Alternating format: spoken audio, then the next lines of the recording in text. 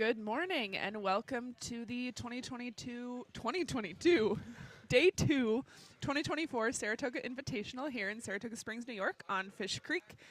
My name is Megan. I've got my partner Hannah here on our live commentary. We are just about to get started with the 7:30 race of the boys varsity 8. So Megan, we had quite an exciting day yesterday for the boys varsity 8. We can see them getting off the starting blocks here into their high strokes, and it'll be an interesting matchup here. Yesterday, CRI, PNRA Mercer, and Nutrier came in top 3 in the final 1. Yep. And Row America Rye, Greenwich, and Saratoga came in top 3 in final 2. So we've got a matchup here. Lane 5, Row America Rye. Lane 4, Greenwich. Lane 3, Saratoga. Lane 2, PNRA Mercer. Lane 1, Nutrier High School, and Lane 0, Pelham Community Rowing. So you can see the high lanes, which are closest to us here on the Saratoga shore, closest to our media launch. Those will be your Row America Rye and Greenwich. Maybe off to a little bit of an early lead here, but that first 250 is going to only start the story of the rest of the race. We've got a lot left to go. Today, this morning, in our varsity races, we'll have 2,000-meter races. Yesterday, these athletes raced 1,500, so a whole nother 500 of the race. Might what is that like? A little bit different of a race plan. It's definitely a better test of endurance, fitness, physical endurance, mental technical endurance, mental endurance. mental endurance. So it looks like Row America Rye here setting themselves up to settle to base nicely. We've got Greenwich right next to them. Try not to let them walk away too much in this first 500. You can see it's a little bit breezy out there, but I think we're going to hold strong. We've got nothing contact higher than all the this way today. around. Yep. So obviously these two leaders here in the center of our screen, but just on the left of our screen, we've got our current third place crew from Nutrier High School, followed very closely behind by PNRA Mercer, and just trailing Saratoga Rowing Association. I believe so. I'm looking for Pelham, but I don't see them. Potentially on that far side, or we only got 2 over there. Maybe Pelham is off the back already here. We are coming into about the halfway point of the race. That was the 500 from yesterday, but it's the halfway point today in this morning session. Row America Rye still looking very strong, trying to shake off this really stubborn Greenwich crew. They are holding every move, every punch is responded to by Greenwich here. They're only sitting 2 seats down, but those 2 front runners are extending their lead over the rest of the pack. You see they're just about breaking open water on third place PNRA Mercer. Yeah. PNRA Mercer and Nutrier fighting right there, currently sitting in the fight for bronze. And then we've got Pelham and Saratoga just slightly off the pace, but this is a long race. And it is early in the morning. Maybe certain crews need to be a little bit warmed up, a little bit excited to race. Everybody's got a different strategy out there, and while rowing is a non-contact sport, you technically could just race in your lane in your own little bubble. You do get mentally knocked or mentally excited by how you're competing against those other crews. So just trying to stay in the race, feel the contact. Saratoga's doing a nice job of holding on to those 3rd and 4th place crews, trying not to get into a place where they can't make a comeback. And then there's Pelham Community Rowing on the far side. You can see, Megan, the water is still super choppy here on Fish Creek. We just have some sort of system coming through. It's definitely a bit calmer here at the finish line, so there's hope for these athletes that as the race goes it'll on, get better. As it'll they get better. more tired, it'll actually improve the conditions. If you can stay clean in that first half, that second half is going to reward you. But left to right here, you can see our full field of 6 boats. We've got Row America Rye with the lead, Greenwich maybe deck to deck, bow to stern. Yeah. And then potentially a little bit of open back to Mercer and Nutrier. And then Saratoga seems to be on the move here, moving on Nutrier High School, trying to eke their way into a 4th place finish here in a pretty stacked field of boys varsity 8s. Pelham Community also trying to get their way into this fight. pretty cool. We have obviously some open water between first, second, and then back to third.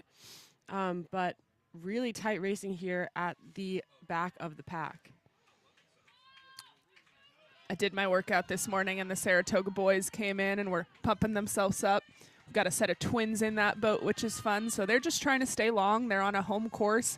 They're approaching that last 250. You can see those red buoys. We changed from yellow and white to red. So Saratoga knowing how close they are to home, but Row America Rye and Greenwich really walking away with it here. I think Greenwich has made up a little bit of space here in that third 500. I agree, but it looks like Saratoga might run out of room here as New Trier had a pretty good kick into these red buoys. We've got Row America Rye half a boat length up on Greenwich. Neither crew really giving much. Maybe Row America Rye moving slightly faster into this sprint. They're going to extend to a 6-7 seat lead by the end here. That coxswain undoubtedly imploring the crew for more open water. I think they're going to have it just at the line here. Well done, Row America Rye. Will take the win with Greenwich just 2 seats of open behind. And then it's about a length of open to third, which will go to PNRA Mercer.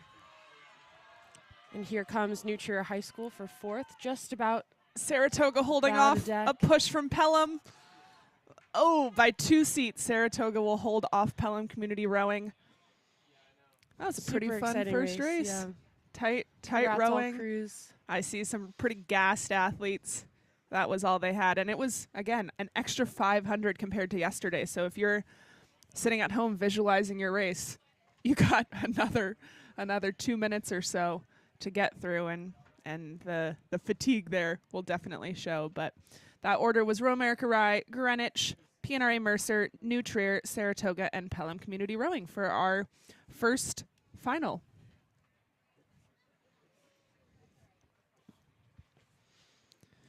So a huge comeback there from Pelham Community Rowing Association. Yesterday, Pelham came in fourth to Saratoga by 12 seconds. And today that looked more like half of a 12.12 seconds. So super awesome to see that turnaround there from Pelham. And what would you attribute that to? Like, there's a lot of factors, right? Moving from Saturday to Sunday. Yeah. How did you recover? The mental headspace is a big thing as well. Right. Like, it's really Are tough you an to underdog? race. It's tough to race in the afternoon. You have all day to kind of Yeah. think a lot about, like, oh, there's a lull. All the what ifs. Distractions. Like, let me think about Yeah. what's going to happen. And Yeah. you don't really have control over that. So perhaps Pelham just half awake, didn't have Got a little time spicy or this space morning. to Yeah. overthink things. It's hard to say. We've got our next race on the course, the boys varsity 8 final 3, which is really our second final of the day. Out of lane 5, closest to the camera on that left-hand side of Fish Creek, close to Saratoga Shore, will be Deerfield, then Wayland Weston, Friends of Port, Bromfield Acton Boxborough, also known as BAB, Maritime, and Friends of Concord. So these are our 7th through 12th seeded boats, and shaping out to be a really close race. Deerfield Academy on a tear here. They've almost got open water at the 500 meters in point. They must be a little angry that they weren't in that first fast final. Let's try and compete with the times in that first race. They're going to set themselves apart from this second race. It's never too early to think about head racing season. Just never go too against early. the clock. In But April. here's your leader, Deerfield Academy, looking super strong. Really nice light and fluid through this headwind. Oftentimes the headwind can almost encourage heavy, some might call it a dumpier stroke, but really nice rowing there from Deerfield Academy to stay nice, light and loose on top of the water. Second place at the moment is Wayland Weston out of Massachusetts. Catching a little bit of waves here. You can see that wash of the Deerfield boat, and not only it is a mental benefit to get up and out early, separate yourself from the field, but a physical benefit too. You've got the cleanest water. You can see we do have a bucket in this Wayland Weston boat, so 7 and 6, second and third from your left-hand side. We've got a bucket tally starting today. We're up at 1 now. So typically in a sweep boat, so that's 1 oar here, which is what we're seeing. You'll alternate 1 port and 1 starboard in these 8s. sometimes for rhythm reasons, technical reasons. There are a lot of pros and cons of a bucket. Coach will throw that in, and look at this race for third. It looks like Concord maybe a slight advantage, but it's really bow ball to bow ball here for these three crews. And as I say that, just one stroke and everybody seems to be on the move, but I can't tell. I'm gonna look in a little closer. Potentially a BAB. I see some blue. I think BAB there is sandwiched in the middle of these three crews, so that must mean that it's Port that's currently eking their bow ball ahead. That bow seat feeling a bit of space, sitting on the bow ball of BAB. We'll see if BAB can respond. Kind of getting smushed in there. Yeah. Pressure cooker situation for BAB. Let's see if pressure makes diamonds today. Each of these crews on the outside, I want to say that's Concord. It looks red to me on the screen, but this morning light in Saratoga is a little bit tricky. I would also agree that that's Concord. Maritime typically has that brighter, lighter blue unis. That's what I'm thinking. So we've got both of our two Friends programs, our Friends of Port and our Friends of Concord here, leading the way into that bronze medal position. Yeah, really awesome move here. I don't know whatever that coxswain is saying, but I would like her it's to working. make a TED Talk and just motivate me every morning. Because they've just taken a full length on BAB, and they are trying to push off of that Concord crew as well. There's a slight glance over at our trailing crew from Maritime. Yep. Left and to right the here. Full field. Yep. Left with leading will be Deerfield Academy, who has now extended to maybe a boat of open water. I believe they're approaching that margin there, doing really well, separating themselves from the field, inching into that gold medal position of this second final of the boys varsity 8. Waylon Weston sitting in that second place right now. Enough off of Deerfield that Deerfield's probably comfortable, but just pushing back those third, fourth, fifth, and sixth place crews.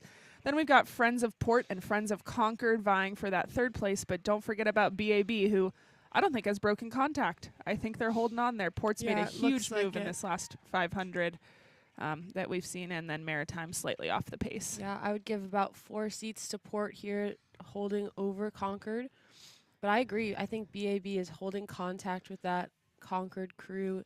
It's definitely a tough thing to do. In sport of rowing, we face backwards, and it's really hard to dig deep mentally, like emotionally, when you're down, because you just don't have the visual feedback of how far down are you. You know, like you don't have a visual understanding of you got maybe a slight sensory experience, and that's where hear the boat, but that's the coxswain comes in there huge and tries to motivate the crew. Sometimes I've had coxswains lie to me, and I can't turn around and check. I can't fact check them. Or in the last 250 here, all crews in those red buoys. Deerfield Academy walking away with it. We'll have to see how their time stacks up with that first final, but they are sprinting here. We are higher in rate, higher in press, maybe a little bit shorter stroke as that happens when it's time to go. But 3 strokes to the line here. Deerfield, who will win our final 3 of the boys varsity 8. Gold for Deerfield. Really awesome race. Well rowed. Here comes our friends from Waylon Weston, looking strong as they empty the tank here. And it will be Port coming through the line for third here. Friends of Port and Friends of Concord will have contact all the way through here at the end. Friends of Port maybe 6 seats up. There's Port through the line, Concord through the line. Looks like BAB got dropped in this last 500 just a little bit. But finishing strong across the line here for 5th. BAB out of Massachusetts. I heard they've got a chocolate milk chugging competition at their food tent, so go check BAB out. And here comes Maritime. And that'll finish the boys varsity 8 final 3.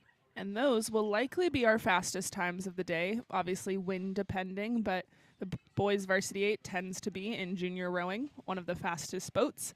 Don't discount some quads and some 2v8s. You never know. We've got 618 here, which is Row America Rye, 622 with Greenwich, and 630 with PNRA Mercer. We'll have to wait and see some results from that final 3. Racing is done on an 8-minute center, so while conditions might change a little bit, we hope not too much over 8 minutes, and that way these coaches, these athletes can kind of prepare themselves for the next couple weeks of the season. But third race off, this will be the girls varsity 8 final one, the 7:46 race. So we are running 45 seconds ahead of time. Well done, start officials, dock masters, all of our volunteers and athletes. Oh, look at those mountains, Megan. It's a beautiful day on Fish Creek. Day. Look at her. Left to right, we've got Greenwich, Row America Rye, CRI, Saratoga Rowing, Deerfield, and New Trier.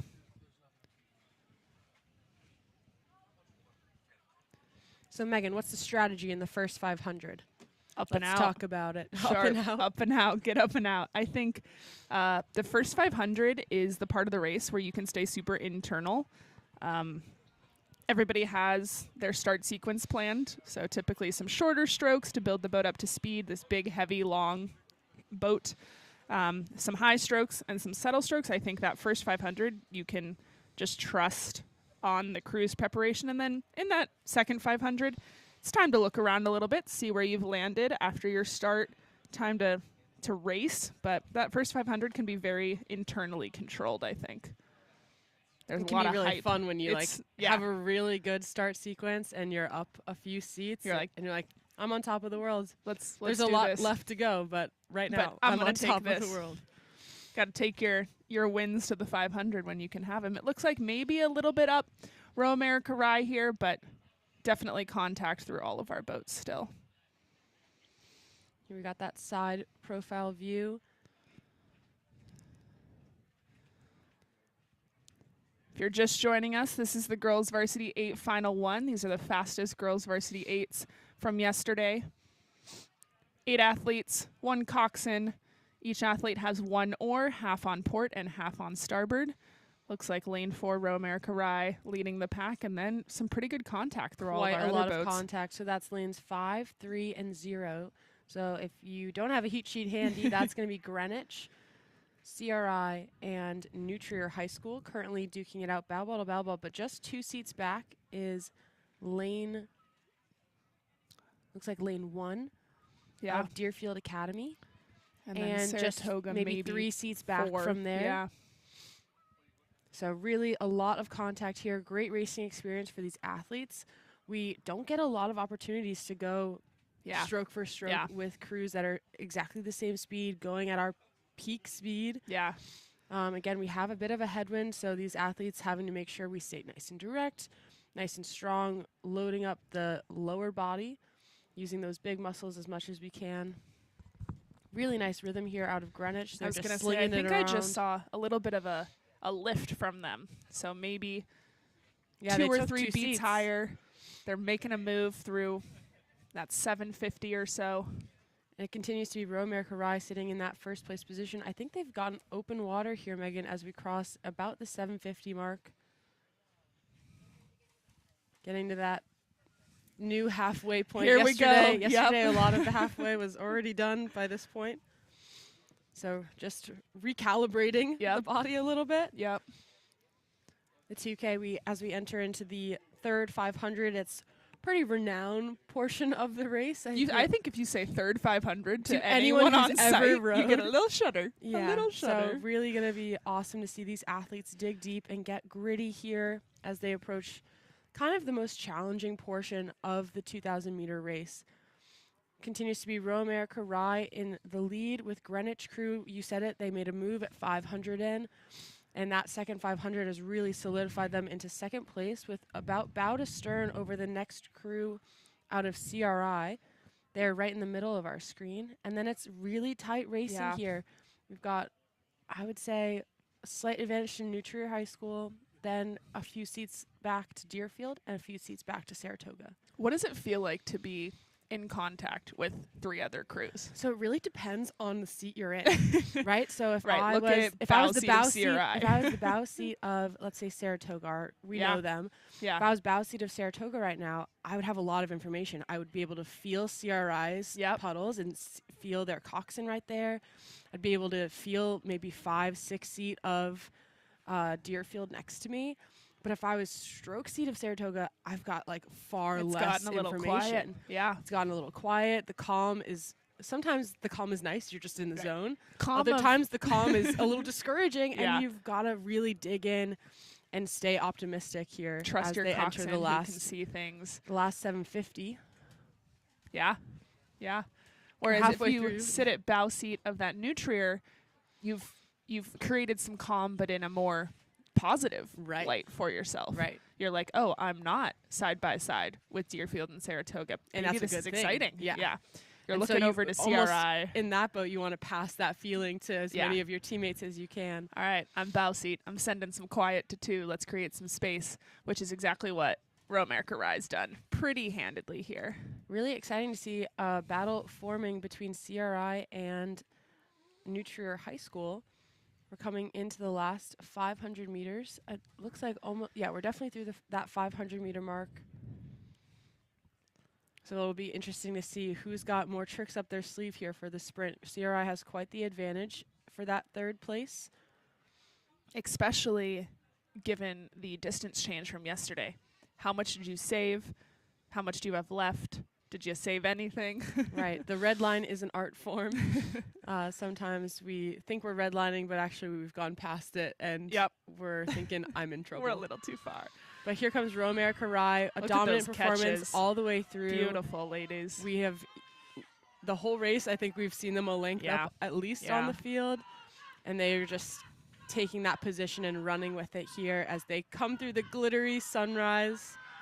Beautiful image here from the finish line. Romerica Rye looking to win both the men's and the women's varsity 8s. Their men took it 4 seconds ahead of the field. Let's see what these women end up. I'm going to guess a little bit more than 4. It looks like more than 4 to me as well. And here comes Greenwich Crew next into our view, but it will be Romerica Rye for gold with about half, maybe 3/4 of a length of open water. Yeah, well done, Romerica Rye. And here comes Greenwich. Look at that race for 3rd, Hannah. Oh my gosh, CRI or New Trier. CRI has held it most of the race. I think they'll hold they're it gonna with keep just it about 2 seats. A deck, yeah. CRI and New Trier through. And here comes Deerfield Academy, closely followed by Saratoga. Contact racing through all those last 4 boats. 3rd, 4th, 5th, and 6th, all connected here. So we're looking at that boys varsity 8 final 2, which is actually super interesting. The winner of well, technically it was final 2. We'll call it final 3 because that's what's on our screen. Final 3 was 1 second off of the 6th place out of final 2. So those seedings spot on. By 0.2, yeah. Yeah, yeah. And that's tough, right? Because the Deerfield Academy crew was largely, I'm not going to say unchallenged, but But if it's 13 if seconds it's up. a gradient, Yeah. less challenged than these crews that finished. Saratoga only finished 0.8 seconds ahead of Pelham. Right. And so those crews were really pushed to go stroke for stroke, no margin for error, and that can really push a crew to go just a little bit faster. Yeah. And so huge props to Deerfield Academy for posting such a Yeah, competitive very time true. when they didn't have that high stakes pressure. Yep. And it's a high school event. Like sometimes pressure can be too much. Like we're not at the Olympics. Like sometimes we're just here to have fun, and that pressure can almost actually make us feel too tense. A little more jittery. Yeah, A little yeah. more fearful. And so maybe Deerfield actually benefited from it and had a better experience because they could just Got a nice relax they and crush it. executed their race. Yeah. Yeah. Hard to get But- into the minds of the athletes, but we can Never have speculate. I ever been in the mind of a 17-year-old boy. I can only imagine. Coming up next, we have the girls' varsity 8 final 2, scheduled to be going off right this moment. So if you're just tuning in, welcome to the Saratoga Invite. We're doing 2,000-meter races this morning, 6 boats across. PNRA Mercer, Connecticut Boat Club, Bromfield Acton Boxborough, Pelham Community Rowing, Kent School Boat Club, and Burnt Hills Rowing Association. Well underway here. These athletes will go about 1.25 miles, those 2,000 meters, so 500 meters longer than yesterday. Have to reevaluate their race plans. This is the standard rowing distance. In junior rowing, they often row 1,500 meters, but across the board, it's at 2K. And so these athletes are getting their first shot this weekend at that full 2,000 meters. start 500, middle 1,000 of base, and then a last 500. But here we are from the Saratoga shore. Looks like we've got some middle leaders. Can't quite see Valballs yet, but I'm going to guess Wow, that is Pelham Community and BAB off. So competitive here. Connecticut Boat Club and Mercer not and letting anything happen. You gotta remember, like, these crews practice alone. Yeah. They're all training in separate locations. Maybe you have a scrimmage. You know, we have a competitive second varsity 8, or you practice with the boys. Whatever it is, like, yes, we put ourselves in competitive positions during practice, but like, and all it's so out cool full side by side. We have stroke for stroke close racing with teams we've never seen before. Yeah. You don't know where their moves are. You don't know where their strengths are. And you don't know where their weaknesses are either. So you have to capitalize on anything that you can. And obviously, like, some of these are rivalries. Like, we have seen these programs before. Yeah. We know their There's MO, history. But super cool to have athletes getting into new lineups and throwing it all together. Got no bow number there on the far crew, but if we can look over.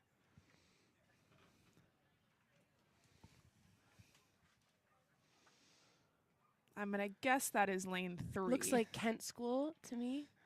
Potentially. We've got 4, 3, 2, and it looks like 1. I see the Kent Blades. Yep, I would agree. So they've got That's out now of lane 2, maybe 2? 1 seat of. Lane 1. They're sitting 1 seat up, 2 seats up. That bow seat, feeling that space we were just talking about with the first round of racing but here. I don't think anyone else on our screen is feeling any sort of space. Yeah. This is what brings me joy in rowing, is all these athletes. Look at that. Right, there's no room to get discouraged. There's no room to go it You're alone. in the fight.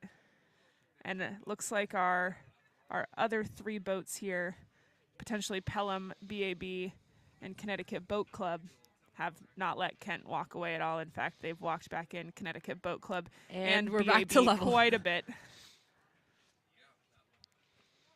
So we've got 4 races here, or 4 boats here. These coxswains really jockeying for position. And since these coxswains are mic'd up all the way down the boat, oftentimes you can hear the calls of other coxswains. So sometimes you'll hear a coxswain say, "We're going to go now," from another team. And you're like, "No, you're not. No, you're not. I'm going to go now." And it's this hilarious dance, this hilarious, like, conversation of call and response, punches being thrown. You can see a really awesome move here from Connecticut Boat Club. They've now taken 5 seats in the last minute or so. PNRA Mercer bow to stern on Connecticut Boat Club. And then down that line, we've got BAB, Pelham, and Kent with, looks like Burnt Hills slightly off the pace here, about a boat length back. PNRA Mercer really fighting in as well. I think they're making quite the charge in the second 500 and across this middle 1,000. I think Connecticut Boat Club's probably a little bit confident right now. They look set confident. themselves a few seats up, but the race for first is anyone's game still, and the race for second and third is a toss-up. I wouldn't be a betting woman this morning. But PNRA Mercer definitively on the move here. I think they've been taking inches every single stroke on the rest of that field to the right, top right of our screen. Visiting us from New Jersey. So it will be Bromfield, Acton, Boxborough holding off that charge, but it looks like they're about 3 seats down here. Pelham Community and Kent School trying not to get dropped by Connecticut Boat Club in the fight between BAB and PNRA Mercer. I think Mercer's inching. I think that Mercer's going to be the second half charging crew. for first. It's going to challenge Connecticut Boat Club. They are in the last 500. Approaching that last 300 here. We can start to hear coxswains. We can start to hear the athletes. It's the most exciting part about sitting at the finish line, is that approaching wave of over-enthusiastic. Right. We saw the Kent School leading in that middle pack earlier in this race. They were just eking it out. So we know they have the power. We know they have the ability. We'll see what kind of sprint tricks they have up their sleeve here. I'd be throwing an early sprint if I was any of these schools. Don't 250 left. PNRA Mercer on the hunt. They are seated in that fastest lane. They're giving themselves an expectation. Connecticut Boat Club trying to hold They're off ticking the it up. surge. You can see them moving in unison, bringing that rate up. So they just take more strokes. The boat slowing down a fraction less in between each. Coxswains are calling sit up and go. Time to move. Empty the tanks. Connecticut Boat Club maybe 4 seats up right now, holding off a blazing Mercer right here. I think Mercer has a shot if they go right now. They've got 6 strokes to the line. And if you believe you have momentum, odds are you do. I have goosebumps everywhere. It looks Mercer, 1 seat down on Connecticut. Mercer about to be even with Connecticut. Do they have enough room? I'm not making that call. Yeah, it looks like it was Connecticut that held just that slight edge. BAB coming across for third. Kent School sneaking ahead. Just a touch ahead of our friends from Pelham. And here comes Burnt Hills to finish off a quite exciting girls varsity final 2. Kent had a nice last 500 there. They were back behind Pelham Community and walked right through towards the end. Well done. That's the exact kind of race we want from yeah, well done, especially the Mercer girls really digging in, believing in each other. Second half. Yeah. It's tricky to be down. It's hard to bet on yourself. Yeah. That hard. Yeah. And stay calm, stay loose, stay long, not get thrown off by someone else's race plan. Maybe Mercer's race plan was negative split the whole way. Mm-hmm. Maybe. I mean, it's pretty terrifying when you have someone barreling down on you like that. So those times we just had were the first final. We'll get that second final that we just watched to you soon. But we've got a third final. 8:02 start time. Roe America Rye B, Greenwich B, CRI B, Whalen Weston A, Narragansett A, and Port A. Beautiful shot of Fish Creek. If you've ever done a fall season, this may be familiar territory. Head of the Fish. We give out, they used to be real. They're no longer real fish heads mounted on a plaque, a trophy, you might say. And it starts just up there. You can see the bridge. That's where Skidmore Rowing's boathouse is. And we start just above it and kind of snake our way down that first, it's what, about 1,000, 1,500 meters of some steering maneuvering. And then we've got the same 2K course to finish at the same finish line. So this is potentially good practice for the head of the fish. Crush the steering and then get on your way. And they are on their way. We've got a clean start. I'm looking, and Megan, I see 5 boats instead of 6. Who are we missing? I think we might be missing our CRI B entry. So left to right, Roe America Rye, Greenwich, Whalen Weston, Narragansett, and Port. Looks like an early lead I'll give to Greenwich. They seem to be about a length up already, and they're not even at the first 500. Whatever you've been doing in the weight room, keep it's doing working. it. Lifting that boat, sending those hips. Keep on your fueling regimen. So whatever you're doing to build those muscles is doing a great job. And then we've got a really tight battle here, maybe a slight advantage to Whalen Weston. But it is a lot of contact there between Roe America Rye, Narragansett, and Port. And rising above the fray is definitely Greenwich, that B entry in this girls varsity 8. Here they are. Yep, so this is Greenwich here at the middle of our screens. Trailing, we've got Whalen Weston just behind them on the left of our screen, and then the top of our screen is going to be that crew from, I think, Port. So this Greenwich crew is the B entry, which means that Greenwich has not 8 athletes, but 16 rowers and 2 coxswains racing in this varsity 8 final. Very exciting. And that goes for Roe America Rye as well. Who went, Roe America Rye and Greenwich went 1-2 in that first final. We'll see what happens in this third final. So they've definitely got a few seats of open water. That coxswain doing a great job to really set an aggressive pace and set an aggressive standard for their athletes. And as you can see, the water You is see still a that little splashing coming up. still a little choppy. It's definitely not quite as bad as it was yesterday, thankfully. The morning calm a little bit. But I believe this is Waylon Weston here, sitting in a strong second place. We don't quite have the full view of the field. We're missing our Row America Rye, the sneak attack, both for the On the field but also outside. for us here at the finish line. Waylon Weston, home to our regatta director, Christy Wagner. Happy to have you here. And Port on the move here, coming through that first 500 mark. We're well into the middle 1,000 of this 2,000 meter race. It's where champions are made. Middle 1,000. What is your base pace? I think a lot of crews can be really confident in a start, confident in a sprint. Those are things you can practice 1 practice, 2 practices, and get pretty secure. But that base is made over the winter, over the fall, in the long meters, in the hard pieces. So this 1,000 is really going to separate our speeds in our different crews. And we're here on this Waylon Weston crew, those orange and maroon striped unis. And there's back to our race happening between, I can't see those bow numbers, but I believe that is a Narragansett and a Friends of Port out of lane 0 and 1. Really cool to see these two crews duking it out side by side. Really stroke for stroke. Looks like Narragansett maybe making a little bit of a move here, but Port not letting much happen. Very exciting.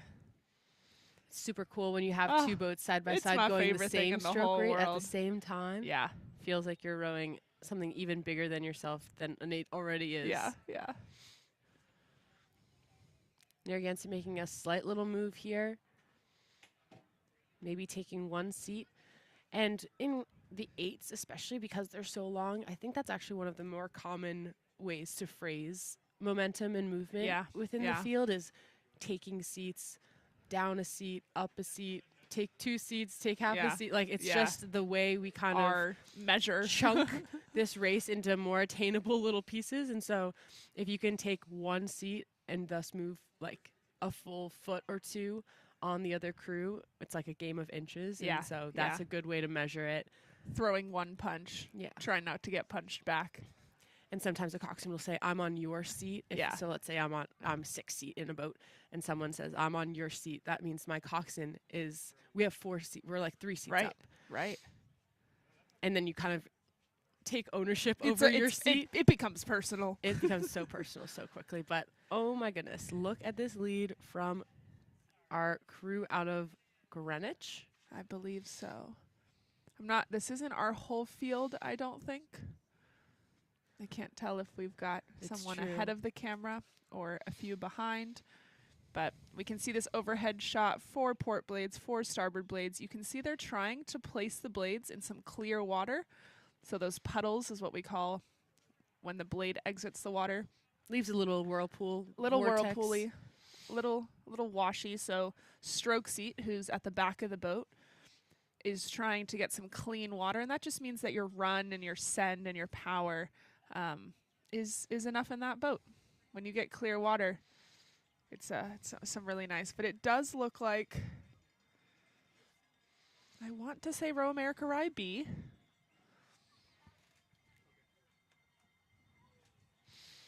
Coming over this glittering water.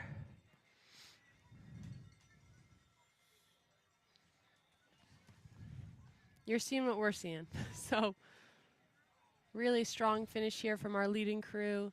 I do believe that is going to be Row America Rye B.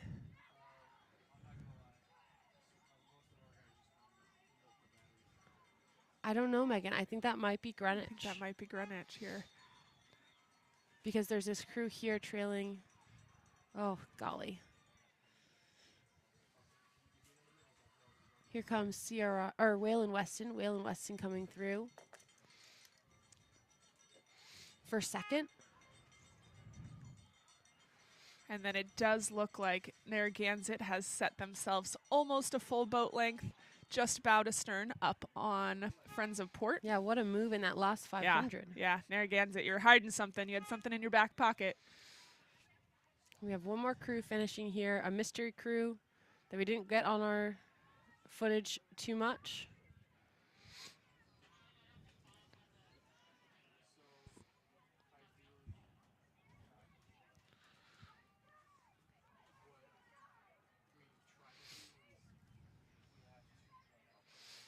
And I think that's going to be our Romare Karai crew. So you're right, that was, I believe, a Greenwich with the win there.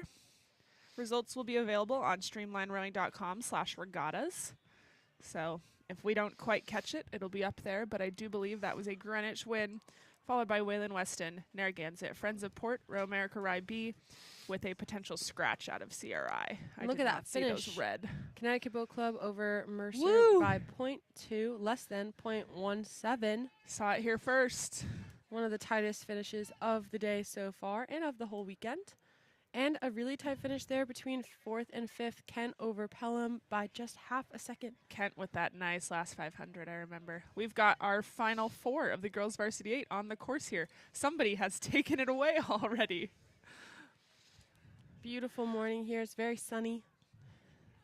Little puff of a headwind. We'll be filming from the high lanes. So Niskayuna out of lane 5. Friends of Concord, lane 4. Lane 3, Ridley. Lane 2, Emma Willard. Lane 1, Greater Lawrence. And lane 0, Riverfront Recapture.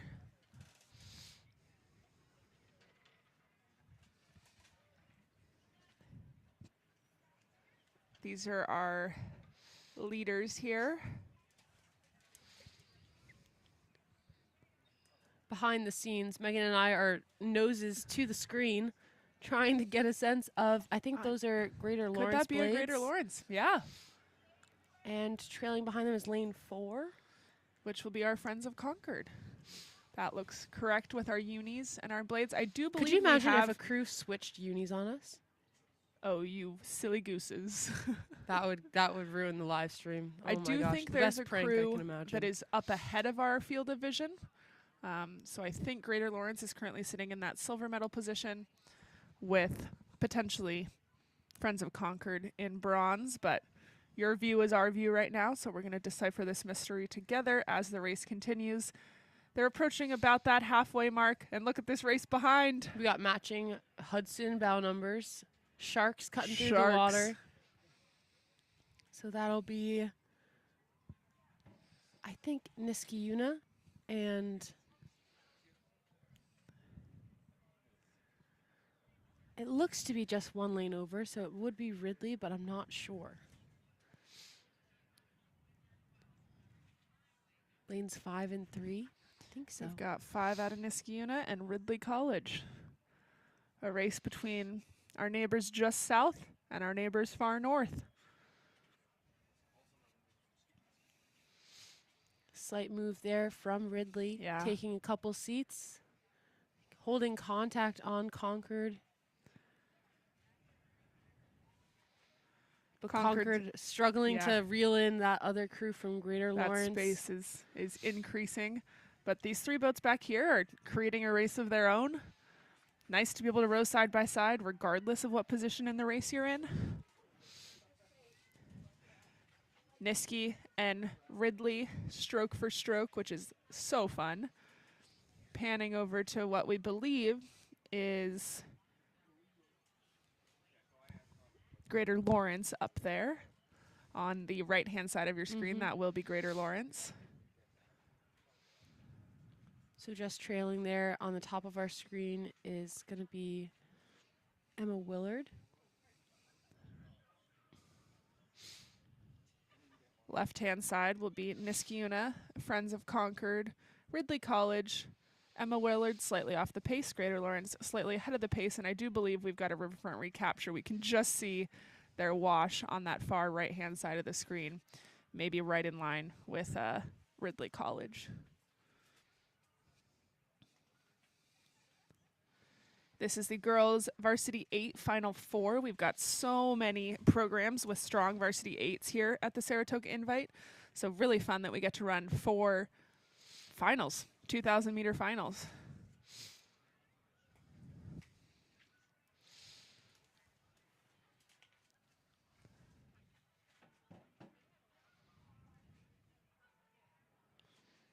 Niskayuna and Friends of Concord here, I believe. Really cool to see the blade work here of all of these crews from this angle. You don't usually get this angle at a lot of rowing races. Sometimes we're just stuck at the finish watching these little dots get bigger. Yep. So really appreciating here this angle of the blade work. One catch getting the blade in, one finish kind of snapping the blade through, using that oar bend to really leverage the boat forward. Yeah, and you can see each of these athletes really getting good body set, coming up the slide together, and using those big legs and hips to really drive the boat forward through this headwind. Really, rowing's a cool thing. I feel like in a lot of the other team sports, they say you're only as strong as your weakest link, but in rowing, you're carrying everyone down the course. So everyone is literally pulling their weight, trying to leverage their mass on that handle, add to the speed of the boat here. Concord may be pulling ahead just a bit of this Niskayuna crew and this Ridley College crew. Niskayuna on your left, Ridley College on your right, Concord right in the middle there. But lots of contact, a lot of feedback to the rowers that it's close, that anything's possible here. Here comes our leaders through the beautiful morning glitter. I believe we're going to have Concord leading the way here. Just half boat up on Niskayuna. Niskayuna's got to go now if they want a chance. But for first, I think it's Way going to be ahead. Greater Lawrence here. Greater Megan. Lawrence not even in the game. Really setting themselves apart. Well done, Greater Lawrence. Racing the clock, pushing to find the best versions of themselves here. They're going to cross the line with a full 3.5 lengths of open water back to the rest of the field. Greater Lawrence sneaking attack in from lane 1. And here comes the rest of the party. We've got Concord holding on to that lead for second place. 3 seats on Niskayuna. Coming Misty to 2. charging. Niskayuna. Wow. 1 seat at the line. 1 seat at the line. Niskayuna slight back on that Concord team. There is Ridley. And then we've got 2 more boats on the course here finishing up. Looks like Emma Willard coming through their final 10 strokes. And then Riverfront Recapture over there in lane 0 will finish out this Fast and Furious girls final 4. There's Emma Willard. Well done, ladies. There's our safety launches, our chase launches, our regatta officials there to make Megan, sure. We've got an issue with 4 seat, unable to row. Oh no. And that's a tough thing because, as you can see, 3 seats trying to get her full length, but we don't want to hit her in the back. It's a tough thing to sit out. It is. Oh, we got some movement. Maybe we're back in. There we go. Riverfront Recapture making it happen, doing the best they can. Equipment and all.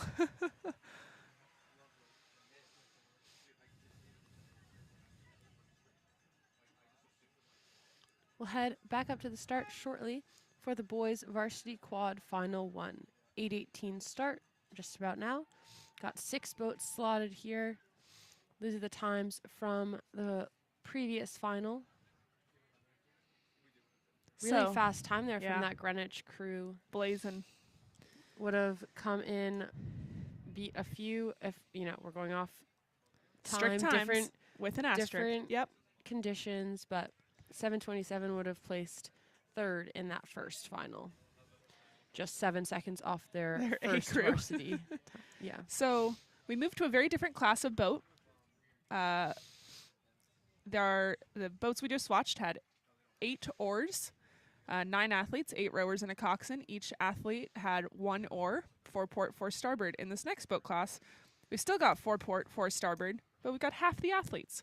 So this is sculling. Each athlete has 2 oars, 1 port, 1 starboard. They're smaller. They fit in 1 hand each. That oar is smaller. Surface area a little bit smaller. But these quads should be almost as fast as the 8s here. The quads and the 8s tend to run very similar speeds when they get up and going. Think about it. It's still 8 oars. Yeah. And you got half of the mass of the boat, right? Of Lighter the boat, athletes, yeah. less athletes, same amount Smaller of oars. boat, Yeah. no coxswain. No coxswain. Yeah, so these boats are also straight. Nobody doing the Can steering. be a quite other than those exhilarating athletes boat themselves. class to race the quad. Should make for some really great racing here in the 818 boys varsity quads. Final one.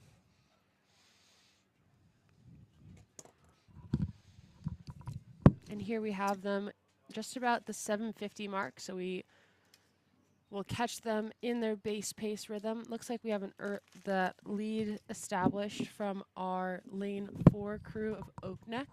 Really strong sculling program there. But maybe just a seat or two over the next crew from Burnt Hills. They had a really strong performance yesterday in day 1 of racing. They did. And again, no coxswain, so the steering is actually a responsibility given to the athletes while they're going full tilt max press. It's like telling a marathoner to juggle. Yeah, Like you're adding. I mean, it's something. similar to F1 almost. Like their heart rates get really high driving those cars. So super similar to that, but instead of a steering wheel, you have a toe. Like your shoe is on a swivel in the boat, and if you point your foot to the left or the right, that'll move the rudder underneath the boat. Yeah. And so you want to make sure you have someone who has nice, stable ankles, no drifting here Good or foot there. control. Yeah. And just Race to say that Burnt developing. Hills is Burnt taking Hills a and good Oak Neck move here. Some steering issues over there in lane 2 out of GMS. And 3 here. But everybody left kind to of figuring out their lanes. Yeah. Left to right, Burnt Hills and Oak Neck vying for that first and second position, really pushing one another. Again, no coxswain, so athletes maybe one bow seat or 2 seat looking out and making those calls to kind of unify the boat and relay information so that you don't have everybody distracted and concerned with external factors. And then we have a battle here between those 4 crews on the right. From left to right, it's going to be Maritime, GMS, Narragansett, and Y Quad Cities. Maybe a slight advantage to Maritime, but very slight. I think we were doing some Google mapping yesterday, and Y Quad Cities is our furthest visitor here on Fish Creek this weekend. So welcome. Thank you for coming. And then Narragansett really pushing here. That lane 1 and lane 0 of Y Quad Cities also in the fight with a lot of contact coming into the last 500 meters. Yeah, they're here. Maybe last 300. We can see them from the finish line. Oh, yeah, those slight buoys lead turning to red. Oak Neck here, but Oh my I gosh. see both boats have taken up rate. Look at that. What a response from Look Oak at that. Neck. Really nice push from Burnt Hills, but Oak Neck came back with a vengeance here. Running out of room for Burnt Hills to come back and take that first place. They're sitting about 2.5, 3 seats down. But I don't think Oak Neck's moving. I think they're sitting at that 2.5. Burnt Hills needs to make it happen now or never. The sprint is often a series of moves or calls, and so one call might be more effective. You might hit your max speed earlier and then start to fade. It's really Lots a risky of different business. strategy. I do believe Oak Neck out of lane 4 is going to hold off a charging Burnt Hills. Burnt Hills now bow on stroke seat of that Oak Neck boat.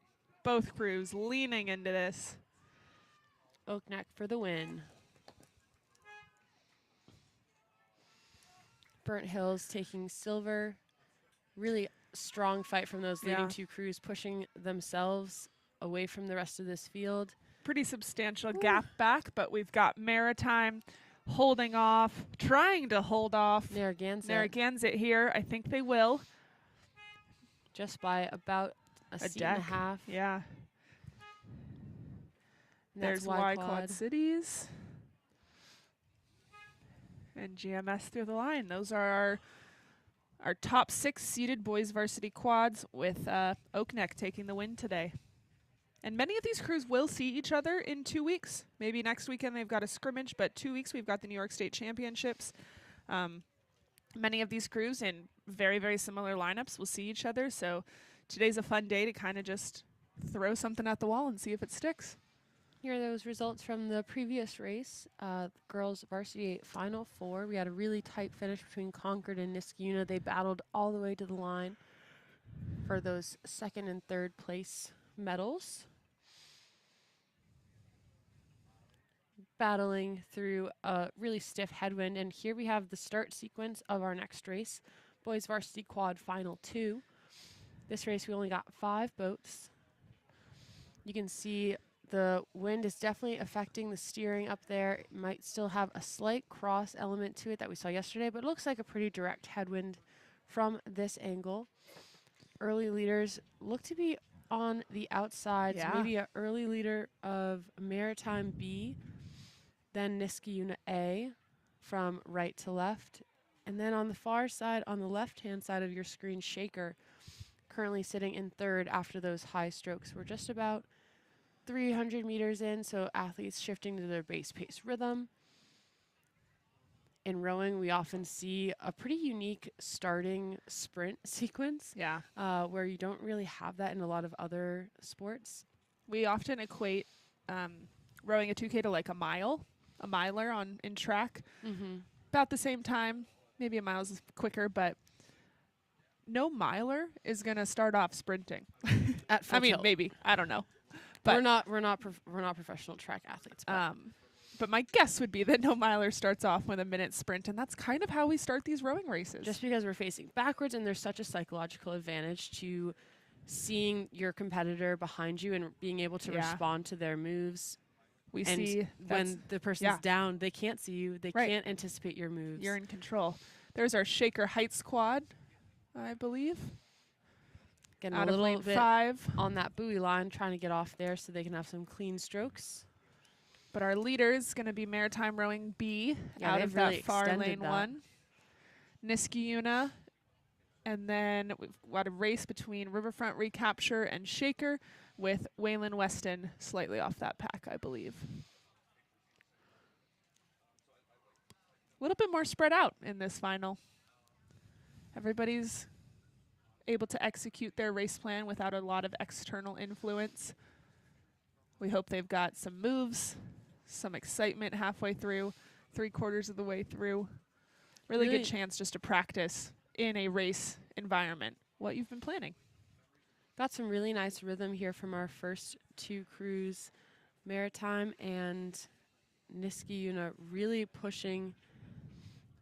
You can see it's a really dynamic stroke, as in the speed of it builds throughout, accelerating the boat forward, and then really nice relaxed recovery here to just let that boat keep surging. Like, it's got momentum, it's got inertia, just let that boat get do out the of work. the way. Let the boat do its thing. That Maritime crew looking long and strong. Niskayuna maybe a couple of beats higher, trying to make a move to get back in the race with Maritime. But Maritime seems controlled, confident. They're in a great spot. And now they're just going for margins. What's the fastest time we can throw down? We know we have a handle on our competitors in this final. How can we create a positive racing environment for ourselves? And watch out, we've got Shaker on the move on that left-hand side. They're really working to try to regain contact on the second place Niskayuna here. And again, it's hard. There's no cox in here. No. So while you're going as fast as you can, pushing as hard as you can, you're also tasked with the cognitive, where are we, what externally is going on in this race, and can that information like motivate us to go a little bit faster?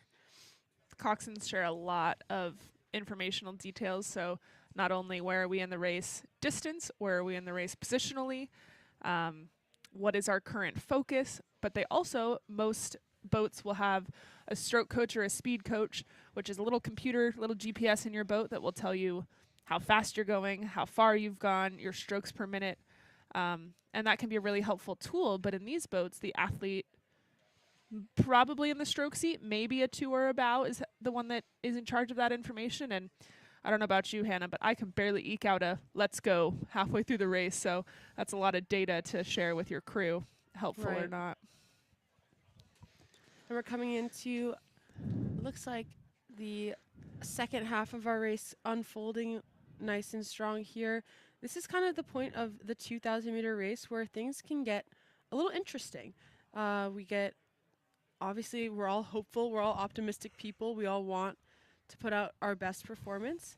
And sometimes that third 500 can be a humbling place where maybe the speed you want to go is not the speed you're going to go today. Not yet anyways. And so sometimes we can see a little bit of shakeup in the third 500 coming into that last 500 of kind of just a reality check of, okay, are we at the speed we need to be yet? Or do we need to put in some more mileage, some more training? And I think there is nothing greater than not getting humbled by that third 500. You feel invincible. Like when you have a good 500, you know you're doing well. And here is Maritime with nobody else in the Looking picture. Invincible. Very impressive showing here. They're approaching that last 300, and I can't even see any other crews. Here comes Niskina back into frame. Really and Shaker, trying. not giving up. And it looks like Shaker has just maybe regained contact. It could be bow to stern, but again, super challenging in these blind boats or no coxswain boats to have the athletes not only going as hard as they can, but looking over. And it looks like Shaker is doing a good job of balancing those two tasks. They're moving here. Niskayuna knows it's their race to lose. Shaker's race to shake up. Let's go shake it up, Shaker. Maritime coming through into the last 250 meters here. Got about a minute to go. Through the glittery finish line of this Saratoga sunrise. Finish line flag is up. That means timing team, get ready. We've got boats approaching that finish line. Here comes Maritime, 15 strokes from the line. Dominating performance in this boys varsity quads final two. Maritime came out with a goal, and they have executed it pretty darn close to perfection here. Congratulations to Maritime here with the win. And we'll turn our attention here to the fight for silver here. We got a bit of a race. Niskayuna and Shaker. I do Looks think like Niskayuna has separated themselves enough. Had a really strong 20 strokes there in this last 250. I'm hearing some loud goes. Searching for that finish line. Lots of exclamations here as we cross the red buoys from these young athletes. As if 2000 wasn't hard enough for the change from 1500 to 2000, but now the headwind just makes it just a little bit tougher. Long race. That was Shaker with the bronze in this final. We've got Waylon Weston out on the course as well as Riverfront Recapture. Most of these boats row in their own race for those 2,000 meters. We had a bit of a differential in this final.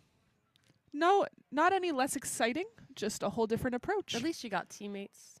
Sometimes you got races you're all by really yourself by yourself in single, and that's definitively less fun. So as those two crews finish out, here are the results from the boys varsity quad final one. Really tight finish there between Oak Neck and Burnt Hills. They battled all the way down the course. And look at Maritime and Narragansett. Super tight as well. And we have the next race already on the course. They're in their high strokes here. Gotten that boat to its peak speed and trying to get that psychological advantage, a little bit of momentum going as they shift to the base rate. This is the same boat class, so the quad 4 athletes, 4 oars, no coxswain, but our girls varsity final one. Left to right on your screen, we've got Connecticut Boat Club, Ridley College, Row America Rye, Y Quad Cities, Cambridge, and Oak Neck Rowing. Looks like Cambridge and Connecticut Boat Club are CBCs with potentially a slight advantage, but it's anybody's race here in these early meters. And Megan, we start to see repeat athletes here now multiple times, racing a ton at the Saratoga Invite to just get as much experience as possible and almost use it as training. When you start to race this many times, you're just pushing the body to new heights. Yep. How many pieces can I execute? Where do I fall apart? Where do I hold strong? Really nice shot of CBC there of Connecticut Boat Club. Really strong sculling from that quad. There's Ridley from Canada, looking real nice in those orange uniforms. Then we've got Row America Rye and Y Quad Cities. But I believe this is our Connecticut Boat Club and then potentially Cambridge Boat Club on that other side. We'll try and figure out that bow number. But you see Connecticut Boat Club locking in those blades, pushing the hips, getting those knees to the decks, and then opening up the bodies nice and smooth. See two-seat taking a peek over at the competitive crew to their right. And it's a balance, right? Like sometimes that external information can be helpful to motivate an athlete if they're thinking, oh my gosh, this is so hard. Oh my gosh, this is too much. Right. Sometimes knowing that there's another boat doing the It's same a tangible, thing, pushing you. very concrete motivator. Right. Just it's out of my head. It's like any racer ever. You line up next to somebody and there's this drive within to go just a little bit make faster. it happen. Beautiful shot from above here. Wow. Connecticut Boat Club in the lead, Cambridge Boat Club maybe bow to stern, and then it does look like Oakneck on that far side, just behind, I'm going to say Ridley College potentially, with Row America Y and Y Quad Cities back.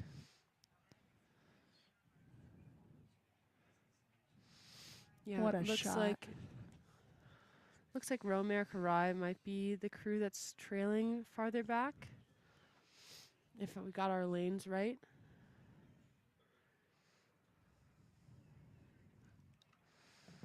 You can see these boats trying to get the puddles, so the water that's created a little vortex whirlpool as the blades extract at the finish. You're trying to clear so that you can get your blades in clean water for the catch. So most of these boats are doing a great job. They're sending that shell. Lots of pressure through the legs, through the hips. Really nice across the board, but I do believe that is going to be Connecticut Boat Club trying to extend their lead on Cambridge Boat Club. Yeah, I think they've got just about bow to stern, pushing for open water. There's nothing quite as like powerful. Yeah. Like in terms of empowerment in sport, being open water up on another crew in rowing is one of the best examples I can think of. But Cambridge Boat Club not letting them take it so easily. They're getting really gritty here. Pushing back nice and hard. And I believe at the top of our screen is going to be Ridley College and Oakneck Rowing Academy, currently duking it out for third. See our boats in the warm-up lanes here. 2 V8s getting ready. Connecticut Boat Club, an all-girls program. Empowering women for many years now. Yeah, yeah. Cambridge Boat Club on the move a little bit, trying to maintain that contact. Cambridge Boat Club is the headquarters for the fall race head of the Charles. So they are familiar with pushing themselves alone. They know that head racing style, but they're trying to just stay in contact with Connecticut Boat Club so they can take advantage of this side-by-side racing right here. Think of the last 500 a lot like a game of poker. You know your hand. Nobody else knows your hand. Yep. But you have to know when to play it. Yep. You know? And so we're coming into this last... I'd say we're in 600, 700. We're coming up to that last 500, and you got to know, like, is this a race where I have to play my hand early and put myself in a position to win? Or do I hold off until the very end and just sneak up in the last 15 strokes? You an early sprinter or you a late sprinter? I guess Not it depends. not to show your hand. It depends on the boat, I guess. But sometimes I feel like if you have practices where you can drop 10 splits. Yeah. Maybe you should be going a little faster in the middle. Right. That's my personal me to me. Yep.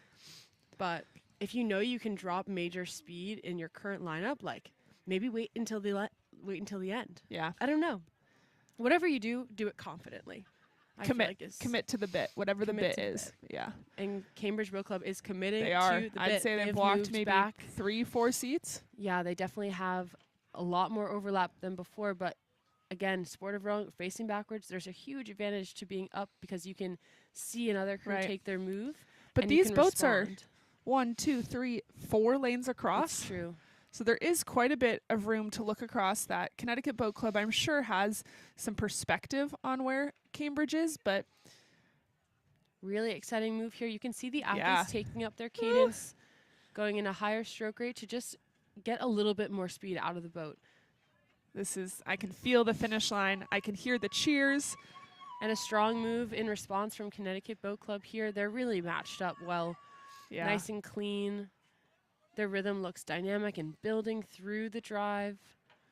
I do think Connecticut has done enough work in the first 2/3 of this race, first 75% of this race, to hold off that charge in Cambridge, but not going to call it till it's over.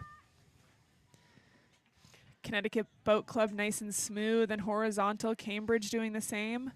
I think Connecticut might just be a little bit lighter, a little bit quicker on their legs. Their hips turn around here. Holding their blades through the water. It's really nice rowing here from Connecticut Boat Club for the gold.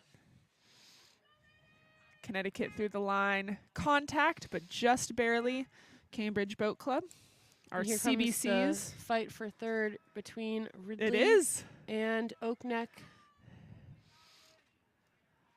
Ridley College seems to have that slight advantage of just about 3 seats. Yeah. Strong finish for the bronze. Y Quad Cities also well rowed. Congratulations. And Megan, we have 1 extra boat. Got 2 more boat. 1 boat just came through the line, and we got another one coming through.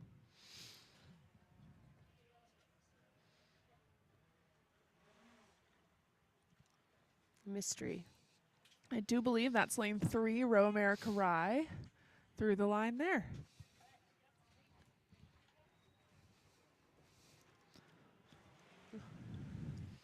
Those are the times from the boys varsity quad final 2. Separated out a bit with a pretty dominant performance, a showing from Maritime Rowing Club B. We've got our live stream here. Hannah and I are doing our best to give you updates on all these cruise racing, but your results will also be on streamlinerowing.com/regattas. Go ahead and check out the Saratoga Invitational 2024 tab. We've got results, we've got the schedule, we've got the event list. You can check out all the teams. But otherwise, this is our second final of the girls varsity quads.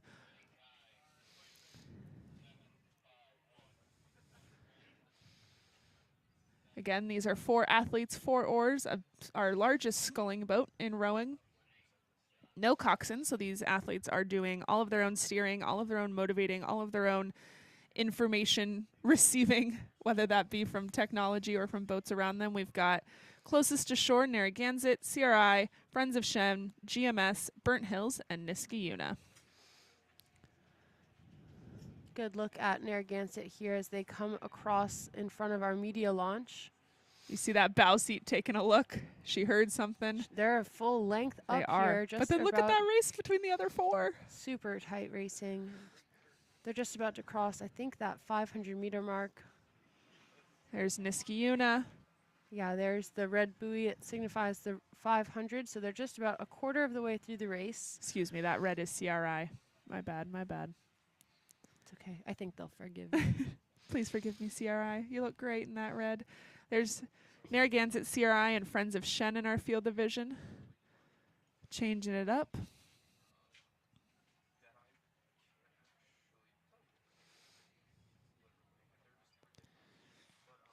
Really tight racing here. So we're coming into the second 500.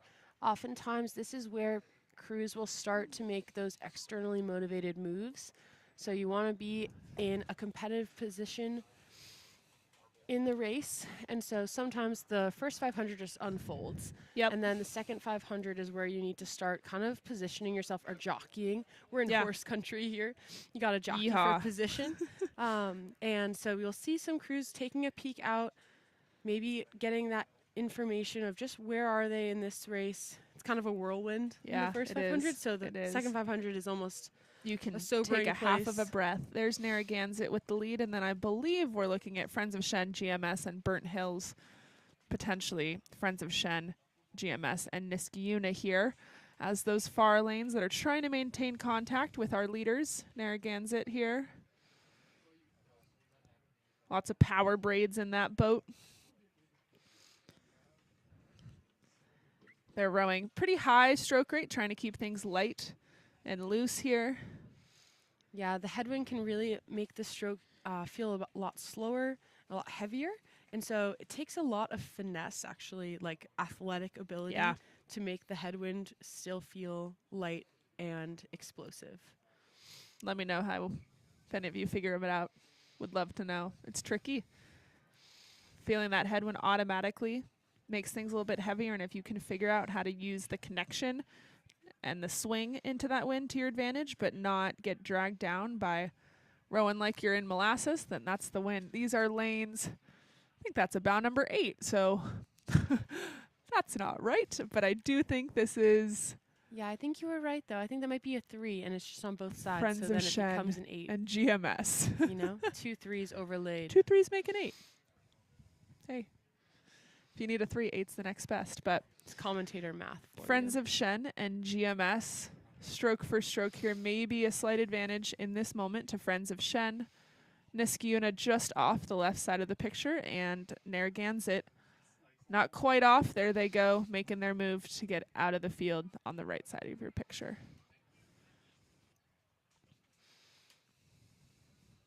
Megan, do you have any tips for the third 500? Don't give in to that little voice that says this is hard. Come up with a call and response for that little voice, because it's going to say something. It's going to say something, and you got to acknowledge it. You got to say this is hard, but I've done the training. I trust myself. I trust my coach. I trust my teammates, and I'm going to lean into it a little bit more. I also think as soon as I see 3 numerical digits on my meters left, so I'm no longer at 1,200, I'm at 999, that's exciting. I can do anything for 1,000 meters. Narragansett continuing their lead here, looking super strong, accelerating through the drive. As you add all of those muscles together, rowing takes like 80%, I think, of the human body's muscles. So full body sport, and while it has a rep for being for the uncoordinated, like failed ball sport players, actually really hard to coordinate. It's very all coordinated. Of those muscles. Yeah. Just because I can't shoot a basketball doesn't mean I can't coordinate my oar, 2 oars, my hips, my seat, my hands. We've got Narragansett here with the lead. Friends of Shen slightly over GMS. And then it does look like we've got a little bit of a race between Burnt Hills and, that'll be Niskiuna and CRI. Our red team's going at it. I hope they're looking across those lanes and seeing each other. And then Burnt Hills out of lane 1, slightly off the pace. But here comes Narragansett. Really strong sculling program. They actually had some really strong performances in the sweep events as well yesterday. Yeah. But these athletes here in the girls' varsity quad laying down an impressive performance here as they come through the last 500. They're starting to really show off a little bit. We're showing off the whole time, but the last 500 is where you're just emptying the tank and laying everything on the table. A little reckless, a little chaotic, a little hopefully all not in. too chaotic, but just enough to get enough to snap you up, right? You're tired. It's been 6 minutes of racing. Like, here's the time to go. Here's the time to get I like to think about it like excited, a have tag fun. team fighting. Yeah. Where you tag someone else in and you got a And new now fighter you're in, fresh to go. Yeah. It does look like Friends of Shen and GMS are going to maintain their contact into this last 300. I was going to say they're moving a bit. Maybe Narragansett not having quite as effective as a first step in their sprint sequence. Yeah, what is Narragansett going to respond? Sprint, we often chunk GMS into these little pieces of maybe first power 10 for power, and then the next 10 we focus on bringing the rate up with a sit-up at the finish. Yeah. Whatever it is, each move is going to be a degree of potent, Yeah. a degree of effective. I think Friends of Shen is getting They're real moving. close to Narragansett. Shen, you got to go now if you're going to go. And they're Narragansett, going. stay strong. We're just going to run out of room here, I think, for our Friends of Shen. Look at that distance Shen's put Really between exciting that last first place crew. 500. Well done. Well But fought from Narragansett for the gold. Shen will take home the silver. they did a very nice job second half, Shen, in separating yourself from GMS. And that across the line, I believe was... Megan, what do you think? Was I that believe Burnt that was Hills? GMS. GMS? And then I think that was Niskiuna right there. Got CRI. it. Oh, and here comes Burnt Hills now through the line. Niskiuna and CRI with a nice push for each other in that last 300. And here's Burnt Hills sprinting through those last few strokes. Well done, boats. Here are the results from the previous final as we get back up to the start for the next race. The next race will be the girls varsity quad final 3. So more of the same if you've been with us. If you're just tuning in, welcome to the invite. Welcome. We've got the final 3 of the girls varsity quad with 6 boats across. CRI, Albany, Mohawk Homeschool, GMS, Shaker, and Maritime. A couple of those crews are the B entries, so CRI and GMS putting out 2 quads into this varsity quad event. Some depth of these programs showing early today.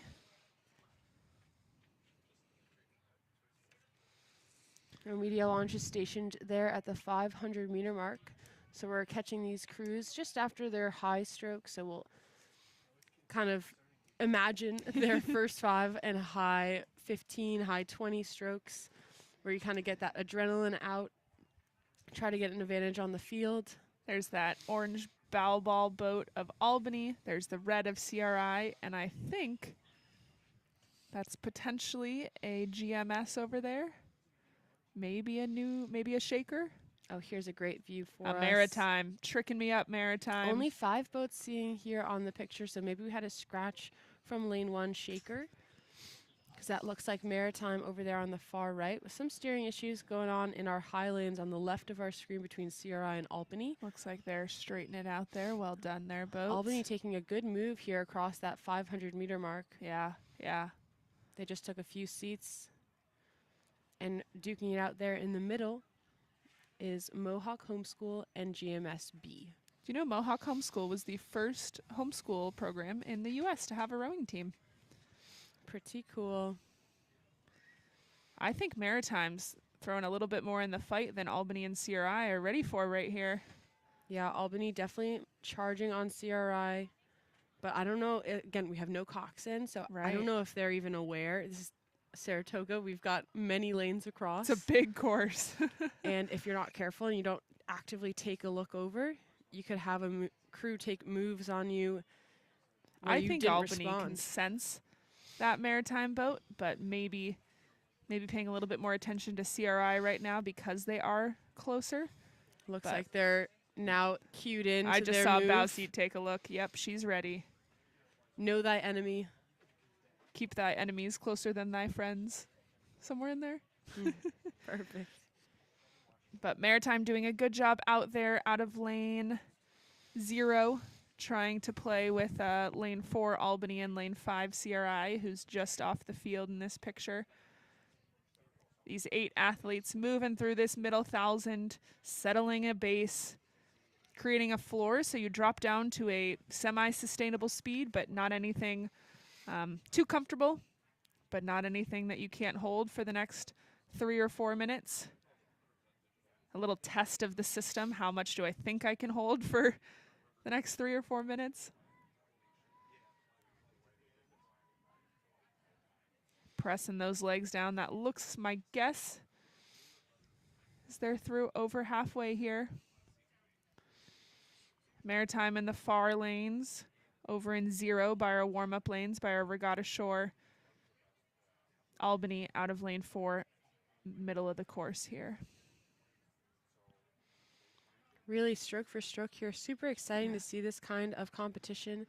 And you want to make sure that in these situations, anything you feel motivated to do, you're doing together. Yep. Like sometimes it's really exciting when one person gets a jolt of hype or enthusiasm. Yeah. But if they apply that by themselves, it's not going to be nearly as effective as if all 4 athletes can do that together. Hey, boat, let's make this happen. It does look like Albany's maybe taken a few seats in the last 30 seconds. Keeping that stroke rate nice and high.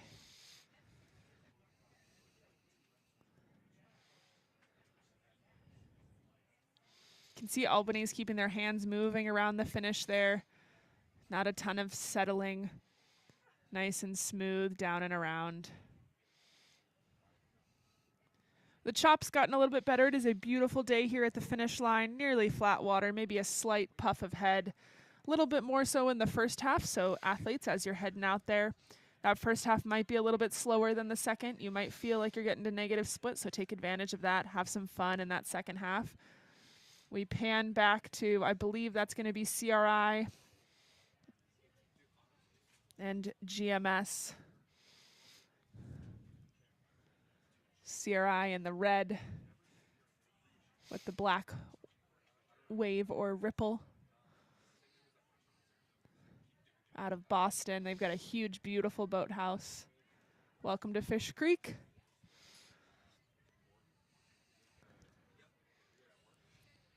Got an eye on these crews through the 750 here from the finish line. There it is. There's Albany with their orange blades. Can see that change in color of the buoys that we're waiting for here.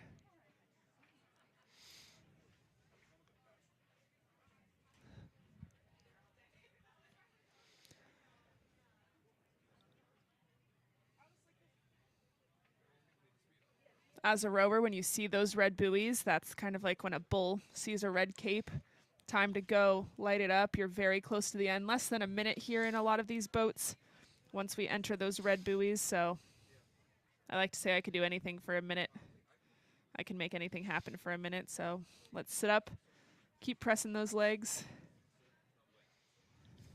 It's good to also do anything together, right? Like sometimes you have one athlete really struggling and you gotta try to convince Lift yourself. them up together. Yeah, exactly. But there's Albany, I believe. We still have Maritime right alongside them on our far shore that we can see here from the finish line. But I do think Albany's got a bit of a lead. They've maintained that powerful position of gold medal potential. All the races this morning will receive medals, first, second, and third. Be sure while you go collect your medals, thank a volunteer. They've been out here happening. at the crack of dawn, the very crack.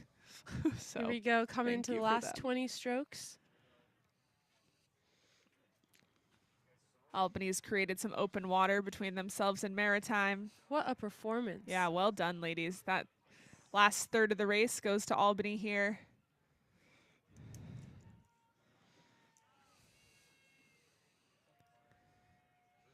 Out of New York's capital.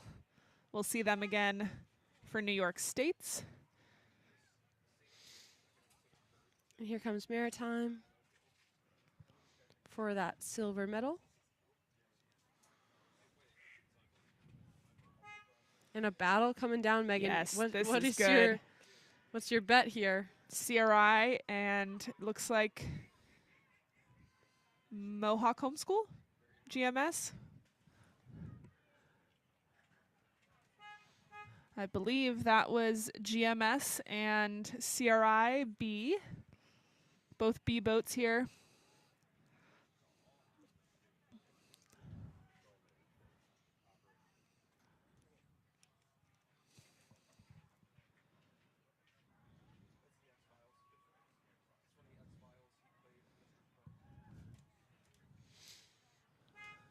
And I believe that is Mohawk Homeschool. We must have had a scratch in the Shaker Heights boat. Mm-hmm. And we've got the next race underway. We are switching up and going to the boys' second varsity eights, final one. Row America Ride, Deerfield Academy, Greenwich, PNRA Mercer, New Trier High School, and a second Greenwich entry. Wow. Greenwich, I believe, had 2 in the boys' varsity eights as well. Maybe just 1. I guess 2 in the women. Anyway, these are 6 boats, 9 athletes, 8 rowers, sweeping. We've got 1 big oar on each side. Looks like early leader is going to be Row America Rye, who did win the men's varsity 8. We'll see what they can do in the men's 2Vs. Still in their high strokes, it seems, yeah. Or maybe they're just basing at a 40. I think all of our boats are still riding a little bit high here. We'll see these crews start to take their cadence down, 1 beat at a time. Lane 3, Greenwich over there, trying to move away from the field with Row America Rye, but still holding quite a bit of contact with, looks like Deerfield, and maybe that is Mercer up.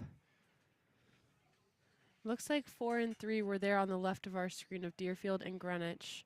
Here's a great view to help us orient ourselves. So leader coming from Row America Rye. Look at second those place lanes. by just about 2 seats. It's going to be 3 lanes over PNRA Mercer. And then pretty much bow ball to bow ball, maybe slight advantage to that crew in the middle of Greenwich, then to Deerfield Academy, and just about bow to stern back on that field of the first 4 is New Trier High School, followed by Greenwich B. And just as I say that, what a move coming from Greenwich. Yeah.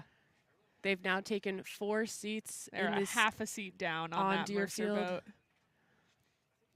And again, Greenwich we don't know race versus strategies, Mercer. right? Do they go out hard and hold on? Do they plan to negative split? Greenwich is walking on Mercer right now. I would say we are dead even. Greenwich is on a rampage to try to get back that contact on the leading Row America Rye.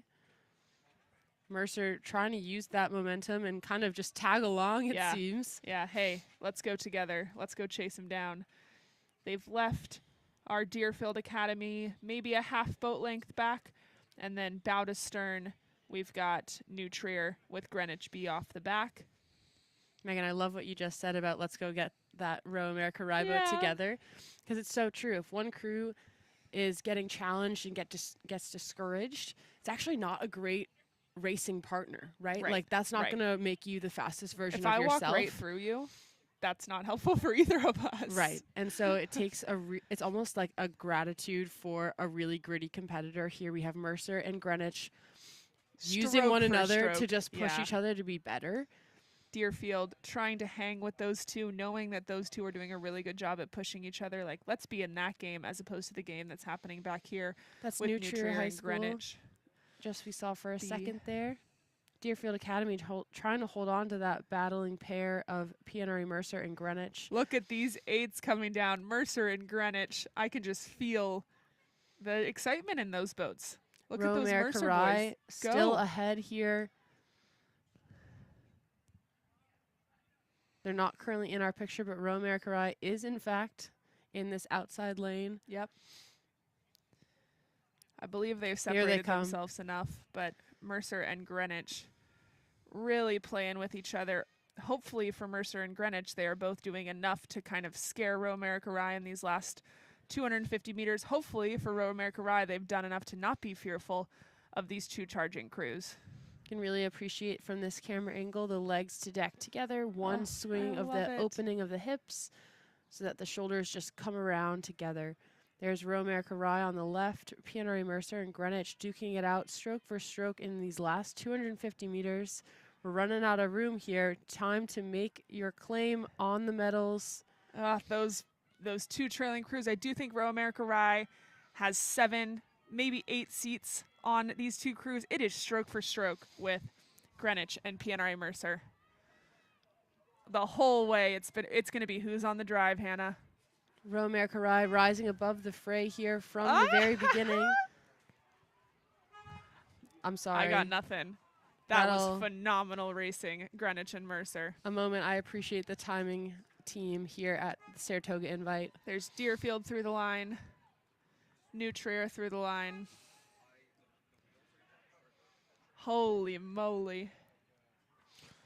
The bow balls were shifting every stroke.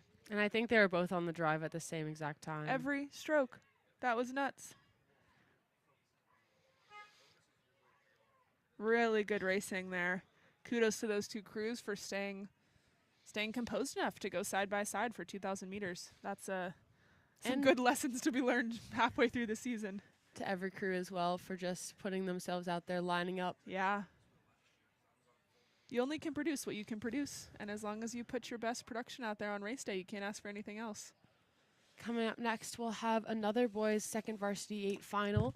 This is final 2. We'll have Saratoga in lane 5, Pelham in lane 4, Port in lane 3, Bromfield Acton Box Row in lane 2, Wayland Weston in lane 1, and Row America Rye B in lane 0. Waiting on those results, but we got a nice view of the start line here. It's a direct headwind, so we're not having nearly as much trouble in those stake boats as we were yesterday. Probably a lot of feedback given from coaches on how to avoid that for today. You can see we have all of our U.S. rowing referees up at the start. We have an aligner on shore, making sure these bow balls get nice and even before we take off. You know what's interesting is that all these boats, while there is a general standard for the size of a hull, they can vary by, I don't know, a foot or so. It's So true. hypothetically, your stern, You might feel like you're down. if You you're might in feel like seven you're up, seat, but you could be on 6 seat next to you, and you would be even. So that's something to note at the start of the race, so that when you're towards the end and you think you're down or think you're up, you kind of have a little bit of perspective there. I am rapidly refreshing my tab here, Megan. I Dun, want to dun, know. I want to know dun. how that first 2v8 final shook out. But here's the start of the second final. Closest to the camera and on the Saratoga shore, we'll have Saratoga Rowing Association. Pelham Community out of lane 4, Friends of Port lane 3, BAB lane 2, Wayland Weston lane 1, and Row America Rye B out of lane 0. This is your boys 2v8 final 2. So these first few strokes, Megan, let's talk about what's happening. Talk about We it. haven't been able to really see a start yet this morning, just with the turnaround of these different races. But the first, you're starting from a standstill. Yep. The boat is over 200 pounds. Yep. Each of these athletes is somewhere between 100 and 200 pounds. Yep. And you've got to get that whole system of 1,007 pounds up to peak speed Yep. as quickly as possible, but with rhythm, with good sequencing. It's got to do it together. It takes a lot of power and a lot of precision. And so these athletes are here living it up in their high strokes, shifting to base. Your favorite part of the race? My favorite part of the race. The high strokes just kind of happen. You don't have to think. You just get to show off your peak power, and sometimes that pays off and you get that advantage of being up on the field. Shifting strokes here to base rhythm, crucial part of the race to kind of set yourself up for the rest of what's to come. Looks like neck and neck. We have lane 5, Saratoga, lane 4, Pelham, and then over a few lanes, Potentially a Wayland Weston or a BAB. Unless you think that's Row America Rye all the way over out of lane 0. I do think that could be Row America Rye. I do think so. Row America Rye has had some strong showings in the 8th so far. They are a few lanes over, so that coxswain really relying on her rower's trust. Yep. They'll give the information on what's happening, but really requires the rowers to buy in and commit to whatever needs to happen next. That looks like lane 4. Which is going to be our Pelham community. Saratoga just sitting bow to stern. And you're right, I do think that's our Row America Rye B boat out of our far lane. Row America Rye sitting up about 3 seats on Pelham, and Saratoga just back in 3rd, trying to cling on to that contact, but they're getting a little bit of separation every stroke from Pelham.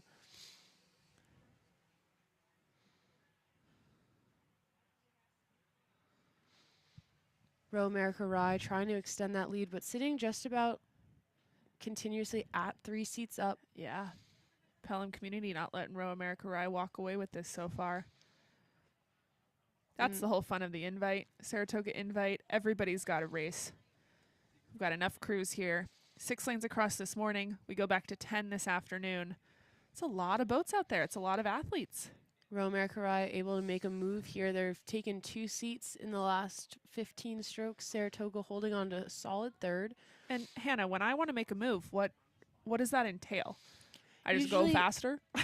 Usually it kind of requires every person in the boat just buying into going 1% harder. And so when you want to increase the speed, you got to give it more. We call it feeding the speed. Yeah. And in the 8, it's tough because one person can't feed that speed all by themselves. It requires a really unanimous decision Yeah. to go a little bit harder or to maybe row a little bit more efficiently. So in this headwind, maybe that means getting their blades in a little bit faster so Yeah. that they stay long, they stay really nice. And we call it direct because there's no hesitation up Right. there at the catch. And that's something that the coxswain often is in charge of. So these rowers might know what they're feeling, but the coxswain's got to also feel it and know, okay, in this moment, direct catches are going to make us faster. In this Right. moment, swinging together is going to make us faster. And so that coxswain is not only an athlete in the boat, but a little bit of a coach, a little bit of a detective. How do I solve the mystery of speed? How do I get going a little bit quicker? But that Row America Rye boat Out They're of lane almost up to 0. a full Yeah, length. I think they've done a good move in this middle 1,000.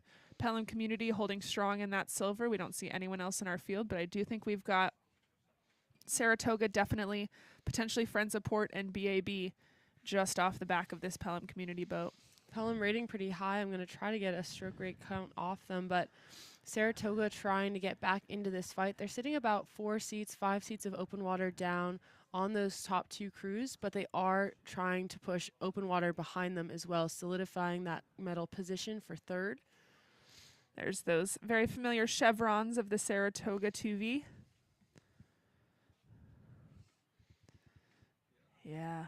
So Saratoga's put a little bit of space between, looks like Friends of Port and Waylon Weston. We may potentially be missing a crew here. We'll keep you updated. But first place out of that right-hand side of your screen is currently sitting Row America Ride B. And then we've got Pelham Community. And they're holding contact. Yeah, They're Pelham really Community's fighting doing a in here. nice job there. We talked a little bit about the coaching of the coxswain as well, and you can really tell that these 2 front runners are responding to the conditions. So if a boat starts to feel heavy at the release, that can be pretty deflating to the rowers. Like, it's not really a competitive rhythm, and so you'll see these coxswains also anticipating or reacting to how the stroke is feeling across the water, and so sometimes that's more acceleration, more through the drive to try to keep it light at the finish. So when you take that blade out, it's confident. It's not a huge effort. And these top 2 crews really staying fluid around the back end. Hearing a lot of cheers from our Saratoga shore. We've got our boys 2V sitting here in the bronze position.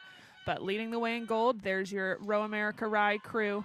They've held a strong lead this whole way down. Knocked off Pelham Community quite a bit in these last 20 strokes. Here with their last few moves of the sprint, they've really extended that lead back out. Yeah. Very nice last 300 here, Row America Rye. Pelham's also done a good job at pushing Saratoga away.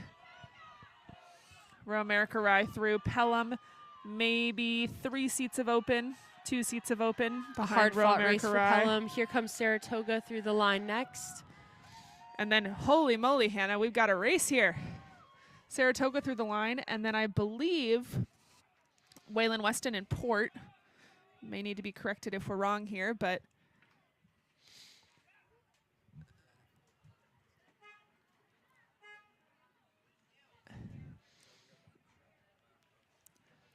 Waylon Tough Weston to as see our here for final. sure in the glare of Saratoga Invite morning session. I believe that was Friends of Port, slightly over Waylon Weston, but all official results will be on SaratogaInvitational.com/regattas. We got our next race already underway here.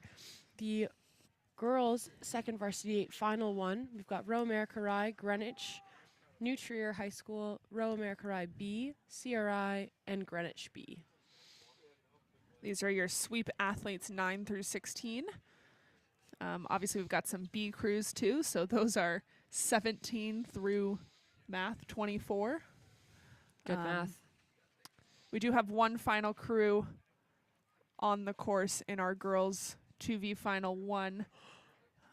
Not sure. Potentially one of our missing crews from the previous boys 2V race. But the girls are already coming up to that 500 meters in point. We'll see which of these crews has had the most effective start sequence and shift to base here. You can see it's still a bit of a blustery headwind. These athletes crushing it, making it look light and fluid. And it looks like Row America Rye has a lead of about 7-8 seats on the rest of the field. Duking it out in the middle. I believe that's going to be Greenwich and New Trier. I think it might be New Trier and Row America Rye B. Greenwich just trailing, and then CRI just trailing those medal contending spots. And then Greenwich B just about a few, maybe 5 seats down. There's that blue and green of New Trier. And the Row America Rye leading the way out of lane 5. Great look at the blade work here of these crews, and then we go side by side. We're still looking at Row America Rye A leading in this girls' second varsity 8 final one. still sitting a good number of seats up, maybe not 8 seats, maybe 7 seats. And quite a move here coming out of Romercarai B, familiar foes. These two boats probably practice together very often. They might know each other's strengths and each other's weaknesses, or maybe they've been hiding a little bit and they're ready to put all their cards on the table here through this middle 1,000. So Romercarai B currently on the surge, followed in third by New Trier High School. Really nice acceleration here from the Romercarai A entry. You can see they're really pushing those legs to deck together and opening the hips.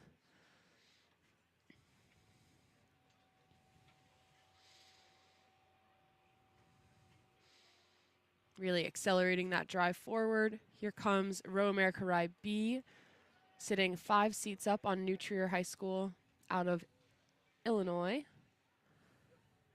And just eking their bow into the frame is Greenwich, sitting about 6 seats down on New Trier High School. Which is just enough to know that you can walk back in, but just far enough for it to feel a little bit difficult, a little bit hard. So hopefully we've got some really strong middle 1,000 mental toughness in addition to that physical toughness. And These 3 crews really Greenwich, maintaining contact. Greenwich B also has quite a lot of overlap here with Greenwich A. This is a familiar story. A and B 2V entries here, duking it out. And then CRI there on the far left. Whoa, what a move. Yeah, that was big. Those outside lanes, I believe, Greenwich B.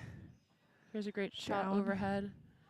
So left, we've got Romercarai, and then your three fighters right here. We've got Greenwich A, New Trier A, and Romercarai B. And then a little bit off, but not out of the game, will be CRI and Greenwich B. And we're already in this third 500, Megan. Woo! So this is we get to show this off is where a little champions bit. are made. This is stereotypically the toughest part of the race. You've already thrown down 1,000 at race pace. You're just over halfway. You've still got this mind-boggling sprint to go, and you just got to be really tough. Keep laying it down, doing the same thing you've done in that first 1,000, which these crews that are neck and neck. So we've got Greenwich B and CRI on the right-hand side, and then Romercarai B, New Trier, and Greenwich A right in the middle of your screen there. This is the time to see who's put in more work over the winter, who's just ready to do it today. Romercarai B and this crew from Greenwich seeming to push off of New Trier High School. New Trier definitely throwing down a competitive rhythm, but unable to match those moves here as they fall to about a length back on those 2 crews fighting for second place. I think Romercarai B is ready to go 1 and 2 for the program here. Greenwich's going to try and not allow that to happen. But Romercarai A running away with it here. They've got the most dynamic rhythm on the field, showing the most power and finesse through this headwind.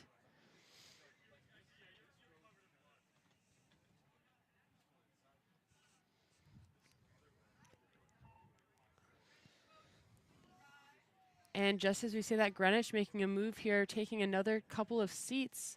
Yeah. Greenwich and Romercarai B definitely moving away from New Trier. New Trier potentially now in that third race of this field with CRI and Greenwich B. We'll see if Romercarai has the depth to hold off this Greenwich crew. But right now, Greenwich is running. They're ready to go. We've got last 250 for our Romercarai A boat, and we see not all that far behind the rest of the field.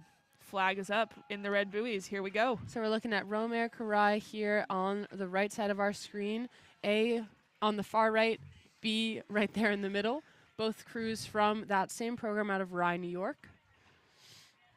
And they're really throwing everything here to empty the tank, practice that sprint. Romercarai A looking really solid here. That we've gone up in rate, we've gone up in pressure. We're walking away a little bit more. Using Saratoga Invite to really just make each part of this race, of the 2,000-meter race, more automatic. There's no question of what we can do. We're Romercarai coming through the line. Executing right here. Well done, Romercarai A. It does look like Greenwich maybe has a seat. maybe extending to a seat and a half. Yep, Greenwich for silver here, followed really closely by Romer Karai B.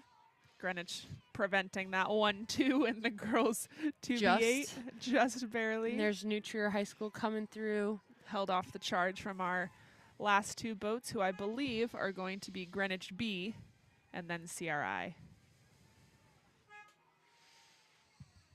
And if you've been with us this morning, we finally have times in those boys 2v finals. It was by 0.01. Woo. Greenwich for silver over PNRA Mercer. At the line, both crews, blades in the water, giving it everything. So we finally have that. Wow. Great racing there. 0.01. That's the new fastest, I think. I of think the so regatta. too. Yeah. I think so too. But here are the results from that second final. A little bit more spread in comparison to 0.01. Yeah. Still And a couple of 1 second. Yeah, There's really our gutsy 7-12 racing. and 7-13, Port and Wayland Weston. We've got the next race on the course, the girls' second varsity 8 final 2. CRI B, Connecticut Boat Club A, Deerfield Academy A, Saratoga Rowing Association A, Bromfield Acton Boxborough Rowing A, and PNRE Mercer A. Our high lanes will be closest to the media launch here on the Saratoga shore. So that'll be lane 5 this morning for our 2,000 meter races. If you're just joining us, this is the 2024 Saratoga Invitational Regatta. We've got day 2 morning races, varsity events that will race 2,000 meters. These are the girls' second varsity 8s, final 2. Looks like potential early leader out of Deerfield Academy. And maybe that far lane of PNRA Mercer. Right here in front of you is CRI B. We're panning over to Deerfield here. And then I believe Mercer. But there's Deerfield leading the charge in this final 2 of the 2v8. But CRI is not letting them move very far. PNRA Mercer's not letting them move very far. CRI in that notable red and black. There's Connecticut Boat Club. And here's Saratoga Rowing, as well as PNRA Mercer and BAB in that beautiful blue. What a field. What a field. So many friends. So many very distinct unis and blades. We, as live stream commentators, love a distinct uni and blade. True. Deerfield Academy still having a really strong performance there on the left. And we're looking at CRI having a little bit of steering to get off that line, but Deerfield Academy, There they are. really decisive lead here. It takes a lot of guts to put To go out early. Yeah. a lead like that so early on in the race. We just passed the 500-meter mark. They look so long into the catch, dropping those blades, extending the hips. Confident here, pushing off of PNRA Mercer.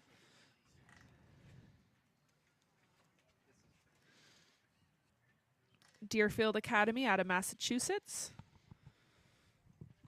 I believe it's the boarding school, and they actually a lot of these rowers have to play a different sport in the other seasons of the year. Fun. So a lot of rowers that are trying to compete for national championships actually row Are all year round in high school. Yeah, and but these not guys are Deerfield multi-sport Academy. athletes. They might be playing soccer or basketball or swimming, all sorts of different athletic backgrounds out of Deerfield Academy, and it's paying off today as they are able to show that versatility and fitness battling through this headwind. Here's Other things they CRI might have coming gained through. from those other sports. CRI, huge program out of Boston. I believe that's Mercer on the far side as well. You can just see their stern deck. And next to CRI is Connecticut Boat Club there, just about 5 seats down. So a lot of these boats still have contact, even though we're midway through the race. Deerfield's broken up a little bit, but PNRA Mercer not even half a boat up on CRI, and CRI barely half a boat up on Connecticut Boat Club. PNRA Mercer definitely trying to push for more margin here. You can see that Deerfield coxswain looking around, trying to get her rowers to kind of buy into beautiful going spread. even more. Yeah. Like, this is not enough. Right. Is my Give me favorite more call a margins. coxed and Yeah. give. Like, we Yeah. want more. Love that. There's Deerfield, dead center of your screen in that white boat, leading the charge. CRI in the red on the left-hand side, and then we've got P&RA Mercer in the white on the right-hand side. Throwing blows across that field. 6 lanes today. In that dark boat, we've got Connecticut Boat Club, and then Saratoga slightly off the pace with Bromfield, Acton, Boxborough further behind. This is shaping out to be a really competitive race for third. Definitely an advantage to Mercer as we come up. We're through the 1,000, so we're in that lovely third 500. Lovely third 500 we're just going to talk about all morning. It's the big one.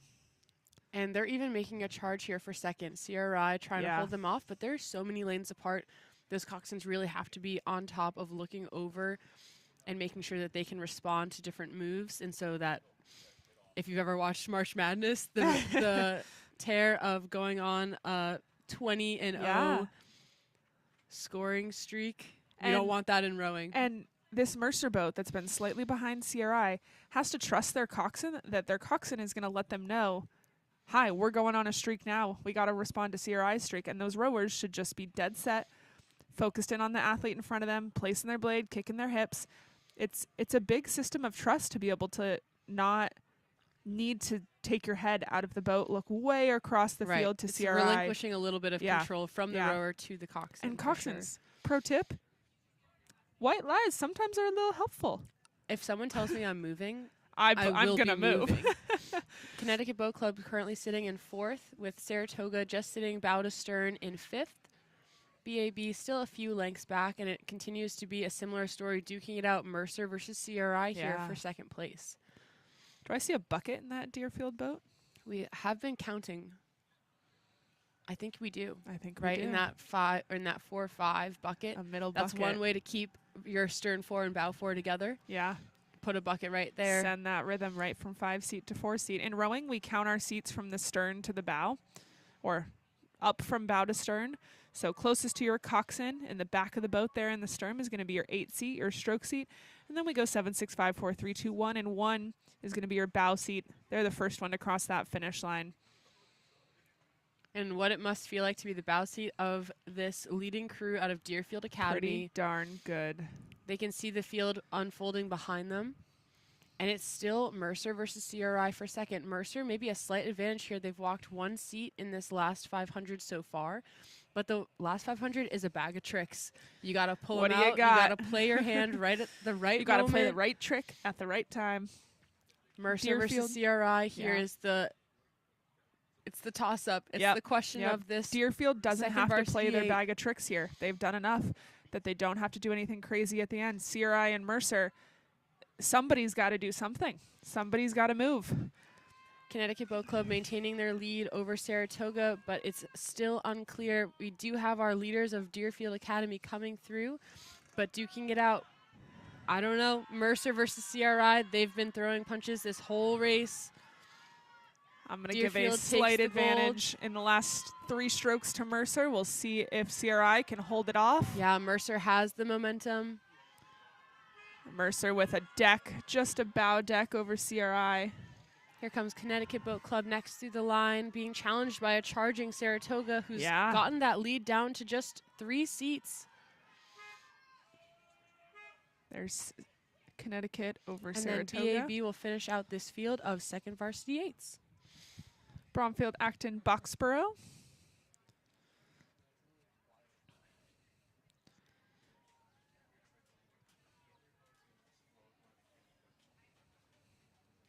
Their favorite part of coming to Fish Creek is the rain.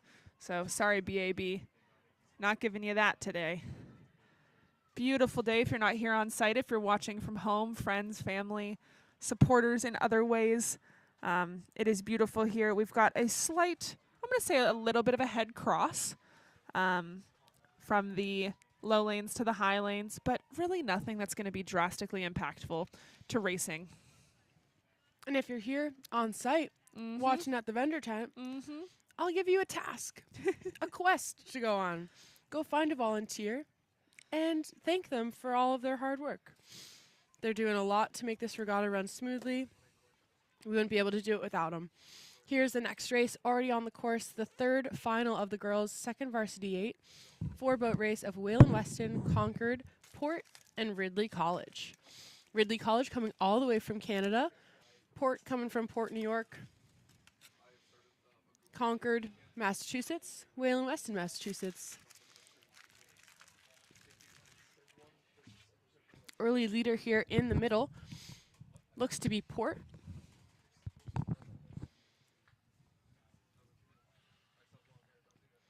We're just crossing through just before the 500 meters. There was Wayland Weston coming through front and center.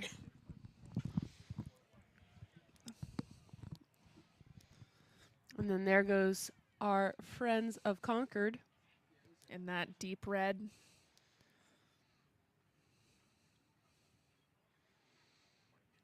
There's Ridley College, Canada's premier junior rowing program, or one of them. But continues to be a dominant performance so far in the early first half of this race from Port. Sometimes nice to be up so early in the race. You don't have to necessarily adjust so much of your race plan to others' moves. This Port coxswain is able to just execute what she and her teammates have been practicing. Maybe try something new without so much consequence or fear of failing, of that new move not working. So Port with this beautiful early lead, moving together out of the bow, setting those bodies really nicely in this Port 8. This is the 9:30 race, so we are right on schedule of the girls' 2v8 final 3. Again, the whole morning session here, we're doing the 2,000 meter race distance. So headwind, a little bit of extra challenge, doing one more 500 from yesterday. Mile and a but quarter. Preparing ourselves for races to come later on in the season.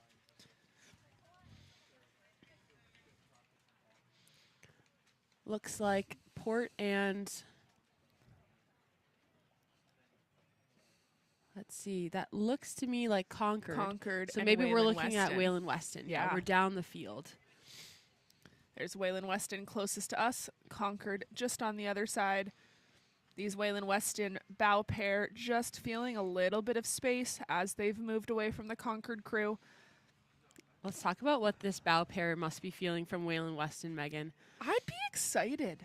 Right? I can see the bow ball. I just passed, if I was 2-seat, I just passed that bow ball to 3-seat, 4-seat. I've done my work in gathering my crew to be ahead of that other 8.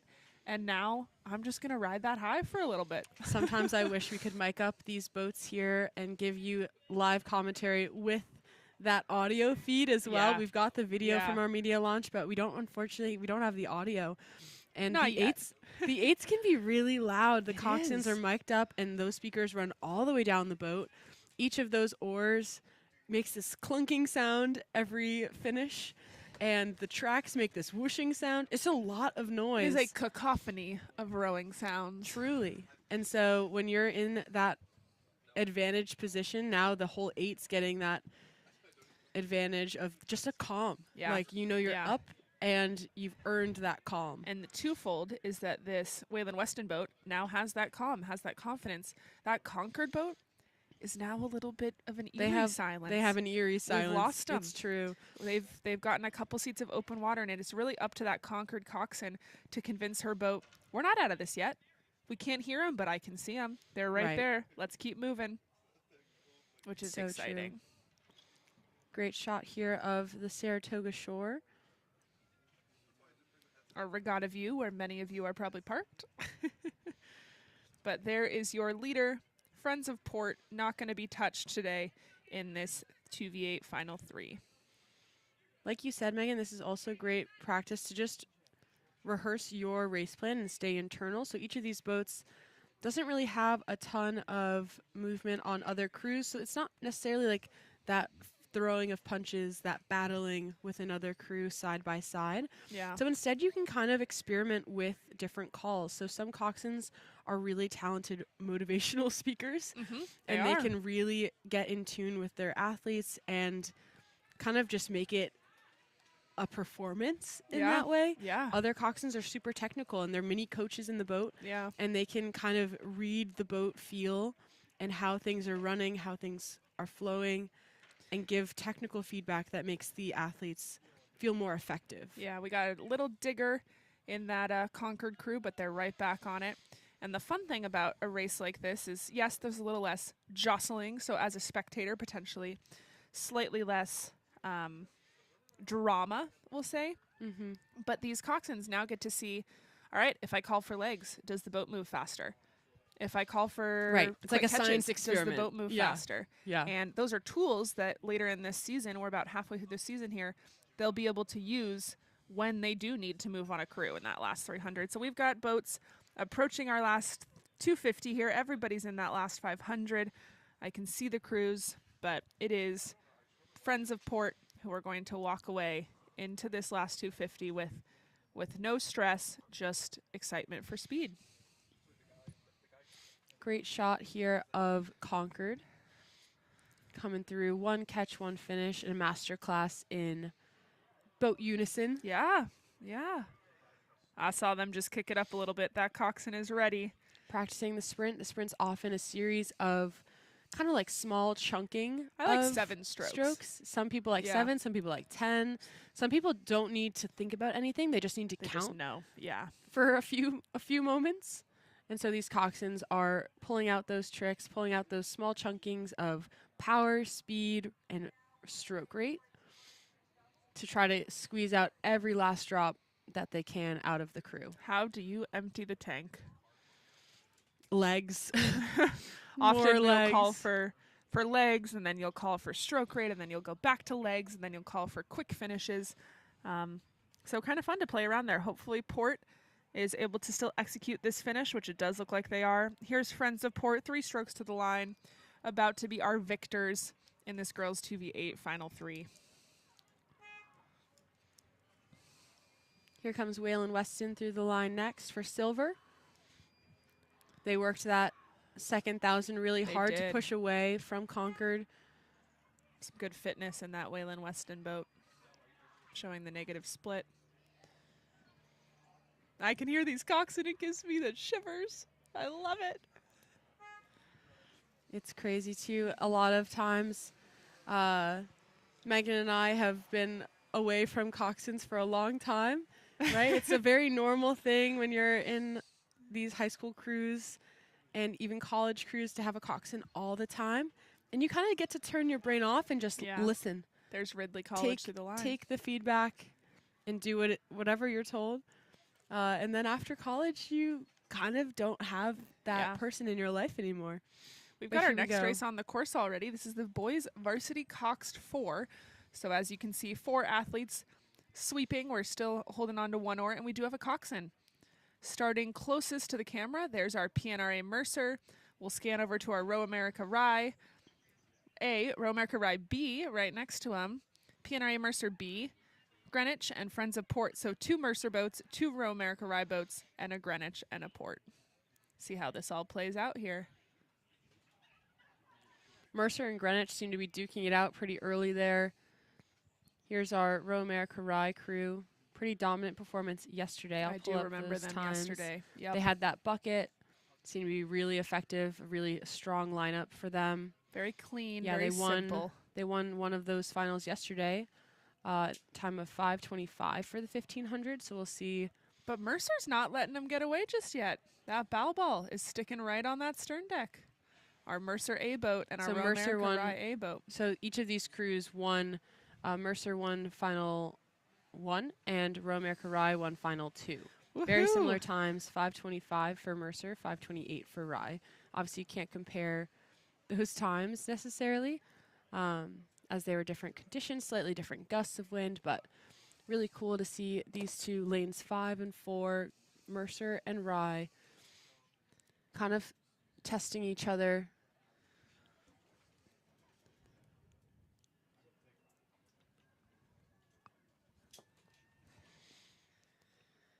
Looks like a slightly stronger rhythm out of Rye here. They're sitting with just about bow deck overlap from Mercer behind them.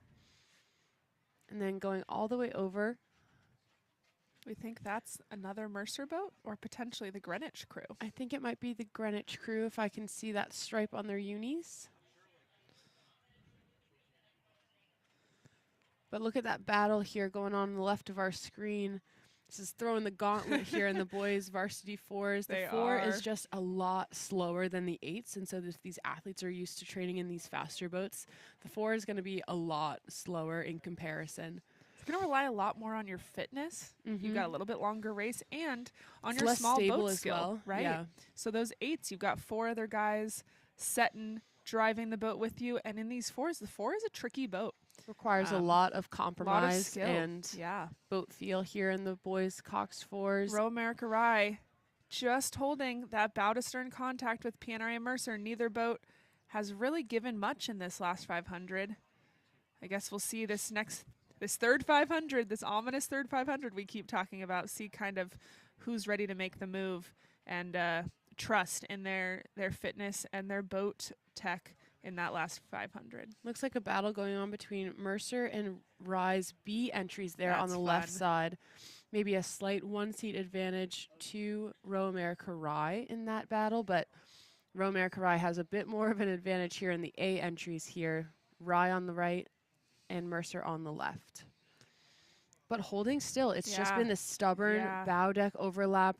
Mercer unable to break further into that lead, but Rye got up 4 seats in that first 200. Rye unable to break free. Sitting. I think Mercer might have hopped back a seat or two. Yeah, they're definitely getting a little bit more momentum here. And then back there you can see left to right, Row America Rye B, PNRA Mercer B, and Greenwich. So Greenwich and Row America Rye B slightly up on that PNRA Mercer boat. But wow, what a race what in a these battle fours. for third here. Yeah. That's crazy. So we've got Rye, Mercer, B entries, and then Greenwich A. What do you think? I don't know. Right now, I think a little bit to that Row America Rye B boat, but Greenwich, I don't think they're allowing anything to happen, and Mercer certainly is not out of this race. We've seen strong second half finishes from Mercer this morning and yesterday, so not discounting anything. In fact, we can look at our leading crews right here. You're so Row right. America Rye and Mercer, and I think Mercer's on the move. That bow ball is on stroke seat, and the bow ball was on the stern deck. That 30 coxed seconds imploring their athletes to get coxed Get on going. stroke seat. We talk a lot about in the eights races, especially taking seats.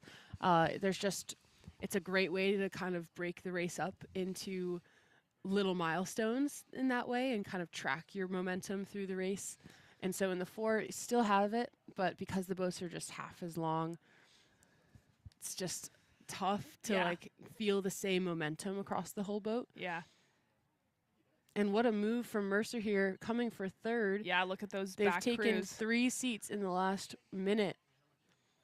We're talking about taking seats, and Mercer said, we'll show you how it's done. Here we that go. Mercer B boat. We're in the red buoys. We're running out of room to make much more of a claim for a medal here. I think Mercer has a very nice last 250. They might be able to go for the bronze. Row America Rye A holding off this Mercer crew that they've held off the whole piece. Row America Rye A will have this gold here. And check out, they extended that lead back out just about open water by a couple inches. Go Row America Rye. Strong fight from Mercer, and here comes Mercer B for I think third. Mercer might be able to go 2-3 here. They're taking 4 seats here after being down 3 just 500 meters ago. Mercer B with the third place. And then it was Row America Rye B over Greenwich A. And here comes our entry from Port to finish out this field. Beautiful glittery morning really here. Fun racing there in the fours. And guess what? There's more. Boys Varsity 4, final 2, coming up. Yeah, in Port 2 through the line minutes. right there to finish that off. There was our final, our third final of the girls 2v8. We will eagerly anticipate the second final of the boys varsity coxed 4. If you've been with us all morning, we just got a picture here at the commentating tent of that finish of the boys' second varsity 8, final 1. with a similar battle of the similar crews. It was Romer Karai for first in that boys 2v8, but Greenwich and Mercer only separated by .01. We'll get that photo hopefully on the Saratoga Instagram shortly, and we'll make sure that Greenwich and Mercer have that photo as well. That's some really solid racing from those crews. Super exciting. Here we are back at the start line. We get a view of the starting area. We have all of our stake boats with our esteemed stake boat holder volunteers, all Saratoga juniors, either middle school or high school. And they make this racing possible. They're holding those boats up at the start, helping the aligner to make sure all the bow balls are aligned so that they can get off to this fast and furious start 5, high 15, high 20, whatever it is, whatever your strategy. We're cruising through this first 500. And somewhere around that 250 mark, these crews will start to shift to their base pace rhythm. And we'll see how effective that rhythm can be, both in terms of the feeling of it. So sometimes you can have a stroke seat that's really talented at setting a dynamic, confident, and aggressive rhythm. And that'll show in the middle 1,000 here as these crews kind of get to work. Time to get to work. Early leader here coming up to the first 500 is going to be the crew all the way on the left-hand side of our screen, Greenwich. But these fours have stayed pretty close. So then we have Bromfield, Acton, Boxborough, and Greater Lawrence there next, left to right, battling it out. Maybe slight advantage to Greater Lawrence. Wayland Weston next to them with the orange and red, orange and maroon. And then far right of our screen is Concord, who's just about 2 seats down, 3 seats down on Shen.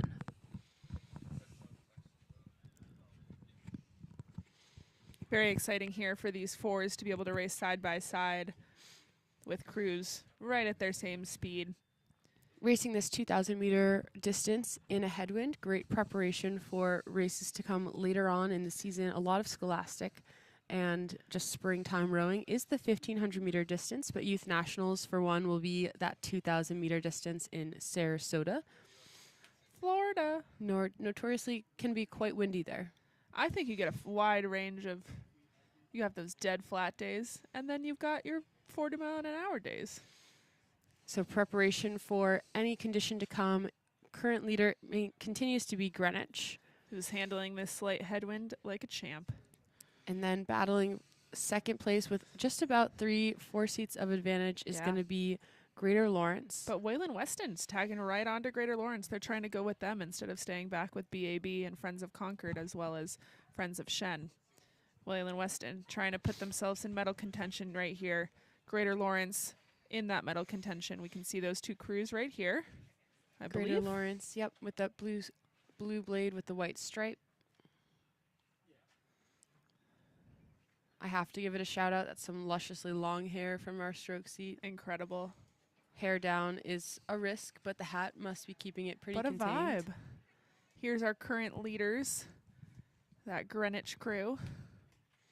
Greenwich looking super strong. You can see that acceleration through the finish, and then the blades just come out at the end of the stroke after all of that leverage is done.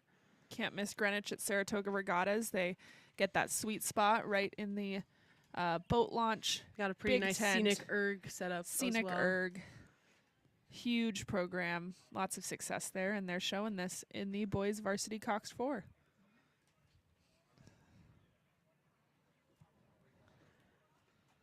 Here's Greater Lawrence again, currently your second place positioned at crew. They're putting some distance here on that next crew from Wayland Weston.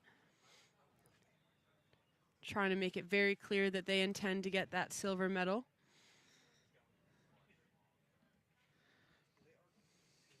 Greenwich seeming to run away with it. Maybe making a statement, it's not the end of the season. Sometimes these races are fabulous opportunities to kind of earn future opportunities. Yeah. So if you believe that your learning curve is steep, you're on the up, and you're getting better, faster, and stronger, performances at these races before the championships begin is a great way to show your coach. It's a notch on the resume. That, hey, put me in, coach. So that's Greater Lawrence pushing away from Wayland Weston. These are our 3 medal contenders. Greenwich B looking to solidify that gold medal, make it a sure thing before the end. I'd say they're approaching that halfway or so, maybe just past it, 800 in. A little bit more of a peaceful race here for these crews. Obviously, there's nothing peaceful about full intensity down the line for 2,000 meters, but not as a little bit overwhelming. less. Yeah, a little bit less side-by-side chaos happening for these 3 crews. They've done a good job at separating themselves. Obviously, I think second would love to be hanging with first, and third would love to be hanging with second. But in this moment, these crews get a chance to be super internal, race their race, challenge themselves. And it's a tough boat class, too, with the coxed 4. The coxswains, for weight distribution and aerodynamic reasons, are tucked down into the bow deck of the boat. So if you're a parent or a loved one of a coxswain here, sorry, and it's not a great varsity spectator. 4, you can see their little head popping out, and you can check out how they're steering. But super tough for that coxswain because they can't see the oars, they can't see their rowers doing their thing, and so any technical feedback they're doing is based off of feel. And any kind of positioning, jockeying for position that they're doing is also limited by the fact that they can't see behind them. That coxswain is not going to know there's a boat next to them until they can see that bow ball out of their peripherals. Cool boat class because it kind of delegates that role of jockeying for position on the rowers themselves in terms of pushing on crews behind them. Yeah. But we've got Greenwich B in these last 250s in those red buoys. It looks like we've had Greater Lawrence really step away from Wayland Weston. This field pretty spread out, I would say. Held a pretty good margin here, Greater Lawrence, maybe even taking back a couple seats in this last 500. Yeah, off of that Greenwich B crew. I would agree. But Greenwich B looking solid, light into that finish. Aggressive through the acceleration. Really nice job. Rebound here. Yeah, from we're that getting to watch Greenwich them cruise on this flat water, glittering sunny day here on Fish Creek. I love hearing those coxswains. The coxswains have to put as much energy into the boat as the rowers, but they have to do it all vocally, which is wild. It's a challenge. Here comes Greater Lawrence through the line. Really had a solid second half there, not letting Greenwich B walk away anymore, and pushing off of Wayland Weston, who's 3 strokes to the line right here. Very nice, Wayland Weston. And here come our last 3 crews through the line. We'll have, I believe that's going to be BAB in the blue. Yep. BAB through the line here. Shen will come through next. From those outside lanes. And then Concord. Here's Friends of Shen. Here's those results from the first boys varsity 4 final. If you're with us, that was the second final. So the first one went to Row America Rye after a long battle between Pioneer and Mercer and them. And then there was a second battle going on between Row America Rye B, Greenwich Crew, and Pioneer Mercer B. After a quite dramatic turn of events, Pioneer Mercer B able to sprint through that last 500 for bronze. And this is the shot we've got to start in our next event, which is the girls varsity Cox 4. From the top of your screen, oh, what a beautiful Row America angle. Rye. I know, this is gorgeous. And then we've got 4 dead even in the middle with Greenwich, Connecticut, Narragansett, and Greenwich B, with Row America Rye B bookending that. So those Row America Rye crews already almost a full boat length up. In this girls varsity Cox 4, you could have just split your varsity 8 and made an A and a B boat. They could be a little bit more stacked, but only the race will tell. So we've got both Row America Rye boats here on the outsides. The right-hand side of your screen is A, left-hand side is B, and then your 4 in the middle will go Greenwich A, Connecticut Boat Club, Narragansett, and Greenwich B. This is beautiful rowing. Blue boat from Greenwich. They're really trying to make a move here as they approach that 500-meter mark. So first quarter of the race done and dusted as they pass the starting platforms for our 1,500-meter course. What's your thoughts when you row past the place that it was your starting point yesterday and you've already been rowing for 500 meters? I feel like you got to not think about it, but watch out for Greenwich B making a move here. They are actually in third place behind these Row America Rye boats. Yeah. As they come through that 500, potentially that coxswain of the Greenwich B had a 500-meter move. Yeah. It seems. Yeah. Sometimes especially in high school rowing, we'll kind of scaffold or outline our race with a series of moves at different places where we want to kind of go on the offensive. Yeah, there's technically no offense and defense in rowing, right? But if you can be on the offensive, you can be the one kind of dictating the race from the front. It's a whole lot more fun than trying to defend your speed. But here's our Row America Rye A boat. Across the field, you can see Row America Rye B. And then I believe we've got Greenwich B. Just 3 seats down, Row America Rye B really trying to stick in with this leading crew from their own program. I see that back end acceleration in this Row America Rye A boat. Very nice. Sending that boat to the finish line. Especially I feel like any course, and it's bound to happen, right? The sunrise hits you in the eyes a little bit. And so this Row America Rye boat, the A entry, it might actually be hard to look to the right because you're staring into the sun. Yeah. And so all you see is a silhouette boat next to you. Yep, you just got to trust. I find that to be actually a really tough place to be in these high lanes, especially in this morning. You might look over to try to see where they are, and but then it hurts. spend the next stroke and a half trying to blink that sun out of your eyes. But Row America Rye A. Inside scoop. Inside scoop from Fish Creek aficionados. Taking a move here. Really nice acceleration from Row America Rye. Maybe open water back to their teammates in Row America Rye B across there in lane 0. You can see good press with the legs and then a strong opening of the hips here in this boat. That coxswain's sitting deep in the coxswain seat in that bow loader, letting her squad know, all right, I can't see anybody. It's up to you guys to keep moving away. It is a beautiful day on Fish Creek. You can see it's a little choppier up at the first 1K, but here at the finish line, the water is beautifully flat. Pretty. So these coxswains might give their athletes some feedback that the race is going to get faster as you go. Yeah. If you just hold consistent speed and take advantage of the calming conditions. Here's Greenwich B versus Row America Rye B. Greenwich B doing a good job keeping themselves in this race. They've really walked actually quite a lot. They have. And we can't see. Yeah, sorry, go ahead. We can't see Greenwich Crew A in this current field, but they were. Oh, maybe that's their bow ball right there, eking into it. But checking out this battle here as Greenwich trying to surge through Row America Rye. Battle of the Bees. Row America Rye potentially with a little quicker start. Greenwich potentially with a little stronger base. Greenwich definitely moving on this Row America Rye boat, both of our B boats here, which who knows what that means.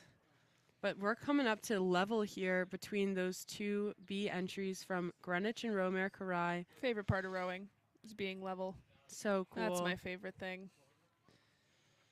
Those bow seats, knowing, all right, I got another bow seat across. I got to be faster than her. And it does look like this Greenwich crew making a move, perhaps bringing that stroke rate up just a bit. That coxswain is calling on her athletes to give just a little bit more here. Yeah, they've got the momentum here coming up to that 1,000-meter mark.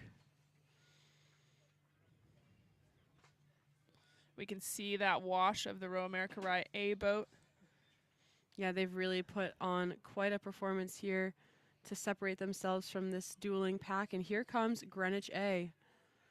Hunting down their reasserting B-boat. themselves into this mix, walking on Row America Rye B and trying to catch up to their fellow teammates out of that Greenwich B entry that we've been watching duke it out in the low lanes. So fun to go down a course with your teammates, like in other boats. Like show up for Greenwich, show up for Row America Rye. Mm-hmm. I think that's a really cool thing Take on to the do. world. Yeah. And here back in the middle is going to be our crews from CBC of Connecticut Boat Club, Narragansett. We haven't seen too much of them so far in our coverage, but they are here racing. And they are having a race amongst themselves, which is one of the great parts of the invite. Everybody finds a sparring partner. We're coming into these red buoys here, indicating the last 250 of the Saratoga Invite race course. Standard procedure, we've got Row America Rye here on the left. They're currently sitting about a full length up on the next crew from, I believe that's our friends from Greenwich. Greenwich B.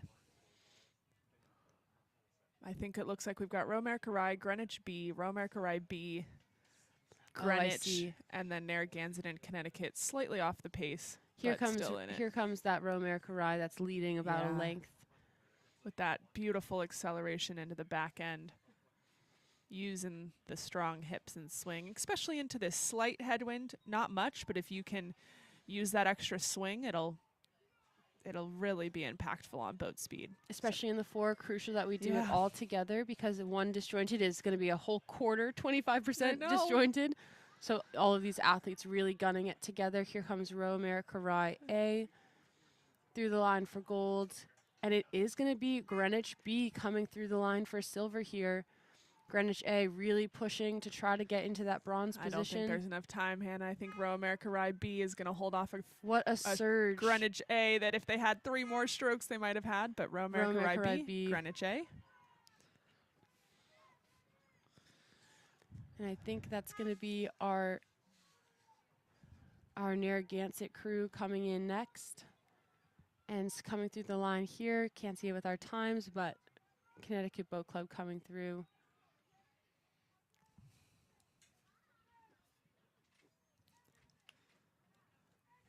Hearing the coxswain yell, "Give me everything, give me everything." Oh, again, all results can be found on streamlinerowing.com/regattas/Saratoga Invitational 2024. Timing team has been super awesome at getting those out quickly. We're not more than 10-15 minutes of official results behind time of official race, so that's pretty cool on them. And so we've got 2 more of these girls varsity 4 finals. The second one is underway on our screens: Bromfield, Acton, Boxborough, Ridley College, Wayland Weston, Port, and Concord. So if we try to identify our rowers, BAB is here on the left with the blue. And then we've got Ridley with the orange stripe, all the way from Canada. Thank you for coming. Wayland Weston, more orange, but this time we've got that maroon color mixed in.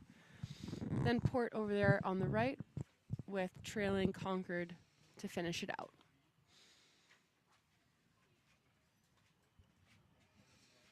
So it's actually turning out to be a really nice day, especially from the finish line. Not a ton of wind. We can see some small ripples in these coxed 4s. But there's Bromfield, Acton, Boxborough in that blue doing a nice job of setting themselves up in that first 500. They've got open water already. Really nice. Ridley Water and Wayland seems to Weston be calming down a little bit. Yeah. Definitely not as choppy as it was this morning.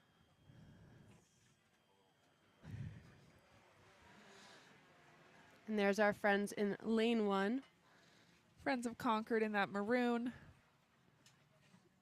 But it's BAB in the blue leading the way.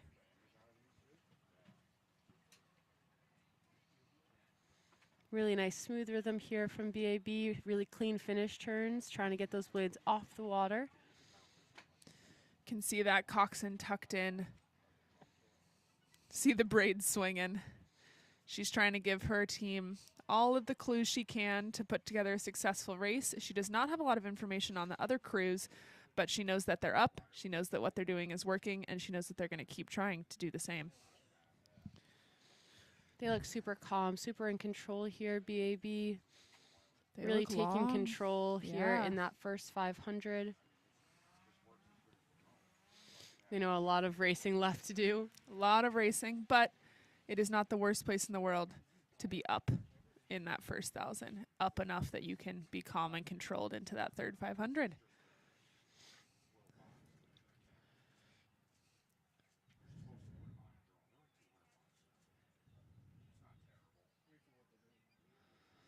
Here's our crews currently vying for that silver and bronze position. Our orange buddies in lane 4 will be Ridley, and lane 3, Wayland Weston.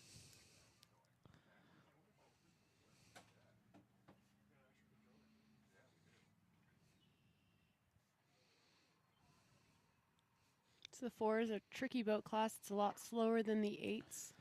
And you've got the added, the coxed as well, tucked down in there in the bow of the boat.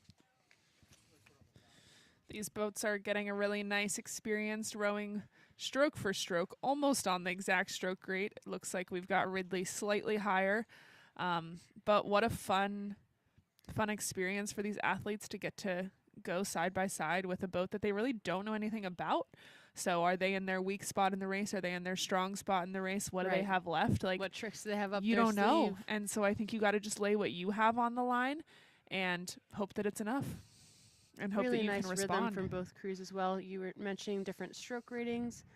And while there might be some advantage to going a higher stroke rate, if you're more confident, more fluid, and like Efficient. just feel better at that lower stroke rate, that might be the best thing to do for your crew. Yep. So that takes a lot of practice, a lot of experimenting, and slowly but surely you can try to push the rate a little bit higher. And maybe that's what this day 2 of Saratoga Invites for. Maybe yesterday you executed a confident race plan, and today you try something a little dangerous. We shall see. Looks like potentially Ridley making their way slightly away from Waylon Weston. But for now, Bromfield Acton Boxborough in a commanding lead, almost a full boat of open water. Ridley College, a couple seats up on Waylon Weston, but their race is still wide open. And then we've got some pretty significant margins back to Friends of Port and Friends of Concord. But this early in the season, not in championship mode yet, still any race is a good race to lay down and execute a strategy, which hopefully Friends of Concord and Friends of Port, even though they don't have someone side by side, they can still do that. Side by side, we've got Waylon Weston and Ridley still trading blows. Ridley potentially with a slight upper hand here, maybe 2 or 3 seats, I think. What do you do if you're a coxswain and you're going stroke for stroke with somebody? Because there's the one where like the coxswain can go kind of lose their minds and say like we're gonna break them, something huge and dramatic, like nail in the coffin. I've heard some coxswains say. Yeah. But what do you do if that doesn't work? You know, what if you say that and nothing happens, or you get walked? It's a risk to make a big claim like that. And so I've had some coxswains almost say like, we're going to take 1 inch. Right. And that's a hard thing to actually like prove. But keep it achievable. Yeah. You don't want to necessarily give the rowers anything impossible just yet. But maybe that's just a test. You have to know your rowers. Right. Some athletes respond better to different types of calls. Yeah. And so as we come through the last bit of this race. In that last 500 here. Know thyself, know thy demons that come up. Which is tricky because some of these lineups don't get rowed in practice every day. It's true. This could be fairly new. This could be brand new. This could be a tried and true lineup. So really unique to these crews, and that's part of the fun part of rowing is these boats are going a very similar speed, but maybe from a totally different perspective. Right. I see a bucket in our Waylon Weston. I think we're up to 4 of those today. I'm going to put some tallies on our tally mark. But it continues to be Ridley College sitting in second place. Ridley versus Waylon Weston. The Battle of the Oranges has been the story of this race, but it looks like Ridley has a more competitive second half here. And a momentum thing. If Ridley's gained 2 seats, it's going to be a whole lot simpler for Ridley to gain a third than for Waylon Weston to gain 1. It looks like their coxswain is calling on those athletes to try to break open water here. Leave nothing up to chance. Bromfield Acton Boxborough, there they go. Haven't moved a ton in this second half, but have maintained that strong first place position, and it does look like they're going to come away with the gold. They've got 10 strokes to the line. BAB in that beautiful blue. Rates coming up. There you go.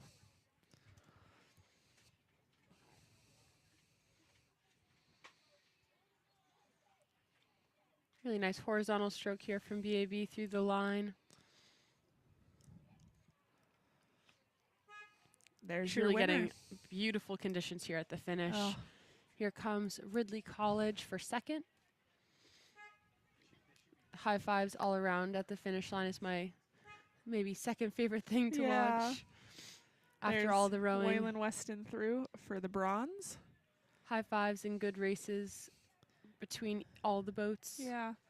This is our Friends of Port, I believe, with 10 strokes to the line. Friends of Concord entering that last 250, those red buoys, letting them know to light it up. Another bucket 2 buckets. in one race. That's enough buckets.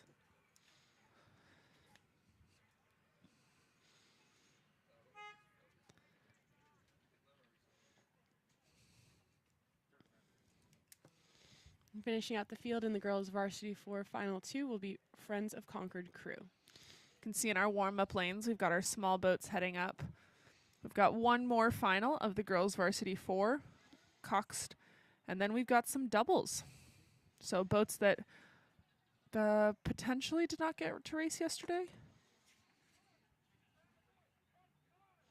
Maybe we just canceled the freshman novice doubles. But either way, these doubles will be excited to race today. And here We've we got- have it. We're coming up on the 500-meter mark of the girls' varsity 4 final 3. Closest to us here in the media launch was Pelham that just came through, Burnt Hills, Emma Willard in the middle. I believe and we're then looking Riverfront Recapture at and Riverfront Shaker. Recapture right there in Shaker. Panning to our leaders. Emma Willard. There's Emma Willard. Burnt Hills. And I believe our current leaders in the blue, Pelham Community. You can see that yellow buoy line and that white buoy line really clearly here. So each boat's going to have one lane of yellow, one lane of white with red at every 500-meter mark. If you're just joining us, welcome to the Saratoga Invite 2024. We're here in Saratoga Springs, New York on Fish Creek, home of the Head of the Fish in the fall. And the tail. We've got a tail. We've got a tail of the fish as well. It's a little spicy with a steak turn. It is. But And in the spring, we've got this Saratoga Invitational in New York State's in a couple of weeks. For now, Pelham Community, Burnt Hills, and Emma Willard leading this pack. duking it out on the far side are 2 crews of Shaker and Riverfront.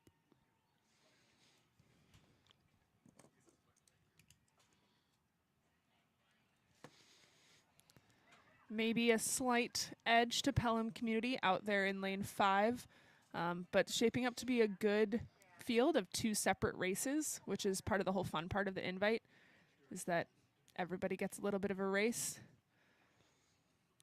3 crews trading blows up front, 2 crews trading blows in the back. It'll be interesting to see how this unfolds here. We're into the second 500 where notoriously coxswains will start to kind of jockey for position a little bit, calling on their crew to respond to the race happening around them. Yeah. Pelham Community was founded in 2003, so they just had their 20-year anniversary last year, Wow, which is very exciting. congratulations. They've got access to the 1964 Olympic time trial course in a lagoon, which is very exciting. Wow. So we are happy to have you here, Pelham Community, and here you are leading the charge in this girls' third final, for the varsity Cox 4. A little bit of a move here from Burnt Hills, taking a few seats on Emma Willard. All 3 of those crews still maintaining their medal contention spots as we come into the halfway point of this race. Emma Willard, who is our white boat, red uniforms, slightly in third right here, is a boarding and day school. They're down in Troy, about a half an hour south of here.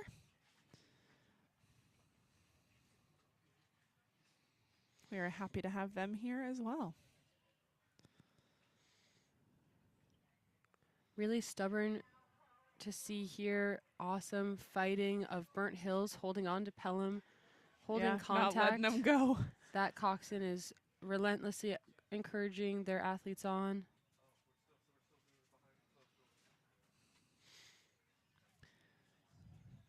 Emma Willard slightly off here. It looks like both Pelham and Burnt Hills have created some open space there. So Emma Willard's job is to not lose that lead pack and stay ahead of that trailing pack here. Hats off to Emma Willard here. It's a really tough position to be in, to start really close and then get a little bit down on the field. Yeah. And so it takes a lot of resiliency, a lot of courage to really keep on it. Keep yamming on it in that middle and thousand. Stay kind of excited, stay high in your energy, because they're really staying in this fight pretty well. Yeah. It's only about 2 seats of open water. Just such a challenge in the sport of rowing, being faced backwards, that you can't quite see your competitors. And so when you feel that openness next to you, you lose that feedback of the sound of another boat, the kind of sight of the peripheral. So hats off to these crews staying in the fight. In any other sport that's run in lanes like this, swimming, running, your trailing athletes get to chase, or have a visual on how far ahead that lead athlete is in these other sports. In rowing, it's swapped so that your leading athletes have such a view on the field, and that kind of changes the game, changes the mental state. There's no sneak attacks because you can see them coming. You can respond, and it does look like Pelham Community is continuing to hold off these surges from Burnt Hills, maybe separating another couple of seats from Emma Willard. We've got Riverfront Recapture and Shaker Heights slightly off the screen, but looking like they've been having a nice training blows race back there. Here's a nice finish line shot of the crews coming through into the last 250 meters. You see the buoys change from yellow and white to red. There's a nice shot of the trailing crews from Shaker and Riverfront. Shaker in red, Riverfront in blue and green.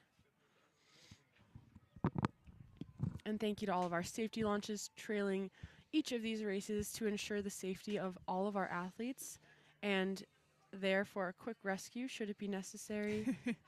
Or any sort of other assistant, equipment breaks, injury. Here comes our leaders fiercely through the line. I see that coxswain in the Burnt Hills boat. She's clapping. She's trying to encourage her crews as much as she can. That was awesome. I love that. Yeah, you can hear the momentum coming from her voice. I think Burnt Hills is Hills not giving up without a fight. Pelham trying to hold them off. Pelham's led this whole way. Can Burnt Hills oh my goodness. pull out a little bit of a sprint? They are moving. Will it be enough? Has Pelham done enough in the first 50 meters of the race? I think so. Gold will go to Pelham by inches. Burnt Hills, what a fight in that last 300. Just not quite enough time, but holy moly, well done. Both gold and silver crews there. Hard fought silver for Burnt Hills. The bronze goes to Emma Willard. Well done, Emma. The race back here, it does look like Shaker Heights. I think maybe Riverfront Recapture has had a stronger last 500. Yep. Riverfront Recapture by about a boat length up on Shaker Heights. And there are your results from the previous final. We are now done with our 4-person sweeping boats. We move to the varsity doubles. This will be the first final, the 10:18 race. We are right on time. Well done, all crews and officials and volunteers and coaches. We appreciate it. This is the boys varsity double. It'll show up as 2X in your schedule sheet. From closest to the camera on the Saratoga shore all the way over to the Regatta Lees Park shore, we've got Friends of Concord, so that'll be on your leftmost side of your screen. Oak Neck, Cambridge, Oak Neck B, Shaker, and Narragansett. It does look like Cambridge Boat Club may be inching out ahead of Friends of Concord here, with Oak Neck A not letting much happen on those two leading crews. And then we've got Oak Neck B and Shaker Heights, with Narragansett just off the pace so far here in the early stages of this boys varsity double final one.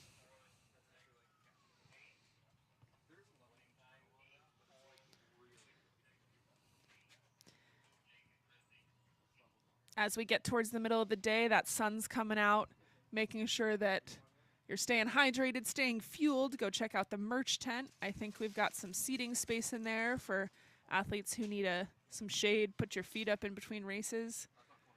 But for now, let's focus in on that Cambridge Boat Club boat, who is almost about a full boat up, maybe 3/4 of a boat on that Friends of Concord crew.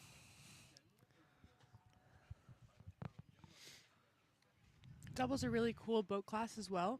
It's very much a partnership of two people. Really have to do everything together. There's no going alone in the double. And there's also not a lot of room to like hide any differences either. Yeah. It's a very exposing boat class. As maybe in a quad, you can hide a little bit of those differences in your rowing stroke. Yeah. In the double, they're laid a little bit more to bear, and so really cool to see these athletes rising up to the challenge of the double as a boat class and kind of putting everything together, all the pieces of a race plan, all of the training. My novice coach in college told me that the double, to her, was the trickiest boat class because on the surface it seems pretty simple. 2 scullers, all the benefits of the single, all the benefits of the quad, not necessarily the challenges of either of those. But she thought it was the trickiest one because you do have to find that beautiful matchup. And even in sweep boats, you can kind of finagle yourselves down. And in the double, just like Hannah said, it's all laid out right there for you. Our mid-size sculling boat, it does look like Cambridge Boat Club extending a bit of a lead. Friends of Concord True trying to get some open water on Oak Neck. Not sure they've got any yet. We love a good stubborn race between those two crews, neither one allowing much else to happen. Then trailing behind, I think that's going to be another Oak Neck entry on the right side of our screens. Oak Neck, a very strong sculling program, especially in these smaller boats. We've seen some very fast singles, doubles, and quads from them. Not this year, not just this year, but in the past as well.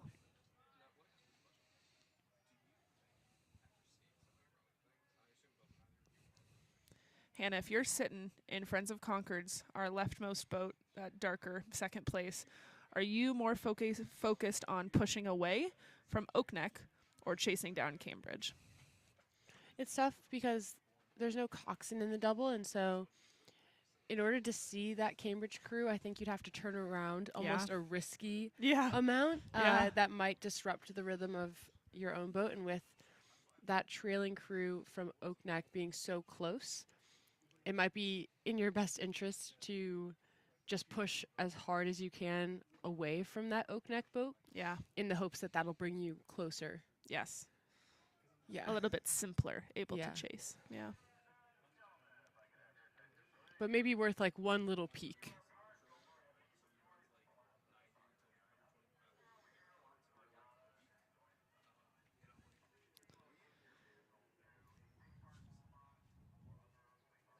Cambridge Boat Club, really strong, really solid here, coming from the Charles River in Boston.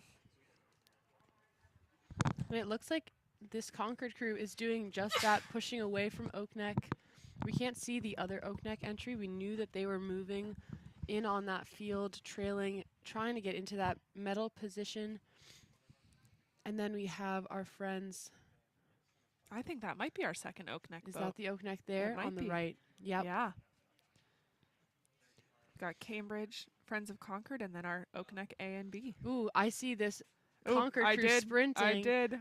What a move here. They are gunning for the gold medal. Let's see how close they can get. Do you see how much space they just set? They walked 3 seats in 3 strokes. Wow. Let's see if they can hold that surge all the way through, because Cambridge undoubtedly Cambridge is going to respond. They've got their own tricks. Wow. Friends of Concord decided to go, but it might be too late. We've got about 5 strokes to the line. Cambridge holding strong. What a sneak attack from Concord. Oh my goodness. Concord just closed like 3 boat lengths on Cambridge. Cambridge will come out with the win there, but holy moly, that's going to be my sprint of the day so far. Definitely sprint of the morning. Here comes Oak Neck A through the line. Not Boys quite as varsity impressive double. of a sprint. Final one. Write that down. Wow. There's Oak Neck B. Those Concord athletes are gassed. They had everything. That was all they had. That was awesome. Well done. Here comes, I believe, Shaker. Shaker. And Narragansett to finish out this final one of the boys varsity double. Very exciting first small boat race of the day. We'll get back up to the start shortly for the second final of the boys varsity double. 10:26 start. We've got 5 boats across: GMS, Maritime, V Skulls, Mohawk Homeschool, and Bromfield Acton Boxborough. Bromfield. They're already Acton, off. We also had Boxborough. everybody in the lanes early That's awesome. with no objections to start. Oftentimes with the nerves, if you're up there early and Yeah. everybody's I'm ready like, to let's go. just go. I don't need to wait here and let my mind play tricks on me for another minute. Looks like potentially some Mohawk Homeschool V Skulls leading the way here in the boys varsity double final 2.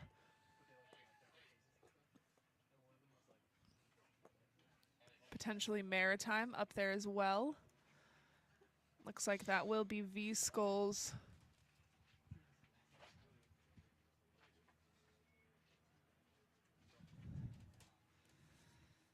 You can see just the matching that needs to happen in these boats, moving everything together. There's BAB that just passed. GMS.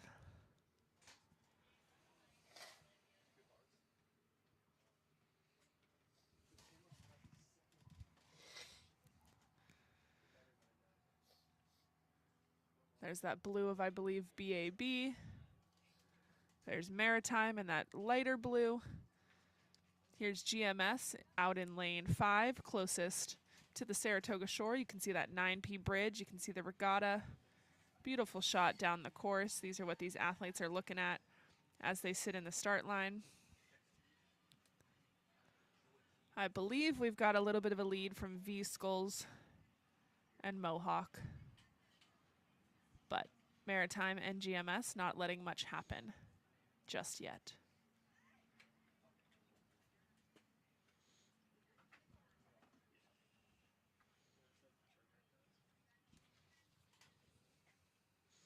Good, so these athletes are approaching that halfway mark of the 2K course. I like to think of it as a downhill from here. Yep. It may be more fatigued and a lot more has happened to the body, but emotionally, mentally, crossing that halfway point. Seeing 3 digits instead of 4 on your Yep. meters left is huge. And just to give you guys a frame of reference, this double event with this headwind we've got working with, taking these athletes anywhere from 7.5 minutes to just over 8 minutes to complete the 2K course. So a lot of time to be sprinting, going full tilt. Yeah. A lot of props to these athletes here.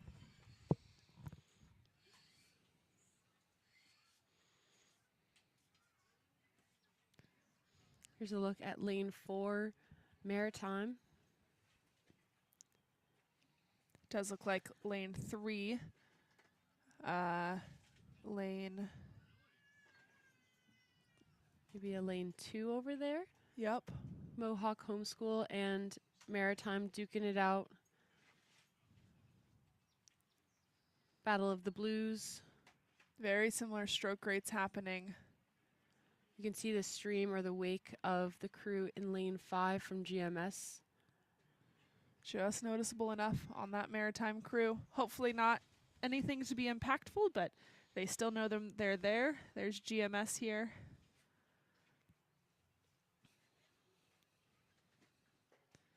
Working together, pressing those legs down, swinging. And we've got our leading crew, I believe. Out of lane 3, there's V-Skull's team. V-Skulls and GMS, kind of those 2 front runners. Both from Connecticut. Reppin'.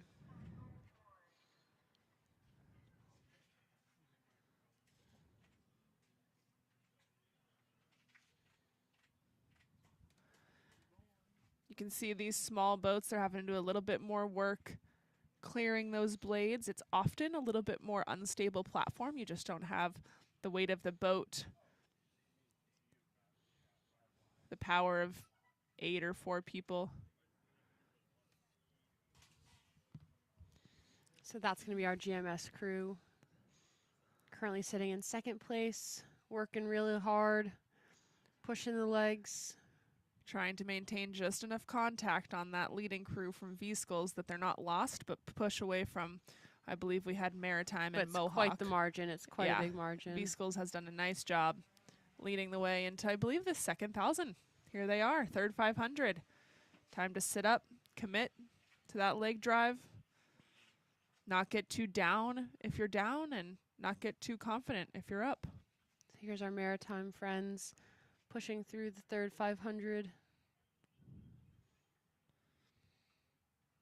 A little bit more spaced out racing, but that's all right. We've got margins to push off. Oh, and there you go. That's the 500-meter buoy.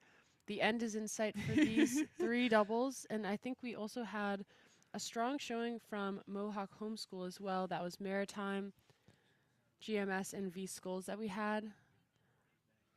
And here's our finish line camera showing our crews coming into their sprint sequences. You can see those buoys change from yellow and white to red. That red, green doesn't mean go, red means go in rowing. Red means time to turn it up, empty those tanks. Although, fun fact, that first buoy of the 250 is actually green. It is. Tricky. I believe we've still got V-Skulls confidently in the lead. Stroke seat laying down that rhythm. Bow seat picking it up, backing his partner up. I just saw a look over to the left, which is where the rest of the crews are that are in competition. We've seen Maritime over there. We've seen GMS. We've got Mohawk Homeschool and BAB. Oh my gosh. The Instagram bio of V-Skulls rowing team is, I have so many medals, they clink when I walk. And it looks like they're about to get 2 more.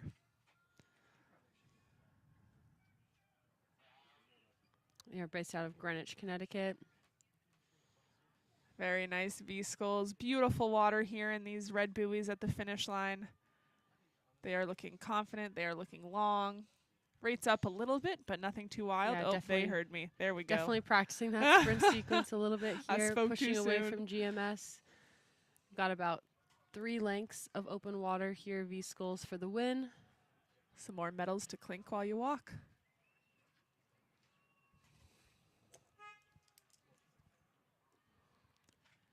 There's GMS out of lane 5 through. We're hearing some gasps of exasperation, of very fatigue. There's Maritime through the line. There's your gold, silver, and bronze in this final 2. We've got some pats on the shoulders, some fists in the air. That's going to be Mohawk Homeschool, America's first homeschool rowing team. The first Very to do cool. it.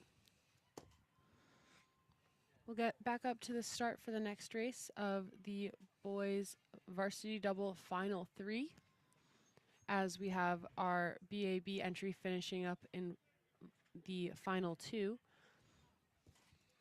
Here comes final 3 ripping down the course. Waylon Weston there on the left, then Niskayuna in red, then Pelham in the white, Riverfront Recapture in the green and blue, and then with maybe an early showing here, Yeah. Shenandoah, local team in the capital region, putting a pretty decisive first 500 down. Jeez. Niskayuna also putting a really strong time for the first 500. 2 local heroes.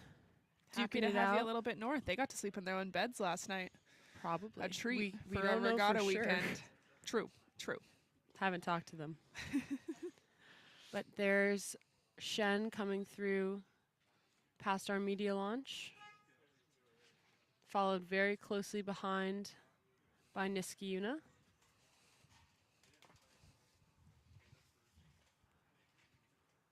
Believe that's our friends from Pelham. That blue and white. Here comes Waylon Weston. We love that orange and maroon.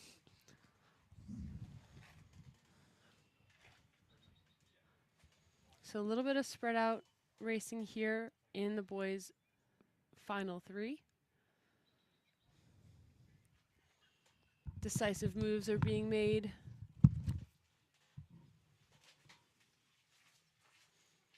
Niskayuna there up in the strong second place position after Shen. Waylon Weston pushing that boat away, accelerating through. Getting a little bit stuck on that buoy line. Hard to steer these doubles. They often do not have tow steering. And so all of the steering that happens is done with pressure or leveraging the boat a little bit more with one side or the other.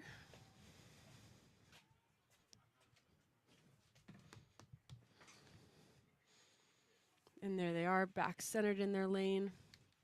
The buoys aren't super big and they're not super disruptive, but they can kind of throw you off your rhythm if you hit them every single stroke.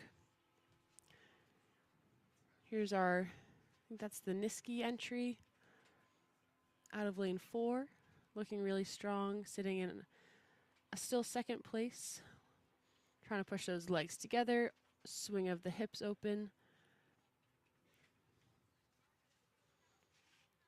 Here's Riverfront Recapture out of Hartford, Connecticut.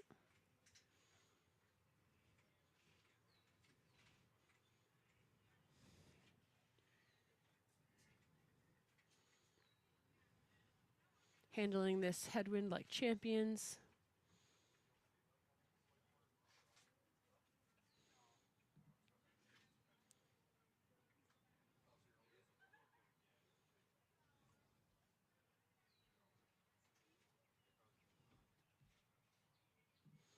And it's panning back up. There you can see our 2 leaders, Shen and Niski, 2 local teams from the capital region of New York. They just crossed that 1,000-meter mark. We're officially over halfway.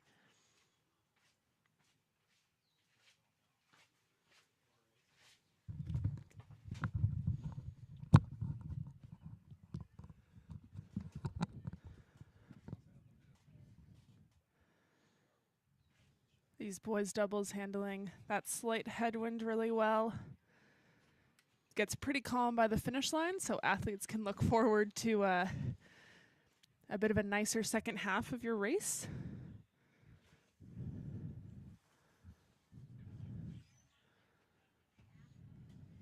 So here's our leader still from Friends of Shenendehowa Rowing Club.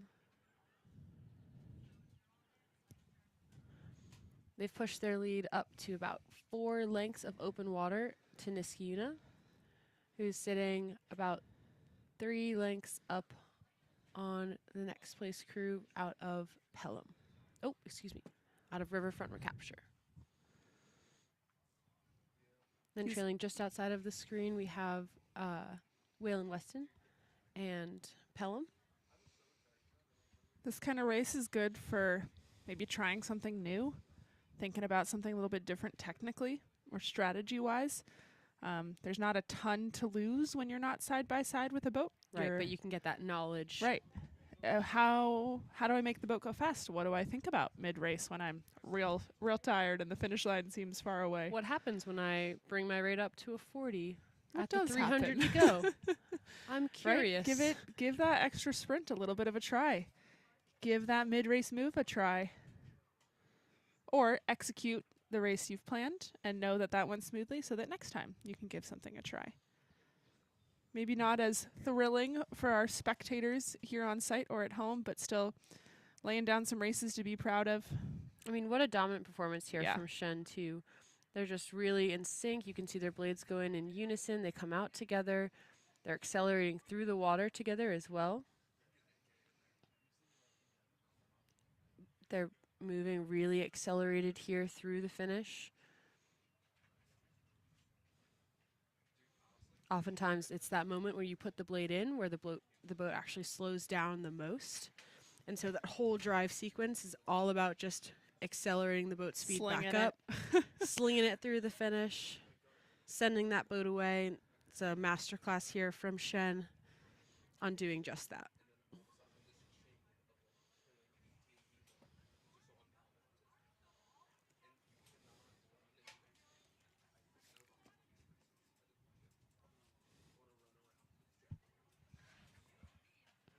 Here's our view from the finish line as these athletes enter the last 250. We'll see what kind of sprints these guys experiment with here. You can definitely see Shen taking the rate up a little bit. As you take the rate up, there's a few ways to do it. One is just moving your whole body faster. That can be a little tiring. So some athletes might actually opt to shorten their stroke to gain that little bit of that fraction of a second. Quickness. Yeah. So you see these athletes sitting up a little bit taller at the finish. So these Shen athletes actually only races Shen in the spring scholastic season. They've been racing as Erie Canal Athletic Club in the fall and winter, and will race as Erie Canal Athletic Club in the summer. But for now, get to race under that name of Shen, and there goes Shen with the gold. Well done. And I think they lengthen that lead out with that sprint sequence as well. Here comes Niski Yuna.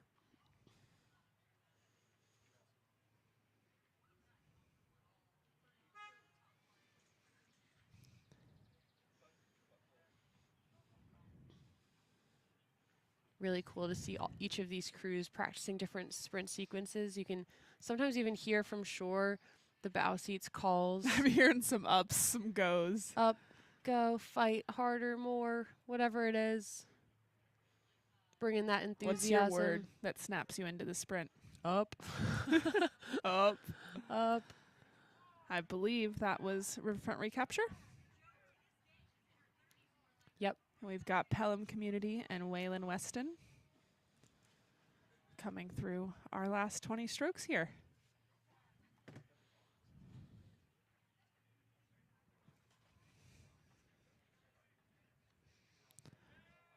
And we've got our next final already on the course. We get to move to some women's boats, same boat class. So we've got the varsity doubles, 2X on your schedule sheet. But girls, closest to the camera will be Cambridge Boat Club out of Boston. Then we've got Narragansett, Cambridge B, Oak Neck, Y Quad Cities, and Ridley College Rowing. So here out of lane 5 is your Cambridge Boat Club A boat. They have already set themselves up for success through this first 500. Chasing them down here it will be Narragansett, and then Cambridge Boat Club B and Y Quad Cities, with Oak Neck slightly back on the pace of that leading group. Here's Ridley College out of lane 0.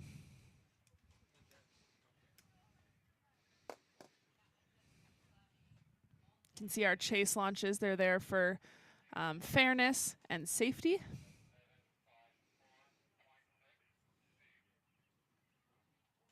As these races continue, just a reminder that everything, all information about the regatta can be found on streamlinerowing.com/regattas. Go ahead and click on Saratoga Invitational. We've got our updated schedule sheet from yesterday and today. We've got all of our results, the event list. You can send that to your friends and family. Send them this live stream link. Let them know that's where they can watch you race for the rest of this morning and this afternoon. And if you're over there in the vendor tent spectating on site, we ask you, go on a side quest. Go find a volunteer and give them a big thank you. We appreciate our volunteers so much. They help us maintain everybody's safety, run everything very smoothly. They're helping us on the docks, at the start, on the water trailing. Yeah. They're helping with food tents. They're helping with parking. And I know the traffic pattern might not be the most intuitive to you, but it's for it makes everyone's sense for us. Everyone's safety. Here's our Cambridge Boat Club A out of lane 5. Undeniably our strongest entry in this race right here. They've really set themselves apart early in the race, so hopefully they can just execute in the next 1,000 meters, put together something they're proud of, not only in speed but also in position. Really fluid around that back end there for our leading crew. A little bit more of a race happening back here with Narragansett and Cambridge Boat Club B, as well as, I believe that's Y Quad Cities on the outside. Oak Neck just out of contact of our 2nd and 3rd place crews, still holding on to that 5th place. Some fun racing to be had. Again, these are smaller boats, obviously only 2 athletes, so jockeying can happen a little bit quicker. In 8, it takes, I don't know, a whole minute on a really, really powerful move to walk through. These doubles, you could take 5 or 6 strokes and notice a difference. So this Narragansett Boat Club entry closest to your screen here, trying to hold off Cambridge B. Cambridge B knowing that Cambridge A is up there, trying to go 1-2 in this final. Y Quad Cities and Oak Neck trying to stay in this hunt for medals. Really cool to see this side by side of Narragansett and CBC really pushing one another. They're slightly off on their stroke rating, so you can just see the surge of the boats. Yeah, watch those bow balls move. Panning back, we have Y Quad Cities. Y Quad Cities, I believe, correct us if we're wrong, has traveled the furthest to be here. Super exciting. I think so, but Ridley was 4 hours, right? So that's not as far. No, they're like 14 by car. Right. Yeah, yeah. Did some Google mapping yesterday when we got home. We did. Some research. Looks like Cambridge B might be making a good move against that Narragansett double. Wow, what a move there Yeah. from our lane 3 crew. CBCB. Hannah, bun and sunglasses, hat and braid. Oh my gosh, you can't make me pick favorites like that. Personally. I think I do appreciate a hat Yeah. Yeah. as of recently. A visor's fine too. I think it just helps me just like putting blinders on a horse. Yeah. It helps me stay focused a little bit. Not that I'm looking at too much in the sky above, but it helps to just kind of give me some tunnel vision and protect from the sun. Yeah. That's huge, especially at the Invite where you're racing multiple times. Here's your second, third, fourth, and fifth potential boats. We've got that Cambridge Boat Club now, maybe with just a seat over that Narragansett. And it does look like we've got Y Quad Cities over Oak Neck. But Oak Neck, who was a little bit down off that start, hasn't let much else happen. So they've done a really good job laying down a base rhythm, not letting Y Quad Cities get out of contact. That bow seat is probably calling her stroke seat, letting her know positions. I've had many a coach tell me if you can hold, then you can move. If you can go the same speed as another crew, then absolutely you can go faster than that other crew. Yeah. Cambridge B trying to just sneak away, trying to not let it be a race to the finish line with Narragansett. They're trying to do the work in this third 500 so they don't have to do so much in the end. But Narragansett answering every single one of these moves. They're upping their stroke rating, and every crew, honestly, is putting out quite a gutsy third 500 into this last 500 coming here. You know, when there's not a lot of movement through that middle 1,000, that people are just throwing down selling the legs their soul every single stroke, which is awesome to see. Oak Neck still trying to cling on to contact here with our Y Quad Cities entry. Y Quad Cities may be making a move to break that contact. Yeah, it's looking more and more likely. Shout out to whichever spectator it is from Y Quad Cities that has this warrior cry. Love it. Every single race we hear it here at the finish line. Y Quad Cities trying to see if they can get in the hunt for the medals. They might have left too much for the end. Right now it is definitely Cambridge A. And then Cambridge B. Cambridge B is making a move. They've got another 2 seats here through that 250. Cambridge trying to see if they can go 1-2 in the women's varsity double. Y Quad City is seeing if they can get into the mix for medals here. They're down about a length. Might run out of room here. We've got 25 strokes to the line. Anything can happen in the women's double. Woohoo! It's going to be tight here. Positions 2, 3, and 4. But it's Cambridge Boat Club A. It's their day. Crossing the line in first. Very nice. Lengths in front of the next crew. I do think Cambridge B is going to pull it off. Y Quad City's just running out of room to get that third place position over our friends from Narragansett. Yep. Cambridge B, Narragansett, Y Quad Cities. There's Oak Neck. Ridley College crossing into the last 20 strokes here. They're in those red buoys, sitting up, increasing that stroke rate, putting together a sprint.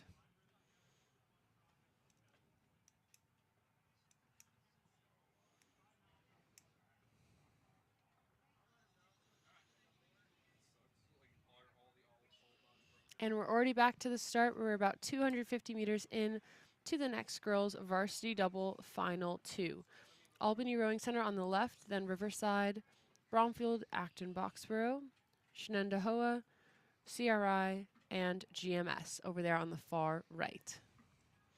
As they come across our media launch, we'll get a good sense of how that first 250 has played out and what we're looking for our second 500. Looks like BAB is having a strong start, but not quite as strong as these friends from Riverside.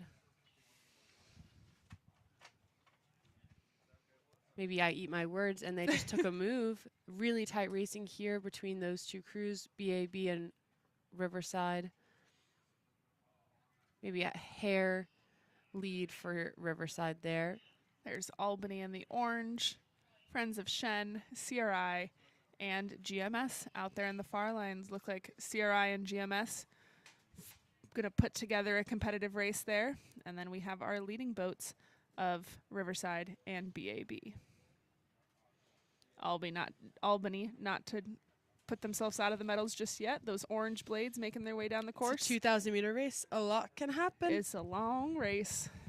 Sometimes just long enough for a little bit of drama at the end.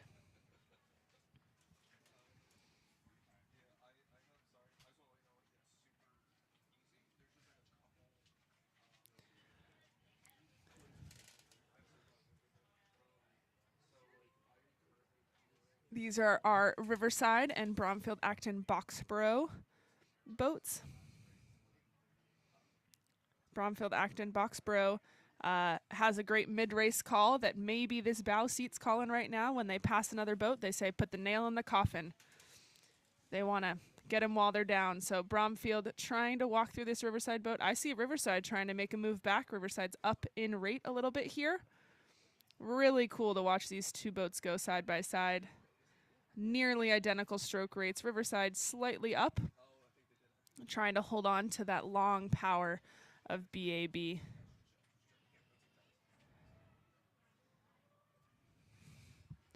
BAB's request for info has said that they like to live on burritos and chicken wings.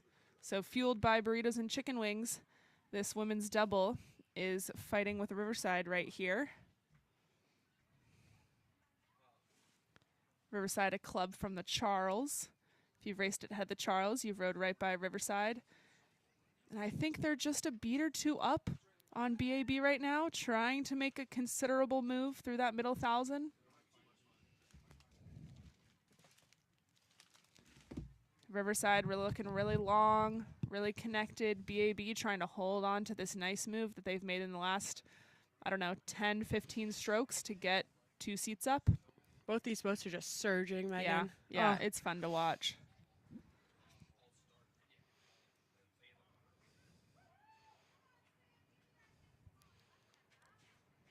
It's turning out to be a beautiful day here on Fish Creek. Very reasonable headwind, nothing too wild. It's reasonable. It is reasonable. It is. It's There's fine. CRI We'll take it. and GMS over there. And I believe this is Albany, potentially Friends of Shen.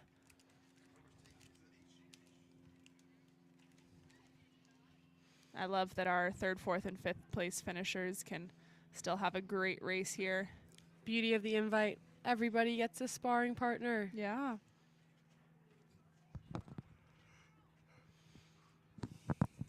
So we've got this final of the girls' varsity double, one more varsity double, and then we're going to switch to something. Oh, 2 more. We got four finals in these doubles. It's awesome. That's amazing.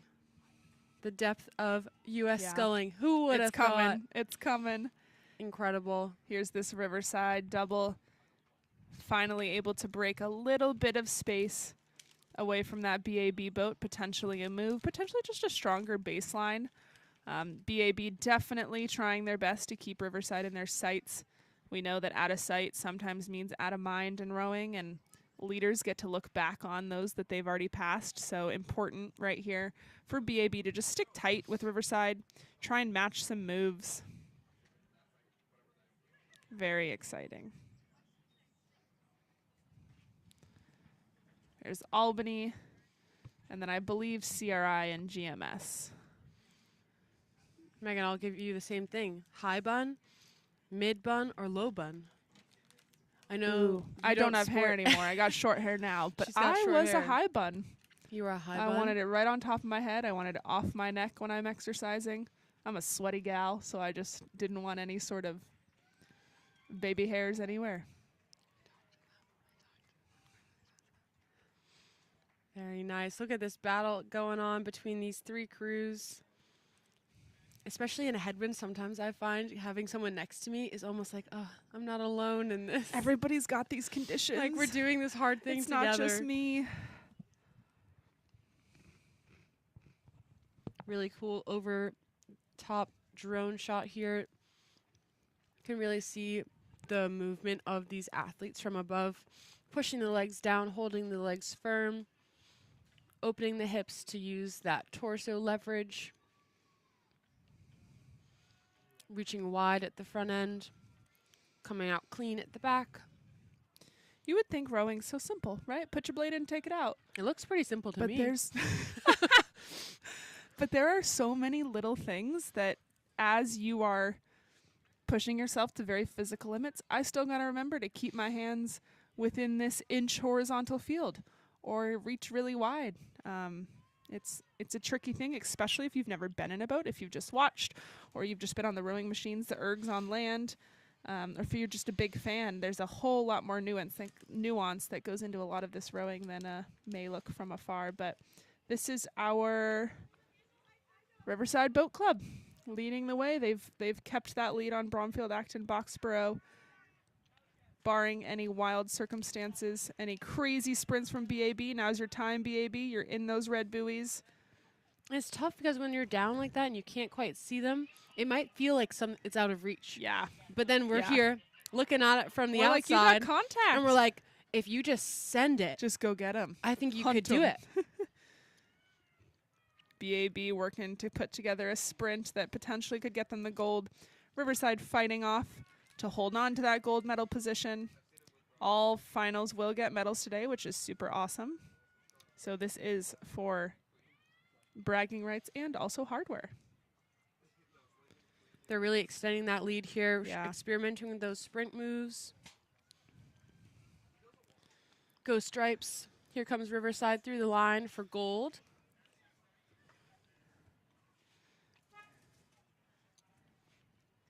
There's Followed. BAB. Athletes, as you cross the line, know that your finish line, for purposes of accurately timing your sprint, is those white and black checkered pylons in the water, not the big red buoys. Ooh, we got Oh to my gosh, fight. this is what I'm talking about. Just send it. Albany just behind maybe Friends of Shen.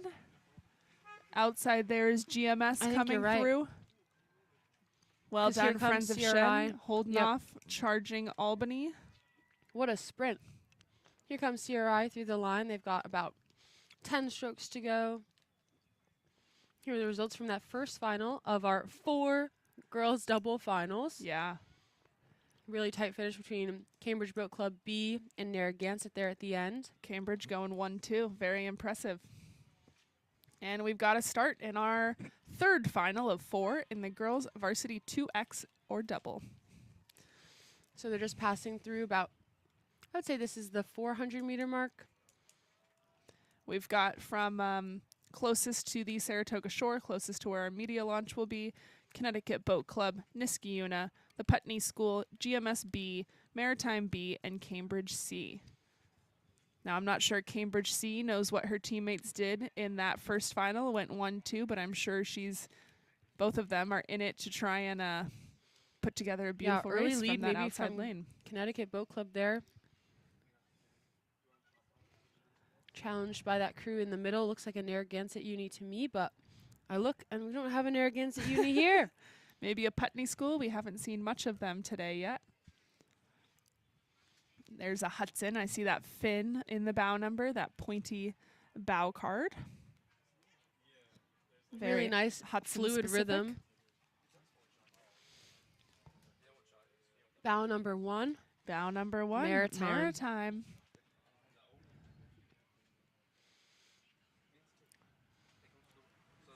Really nice legs working together here. from Maritime.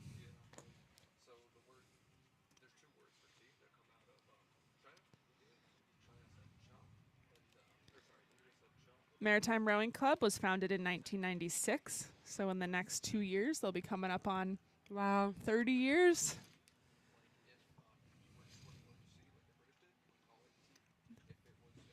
There's BAB, lane 0. No. It's Cambridge Boat Cambridge out of 0. Here's lane 5. We've got Connecticut Boat Club with those dark unis. So your early leader is still Maritime. Here are our current second and third place athletes out of Connecticut Boat Club. Connecticut Boat Club. Did you know that and Cambridge Maritime Boat Club. offers coastal rowing? That makes sense. That's so fun. Open It is the water future. rowing. It is the future. Very exciting. So maybe they've practiced rowing in some choppier conditions than most. Here's your Connecticut Boat Club ladies. Really nice acceleration here from these athletes, and he's pushing all the way to deck. Oftentimes, people outside of rowing think it's all in the arms, and we do work the arms, right? They're used, but primarily the power's coming from down low, from the hips, quads, hamstrings, glutes. There's Cambridge Boat Club, strong third place position. And in red, here's Niskayuna. Those red tops, the black bottoms. A strong rhythm from Niskayuna. Panning back to lane 2, GMS B. Really fighting through that headwind here.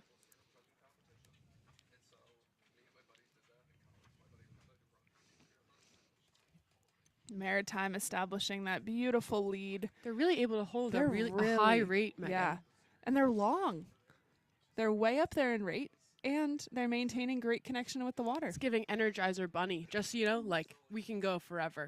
And luckily they don't have to. They've got right about 1,000, I would guess.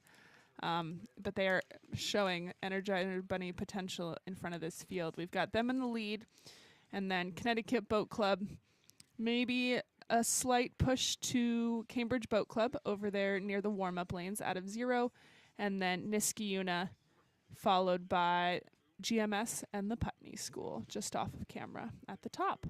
Niskayuna really making a charge here to try to get into that medal contention for third. Which is a tough. Niskayuna's out there in lane 4, and no coxswains to be looking out to there. look over, and they've got to look 4 lanes over to lane 0 to get Cambridge C. It's a tough job. It's a tough task. But if you can do it, it'll give you just that little bit of extra motivation. Maybe make a move earlier than you anticipated. Shock some. Put some shock into some of your competitors.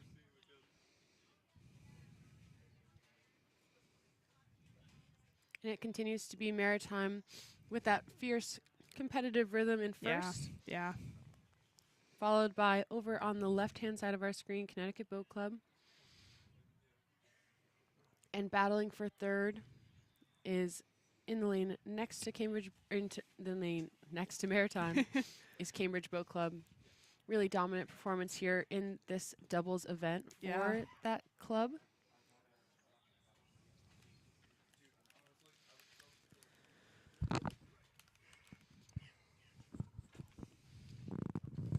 We're into this last 500 here. Yeah, there they are. You can start to see it from the finish line. Experiment with the sprint. I looked at Maritime and I was like, oh, they're sprinting. And then I thought, no, actually, I think that's the rate just they've base. been at. We'll see how much more speed they can push out here. Cambridge Boat Club definitely taking a few seats, approaching that 250 to go. Not waiting for the red buoys. Yeah, making them move a little bit early. Connecticut Boat Club holding off these charging crews, maintaining their second place positioning. A little bit snappier here for Maritime. Those finishes, they're sitting up a little bit taller here. You can see the boat speed responding. They're pushing even more off of Connecticut Boat Club. Emptying the tank, as they say. Maritime, really dominant performance here in the girls' varsity double final 3. 3 of 4. And Maritime, what a move yeah. from From our friends of Cambridge Boat Club as well. yeah, Niskeen trying to see if they unable to can really. scare Connecticut for that silver. I'm not sure they've got the room for it. Maritime so long, so strong. Nice and light, high on that rate to get the gold in this final 3. Connecticut Boat Club's going to have to hold off other CBC out of Cambridge. We've seen some crazy sprints I've here, seen, especially in these doubles, these especially boats in the doubles. are small, they move quick. Changes can happen quickly. I do think Connecticut Boat Club has done enough in the first 2/3 of the race. They're holding off that Cambridge sprint. I got a big yes out of those Maritime Big high girls. five. We're excited, as they should be. What a push from Cambridge Boat Yeah. Club on Connecticut Boat Club. There's Connecticut through the line. Cambridge through the line. Here comes Niskayuna. And that red uni, that white boat.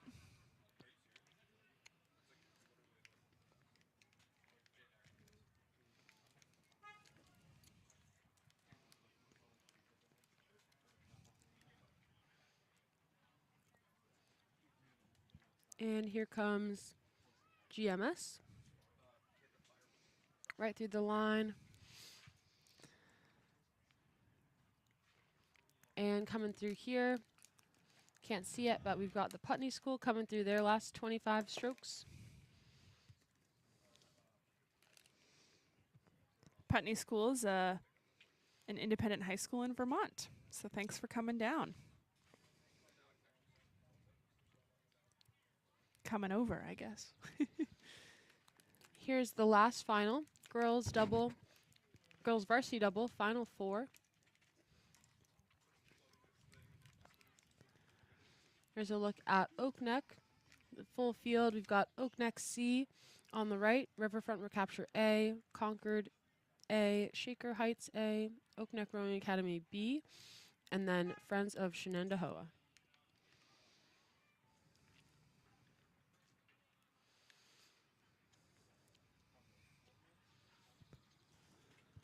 Looks like lane 2, but maybe Shaker Heights potentially, and Oak Neck B here. yeah, really high stroke rate from Shaker.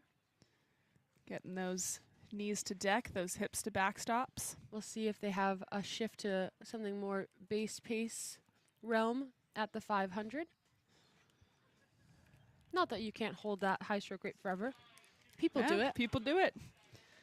We've got Friends of Concord and Oak Neck there. Just, excuse me, that will be, I believe, in that far right, we've got Friends of Shen, and then Oak Neck is our leader here. Got it. And then and then Heights Shaker off in the the back. red. Yep. Friends of Concord there trying to vie for first with Friends of Shen, and we're slightly behind our Oak Neck B boat. And then on that far left-hand side, I believe we have Oak Neck C with potentially Riverfront Recapture off the back of the screen. A little bit of detective work here. Beautiful. As we near our end of morning racing, we've got this final 4 and then 2 finals of boys varsity 4s and 2 finals of girls varsity 4s. And just like these doubles, those 4s don't have a coxswain. No, got to do it all themselves. That's lane 3, Friends of Concord. And I believe lane 0, which will be our Friends of Shen. Beautiful. Concord looking really smooth here. They've stepped a little bit away from Friends of Shen, trying to hang on to that Oak Neck boat that's rating nice and high, establish that early lead. Try not to let that stern deck get too far away here. But it's tough in the double because you can't quite see behind you. And taking a peek around can sometimes throw off the rhythm of the boat and the set of the boat. Yeah. All kinds of chaos. So while we see it and Oak Neck sees it, Who knows if Concord might not sees be it. able to see it. Concord might just be able to feel some of that wash. If Oak Neck is talking to each other, they might be able to hear some of that.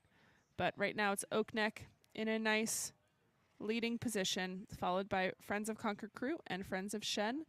Not sure what's happening on our high lanes, but we'll update you as we can.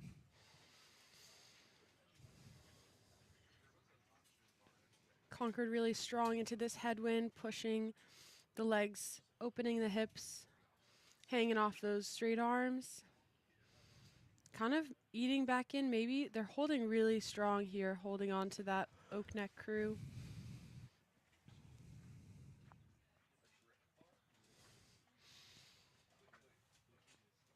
Athletes are approaching that 1K mark here, halfway downhill from here. Soon as that meters to go clips over to 3 digits, I'm feeling much better, feeling much more confident in the rest of my race. Here's Oak Neck C pushing through. Oak Neck, another very strong sculling program in the Northeast. They take a lot of pride in their sculling.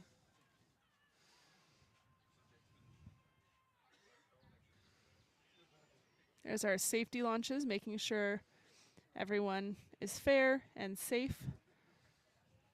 Our U.S. rowing official marshals here. I think that's a look at Shaker.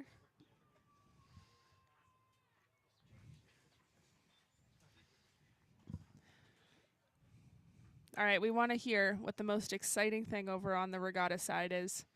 You got good food? How are the food tents? How are the vendors?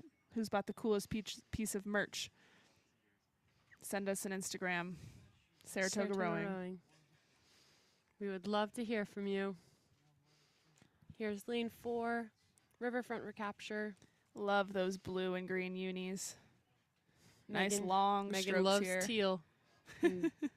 Gotta know where you come from. Blue and green. I know what I like. Again, really challenging headwind condition here this morning. All athletes doing a great job. Quick glimpse up at the start line here of the boys varsity 4, straight 4, final 1. Had a little bit more success today. We don't have quite as big of a headwind, as quite as big of a crosswind.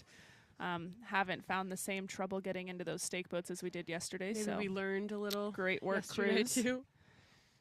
You can see those buoys change from yellow and white to red. That high rating Oak Neck crew, it seemed to have done them well. They're going to be the first to enter these red buoys. We'll see how much more speed they can squeeze out here. Yeah, give me a high sprint here, Oak Neck. Oak Neck B, I believe. We're already up pretty high, so might just hit our ceiling and just add more power. And just ride that ceiling. Flag is up. We're in our last 200 meters. Friends of Concord trying to shoot for that gold. I'm not sure there's enough time, but they're also going to try and hold off Shen here. Friends of Concord and Friends of Shen vying for those next 2 medal spots after our Oak Neck crew here. Megan, it is heating up here at Fish Creek. It's a beautiful day. These athletes, we're seeing a lot less long sleeves and hoods and a lot more just straight unis. Here comes Oak Neck through their last 15 strokes. Holding off, I'll say it, a really surging Concord's charge moving. Yeah. from Concord. They potentially have a little bit more room for a sprint. Haven't rated so high all day, but I'm not going to say Oak Neck hasn't also upped their rate. Bow seat looking around. Where is that finish line? Get me to that finish line. Here's Oak Neck, just bow to stern open on the charging Concord crew. For silver, silver goes to Friends of Concord. And here comes Oak Neck C. No.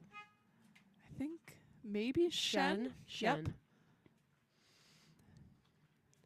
Through the line now, I believe, is Oak Neck C. And still coming through the course, we've got Shaker and Riverfront Recapture. Shaker in that bright red Riverfront Recapture in We've their blue and Got green. to start up at the top end of the 2K course. The boys varsity straight 4, no coxswains to be seen. All of these athletes steering themselves down this course. And we're back to sweeping. And we're back to sweeping, each athlete with 1 longer oar. Rotating out to port or starboard, left or right. From the top of your screen, I've got Greenwich A, PNRA Mercer A, Row America Rye A, Saratoga A, and Wayland Weston A. So looks like A little Row V America formation Rye. here. Yeah, off to an early start. This event was not raced yesterday, so these athletes have not really tested their speed in this boat class yet. In these lineups, these athletes do have a lot of experience, at least from Saratoga, in the straight four. It's a boat that they, I think, raced at a lot of races last spring. It's a favorite of our Saratoga boys. It's not a new event, but it is a lot trickier. It rides a little bit more like a quad in terms of the speed of having 4 athletes, no coxswain. Row America Rye, half boat up on Saratoga, who's got a couple seats on Mercer, and then maybe a seat or two back to Wayland Weston and Greenwich from our outside lanes. Saratoga holding really strong here against Row America Rye. Very much They've, so. if anything, eaten back into that margin here. They're now sitting about 3 seats down. They were almost a full length down moments ago, so really strong shift here from Saratoga. They're sitting now just 2 seats down. They're on the move here. We'll see how Row America Rye can respond. Oftentimes an early move and an early offensive move can rattle another crew. Jarring. Right? You're going already and we're at the 400. It's meant to be disruptive. It's meant to kind of check your, I don't know, willpower to fight. Yeah. And so we have Saratoga here really with quite the early first half of this race. Yeah. Making moves already. That's Row America Rye and Saratoga right there. Looks like we've got the bow ball of Wayland Weston just eking into our picture here, but our early leaders will be Row America Rye with sitting half boat length, maybe a third of a boat length back. Yeah, 2 Saratoga. seats down. Really cool to see this kind of fighting, especially in the blind boats. So we see this in the quads and we see this in the straight fours, where the athletes really need to buy in and show their belief in each other without the help of the coxswain. You don't have someone reminding you to buy in. Oftentimes such a motivational piece and a unifier. And in these bigger team boats without the coxswain, it's really cool to just see that kind of quiet confidence, because you don't have someone screaming at you the whole time. Yeah. You have to really buy into your rhythm, trust in your teammates. Row America Rye, half boat up on Saratoga, bow to stern, back to Greenwich, half boat back to Mercer, and then Wayland Weston, not out of the fight yet, just a little bit probably further behind than they would like to be. Shaping up to be a really exciting race here. Saratoga still sitting just 3 seats down, kind of bobbling back and forth between 3 seats and 2 seats. As I said before, I'll say it again, if you can hold, you can move, and that goes for both of these crews. Just finding that extra oomph to really make that statement. Which medal do you want? It's kind of also like a waiting game of how long you're going to let us hold on. Yeah. How long are you going to keep this as your base? Right. How much do you believe in your sprint that you're going to let that much of the base sit there? Greenwich maybe making a little bit of a move here on that top end. Right. And these athletes raced just a couple hours ago. These athletes were probably in the boys' varsity 8s, if not the boys' second varsity 8s, and those were just 4 hours ago. So they turned around and said, let's do it again. I've learned a lot. And Saratoga's up 2 seats. Yep. Greenwich is walking in. They've got full bow deck, stern deck overlap contact. Greenwich, absolutely good move right here through the 1,000, I would say. Mercer and Wayland Weston maybe a little bit out of the race for medals here. 4 is a dynamic boat. I'm not going to say it's over till it's over, but definitely Saratoga, Row America Rye, and Greenwich are medal contenders at this point. Hard to say exactly where we are in the race course. We just crossed some red buoys, so we're either halfway or I would say we're most likely in the last 500. I would agree. Here they come. Greenwich is on a tear here. We'll Greenwich, see how big Rye can respond, how Saratoga can respond. I do see a little bit of steering needing to happen in that Greenwich boat. They're careening over to their port side. They'll have to steer back to starboard. It's okay. We're getting excited. We're hyped to be in this race. We just walked through Saratoga in the last 200 meters. Row America Rye holding that long base, but do they have anything in their back pocket to hold off Saratoga and a storming Greenwich? This is one of the most competitive races for medals we've had yet in this whole regatta, especially because it's between first, second, and third. It's not one front runner. It's all 3 crews here. Saratoga Rye, and Greenwich. Flag See goes what up. Greenwich can do. They made quite the push at the 500. Do they have another push to give in these last 250? Hannah, that Greenwich crew is on a chase. They've got really nice They're rhythm around the looking back really end. sharp, a little bit more dynamic, a little bit lighter than definitely that Saratoga a lot and of that Row America surge. Rye crew. We'll see how Saratoga can respond here. They definitely got caught unawares in that first step. Let's see what they have in these last few strokes here. We have 10 strokes to the line, 3 boats across. Wow. What do you do in this Greenwich situation? moving, What Row do you America do? Rye half seat up. Does Greenwich have enough in the tank to get through Row America Rye? They might. Wow. I don't know. I think if there was one more stroke, Greenwich would have been a sure gold. And right now I'm not so sure. What a gutsy performance from Saratoga, Saratoga as well with that to just bronze. put themselves in the Yeah. mix. Waylon Weston through here. And Mercer. Excuse me, Mercer over Waylon Weston. What a fun Wow, race that was here. fun. Boys, Give me some more of varsity that. 4, final 1, final 2 coming up. Port, Greenwich B, Mercer B, Rye B, and Burnt Hills. I wonder if any of those guys were in the 2V race that was .01 separate, if we're going to have We got to stop doing this. some more. We have to My stop blood meeting pressure like is this. skyrocketing. Really great racing in those 4s. That's some fun stuff. That's And why we're here. They're already up and off the way. A little Into bit of that, steering yeah. issues from Port over there on the left of our screen. Over there, Port, then Greenwich, then Mercer, then Rye, and then our friends of Burnt Hills. We do have B boats in this race, so potentially your varsity 8 split up into 2 4s. Friends of Port and Burnt Hills are both A boats, but our middle 3, Greenwich, Mercer, and Row America Rye, these are the B boats from that So seeing program. a lot of steering issues here, again from Port. Our referees helping to make sure everybody stays safe. This is not a contact sport. Let it be known. Brand new information. There's lane 3. I think that's I lane think 3. we got Mercer leading the way here. No, we No. have Row America Rye B. So that must have been lane 2. Row America Rye B leading the way. There's Greenwich in the foreground of your footage. And closest to the camera will be Friends of Port, who's also looking like they've had a good start.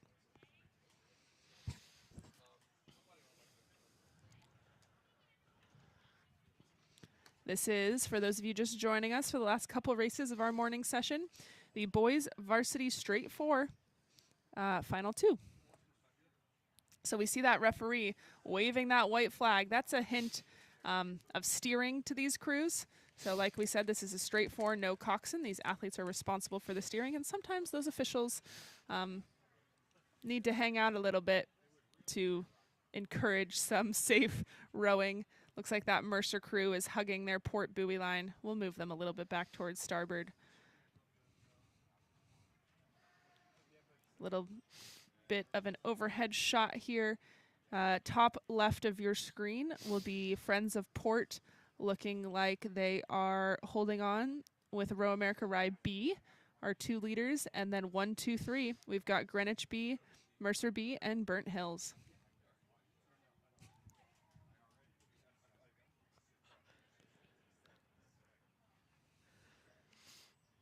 I love the straight 4. It's so fun.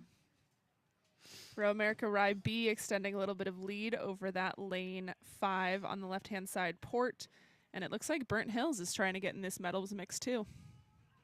Putting themselves in the mix. Got to be in the right race. They're If you, surging ahead here. Don't do the work to be in the medals race. You'll find yourself in a race for 4th or 5th. So the goal of these crews is do the work early on. There's Row America Rye B to be in the hunt for medals when the time to hunt comes.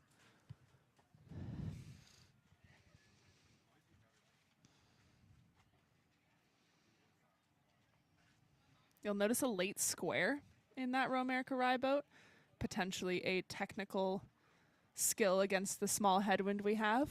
They're doing it in perfect unison, though. It's super real fun to nice. watch. I'm impressed. Yeah, the oars can almost feel like mini sails in a headwind. Yeah. And unfortunately, it just feels like you're getting pushed away from your full compression, your full reach. Yeah. Row America Rye looking really strong in these fours. They, I believe, looked very strong in that coxed four as well.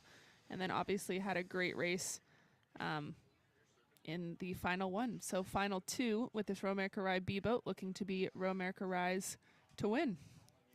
Yep, Row America Rye won final one just a couple hours ago, with their B boat coming in fourth. So 1 and 4 in the coxed four. And they're optimistically have the potential to go 1 and 1 in these first and second finals. There's your Burnt Hills boat out of lane 1. They've been on the move this whole middle 1,000 here. We're going hunting, says Burnt Hills. I love being on the hunt, on the march. There's PNRA Mercer from Princeton, New Jersey, as well as Friends of Port from Port, New York. So a little bit of the upper hand to Mercer. I believe that bow seat in port just took a look around, making sure he's doing all right there. A tricky boat is this straight four. You got a lot of responsibility. It's quick moving. There's Greenwich B out of lane,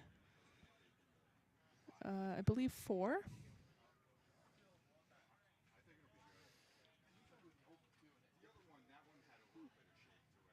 Most of that wake we're seeing is actually from our launches trailing these crews. I see our crews. It looks like we're in this last 500 here.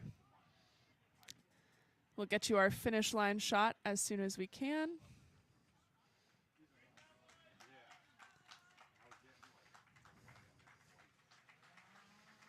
Here they come. Row America Rye still looking super strong. Burnt Hills looking tight on that Row America Rye boat as well.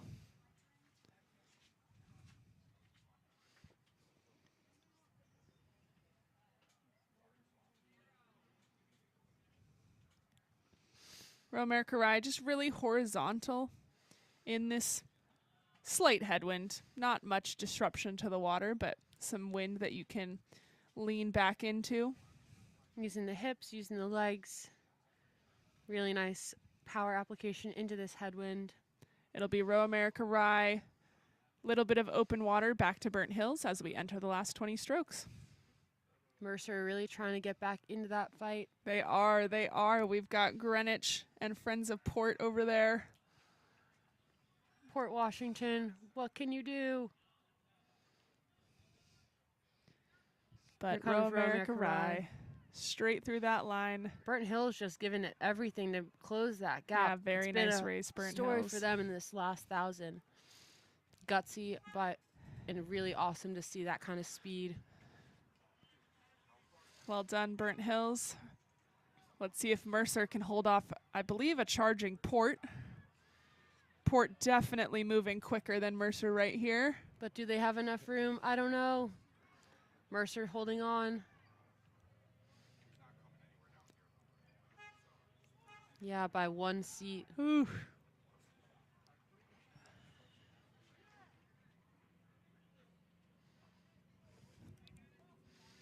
Here comes.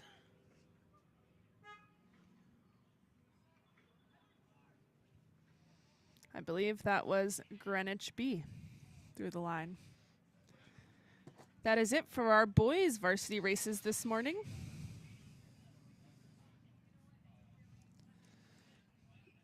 And it looks like we've got our girls' final one for the straight four already on. We are early. Well done. Everybody's excited to get to lunch. Check out our vendor tents, our food stands, all the gear and the merch that you could ever want. Make sure you are very nice to your food tent volunteers. We know over here at Saratoga we appreciate ours, so I'm sure Food Tent Land is just a world of appreciation during lunchtime here.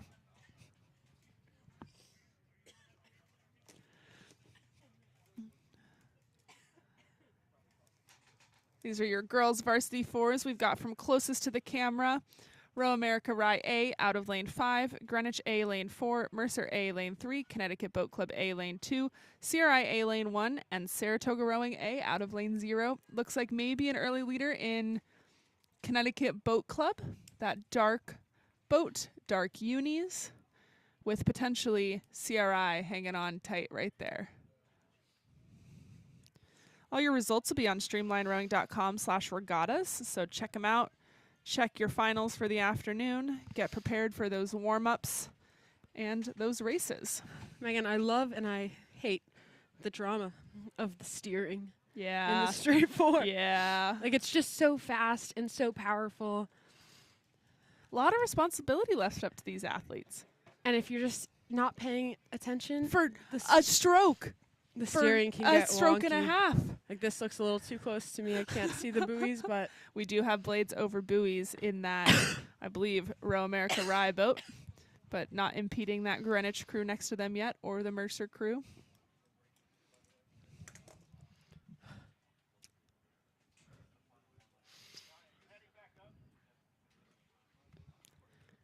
there's a look at our Saratoga crew. Hometown heroes out of lane 0. But Connecticut Boat Club walking with this race, aiming to Officials make really it trying to a help non-compete. Trying to help these steering issues Yeah. resolve. A lot of blades on buoys, which is not atrocious, but just enough to maybe slightly throw you off. So here's lane 2, Connecticut Boat Club A. Doing a really nice job, staying calm. They look loose. They look like they're hanging. All that leverage through the hands, through the lats, through the hips, into that foot plate. You see bow seat just checking her point, looking for her competitors, but I do believe they've done some good work and put themselves ahead of the field. Look at Saratoga. They know this course well. They know when to make their moves. They've practiced it on these waters. Now it's race day. Time to put it together.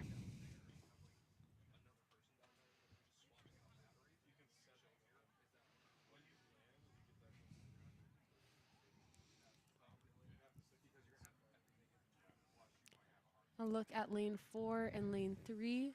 That's going to be our Greenwich and Mercer crews. And here's lane 5, Row America Rye. Good race Pretty developing here. Dominant programs here. Trying to claw their way back into the lead set by Connecticut Boat Club. Greenwich looking a little bit higher in rate than Mercer or Row America Rye, which is just fine as long as you can be effective and efficient. More strokes per minute typically does lead to faster boats. Lane 5 here, laying down some rhythm, Row America Rye, and don't forget about Mercer on that far side. Yeah, that Mercer bow seat taking a look over, trying to see how this race is playing out to give her crew a little bit more information. Connecticut Boat Club, Saratoga over there. Really strong start from Saratoga Yeah. here as they come up to the 1,000-meter mark. Saratoga, Hold on to that lead, Yeah. reel them back in. Row America Rye, and Greenwich doing some good work in those potential medal positions. We do see some steering at the top of our screen. Yeah, Greenwich Blades are having getting a tough little time. close together. That's all part of the fun of the straight 4, though. This is a spectators type of Right, boat the steering class. element. Saratoga still holding lead over Greenwich and Row America Rye, with Connecticut Boat Club holding just about half a boat length, maybe 2/3 of a boat length of open water on that battling field. Only 3 medals in this race, so somebody's going to have to give. Yeah. Not to take away from this beautiful race developing, Hannah, but do you remember our boys varsity straight 4s between I Greenwich do. and Row Such a America good Rye? finish. And we said this could potentially be another .01 race. Was it? It is, Wow. with Greenwich taking the .01 from Row America Rye. Wow. Wild. That was an awesome last 1,000. Let's find another awesome last 1,000 here from Saratoga. They are on the hunt here, trying to chase down Connecticut Boat Club. They've walked back 3 seats up on Row America Rye and Greenwich.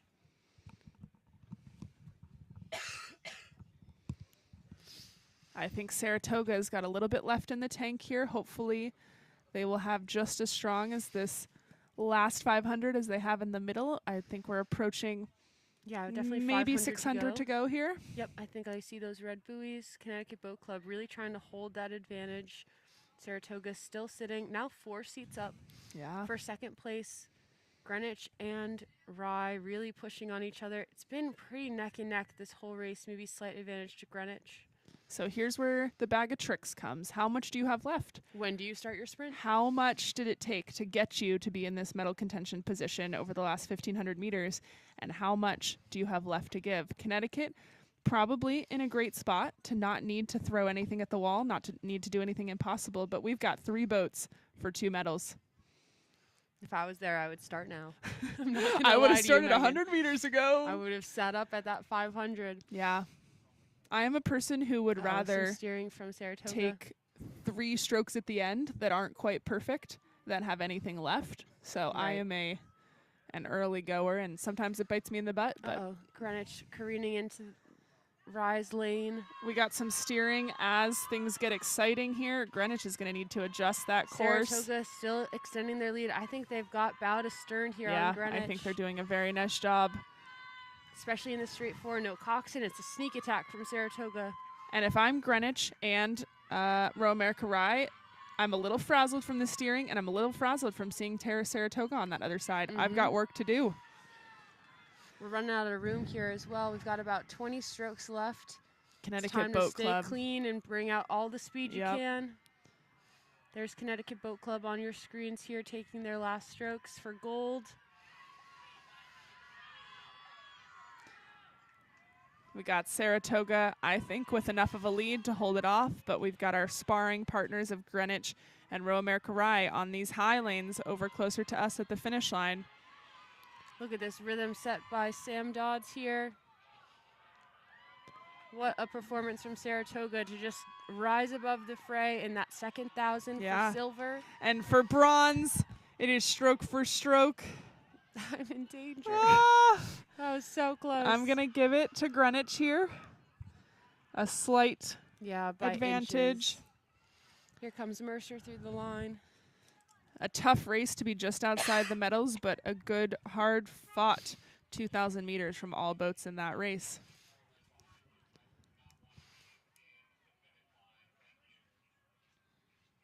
And we'll go right back up to the start. We've got this next race underway. Girls varsity quad, varsity straight 4, final 2. Port, Burnt Hills, Connecticut Boat Club B, Greenwich B, Row America Rye B, and Wayland Weston. Street 4 is turning out to be quite the fun event to watch. There's Wayland Weston right there. You've got Row America Rye B. Greenwich maybe a little bit of lead. Connecticut Boat Club B, can they pull off what their teammates pulled off in that final one? Yeah, Burnt Hill's looking super strong as they passed in front of the media launch. Here's lane 5. Port just trailing the group a little bit. Still a definite headwind here on the course. It's beautiful out. It's like 60 degrees, nice. Sunny. But for these rowers, definitely a little bit of a challenge here, a little bit slower, heavier conditions. Trying to figure out a way to make it feel light and explosive. Burnt Hills holding on to second place. We got quite a rampage from our second, third, fourth, and fifth. I love that. It is a rampage. Lane 4 here, Burnt Hills. Further away from the camera, Connecticut Boat Club, then Greenwich, then Row America Rye B. How fun is that? These 1, 2, 3, 4. We've got 16 athletes doing all the strategy, all the steering, all the race planning, and all of the pulling really hard. Looks like so fun, especially without the coxswain. Come on. Greenwich B maybe making a move early here. Wayland Weston trying to hang with this pack, as well as Connecticut Boat Club B. But Friends of Port, I believe, with the early lead. And then out of lane 2 will be Greenwich B with half, maybe 2 seats up on lane 4 here, Burnt Hills. Wayland Weston and Connecticut Boat Club B just duking it out over there, bow ball to bow ball.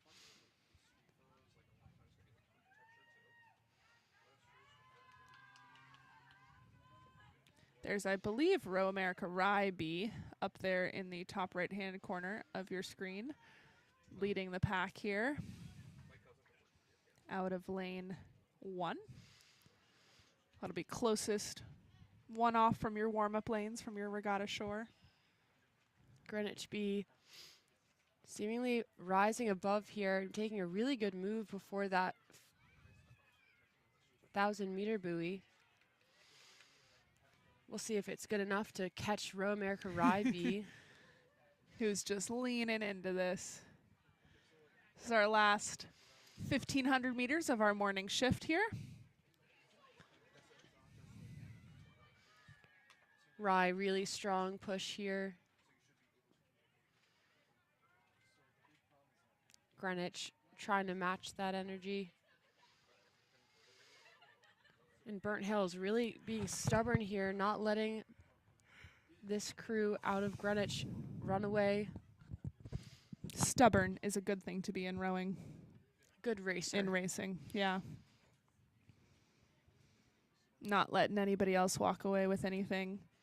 Committing to laying down that same good stroke every drive.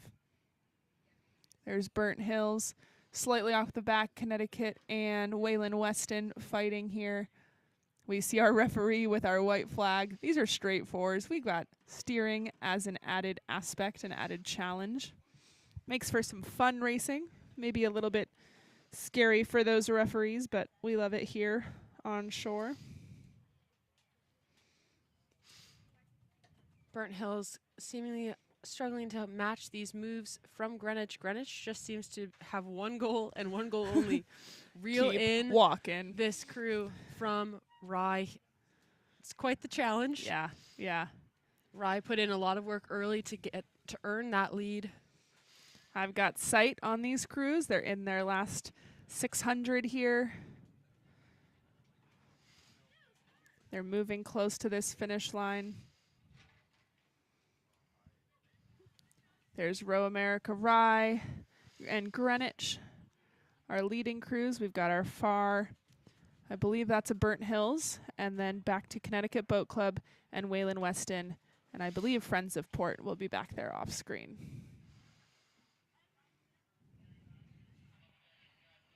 Really cool to see this unison movement across the screen. Really every boat able to kind of dial in, race their own race as a crew, as a group.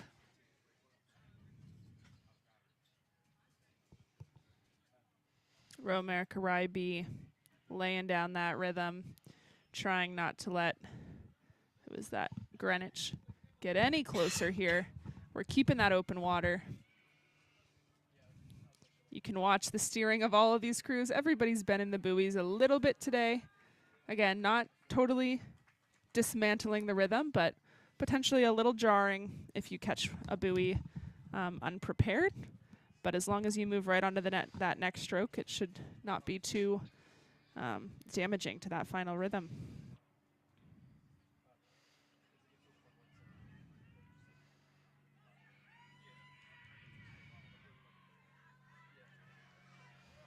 Really nice push here. Again, Rye and Greenwich just battling it out. I think we're going to have, let's see, Burnt Hills on that other side in a bronze medal position, but don't discount Waylon Weston or Connecticut Boat Club, both very much still in it. But Row America Rye walking away with the win in this girls' varsity straight four final 2. We've got officials Steering yelling issues in the last 250 for people to get back in their lane, which is tricky. There's Row America Rye. And check out Burnt Hills cruising in for third. Waylon Weston trying to hold off Connecticut Boat Club, Which I believe they will. a little bit of buoy bumping. Hey, the big buoys are after the finish line. Don't matter. As long as you don't You hurt can yourself, bump it. it's fine. And then finishing out this field, coming down the course is Port in lane 5.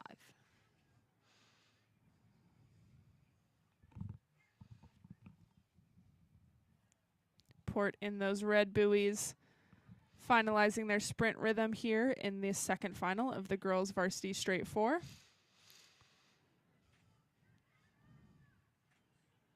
Sending those hips and swinging it together. In these boats, again, we don't have a coxswain, so we've got nobody to be the brains of the operation. Those rowers whose brains have been had a lack of oxygen over the last 7-8 minutes are the ones that are responsible for these strategy moves. So Port coming through here, 10 strokes to the line.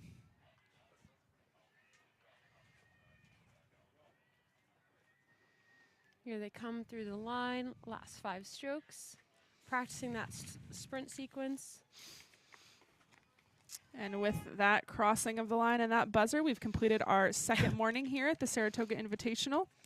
We will see you back after lunch at 1:08 p.m. for the boys' single final one. Ooh. Look at that scene. Oh my.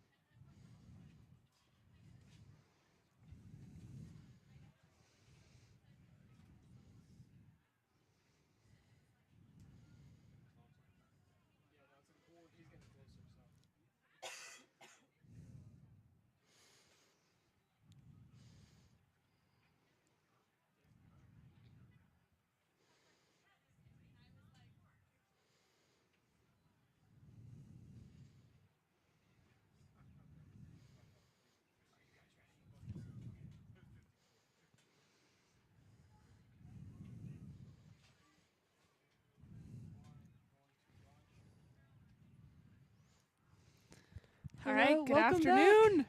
We made it. We've got our first final of the boys single here. We'll go down our lanes out of lane 8, CRI, lane 7, Oak Neck, 6, Narragansett, 5, Cambridge, 4, Mohawk, 3, Cambridge, 2, V-Skulls B, and 1, Shaker A. We've got lanes 5 and 6. That's Cambridge Boat Club on the far side and Narragansett on the side closest to the camera. Looks like maybe Narragansett has a seat or two right here, but What a little battle. Start off Already. the afternoon. I believe we've crossed into halfway here. We've got our drone and our media launch up and running. Single sculler from Narragansett Boat Club here leading the pack. Looks like we've got quite a race between 1, 2, 3, and 4, which will be Shaker, V-Skulls B, Cambridge C, and Mohawk Homeschool over there. Oh, what fun. So many friends. So many people to push. And we're back to the 1500, Megan. Thank Yeah, goodness. this is a quick race compared to what we've been rowing all morning.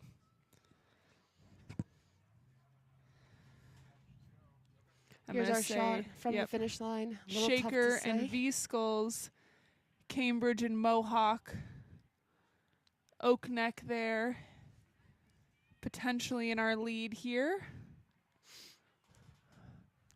I do believe that'll be the Oak Neck sculler out of lane 7, leading the pack.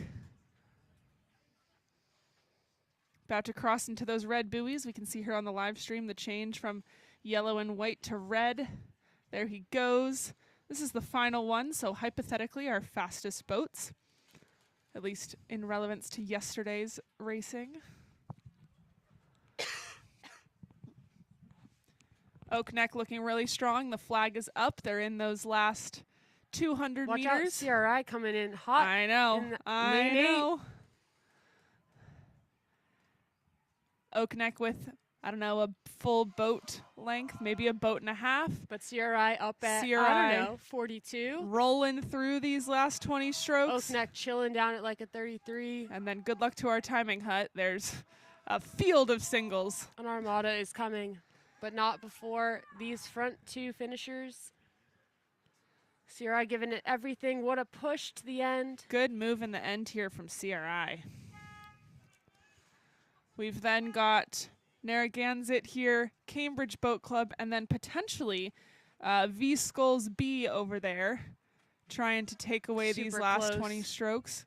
But the bronze will go to Narragansett here. 4th place to Cambridge Boat Club A. Oh, we have a flip. No! We have a flip. Safety launches coming in. Photo finish in the heat of the drama. That'll be Cambridge Boat Club, I think just ahead of Mohawk Homeschool. Shaker coming through the end. Our poor sculler from V-Skulls B. So close to that finish line. I was giving it everything he had. We've got everybody over there helping him get back to safety.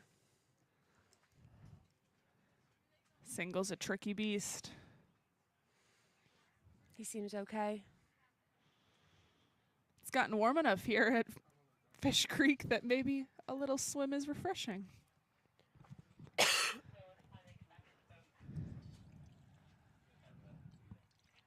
Always a bummer when you can't complete the race the way you wanted to, but that V-Skulls athlete should know that he was giving it everything, that's for sure.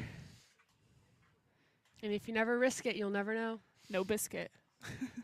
Here we have the start line. Beautiful shot of our final two. Y Quad Cities on the left. Riverside, Cambridge Boat Club B, V-Skulls Team C, Putney School A, Albany Rowing Center A, Shaker, and Narragansett B. That's from left to right. If you're just joining us, this is our final afternoon session of the 2024 Saratoga Invitational. We've got some men's singles, some women's singles, and then into some novice eights. Should be a pretty exciting afternoon here. You can see our singles kind of adjusting some points. Pretty direct headwind right now. Maybe a slight cross, Maybe a pushing slight cruise cross. support. But nothing too wild here. Much better than yesterday afternoon.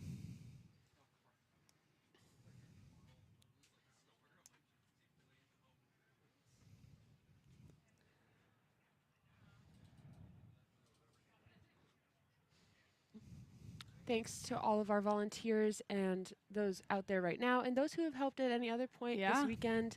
Takes a village to run the invite, so look at those stake boaters. It does look like our flipped V-Skulls athlete is back in the boat. He's going to make his way through the finish line into the dock.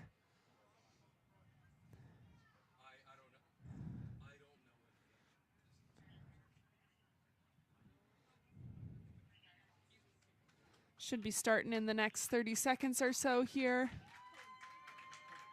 Oh, and some heartwarming finish line. That V-Skulls athlete going race pace right through the buoys. And we'll be able to get this next race underway here shortly.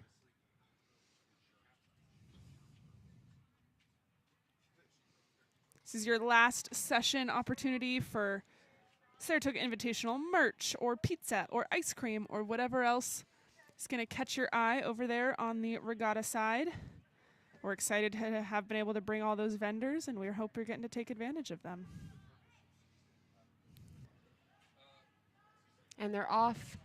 In the single, the boat speed can change a lot faster just because it's so much lighter than other boat classes. And so you'll see athletes maybe taking full strokes almost Sooner. right away. Mm-hmm. It weighs, what, 15 kilos? Something what is like a single that. set at? 12 kilos. So really light boat, one athlete just moving their body mass.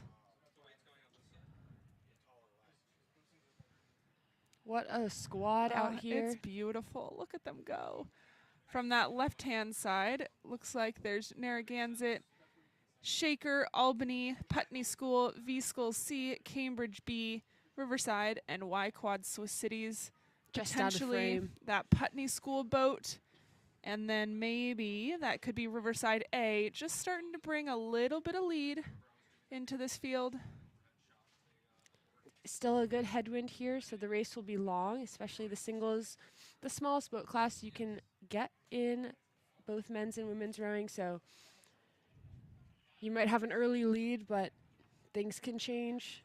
Positions can shift. The winner of our first final went 6:05, so somewhere in that 6 to 7 minute range were most of the athletes there. We're looking probably very similar. Maybe slightly in that 6:30s range for this squad. We'll see what they can do. It's a new day. Move from the Putney School here, pushing back on the rest of this field in the lanes around them.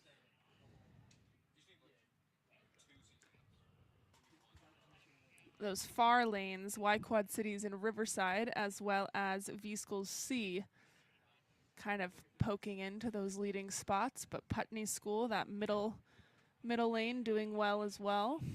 You can see those headwind ripples into these boats. Yep. Really neck and neck there between That's those so three fun. crews, 4 crews. And we've talked earlier today about kind of walking through a crew and what that sounds and feels like in an 8, what that sounds and feels like in a quad, a double, a 4. In the single, it's such a shorter boat and such a potentially dramatically changing speed boat that if you lift up your speed for a few strokes, you could totally walk through someone. This, I believe Cambridge B there is starting to make a little bit of distance between himself and Riverside, Y-Quad Cities, and then Putney School over there in the middle.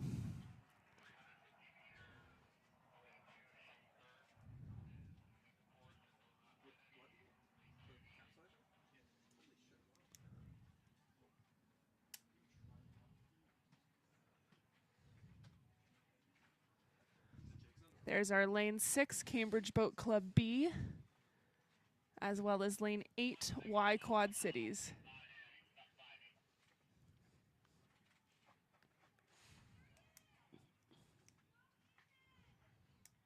Yeah, what a move here. That Cambridge boat doing a really nice job distancing himself. Putney School, as well as, I believe that's going to be Riverside, just trailing in that bronze medal contention position where Y-Quad Cities sitting about astern off of Riverside and Putney, and Cambridge B just starting to extend a little bit of open water And here. look at this, 3 boats across fighting for 5th, 6th, and 7th. That's going to be, I believe Shaker is currently out of the mix, so that'll be Narragansett B, Albany. Yep. And 1 over to V Skulls C. I think so.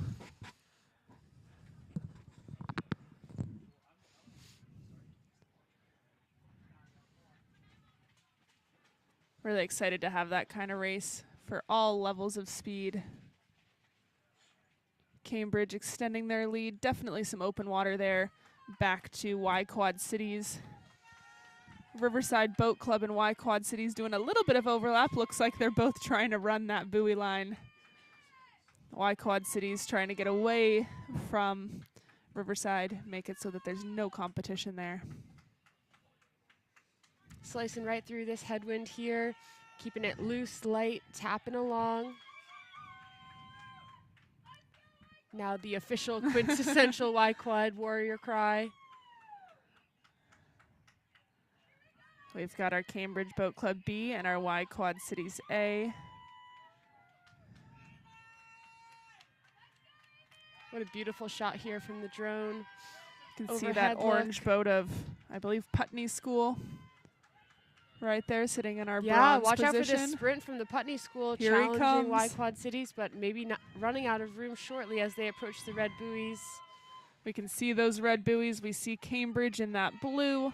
Putney School with the green and white. I believe that's Narragansett over there in lane 1 with the white and double stripe. Cambridge Schooler looking really tall, really strong into that release.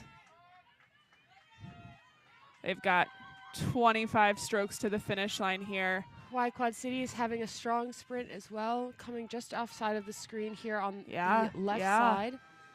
Very potential to take down that Putney School athlete.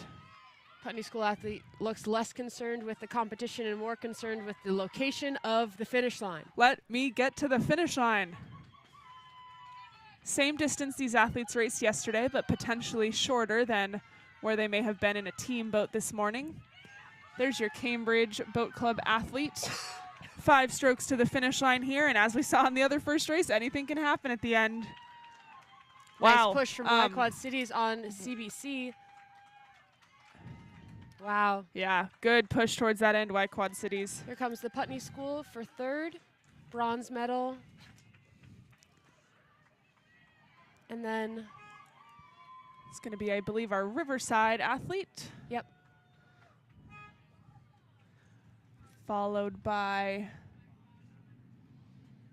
V Skulls team, Albany Rowing Center, and Narragansett. It sounds like there was some chatter on the radio that our Shaker athlete something happened in the middle of the race that I'm not sure they are might not have been able to finish going the to race, but will complete. make their way safely back to home. There you go.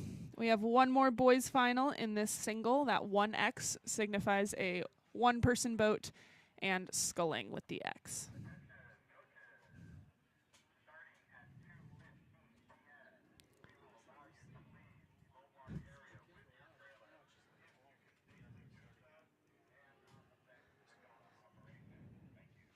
Coming up next, we have the boys single final 3, which will be another full race. This one will just be 7 boats. Just 7. Just 7. Just 7 friends. Some light rowing. Y Quad Cities B, Oak Neck Rowing Academy B, Riverside Boat Club B, Shaker Rowing Association B, Albany Rowing Center B, Mohawk Homeschool Rowing B, and the Putney School B. So some familiar uniforms, some familiar friends getting lined up here at the start.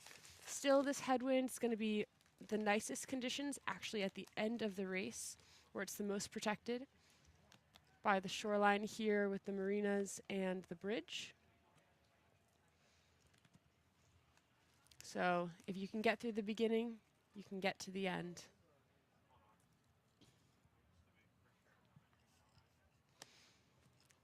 Here up at the start, the 1,500-meter course, we have a starting platform just off screen, so all the athletes can look up at the starting referee with the flag.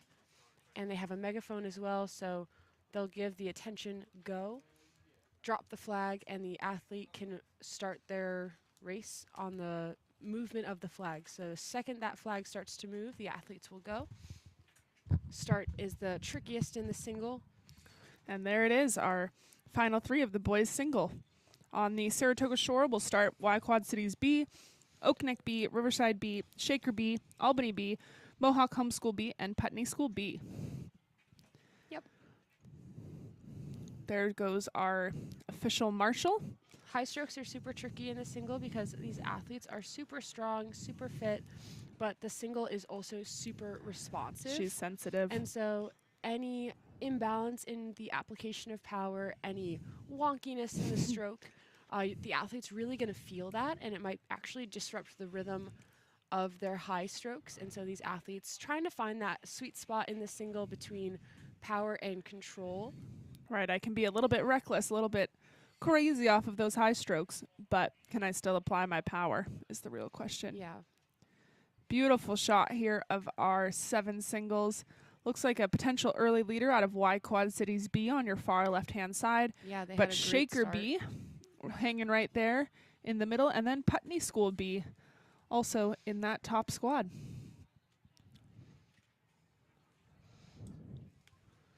Yeah, it'll be interesting to see the depth of these programs in their single sculling.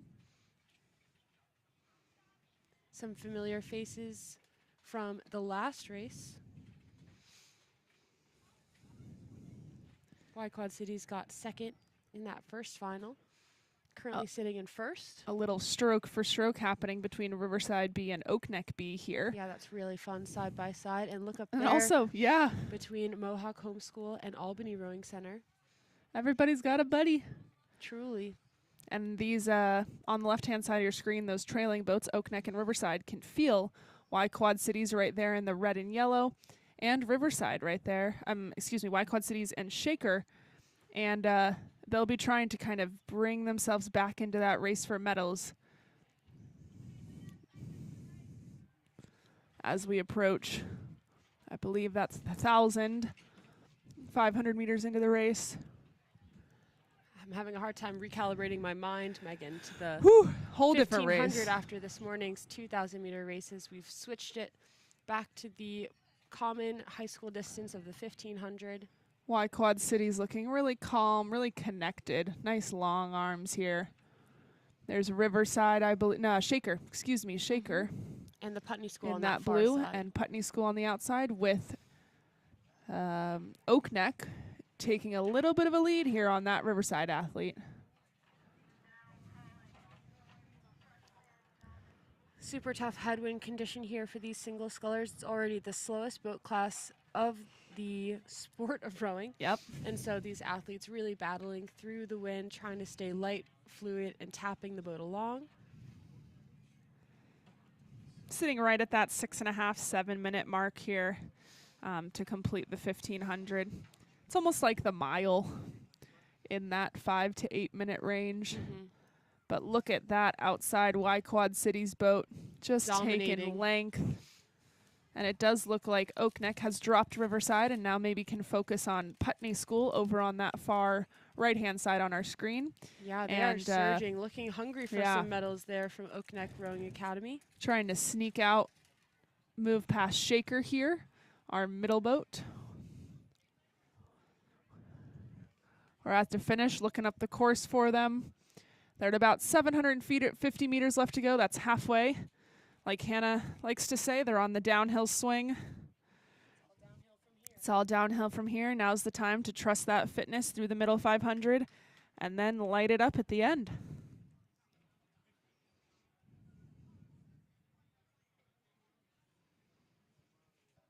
You can see in this overhead shot that Y Quad Cities boat. He's really long into the catch, nice wide hands. He gets those blades all the way back towards the bow, grabs the water, and then slingshots it through with strong legs, strong hips, and a swing. Very nice job.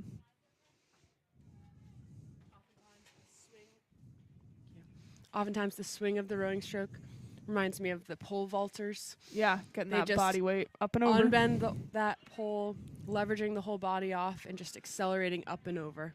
Look at this race that's developing for silver. I think That's going to be Oak Neck and Shaker. Yep. Putney School has gotten dropped a little bit in this last 500 meters. But not out. The single is such Changes a so fast. quickly changing boat speed. We do have them approaching that last 300.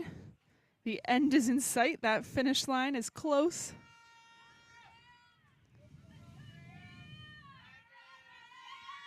We're hearing the cheers start to begin on shore for these single scullers. It's a tough race to go out there potentially after spending all morning in a team boat and then having nobody to motivate you, to encourage you other than that little voice in your head. True. It is a lot simpler this But way, though. maybe a little freeing. Yeah. I get to run my race plan. If you're at all on the introverted side of things, the Maybe single you're can a be a single nice sculler. place. Why Quad Cities just walking away with this race. He's trying to push his time, his margins into that final 2. Generally comparable, not always perfectly accurate across heats and finals. But man, this Y Quad Cities sculler is making sure everybody knows he's going to take this heat away. He's come from so far away, 14 and a half hours of driving according to my Google Maps last night. Making it worth it. And watch out, Oak Neck here, really taking commanding lead for second place over Shaker. Sneak attack on this far lane. I do think Oak Neck is going to walk right through Shaker here towards the end. He's really snappy around that finish. He'd been walking. Putney School trying to hold on to fourth, but it looks like a charging Riverside. Riverside. Stripes. You're right, the stripes on the blades. There's That's our Shaker. Riverside about bow to stern up on Putney School here.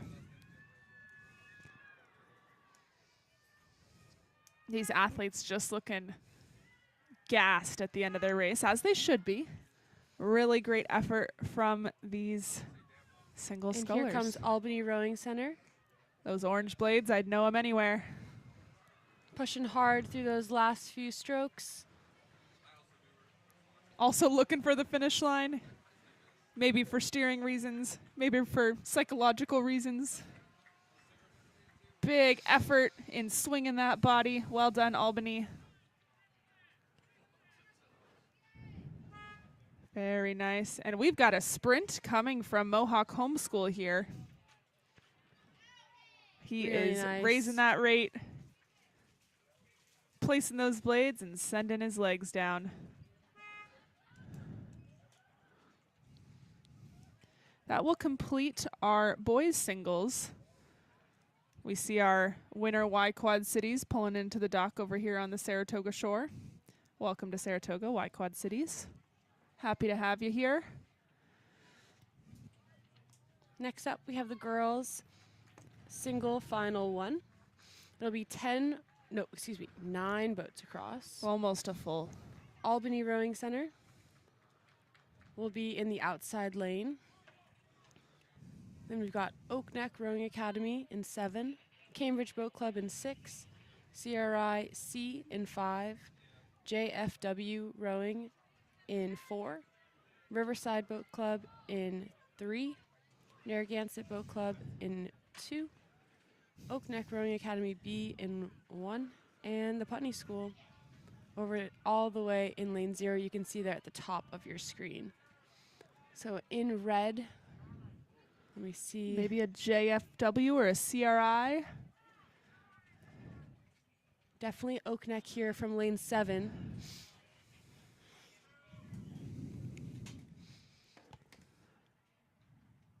Megan, that looks like a lane 5. I think that's going to be a CRI here, leading the charge in final 1 of the girls single. The Putney School over there on the right, top of our screen. Albany Rowing, Albany Rowing Center here in lane 8. And I believe that's going to be a Cambridge Boat Club right next to Albany and Putney School. So the field is already separated out a little bit, catching them right in the middle 500 of this race. This leader from CRI doing a really nice job staying tall into that catch, pushing her legs first. Lane 5, CRI C entry.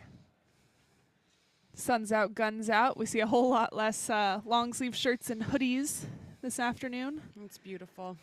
A lot of just plain unis. We're soaking up that sun. CRI really slinging it through, using the opening of the hips to accelerate through. Oak necking that nice long front end, getting full leverage.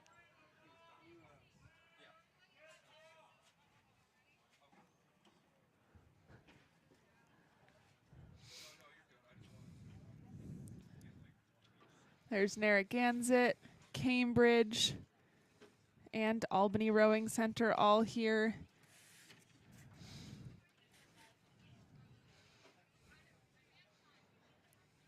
Really fun for these ladies to go out there and kind of prove their speed as an individual. It's not relevant to anybody else on their team.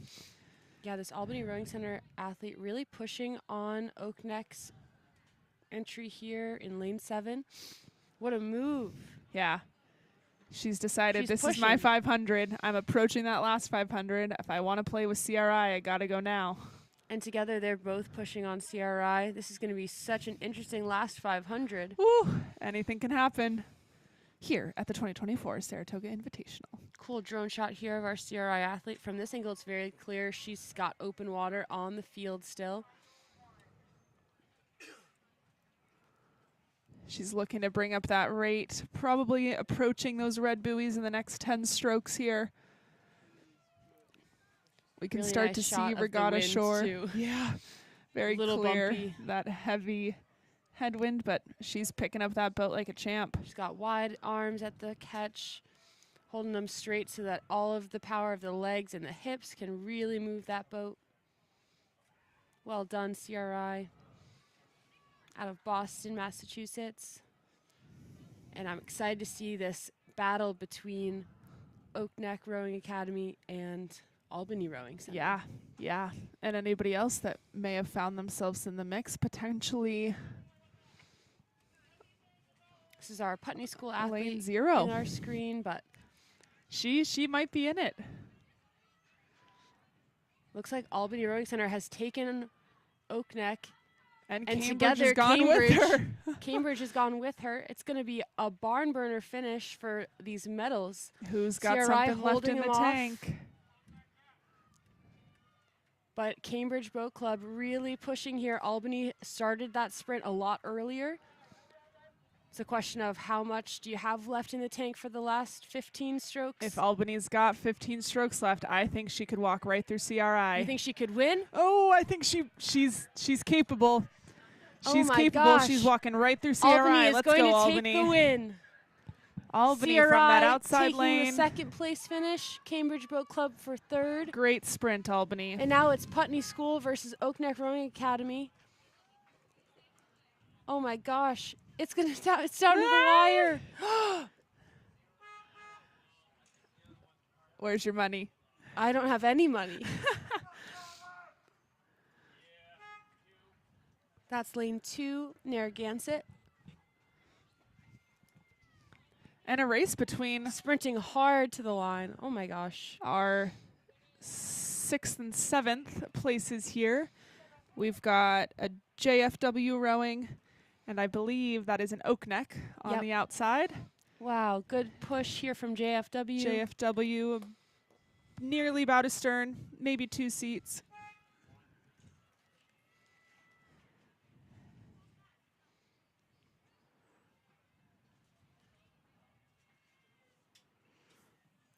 Our final athlete in this final one will be, I believe, Riverside, but we will have to see. Looks like they're in lane 1, so it could be Oak Neck. Could be but the Oak Neck, and we mistook our previous Oak Neck for a Riverside. This is lane 1, Oak Neck rowing B coming through the line here, 5 strokes through.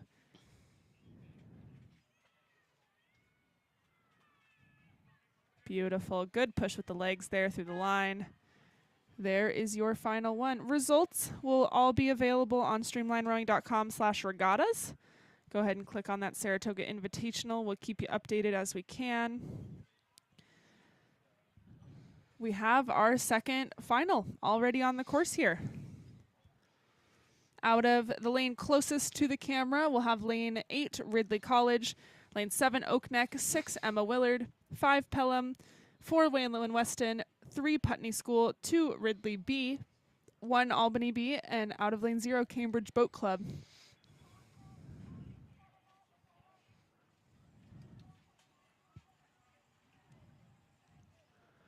Race developing here.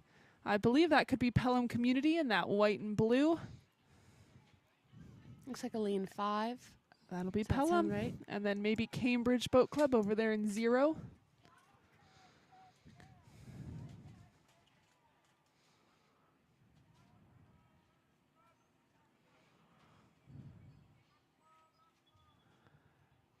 Demonstration of some really nice sculling into a headwind by these young women. We believe Cambridge over there really setting a good rhythm, trying to get open water on this Pelham Community Rowing sculler, who it looks like have the field to themselves here, but we're not exactly sure of our angle. We could have some early leaders. Here we go. That looks like an Oak Neck crew in the middle. That'll We do have it, one? lane 7. With Ridley College on the right-hand side of your screen. Yep. Emma Willard. Slight advantage there. And then it looks like that Pelham Community boat up ahead. Right with the Cambridge Boat Club B. There you go. What a cool shot. Oak Neck, Ridley College, Emma Willard. These 3 athletes front and center, putting on a show, pushing with the legs. Rowing super well here. You see those headwind ripples, definitely going to be noticeable in the single, but nothing too destructive to boat speed just yet. These athletes are just going to have to push those legs a little bit stronger, swing those hips open in order to create similar speed to a flat water race. Ridley College may be moving up just a bit on this Oak Neck sculler here. These are our friends from Canada. We love when you come down and race on Fish Creek. We see that Pelham Community Rower up there and the Cambridge sculler, who I believe has taken some seats on Pelham Community Rowing. Hoping that these 8s don't produce too much wake. We got a lot going on in the warm-up lanes A lot going on. this season. Seems to be handling it quite well. There's Pelham Community Rowing and that blue boat. Really nice rhythm in and out of the finish here from Pelham. She just took a look, checking on that Cambridge sculler out of lane 0. 500 to go. Trying to time that sprint sequence. How early do you have to start to push? Earlier than you think, I think. Trusting that they've got more left in the tank than they might be believing. I can see that Cambridge sculler coming down the finish line. Maybe 300 to go out of lane 0, that far lane closest to the warm-up.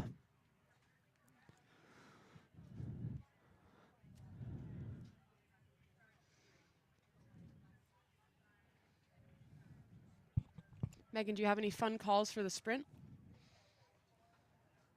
In college, we worked a little bit on dropping the split instead of just upping the rate. Because that's really the end goal, right? Right. As long as you're going faster, you're going faster. And so thinking about split going down, drop it quicker, faster, as opposed to just higher, I think was super effective for us. It's just fun to go fast.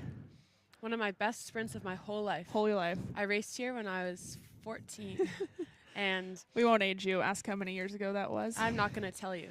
And my coxswain said, "Release the phoenix." It was the most dramatic thing I've ever Were heard you in my guys the life. Phoenixes? We'd never discussed it before. She just pulled this out and set it, and we sprinted through. Moved. We were in a coxed fort, and we sprinted through 3 boats. Amazing. In like 15 strokes. Here's the Cambridge Boat Club sculler coming on our view at the finish line. So we're She's still about following 15 strokes. Yep. Our winner here, 10 strokes from the line, Cambridge. On your screen, I believe we've got potentially your Putney School athlete, but there's your winner of final 2. Your Cambridge Boat Club B athlete lighting up those legs into the finish. There she goes. Very nice. Cambridge Boat Club out of lane 0. And here comes Pelham. Long and strong. Good extension of the arms. Trying to keep that length even as she brings up that rate. And we've got a race here through to the end. Yep, Ridley coming in strong with about a length of open water to Oak Neck. So she'll take the bronze. Oak Neck taking a strong 4th place finish, just ahead of Emma Willard. Got 4 boats still on the course here.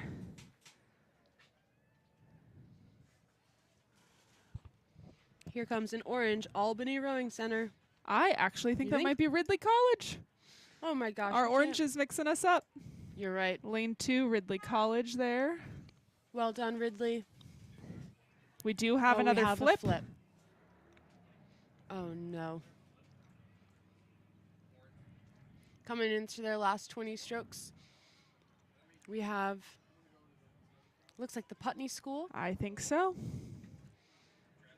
This is our view of the start line, but we'll keep you updated on what's happening over here at the finish line. We've got Putney School coming through, and I do believe the flip is from Albany Rowing Center. I think you're right. And then last but not least coming through is Wayland Weston, starting their sprint sequence.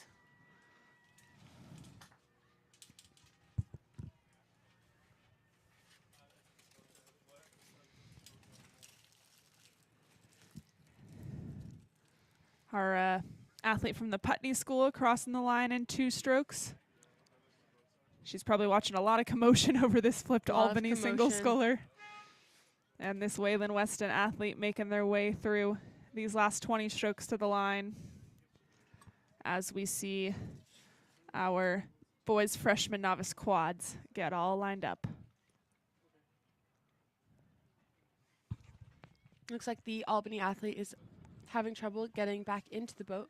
So they've got 2 safety launches helping them get back in. And we'll make sure that the coast is clear for these boys novice quads.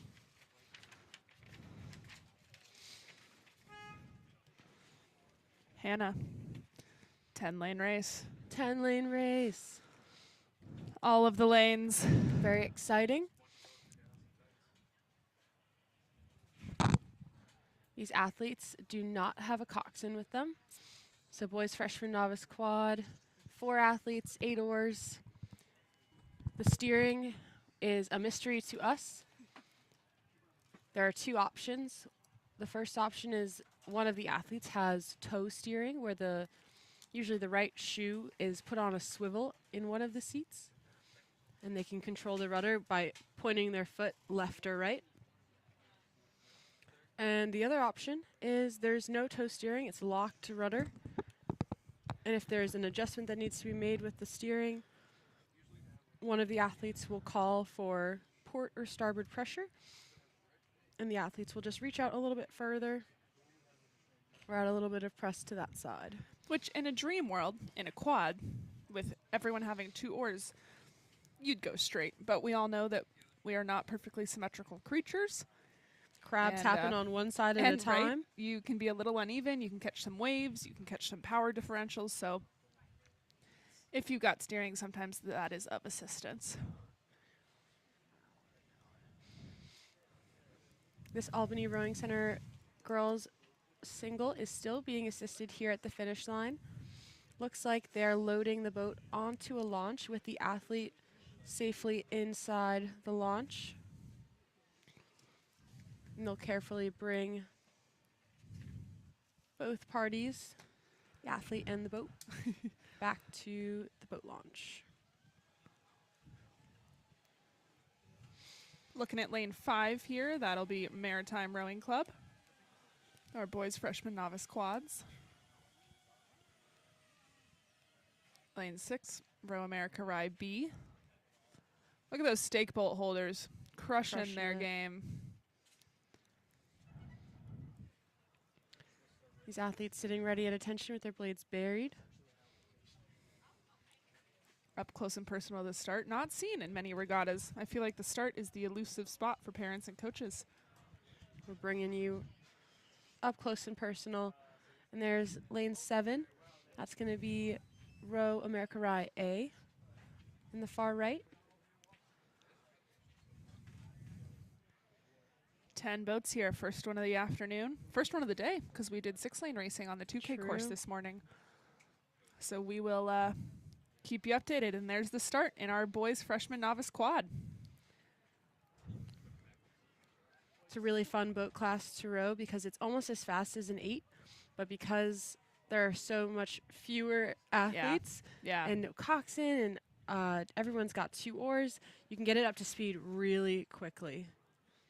It's a big boat with small boat mentality, if you will. Exactly. Lots of finesse. And there you have it. Clean start, all 10 boats. Starting closest to us, we actually have lane 9 will be Maritime, which are out of the picture. Lane 8, Narragansett, 7, Row America Rye, 6, Row America Rye, 5, Maritime, 4, Shen, 3, Albany, 2, Niskayuna, 1, Niskayuna, and 0, Albany. So lots of double team boats, A boats and B boats here. There's our Maritime quad out of lane 9 in that beautiful blue uni. I see some Niskayuna red in there. Narragansett stripes. Leading our pack, it looks like potentially Friends of Shen out of lane 4. I think there might be crews ahead of them, but it's hard to say.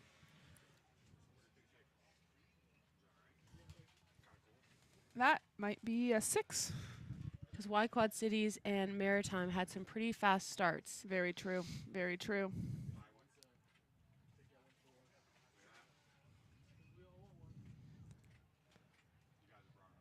There's Narragansett out of lane 8 here. I think that was one of our Niskayuna crews over in the far lane, hanging right in the middle of this pack.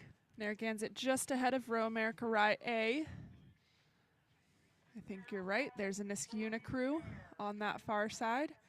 There's a potentially that Maritime crew. And Row America Rye. Following behind Row America Rye. Lots of boats in this 10-lane race with the boys freshman novice quad. You could have a wide variety of experience in quads. So could make for a very exciting race over the next 1,000 meters. If you're just joining us, that was the 1:48 p.m. race. We are nearing that middle 500, the really bread and butter of the race, the boys freshman novice quad. Here's a peek at Row America Rye. Really strong rhythm here. Nice straight arm hang as the legs push.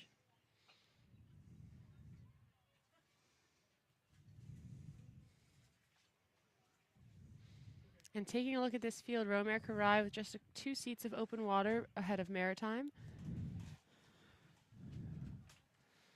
And there you have it. It is Row America Rye with the early lead. And I think it's their B boat. Again, who knows what that means. They could have swapped coach's bow numbers. Totally true. Row America Rye B, Maritime A, and then Narragansett. Starting to separate themselves from the rest of the field. We've got quite a bit of spacing across these 10 boats. Yeah. Really tight between this Niskayuna boat on the right-hand side of your screen, and the boat here is going to be Row America Rye A entry. With no coxswain, it's that rower's responsibility to look across the field, know where they stand, often communicate with each other. Even if you're all on the same page, there are still some times where some audible communication might be needed, and A yup. a yup, let's go, a legs, a move.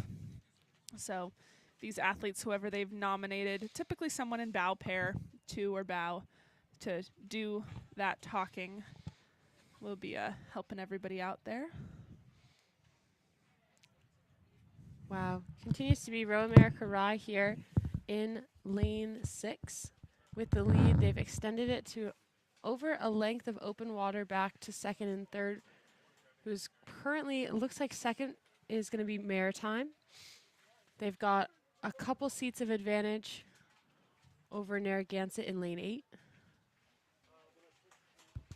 Niskayuna just a few lengths back there on the right of your screen, duking it out with the other Row America Rye entry. And following behind them is Maritime B in lane 9.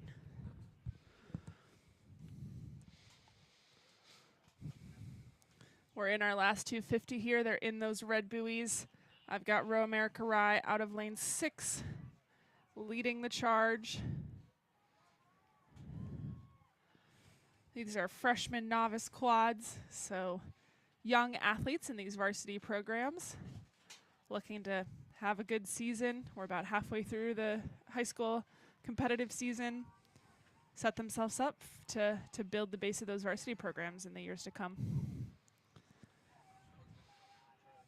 I'm hearing some communication. There's from a lot them. of shouting happening. Stay on it. Time to go. Love it. They're working hard, working together. Narragansett searching for that finish line. They see the timing shed. There's Row America Rye through the line. Maritime A through the line. Narragansett next. With the bronze, those are your medal winners from the boys freshman novice quad. Really tight racing here for 4th, Yeah. 5th, and 6th. Yeah. Niskayuna is going to take 4th. Out of lane 2, I believe. And then here comes Row America Rye and Maritime B. Yep. Row America Rye and Maritime, really well done fielding 8 athletes to row these freshman novice quads. That's very exciting. With the orange blades, that's going to be one of our Albany Rowing Center crews. Looks like maybe in lane 3. I think so.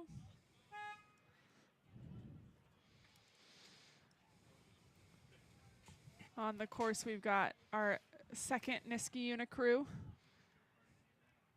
5 strokes from the finish line. And then Friends of Shen, I believe. About 10. They're bringing it up right here. Friends of Shen. There's Niskayuna through the line. And Friends of Shen in their final sprint here.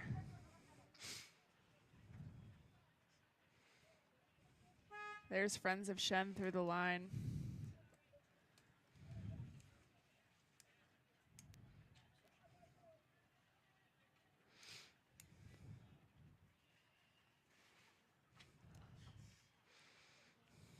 Here are the results from girls' final 2, but we're already underway with the next girls' novice, freshman novice quad.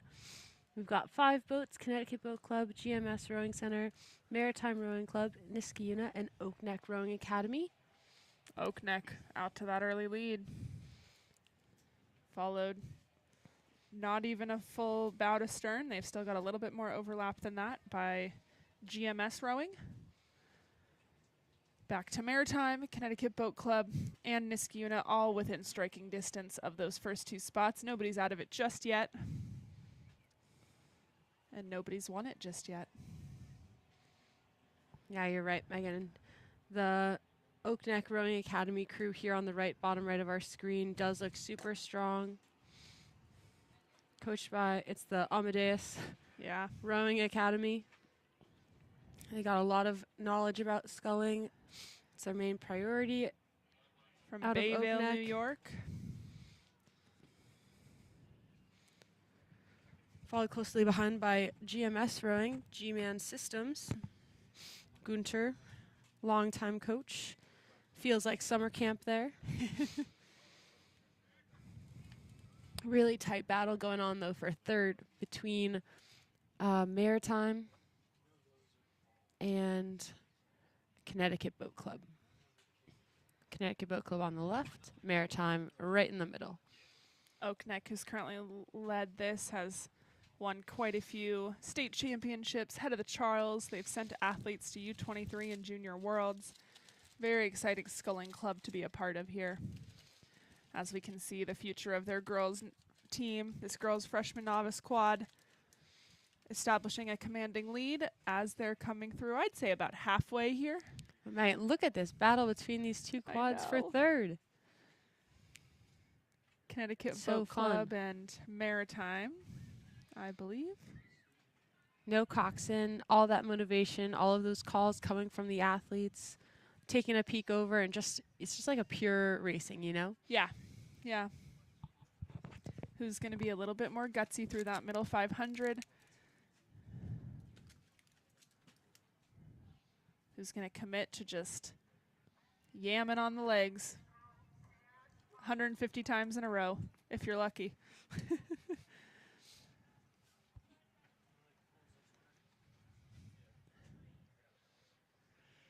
Oakneck trying to build a little bit more open water lead here. If I was, what do we think? That's GMS, correct? Mm-hmm. If I was GMS, I'd be trying to maintain or shorten that distance between open water. The GMS boat probably cannot feel much of that Oakneck boat. They're Right. 3 lanes apart. And a little bit of open water. It's a tough position to be in. Yep. And look at this move out of Connecticut Boat Club. They've taken 4 seats since we last saw them on the screen. Nearly bow to stern. You're right. On that Maritime Rowing Club boat. Niskayuna a little bit out of this race right now. And Oakneck trying to get themselves out of the race for second, third, and fourth. A very solid leading position as we come to this last 500. And the race isn't over yet. They've still got 500 meters to go. We'll see what kind of tricks these athletes have up their sleeve when it comes to the sprint. How bad do you want the race to be over as quickly as possible? And the athletes don't know what's going on in the other boats. Maybe they're having a good day. Maybe they're having a bad day. Maybe they've spent all their energy. Maybe they've saved a lot to the end. So you don't really want to leave too much up to chance. If you can help it, you want to put yourself in a position where you can control that final sprint.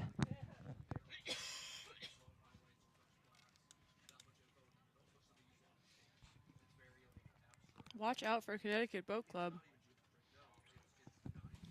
I'm watching. They've almost broken open water. On Maritime. Mm-hmm. Might run out of room here in terms of catching this GMS boat. But, oh my goodness, are they charging? Yeah, very true. All of a sudden from this finish line, it looks like those 3 boats are a whole lot closer. Oakneck still strong. Yeah. Looking really smooth through that second half of the drive. Oakneck swinging together. These ladies are excited to get to the gold in this race. Bring home some hardware to the team. I see that impulse together. Really exciting off the drive. Really direct with those catches. Well done, girls freshman novice quad from Oakneck. 3 strokes to the line and they'll have it.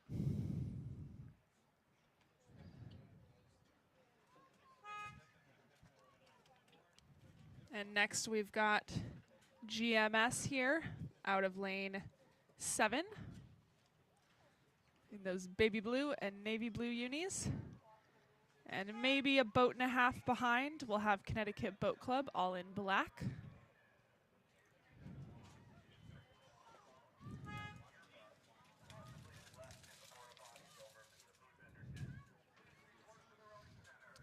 There is your Maritime Rowing Club crew.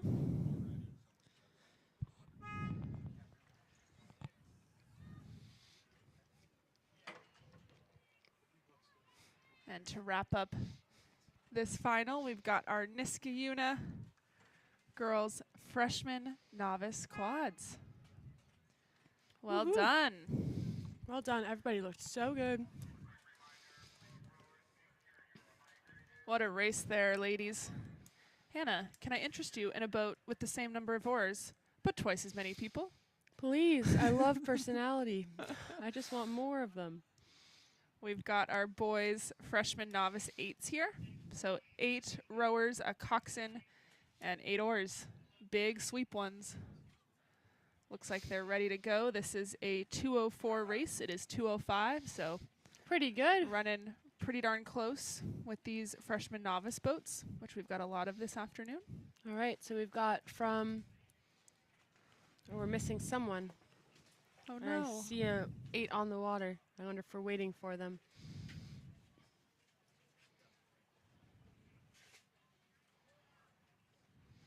So over there in the low lanes, we have Greenwich, Row America Rye, and Maritime.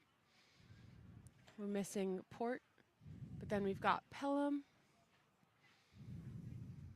And next to them is Wayland Weston out of Massachusetts. Then that's Greenwich A. Next is Saratoga. And last but not least, Row America Rye A. So we're missing our port entry, but it looks like we may get this race off.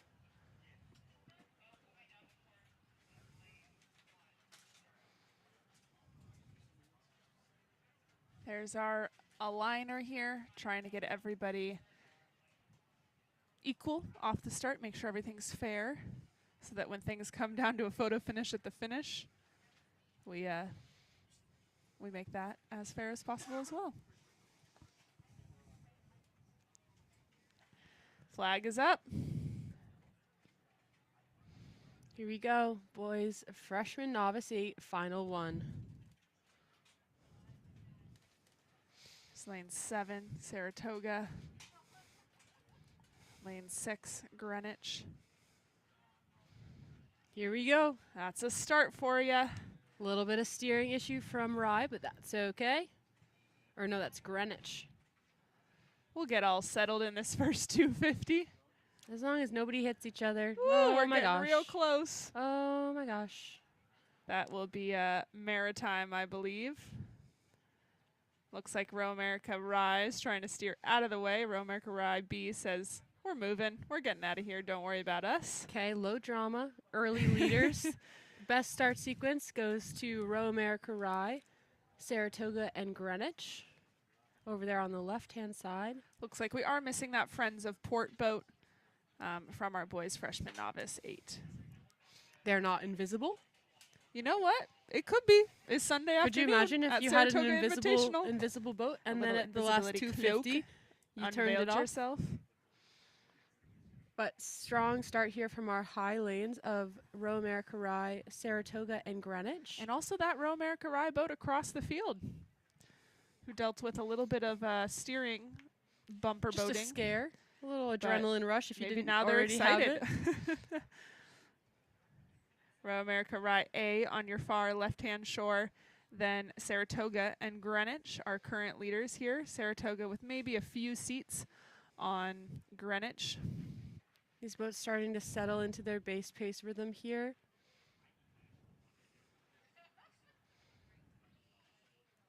Shout out to Parker Mansfield. Was in the varsity 8 this morning. Raced to 2K, and now he's here Hitting some 1500s. in the freshman 8. Looks like Greenwich has taken a couple of seats back from Saratoga here. Row America Rye, half a boat up on Greenwich. And then far in lane 1, so the second from the warm-up lane, you've got your Row America Rye B boat, as well as Greenwich B, looking to get ahead of what I believe is Pelham and Wayland Weston. Yeah, really tight pack, both at the front and at the back here. That Row America Rye A, Saratoga, Greenwich bunch just Just a bunch. powering down the course here. Nobody's moved much. Maybe Saratoga bow to stern back on Row America Rye now. But Greenwich staying right in the middle of those two. Row America Rye B trying to kind of row their own race, not get sucked to the trailing pack. but hasn't quite figured out how to get into that top pack yet. Yeah, we'll see if Saratoga is able to regain contact with Roe America Rye. Maybe even using Greenwich as that like stepping stone, right? Like Give me a little slingshot action. give me a little slingshot, take 1 seat at a time, maybe 1 inch at a time. Yeah, yeah. Roe America Rye B kind of off on their own over there on the right-hand side. As well as Greenwich B, who's got a little bit of room on Pelham Community and Wayland Weston, but nothing too comfortable. Yeah, Pelham and Wayland Weston really duking it out together, side by side back there. Roe America Rye A just sitting bow to stern on that Saratoga boat. Greenwich splitting the difference. Looks like maybe they took a few seats on, Maybe a few Saratoga seats. there. Just sitting, bow seat on Coxon. And that Greenwich crew, you know you've got to move away from Saratoga and move towards Roe America Rye. So pretty exciting place to be in. You want to be the one making the moves, the one dictating the pulse of this race.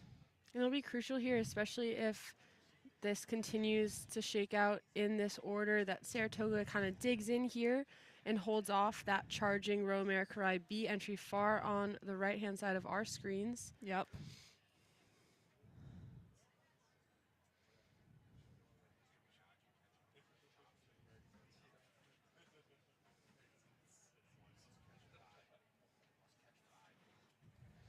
A little bit of steering issue here. Looks like Greenwich and Saratoga kind of sharing 1 lane at times. They're both hugging the buoys. Honestly, sometimes I find wash to be more predictable than waves. Yep. In a Yep. headwind. You know where that's happening. I can see our crews here approaching the last 300. I've got Roe America Rye and Greenwich in my sights, as well as that Roe America Rye B boat on the far side. And Saratoga hunting for that bronze here. Really loud, hearing all these coxswains coming Oh, through, all these fresher novice coxswains. So excited. Here comes Roe America Rye, Greenwich. I think And Greenwich is Saratoga. trying to make a push here. Greenwich definitely winding it up, but don't know if they have enough room to make much ground up here in the last 10 strokes. I would agree. I would agree. Roe America Rye going to hold it off. 3 seats. Extended to 5 or so seats, maybe 6 by the end there. Roe America Rye, Greenwich with some open water back to Saratoga. That'll be Really your middle exciting cruise. finish there with that top bunch. Roe America Rye B coming through for 4th. I see Greenwich B in those neon vests with a hauling, I'm going to say Pelham potentially? Maybe that's Friends of Port and we were missing Pelham. It's possible. There's Greenwich. That looks like a Friends of Port if I were to guess. And here comes Wayland Weston. Strong finish. Really good acceleration into the back there, Wayland Weston. Nice. And coming into their last 20 strokes, we'll finish this field off with Maritime.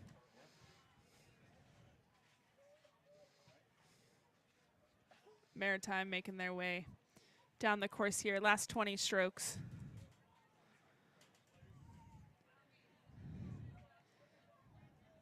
In that beautiful blue.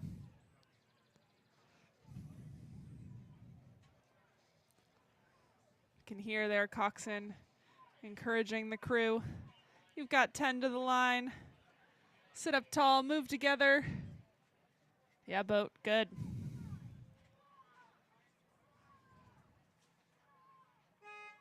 Love that. Well done, Maritime. It does look like maybe we were missing that Pelham community. Sorry, Port. Well, a way to get in there.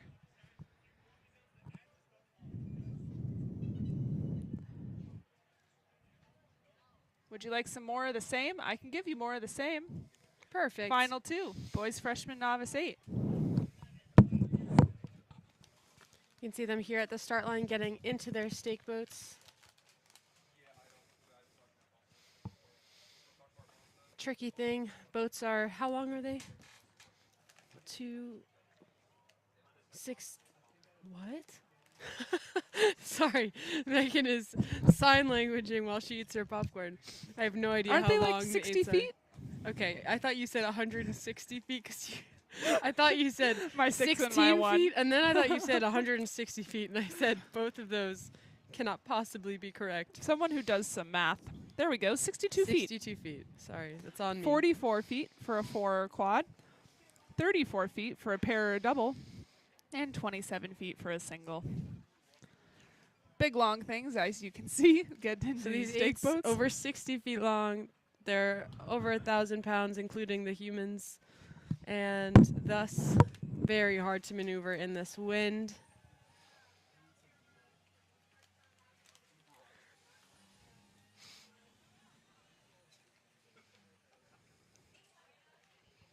We'll get this next race off and running as soon as we can.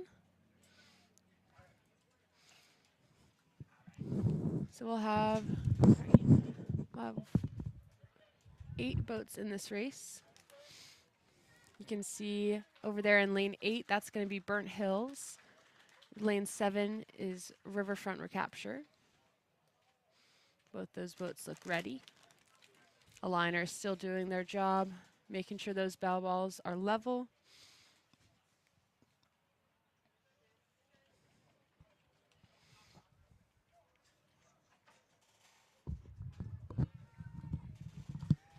It does look like there's a little bit more water movement up there, so crews, just as you launch, be prepared.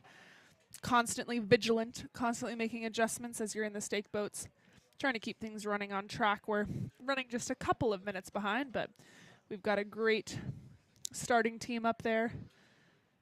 I am confident in their ability to get us right back on track.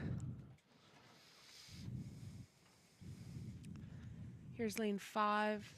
That's going to be Concord. Lane 4, Greater Lawrence.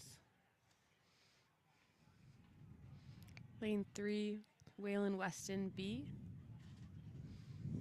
Lane 2, Greenwich C. And then all the way over there is Row America Rye C. Hannah, prefer to be dead center or an outside lane?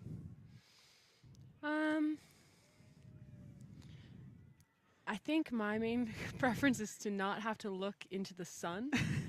Wherever she doesn't get blinded. So if I'm on the outside and I'm not looking into the sun, that's great.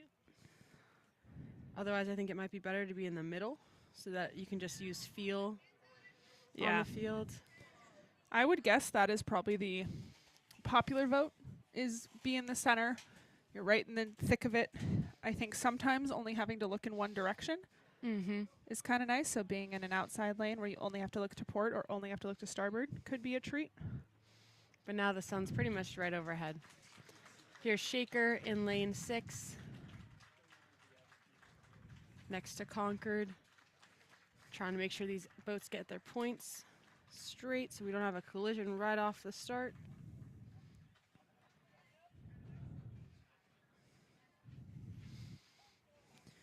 Just ready. There we go. There's a start. Again, maybe a little bit sideways. You got it, Shaker. You got it. That's all right. These are boys freshman novice 8s. Could be very early in their stake boat starting experience, but looks like we've got all crews making their way straight down their lane.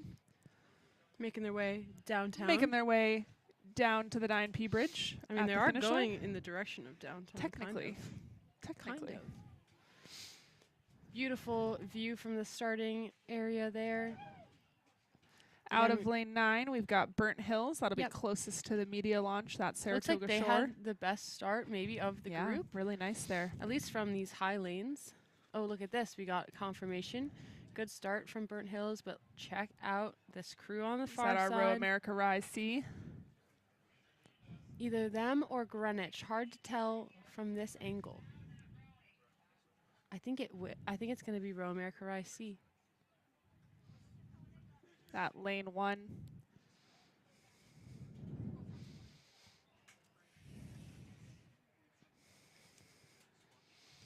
I do believe that is going to be lane 1, Row America Rye C, and dang, what a start, 250. Woo! Yeah, they've already got open water on the field.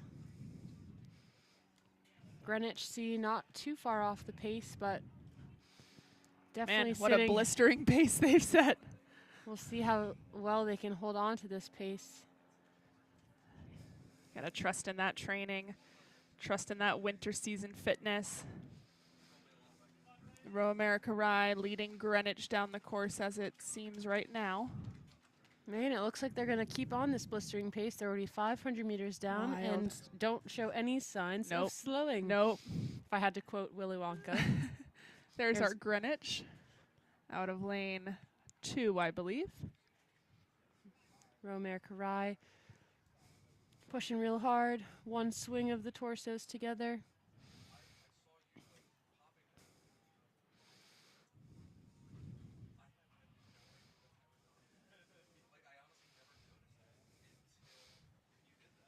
Here in red, that looks like our Concord crew, Whale and Weston with the stripes, and Greater Lawrence in the blue just now off the screen. So Concord here, having a little issue with our 4-seat. Unclear. Seat popped off. I'd put money on it. Seat popped off. He's doing a great job of trying to fix it while It is sitting a out. very tricky thing to do. I'm really Props impressed. to you. They're not doing too badly considering one person sitting out and trying to fix that. Yeah. There's Shaker with the blue blades, and then Riverfront Recapture and Burnt Hills. Riverfront Recapture here. Rowing well together. We're still trying to get this seat on from Concord. Oh. Goodness me. They're still doing fairly well. Oh my 7 gosh. hauling on it. This is incredible. Up there is Rye and Greenwich, both sea boats. Not acting like any sort of sea boat here. Really sharp, really moving. Can see those blades accelerating through the water. Greenwich crew out of Greenwich, Connecticut. They've got one of the best trailer spots. They love to erg with a scenic view Of the state boat launch. I mean, it's beautiful. It is. What a day. This is the office. Pretty cool place to be. I'm cutting over and we see Burnt Hills over there. Currently sitting in second place. Well done. So your first 3 crews are going to be into this last 500. Row America Rye C, Burnt Hills A, and Greenwich C. Here's a look at, is this Shaker? I think Shaker's in the blue. Maybe this is... Oh, is this Burnt Hills This and is I'm Burnt Hills, I colorblind? think. Good. Good. Oh, I see it now. There you are, Burnt Hills. Look at those legs moving together. Well done. At far side, you can see our Row America Rye sea boat. We're coming in from above. Taking all the prisoners. Really Making exciting. their way home. They are in the red buoys on these strokes. There they go. We can Came see to them at the dominate finish a bit. line. Yeah, they did. Trained hard, ready to show off. Row America Rye. Really commanding performance there in this boys freshman novice 8 final 2 here. Really great rhythm being set by the stern pair here. Coxon urging them to give them everything they've got. I can hear all the way across these 10 lanes. Megan Concord 4-seat is back on a seat. Yeah, he is. Here we go. Got Burnt Hills versus Greenwich C here. Coming in for second place, while it's Row America Rye coming across the line for gold. And it looks like Burnt Hills is going to take this second I think with so. the 10 strokes to go. Doesn't look like anyone's going to be able to catch him. But we do have a race between this Concord crew, and it looks like Oh my gosh, Greenwich. a comeback story. Go Concord. I'm not biased, but you did row But with cheering 7 for that a 4-seat. good 1,000 meters. There's Burnt Hills through the line. I do think Concord's going to earn themselves a bronze medal. Wow. Good, What a story. good thinking on the fly there. They didn't give up the whole way through. There's Greenwich through the line. Here comes Riverfront Recapture. My favorite unis.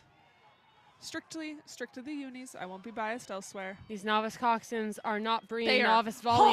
hauling. They are giving it everything. Riverfront Recapture comes across next. We got a race. Waylon Weston and Shaker. Shaker's on the move. They've got I have three no idea what's going to happen. On Waylon Weston, I think Shaker's got just enough left Shaker in the on take. the move. Shaker be shaken. There's Shaker through the line. Waylon Weston, And strong Waylon Weston. finish. And here comes Greater Lawrence, Hannah, taking these their last few coxswains. strokes. Wow. Impressive. Impressive. If it's one thing that freshman novice eights don't lack, it's hype. Wow. I can't believe the drama of that race. 4-seat, how's your cortisol levels? You a little bit Did stressed? you get whacked did in the back? great. I hope not. You did so good. Seats are tricky. They're hard to put on even stationary on the dock. True. Let alone Mid-race. with a lot of check and speed. In Here our we blocks go. right now, starting flag up will be a 9-boat race of the girls freshman novice 8 final one. Closest to the Saratoga shore, Row America Rye, Narragansett, Greenwich, CRI, Saratoga, Connecticut Boat Club, Waylon Weston, Greater Lawrence, and Ridley College.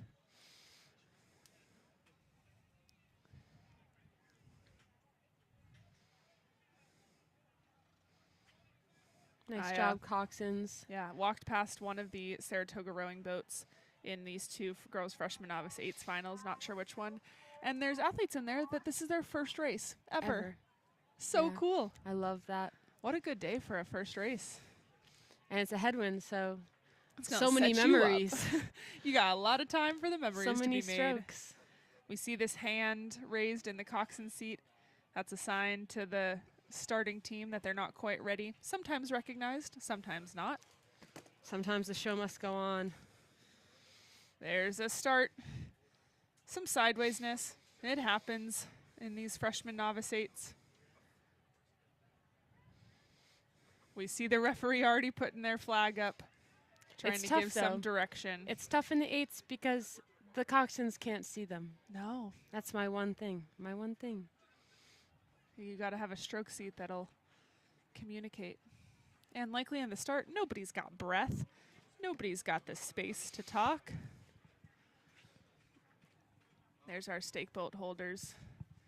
Heroes. What's awesome about having a first race ever is you truly have no idea. Yeah. One, how you're going to respond Yeah. to different situations. And two, you have no idea what you're capable of. Coxswains, rowers alike. There's lane 8, Row America Rye. But Hannah, does Wow. anything bring you as much joy as A this? sea of people? Look at no. Narragansett, We've I got think, 9 here. boats, over 80 athletes here. A lot of energy. A lot of energy. Next to Narragansett is Greenwich. They're pretty much dead level. Over there on the far side, poking out from lane 3 is going to be Connecticut Boat Club. Rye and Connecticut Boat Club with a little bit of a lead, but mostly everyone else. And then you can see 3 Saratoga's or 4 bow number seats. 4, just a few seats down. But it's quite a crowded It's a party. area.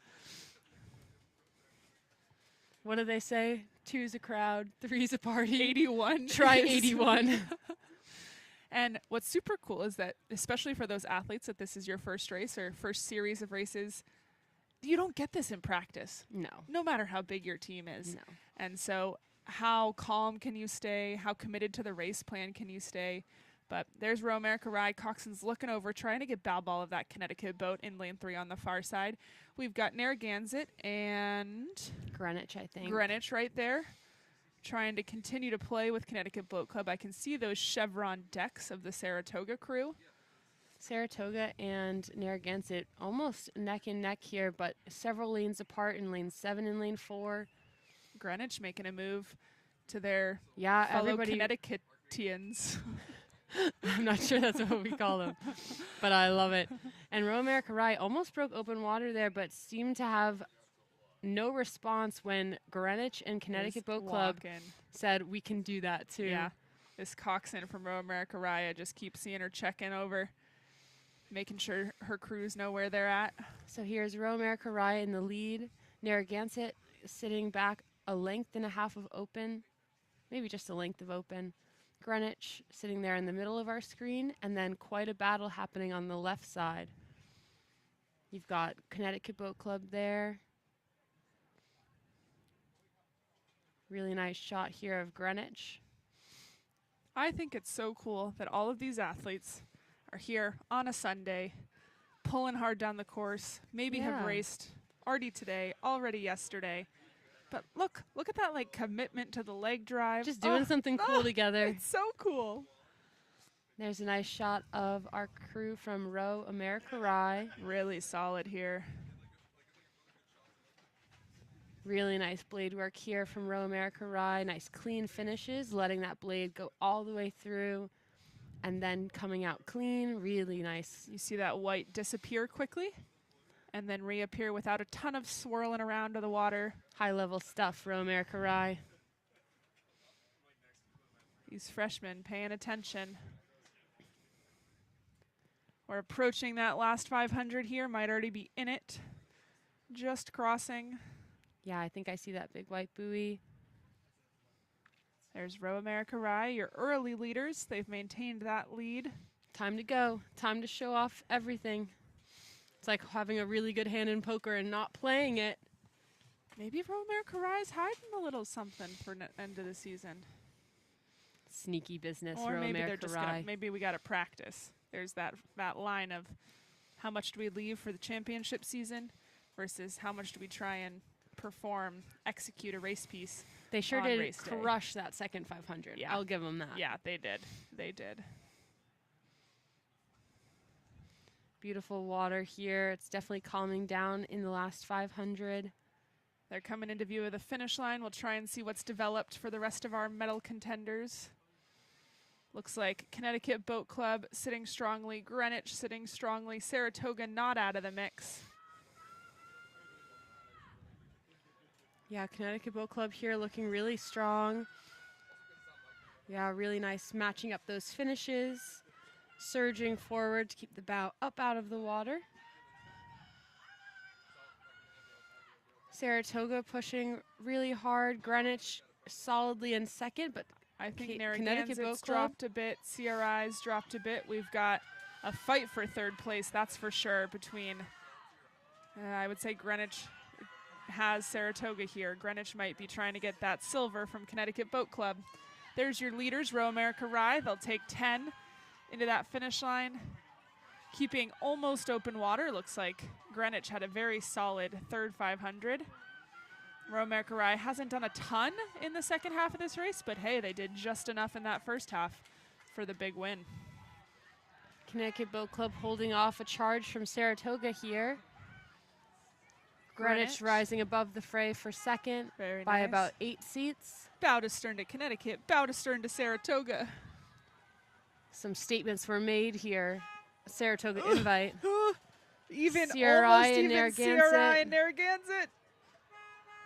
They said, let's hold hands. Let's cross this finish line together. I might give that to Narragansett in my early I don't know. early bets. We'll bring that photo finish to you when we have the answers. There's Waylon Weston finishing strong.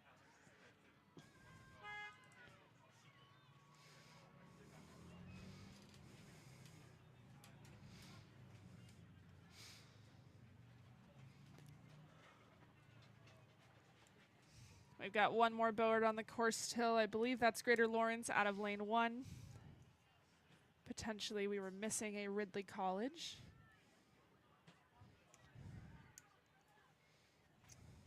These things happen. It does. It does for lots of reasons. Haven't heard a lot of EMS chatter today, thankfully, but there's been a few. There's been a few. Trying to make sure everybody stays hydrated, eating plenty of salty snacks for electrolyte purposes. There's your Greater Lawrence through the line. I learned the other day that potatoes are the best source of potassium. Oh, they're great. I always thought bananas. Potatoes, I think, like are like 10 the times hero more. of the food world. I love potatoes, so you heard it here. Heard it here first. Have your potatoes. Looks like that will complete our girls freshman novice 8 first final. We've got an 8-boat race here in final 2. Looks like they're trying to get everybody into those stake boats.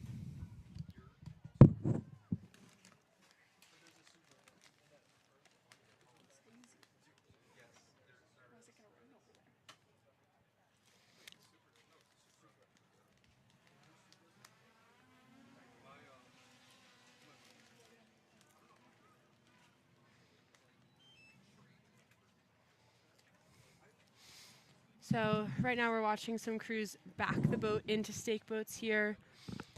So we're doing kind of the opposite of the rowing motion, putting the blade in at the finish and then taking it out towards the catch. It's a really hard thing to maneuver these boats. They weigh, I think it's over 200 pounds for the boat itself. And even if we lowball it and say each of these athletes weighs just 100 pounds, very quickly adds up to about 1,000 pounds. And so really hard to maneuver. They're 60 feet long.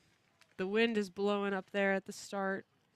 Direct headwind, maybe a slight cross element. As you can see, the athletes tapping it around to keep a straight point down the course. Major props to all coxswains, all rowers making it happen. Looks like we're sitting ready. Keeping our points so that we have a clean start.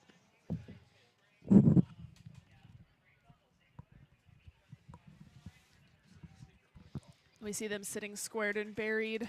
Yep, that's going to be our CRI boat. Getting ready. There's Saratoga B. Love the pink visor from Lucy. Classic Lucy. We've got Greenwich B. Oh, we're getting buried. Got to start any minute now. We are right on track.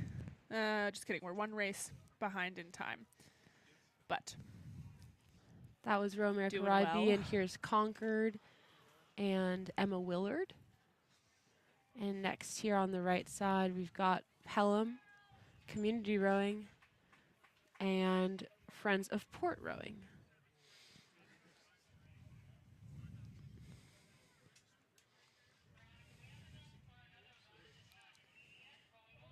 There's that starting flag up. That means we're aligned. We just need to stay straight.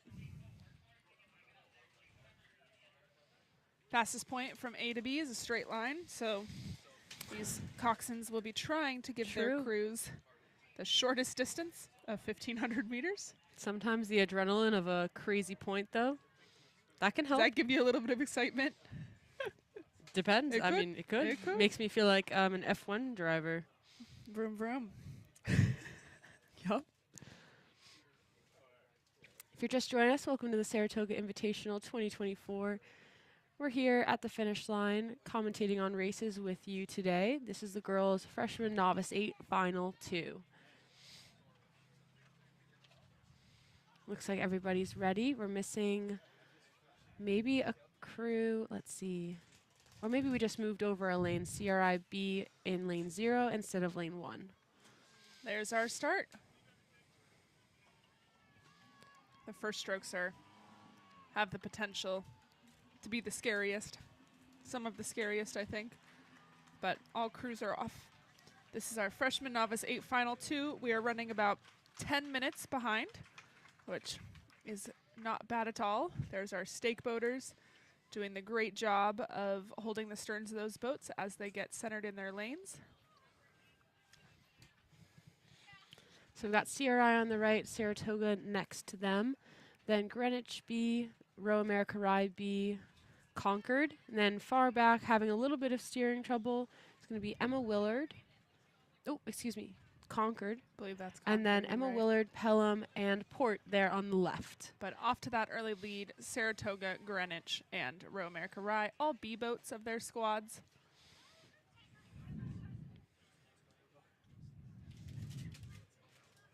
Really fun for these athletes to go stroke at for this. stroke. I love it. So our early leaders are here in the middle lanes. So CRI there in the red on the right, but the leaders are Saratoga, Greenwich, and Row America Rye. Saratoga on the right, Greenwich in the middle, Rye on the left of that early leading middle pack. You see that red boat, that's CRI there in a pretty distinct 4th place right now. Some close And steering then over some there. really tight rowing Look away. between Friends of Look Port away. and Pelham Community. They're going to be fine. But right now, we need to pull away from each other. So that's going to be Port So and Pelham. There we go, Port and Pelham figuring You know, things just some out. Long Island ladies. Some beef there. They Port just wanted to play a Washington. little bit. And Pelham, New York. They've separated. They've made their moves. They're on their way again, currently sitting in 5th and 6th there. I know you're not from Long Island. It's different. I know. Port Washington, Pelham, New York. Had a little bit of a snafu. Looked like But maybe Port pulling away a little bit better. Look at Greenwich and Romare Karai.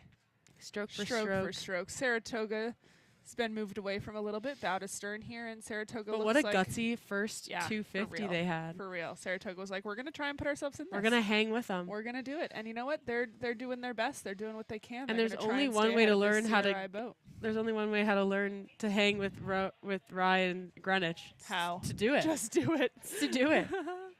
Practice wrong. doing it. Ryan Greenwich have been very, very fast 8s athletes this weekend. Greenwich taking a little bit of a move here. They just took 3 seats in the last 200 meters. That bow seat feeling a little bit of open water next to her. Just the slightest breath of fresh air there. CRI also hanging tough here with Yeah. bow to stern contact on Saratoga. Saratoga trying to stay positive here, is unable to hold these charging crews from Rye and Greenwich. Just really good run you can see in this Rye boat, in this Greenwich boat that's got a slight lead here. The one further from your screen, the bow pair's puddles are escaping that stern pair, which is really nice. Means the boat's running really well. You're not putting your blade into the wash of any of your teammates. Power per stroke. Greenwich extending a little bit on that Rye boat. Yeah, Looks they've like taken 6 another seats 3 got the bow seats. ball, which is a great spot for 6 seat in that Greenwich boat to be. Megan, what's your opinion on calling bow ball when the coxswain's on bow ball? I support it You beyond support it? anything. In all contexts, Do all it. situations, Do steady it. state, everything? Maybe not true steady state, but if we're allowed to pull hard, you're allowed to call bow ball. Noted. Shout out to Connor and Donnie of Saratoga Rowing, who row the pair with us sometimes. They have called bow ball on us, going in the other direction. Good. So I think bow ball is able to be called in almost any scenario. Well, Greenwich is about to call it They here. are. If there was a time, now is the time. It's a pretty dominant call to make. Aggressive. It's a confirmation that we've beat in you. case that we've in got case you you weren't aware, look at the scoreboard. Saratoga still holding third, holding off. Strong push from CRI, and watch out for this far lane of Port. Yeah. Had a little bit of drama with the Escaped steering, but snafu. seems to have helped them push away. But check out this shot of Greenwich here. So well matched. This is the girls' freshman novice 8, Megan. Yeah. They don't look like freshman novices to me. They've got 2 to 3 to 4 years left of high school development, of junior rowing. Really nice acceleration Swinging here that from boat. Greenwich. Yeah, well done. Holding that bend all the way through. Row America Rye pushing, holding strong. They're still holding about 7 seats down. They really don't want that coxswain sand bow ball. No, they've held on really nicely. All boats in these red buoys now. It does look like, I'm going to say, they're really approaching that bow ball, that open water. We'll see if Row America Rye has anything to throw back out this commanding Greenwich crew of freshman novice women. Saratoga still sitting in third here behind this leading pack are. of Greenwich and Rye. I think that Greenwich coxswain could call bow ball only in If this she very hasn't moment. already. Very Congratulations, nice, Greenwich. Congratulations, Rye.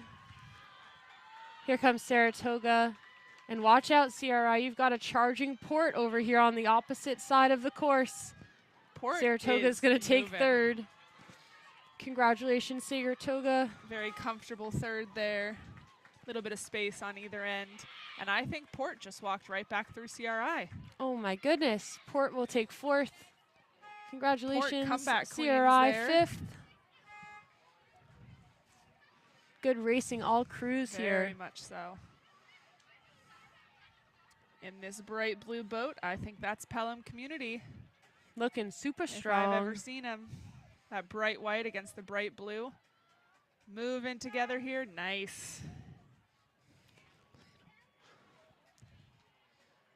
And here comes Emma Willard and Concord through the last 250. Emma coming through nice and strong together. The sprint's the toughest because all you want to do is just finish go. the race and go, but sometimes your you gotta go definition of together. go Yeah. is not the same definition as everybody else. So you got to like rein it in, Move as one. mold it so Yeah. everybody's go is the same. Got to go with our stroke seat. We're supporting each other here. Emma Willard through the line. Here are the results from the previous girls freshman novice 8 final. That's some tight racing towards the end there. Right, .1. It was close. It was close. We do have a stopped boat here of Friends of Concord. I think it was just a crab. Oh, it might be a seat. We've had some trouble with our 4 seats. We've in their had some seats. trouble with everybody. 4 seats. Watch your Take extra seats. caution. We do have the men's pair final. One and done. Megan, this 4 seat is rowing without her seat. flying. This 4 seat is just on the deck of the boat. I don't think she put the seat back on. She said, That's you know what? commitment It doesn't to matter. finish that race. I don't care. Look at these pairs, Megan. Oh my love gosh. pairs. We're already 500 meters in. Maybe. I would think so. That's Row America Rye A out of lane 6. And A few lanes over. maybe Row America Rye B over in lane 2. The simplicity of this lane 6. Yeah, I think you're right. I think that is lane 2. Really nice Row America Rye. Placing the blades, sending it through. Pair of very tricky boat to row. You are your entire side. You are all of the port or all of the starboard. And really, it's all about timing. So making sure those blades come in, come out at the same time as you and your pair partner. Really strong pair rowing here by lane 6, Row America Rye. Yeah, it requires a lot of precision trying to get off that port side buoy line. You could stay on it for the drama, but Sometimes I like to pick a line and not be on it, but it is easier sometimes to steer off of one line right. instead of both, trying to stay the center. We are in those red buoys. Looks like those pairs got started real quick. Trying to get back trying on to schedule. keep us on our schedule, but I believe Row America Rye is going to go 1-2 in this race. These novice 8s are clearing out of the finish line. Don't you worry. Your leader, Row America Rye A, second place right now, Row America Rye B, and it is a close call for the rest of the field. Those Row America Rye boats really set themselves apart, but then we've Looks like maybe Whalen Weston party coming up behind. I think so. So we've got 2 Row America Rye here for first and second. There's They're your crossing the gold line. medalists in the pair. And it Row looks America like Rye A. Whalen Weston coming up for third and fourth, but not But to a be hot unchallenged Mercer by Mercer. And a hot Friends of Shen. They're moving. There was your Row America Rye B for your silver. And I think this lane 4, Whalen Weston's got enough room, but the pair is a small boat. Speed can change quick. Yeah, Mercer's going to take that 4th place finish. Whalen Weston in the low lane for next. I Wow. believe that was Whalen Weston A, Mercer B, Whalen Weston B, Friends of Shen B. And here comes 2 more. This is Friends of Port. Bucket hats. Bucket hatted. You can't bucket a That's- pair, Hannah. It is the vibe of the pair, though. Bucket hat. And then Mercer. There's your Friends of Port and your Mercer. We've got a shaker out on the course here.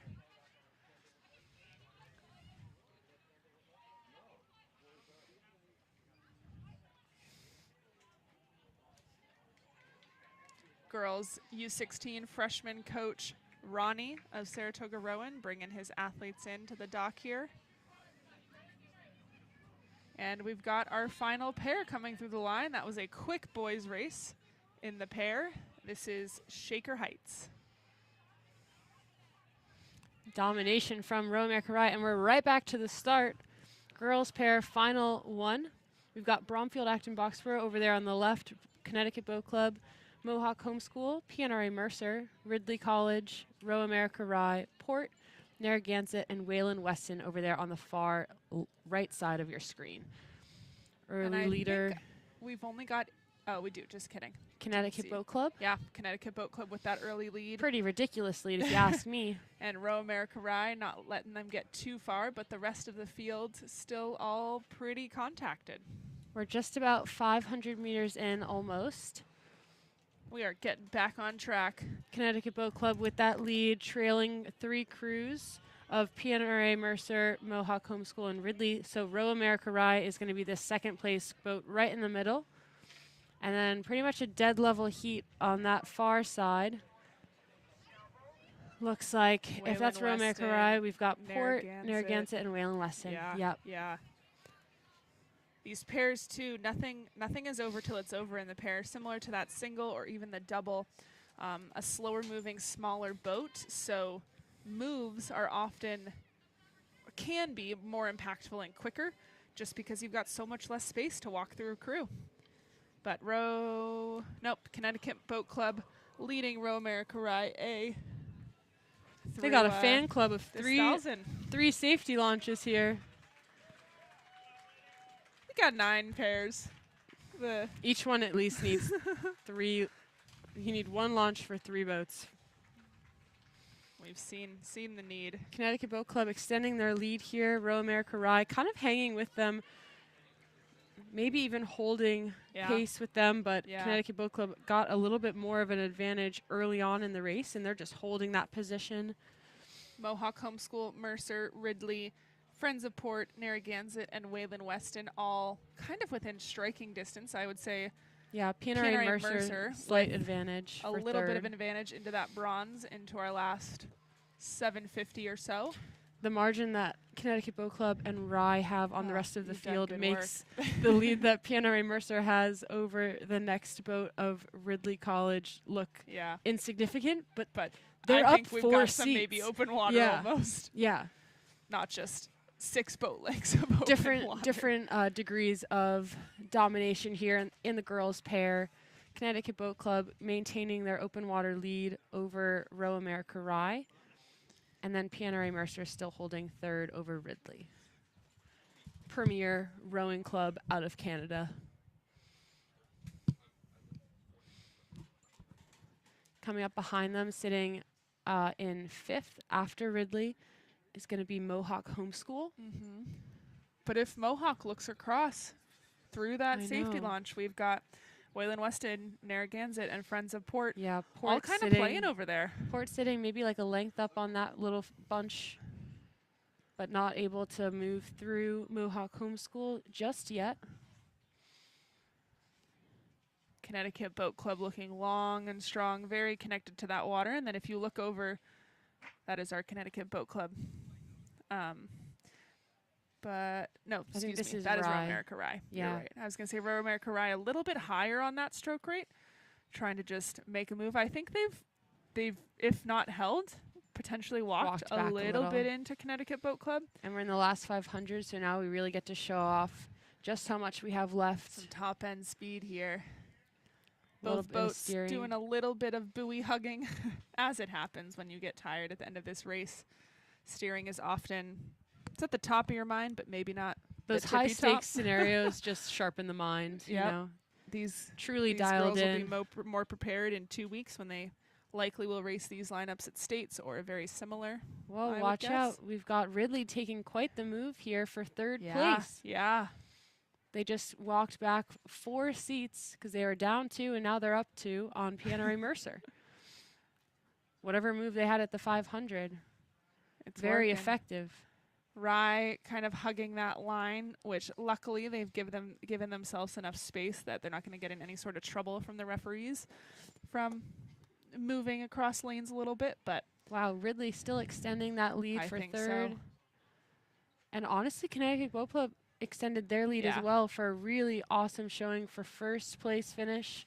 They're coming into those red buoys here. Looking tall, looking long. Connecticut Boat Club. Really sharp finishes there. The blade just kind of comes right out square and immediately feathers up and over.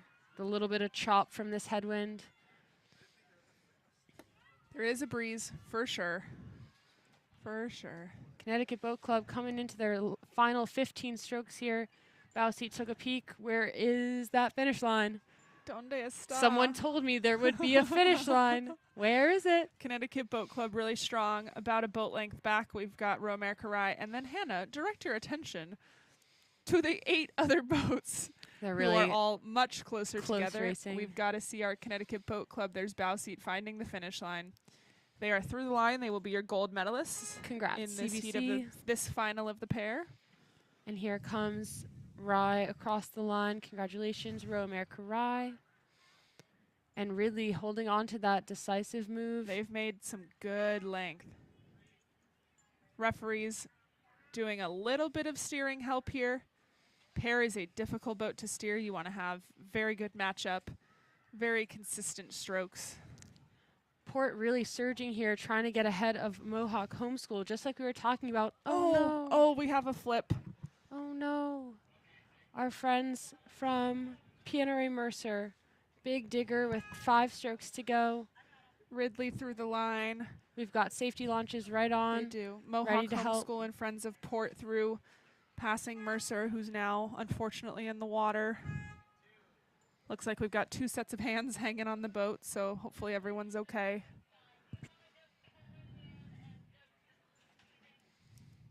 Waylon Weston through the line here.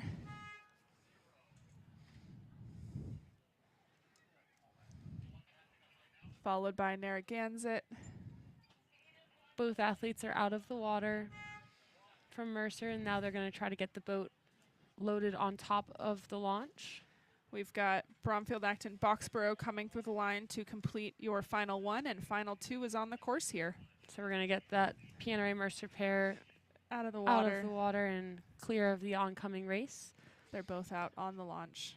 Safe. It's not too cold. They should be all right. Similar story in final 2. We have 2 early front runners pulling away from the pack in a very impressive fashion. And dare I say, same 2 clubs. You may. I haven't gotten that far. Yeah, we have Connecticut Boat Club, PNRA Mercer, Ridley, and Romare Karai here. So the outside lanes of Romare Karai on the right and Connecticut Boat Club on the left. Quite a similar story. Yeah. I'm having deja vu. Romare Karai taking a lead here. We've seen these athletes time and time again. They're just doing it all. They're just doing it all. Pairs, 4s, 8s, quads, doubles. I wonder if any of these pairs also rode the single. Be pretty darn cool. But this Romare Karai B boat taking 1 for their program over Connecticut Boat Club. They don't know the results of the previous final, but they're going to do their best to show up. Mercer currently sitting in 3rd. And just off the screen is our Ridley College B entry. We're trying to get this PNRA Mercer A entry from the first final clear out of the course. We do have, not going to be afraid yet, but we do have movement. They're in their last 500 here, this final 2. And our safety launches with the PNRA Mercer athletes, their oars and their boats are slowly making their way off course. It's a bit of an awkward grab. It is. It is. To give them some credit over there in safety launch land. We've got 5 launches putting their brains together. Athlete safety number 1, which We also are includes the athletes coming down the course. I was going to say, I think we are in the last 500. Yeah, I can see them. So hopefully these guys get out of the way nice and quick. Moving with urgency. They are wrapped in those tinfoil blankets, nice and warm. Water is cold, but not dangerously cold. And it is a nice day, thankfully. Continues to be Romare Karai and Connecticut Boat Club. Connecticut Boat Club on the left, Romare Karai on the right, with about 2 lengths of open water for Romare Karai.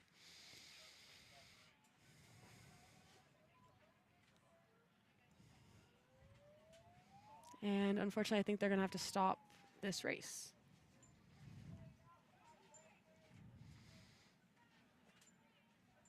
They were unable to get the PNRA Mercer pair and athletes out of the lanes in time for this race.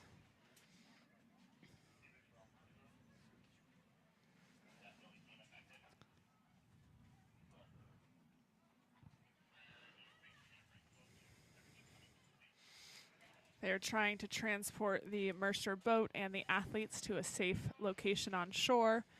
As you can see, we've got this race paused. Unfortunately, it's not like a DVD. You can't just resume. Can't rewind. Yeah, we can't rewind and resume, but they'll finish through the course. Again, before we paused, it was Row America Rye with a few lengths of open water back to Connecticut Boat Club, who had about 8-9 boat lengths back to PNRA Mercer, who was ahead by an unknown margin because it was off the screen over Ridley College. We can see here, I believe that's Row America Rye coming through the line. Hopefully On they'll your still be able to left-hand get some side, medals. we've got Connecticut and PNRA Mercer making their way through these last 250, just rowing. Not sure what the officials have communicated to these athletes. And we do see Ridley College coming into the last 250 as well. So again, not sure what's been communicated to these athletes, but they are all making their way towards that finish line. 4 boats, 8 athletes. Luckily, for just logistical safety, that was a smaller final. Margins were fairly set, but again, it wasn't over till it was over. So Yeah. stay tuned for official decisions on that race. Next up, we have the boys' middle school coxed quads. And that'll be a 6-boat race between Maritime, Burnt Hills, Saratoga, Shenandoah, Maritime, and Shenandoah B.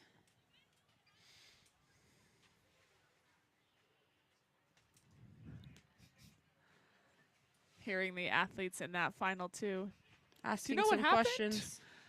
because to them, again, we're going backwards in rowing, and if you're Can't racing, see there's that. no reason to turn around if you're racing in the lead.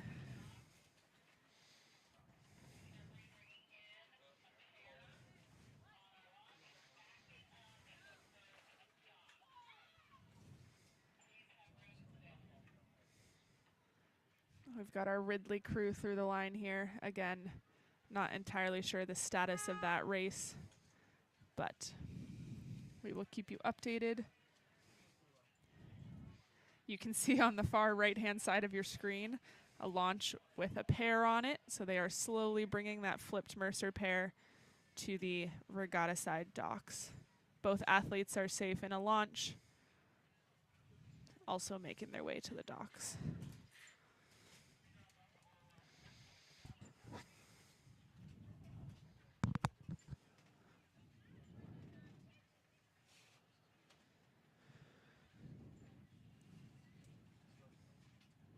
Here's our starting line. This will be your boys middle school coxed quads. 4 athletes, 8 oars, and a coxswain, as seen here in They're all business. your Shen boat, I believe. Look at them. Balseat's got some sunnies, They're ready. rocking and rolling.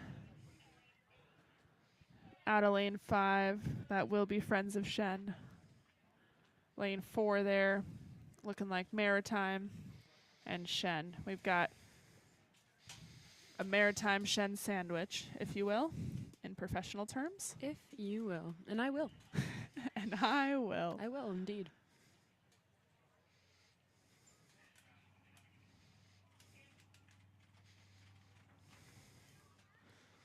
So these quads have a coxswain, which is great help for steering and communication.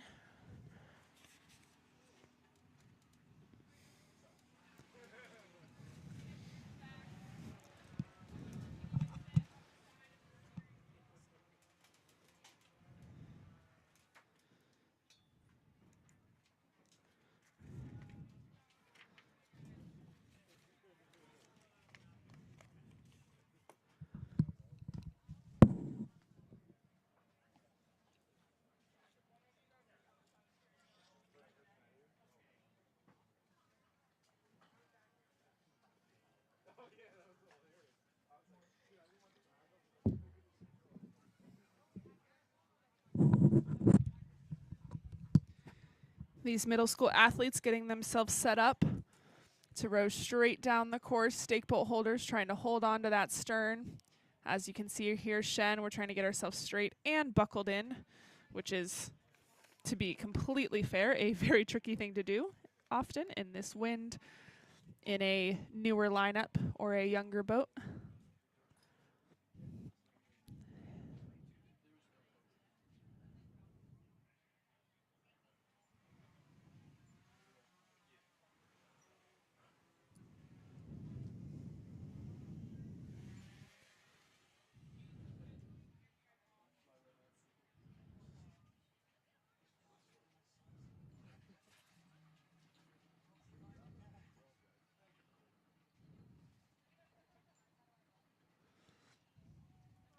Can see some of that rippling water. We've got a headwind up there at the start. It does get better by the finish line. That headwind will be strongest up at the start. There's lane 8, Maritime Rowing Club.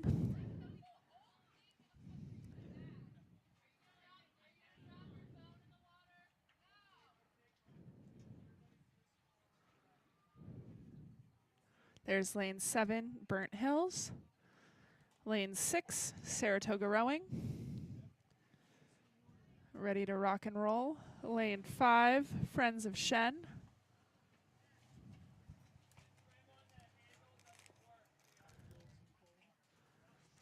And there's a start. Trying to make some adjusted points here. Here we go. This is our boys middle school quad, 3 o'clock start, only running 6 minutes behind. So we've made up some ground from our 10-minute delay. Made up ground with the middle schoolers. Yeah, go middle schoolers. They're ready.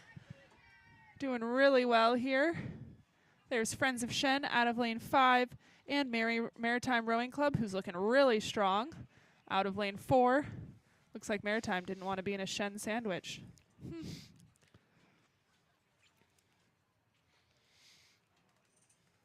Hope they didn't take that personally. Shen rowing as Shen in the spring, and otherwise they row as the Erie Canal Rowing Club. My school is similar. Yeah. Old Lyme and Blood Street. Just the scholastic spring season. Really cool to see all these boats tearing it up down the course. These are middle schoolers, 6th, 7th, and 8th graders. In a little bit of a choppy headwind. Yeah. Making it look easy. Rowing is one of those sports that sometimes is really difficult until you're competent enough to make it fun. And by the looks of it, these athletes, they're out there having some fun. We are competent enough for some really good racing. Maritime here at the early lead, just at the bottom of your screen there. That's Maritime B in the lead, Maritime A all the way over sitting in second. Really strong middle school program, Maritime, at least so far. We're about 500 meters into this race, 1,000 meters to go. Dueling it out, we've got sitting in 3rd place is going to be Saratoga, closely followed by the outside lane of Shen B. Followed next by Burnt Hills and then the Shen A.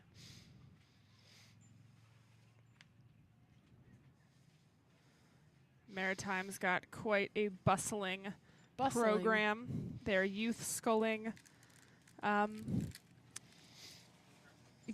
program is highly sought after. They're very excited about it. And here we can see that that promise is true.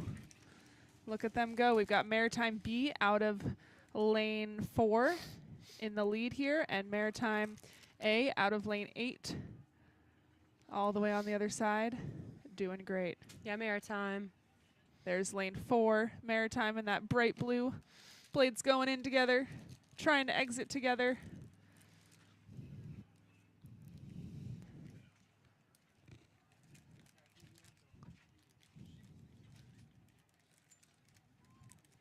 Looks like potentially Saratoga sitting in that 3rd place position, but It's close. not with that outside Shen. Yep. Friends of Shenandoah B race to the finish line in this last I'll say 1,000 or so.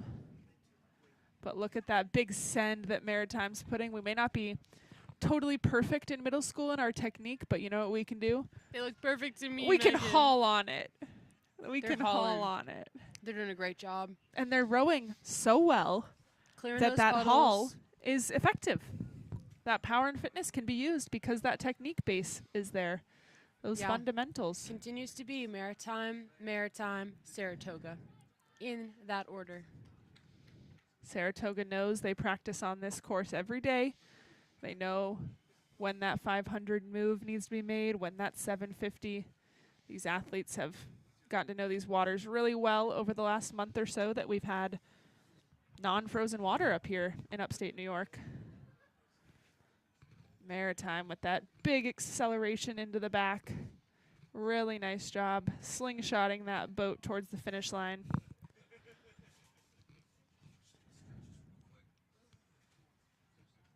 Saratoga having to look over at that Shenendehowa boat.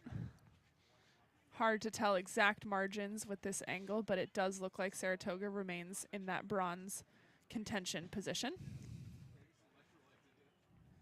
If you see Final that 500, looks like Maritime is experimenting how fast can they go down the course. You see that gazebo top left, that'll be a sign that you're very close to that 500 to go.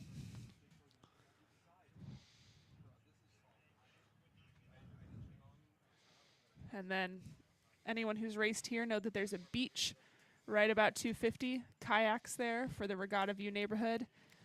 Sometimes athletes just scream beach because it's just a synonymous with such a just strong imagery there. But Maritime floating up, shoving their hips out, floating like a butterfly, stinging like a bee. Mm-hmm. Saratoga still holding off the charge from Shen there back in third. Saratoga Middle School program led by Connor Toomey, who is also our acting regatta director. It's true. He's wearing many a hat this weekend, and they all fit so well. Really nice showcase here of the Maritime crew. They're coming into their last 20 strokes. Coxon really encouraging them to really empty the tank. Practice your racing here. A win is not enough. We want to be the best versions of ourselves and go as fast as we can. Love it. I can feel her urgency from here. The hype. Again, if there's one thing that these younger crews don't lack, it's hype. Bow seat still looking for that finish line. We're ready to be there. We know we've earned that gold in the last 1,500 meters.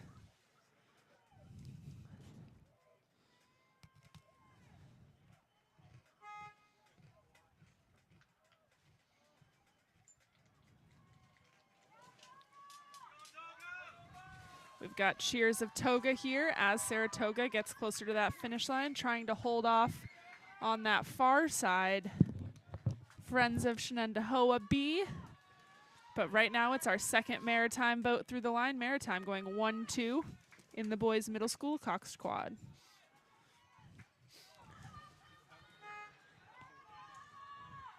Maritime's got to be proud of that showing.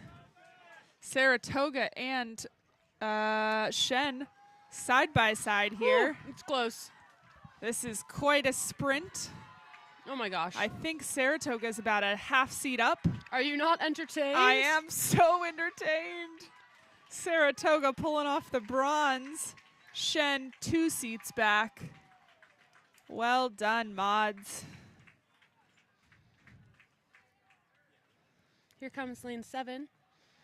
That'll be a Burnt Hills for you. Our Capital District neighbors for sure.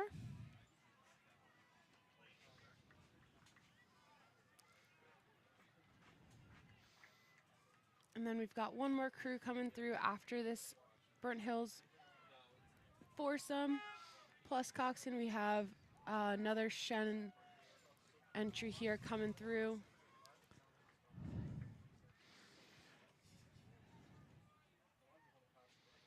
Yeah, Shen big middle school program here. Peanut butter.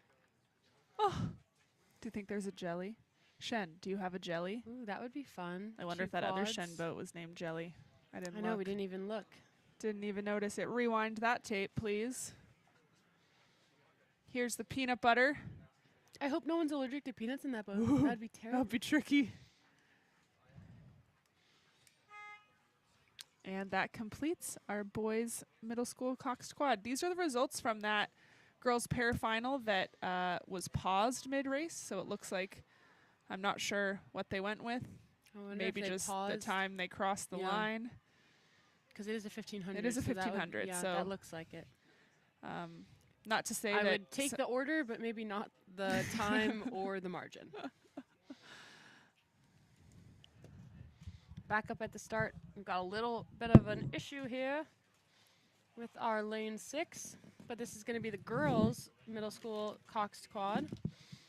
So we've got Burnt Hills on the far right, just out of view in lane 8, Connecticut Boat Club in lane 7, also just out of view here. Shen is getting trying to get into that stake boat in lane 6, Maritime there in lane 5, and then just out of view on the left side of your screen, Saratoga's in lane 4, Shen's in lane 3, their B entries in lane 3, and then Maritime B is in lane 2.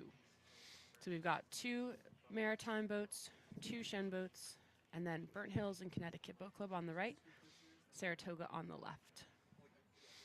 Panning over, we can see lane 2, that's going to be Maritime B. Lane 3, Shen B. Lane 4, Saratoga. Here's lane 5 again, Maritime A. Check in with Shen, see how they're doing. They're a little stuck on the stake boat. Sometimes it's hard to get unstuck, especially it's a little bit of a blustery headwind up there at the start. There's Connecticut Boat Club with the black and green. Oh, and they're going to start the race. Shen must have been struggling for a while up there, unable to get locked in. So they're just going to run the race with everybody that was able to be on time and ready to go. So we'll only have one Shen entry here, as we call it. It'll be the one that's in lane 3. Connecticut Boat Club off to a clean start. Burnt Hills also off to a clean start. Again, this is the middle school coxed quad event, Saratoga Invitational 2024. Connecticut Boat Club with an early lead, followed by Maritime Rowing Club A, then Saratoga sitting in 3rd by about a length, and then about dead level from them is Burnt Hills and Shen B. So we only have 6 boats because Shen A was unable to get into the stake boat. Maritime B holding strong contact with that trailing crew that's sitting in 4th and 5th from Shen B and Burnt Hills. But does look like Connecticut Boat Club with some early lead, mid-race lead, I guess. Yeah, we're about maybe almost 500 in. We've gone through our high strokes, we've shifted to base, and now we're trying to get that cruising rhythm. Looks like Saratoga's sitting now in 2nd. They were sitting in 3rd behind That Maritime crew, potentially? but seem to have a more effective base rhythm here. As now they've pulled to open water ahead of Maritime. Trying to hold and rein back in that Connecticut Boat Club coxed quad. In rowing, it's so tough when you're down like this because you just can't quite see your competitors. That's Saratoga But row. here we have a coxswain. They can see them. They're facing the right direction. That Saratoga crew trying to not let anybody move too far away. Yeah, they're setting a really strong rhythm here into the second 500.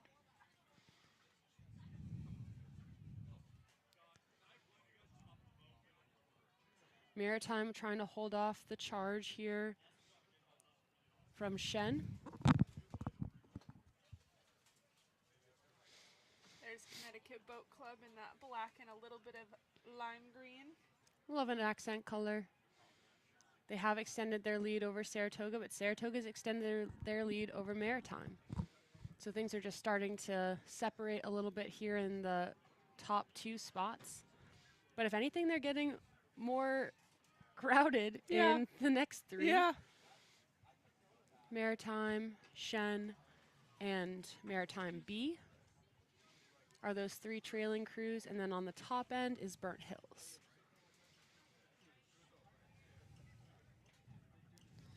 And how cool to be a middle school coxed quad out here racing the same distance as those varsity athletes. Just trying to do the same thing, get your boat to the finish line as fast as you can.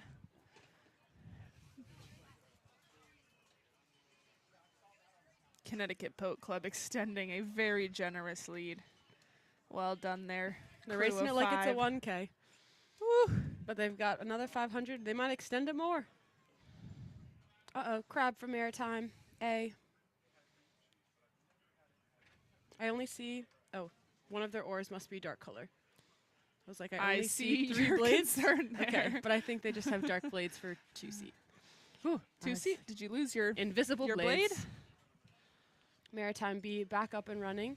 Shen trying to take advantage of that moment of chaos.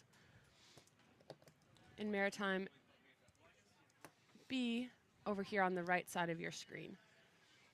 So what we see right now is Burnt Hills at the top. Maritime, and then Shen and Maritime, and Saratoga in the lead here, just back on screen.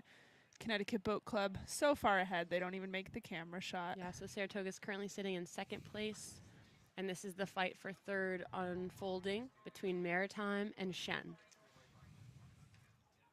Maritime seems to have gotten a little bit of their momentum back after that crab. That's all it is. It's just keeping momentum. Sometimes it's actually more adrenaline to catch a crab like that. And you're like, oh my gosh, we really have to go. Right. A little bit Brings of an urgency to it. Fire under your butt. Yeah. Got results in from those boys' middle school cox quads. Maritime B was 6:44, Maritime A at 7:14, and Saratoga A at 7:36. Let's see if we can get another medal for these Saratoga home course heroes.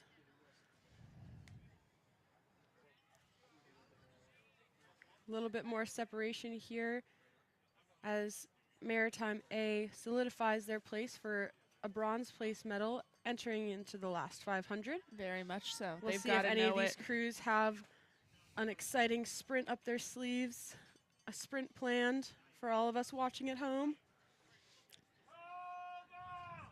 I remember when I helped coach the middle schoolers, they'd write out extensive, color-coded artistry race plans. Wow.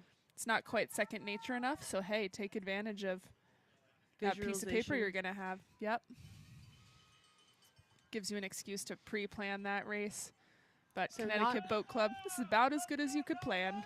Not visible on our live stream here, but visible to us at the finish line. We see Connecticut Boat Club in their black boat with their black unis and their lime green accents coming through the last 250. They've separated themselves about 8 boat lengths ahead of this field. Wild. Well done. But Saratoga on our screens, visible here in 2nd, really cruising through.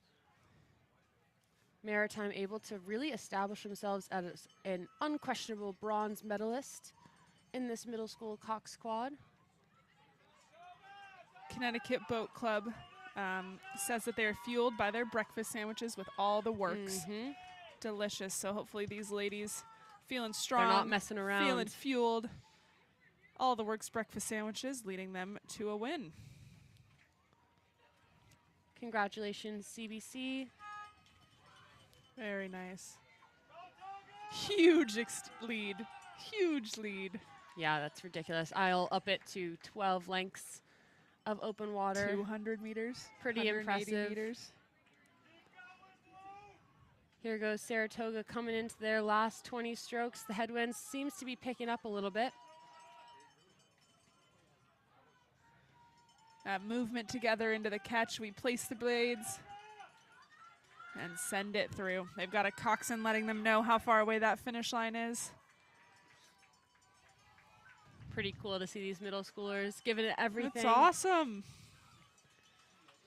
Braving the elements, Parents, pushing each this other. is why your child shows up to practice all week long.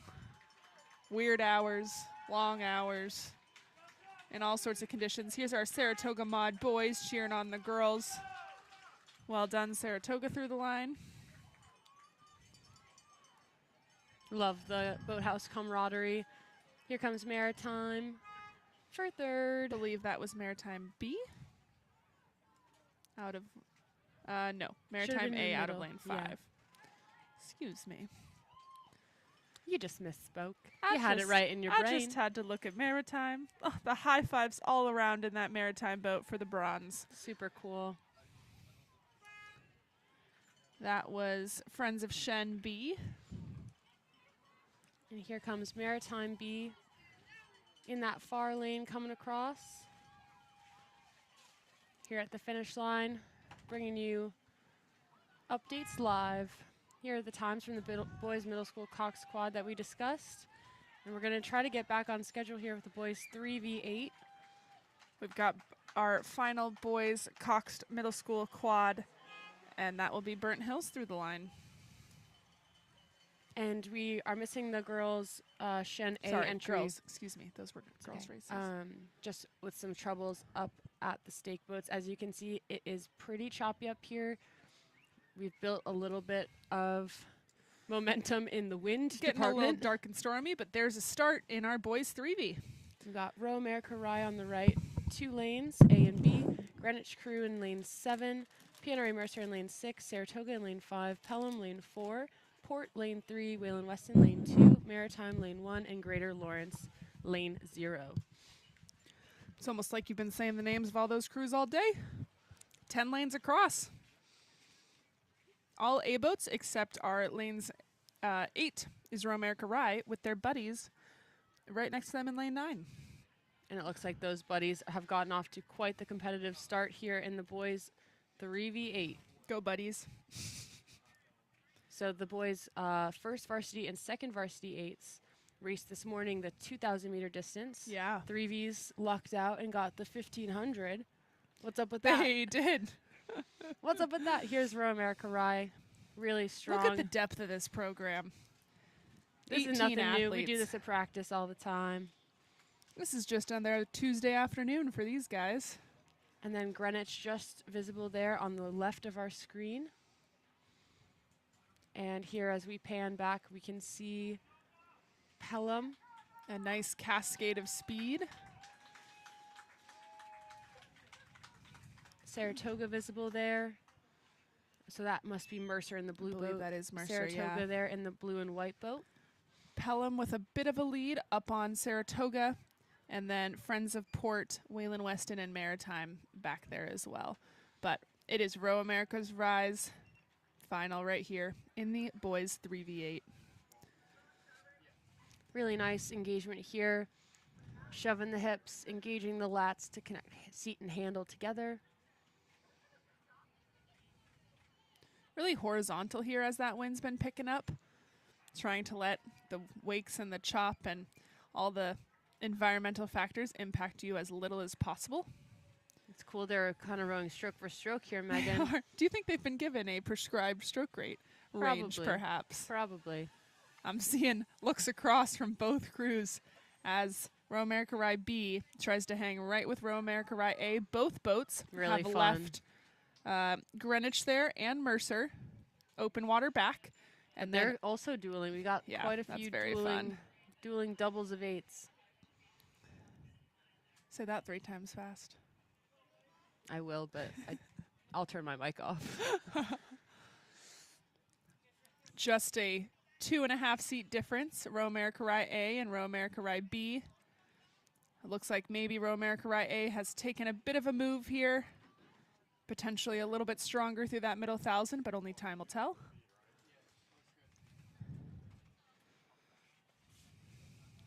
And we'll try to see what's happening in the rest of this field. Again, this is a 10-boat race.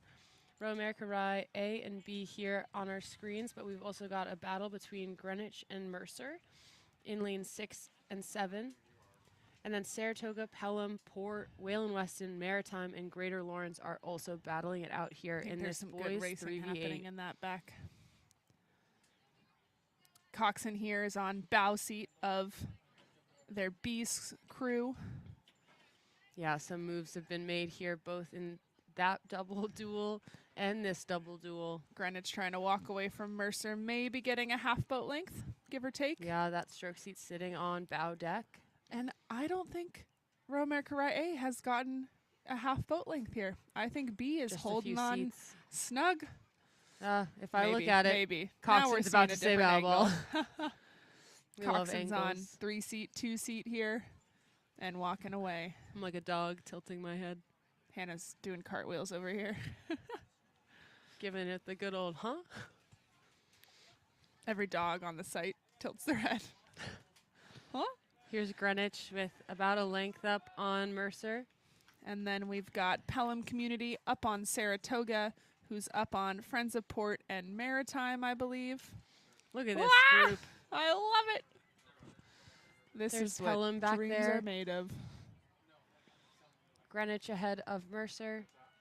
So sometimes I think the inter squad fight can be a little feistier than, if Greenwich and Romare Karai. Obviously, you're fighting Right. for pride in your program, but sometimes The there's a enemy little you bit know. of personal. Yeah. And they're not enemies. They're just pushing each other. But here they Competitor. come. The last Competitor. 5 strokes here for Rye. They are A both and B. moving so quickly. They're going to have to hold after this finish line. They're moving so fast. Romare Karai A, 5 seats up on Romare Karai B. Really solid race from both of those crews. Greenwich extended a seat of open water on that PNRA open. Mercer. Congratulations, well done, Greenwich. Greenwich. Here comes Mercer. And here they keep coming. Pelham sitting about maybe 6-8 seats up on Saratoga. Saratoga's going to fifth have to place. move to hold not open water from Pelham. I think we're going to hold contact here. Saratoga may be inching bow ball on stroke seat, but there's Pelham through the line. For sure. Saratoga. Well done, Saratoga. Nice And fight. then a bow ball to bow ball race here. Maritime and Friends of Port. Really Woohoo! close. That's some gritty racing here. Oh my gosh. I'm going to give it Maritime? to Maritime, but half a seat maybe. Incredible. And I would bet that it was like that much of the way down the course. Here comes So, Greater great Lawrence job there, across the crews. line.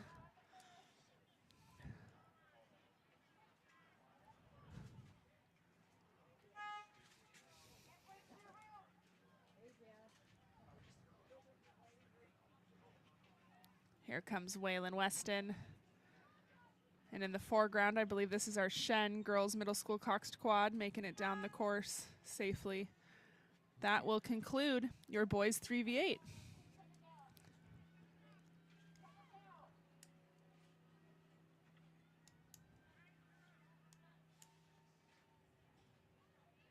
Good racing all crews, and we're already back up at the girls 3v8. Starting First from 500. lane 8, which will be closest to the camera, not sure where they currently are. Romare Karai, Greenwich, Romare Karai B, Mercer, Greenwich B, CRI, CBC, and Saratoga. Right here out of lane 7, we've got Greenwich. We can see Mercer over there. We pan forward. There's CRI. There's Connecticut Boat Club. And my guess is this is Romare Karai leading the way.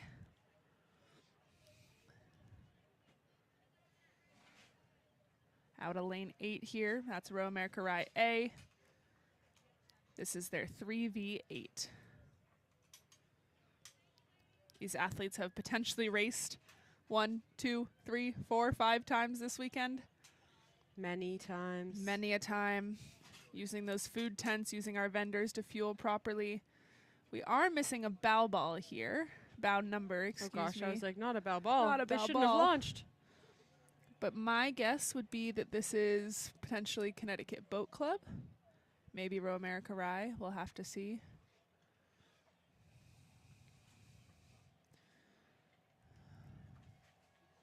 Really cool shot here. Getting to see that overhead of our boats. The placement of the blades, the disappearance of the white blade, the bend of the oars all together.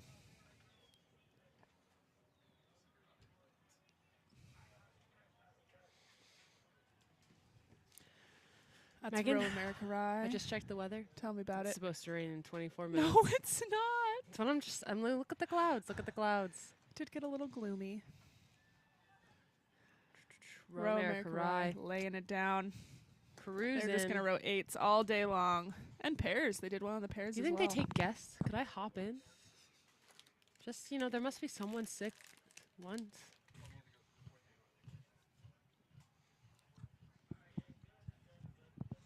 I'm not sure you'd qualify for any U16 events these days, but Just for practice. just for fun. You know? Do things for joy. And here we see,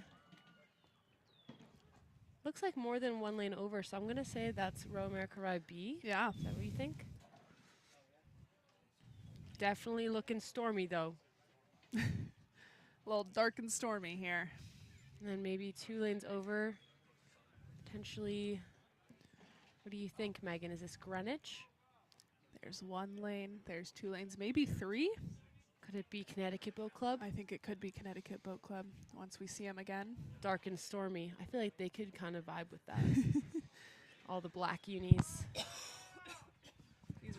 These Row America Rye boats are really vibing with those dark clouds. They said, we'll beat you to the finish line, clouds. Here they are in the last 250. We got a lot of 8s here we can see from the finish line, not quite from our drone footage. Row America Rye absolutely leading this pack.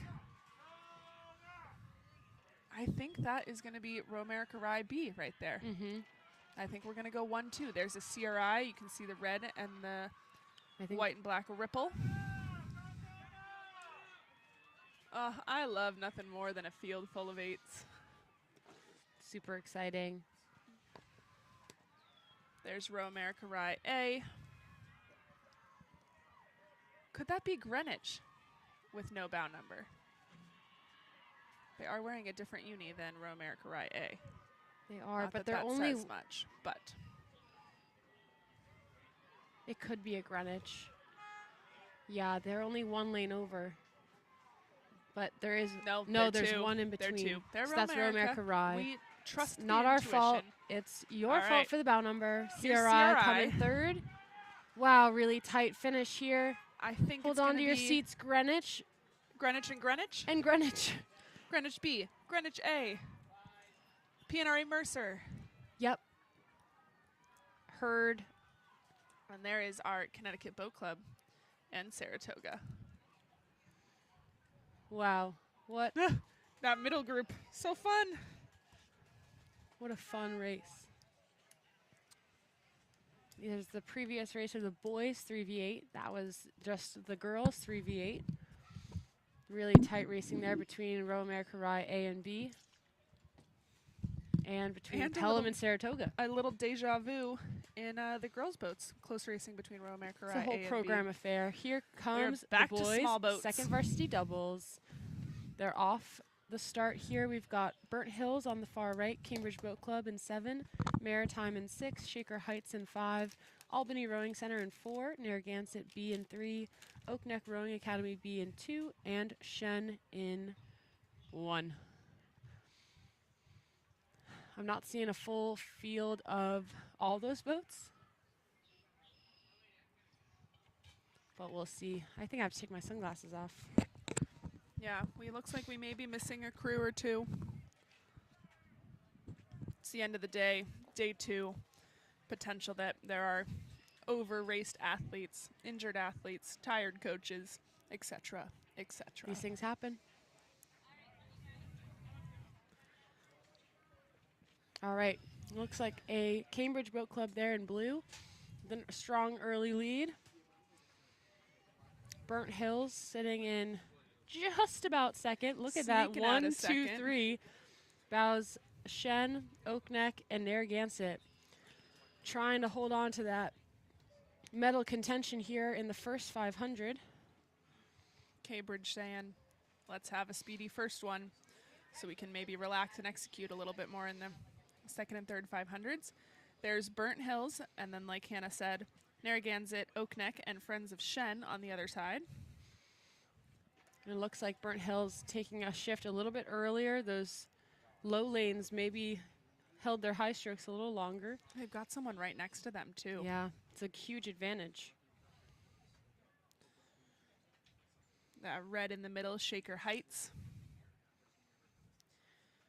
They've also got a Maritime and an Albany Rowing Center in this race.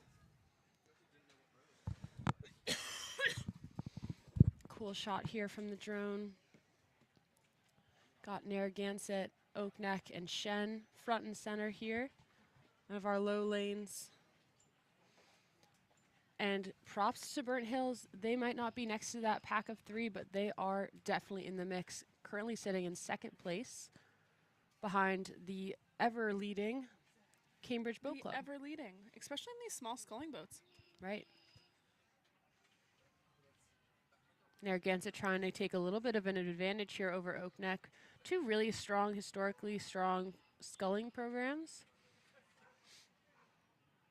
I like that green boat, Narragansett. Cambridge Boat Club rows on the Charles. Oakneck Rowing Academy is in Bayville, New York.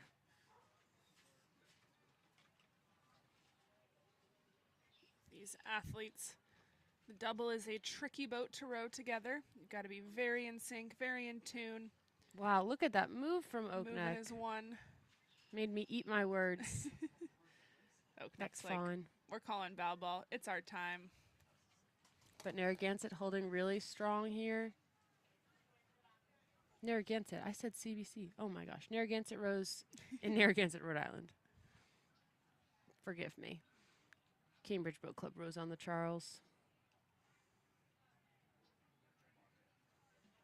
Really tough headwind here. It's all about who can really navigate these conditions the best. Often in a headwind, I feel like Avatar: The Last Airbender. The way I can, manipulate things through the wind. A little steering issue from Narragansett. They'll get that squared away. Here's Burnt Hills holding off that charge from Oakneck as well. While it may be harder to tell how they're doing in this field jockeying for position, it might actually be calmer over there. Yeah. Able is to potential. relax sometimes in rowing. You don't want to tense up too much in the upper body because that can take power away from your legs. So it might actually be working in Burnt Hills' favor here as they enter into the last 500. And here they come towards the 250 to go. Cambridge Boat Club definitely sitting in a great spot for gold. They just need to stay clean, keep pushing. Burnt Hills now sitting, looks like in 3rd place.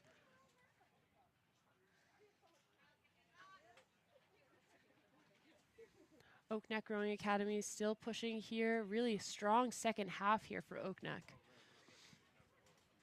There's Burnt Hills, I believe. Cruising in our high lane. Close to the Saratoga shore. We are running out of room here, Burnt Hills. If you want that silver, gotta go now. I see our cruise in the last 250 here. We've got red buoys. And just like that, Burnt Hills is moving well. They are. They are. We'll see who's got the better steps up in power and rate here. Burnt Hills bow. Keep checking over his left-hand shoulder. Check over your right. That's where the boats are. Looks like they got a little bit of drift. In his to those defense, buoys. sometimes mobility of the neck is the most I elusive, and I only hugely turn over in one one side. direction. Don't tell Coach that. Here comes Cambridge Boat Club, Boston, Massachusetts. Looking really smooth into this slight headwind here at the finish line. I understand it's a big headwind at the start, but pretty darn slight down here. Cambridge cruising to the line. Really strong There are performance. your victors in the men's 2v double final one. Here we go, Oakneck or Burnt Hills. It's a hard call here from the finish line. I think I'm going to give it to Oakneck unless Burnt Hills has 3 big strokes. Oakneck Yeah, it'll just be. ran out of room. Bronze medal to Burnt Hills. Congratulations. Here comes Narragansett. Hard fought. 4th place finish. There's Friends of Shenendehowa, followed by Shaker Heights. I've seen that man bun many a time. You've been down this course before, haven't you, sir? Should have had a tally for that instead of our bucketed 8s. Here comes Maritime, I think. Yeah. Yeah. Yeah. And then we're looking for Albany Rowing Center, but Who we did potentially say was that that empty one lane lane. looked empty. So as long as they get this white flag, we'll know we didn't actively miss anyone.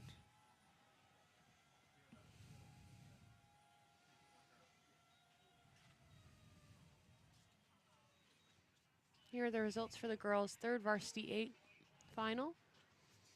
We had little pairings of hometown clubs, Row America Rye and Yeah. Greenwich, bunched together. Here's our second final of our boys 2v doubles. Whoever that is in lane 6, Friends of Shen, we see your bow ball. There it is. There's our Friends of Shen double out of lane 6. Lane 5, Oak Deck. And it looks like potentially, I can't exactly Oak tell Neck who that there is on the on- far. Maybe Albany Rowing Center think out of lane so. 1. Yep. I see a little bit of orange.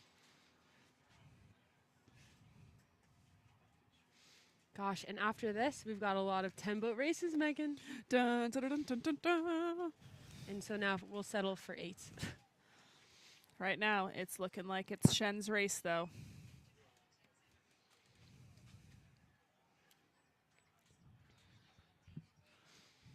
Shen looking over to, I believe that's Albany. No, excuse me, that is Oak Neck looking over to Albany. I was like, Shen, what happened? Here's lane 7, Narragansett. See that dark boat and those white unis.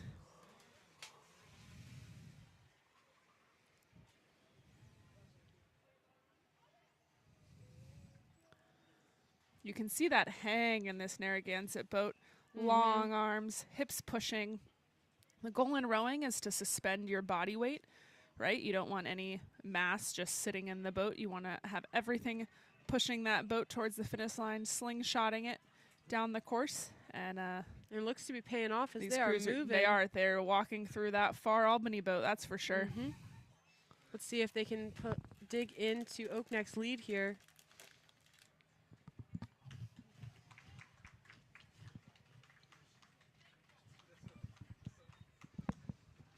We Really can see this strong. chop getting a little trickier. There's a nice overhead view. It is dark. And stormy. It's the theme of the evening. Is it evening? 3:48. We can I'd get close to call evening. that. If I could have a supper, I'll call that evening. A supper and a bedtime. Yep. Friends of Shenendehowa leading the way here in that bright green boat. Really good send there. Really clean finish. Check out those releases in that Shen boat. Simple, smooth. Oak Neck trying to reel them back in, but having a hard time doing so. Shen is persistent in pursuit of the gold here. Narragansett made a good push onto Oak Neck, but now sitting in a very solid 3rd place with about 400, 300 to go. Let's see what kind of sprints these crews have. We can see Oak Neck starting to wind it up. Yeah, from that far side. Shen able to anticipate that from being a length up, and so they're doing the same. Albany Rowing Center having to look across 4 or 5 lanes. It's a tough thing to do. Yeah, yeah. Especially against the dark background of that Saratoga shore. Hopefully you can see what's moving objects. Shen looking really strong here, though, through the finish. I think Oak Neck is going to hold on to that silver position, and then currently a toss-up between Narragansett and Albany Rowing Center on that far side. Perspective a little skewed from this finish line tent. But Shen led from the beginning. Very strong scullers there in the men's 2v double final 2. Yeah, I think I'm going to give that, obviously, 1st and 2nd go to Shen and Oak Neck. But I think 3rd place is going to get scooped up by Narragansett here. by almost a length. Very nice. Good. Very nice third half. Third 500. Third half was great. There's our Albany Rowing Center boat. And then still contact back here. Lane 4 will be Romerica Rye. And we've got lane 2, a Burnt Hills boat.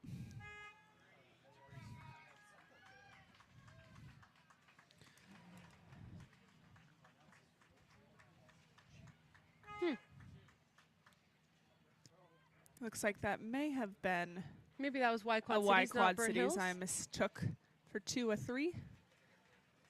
Our furthest traveled, Y Quad Cities there, and then Burnt Hills coming through. We do have GMS still on the course. They've got about 15, 20 strokes to the line in that beautiful blue boat. Bright blue blades. Bright blue blades and a blue bloat. Blue float. Sorry. Here we go. Coming up with girls' second varsity double, final one. We've got three full 10 boat finals 30 in the girls. 2V doubles. Yeah. This does not include The go three through our 10 boat paperwork. 1V doubles, right? we had 4 6-boat. 1V So- doubles. Yeah. And they're off. Here we go. And they're off. Let's go, ladies. We've got a little bit of steering to start out of lane 4. That's all right. Bromfield, Acton, Boxborough finding their way in their lane.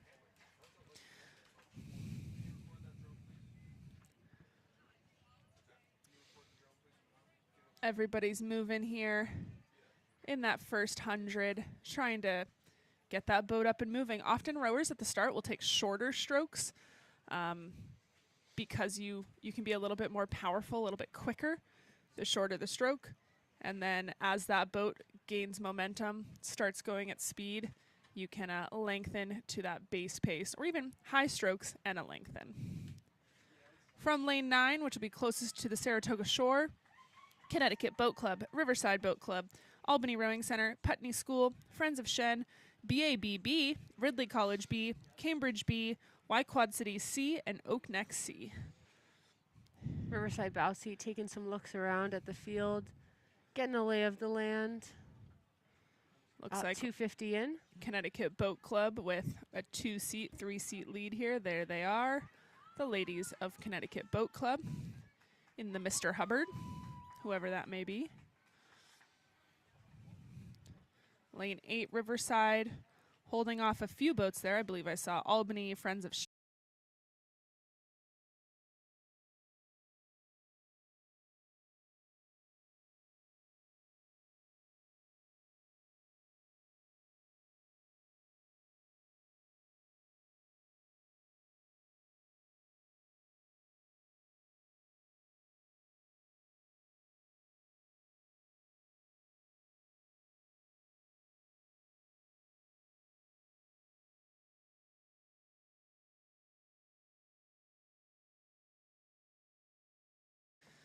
If Albany thinks that Riverside is moving, and Riverside thinks that Putney School is moving, and Putney School thinks that, who do we think is over there? Cambridge Boat Club is moving, then they all get to move on Connecticut Boat Club. And BABB is also over there BABB, pushing the pack from behind. stroke seat of this Connecticut boat, just keeping track. Not ready to let go of that margin. She's like, I want to extend She's that. like, Albany, I'll slow give it you down. an inch, but then I'm taking a mile. And Albany's like, what about if I take 2? There's Albany on your right-hand side, Putney School, and then those outside boats, Cambridge Boat Club on your left-hand side. Really throwing a wrench in there. Looks like a we've got Oak Neck, Y Quad Cities, Cambridge Boat Club, and Ridley on that far right. There's Y Quad Cities, bottom of our screen. The deck of that looks like a Ridley College boat is cool. We got Here's stripes. Oak Neck there on the bottom corner now. So really tight racing, Megan. Oh, the Like, best. all the way across. This 10 boats. Almost everyone has a contact, right? I think so. Cambridge Boat Club on the move here. They've taken a little bit of margin away from, who is this? I believe Albany? Putney and Riverside. Yeah. Albany trying to hold off that outside Cambridge. You're right. Yeah.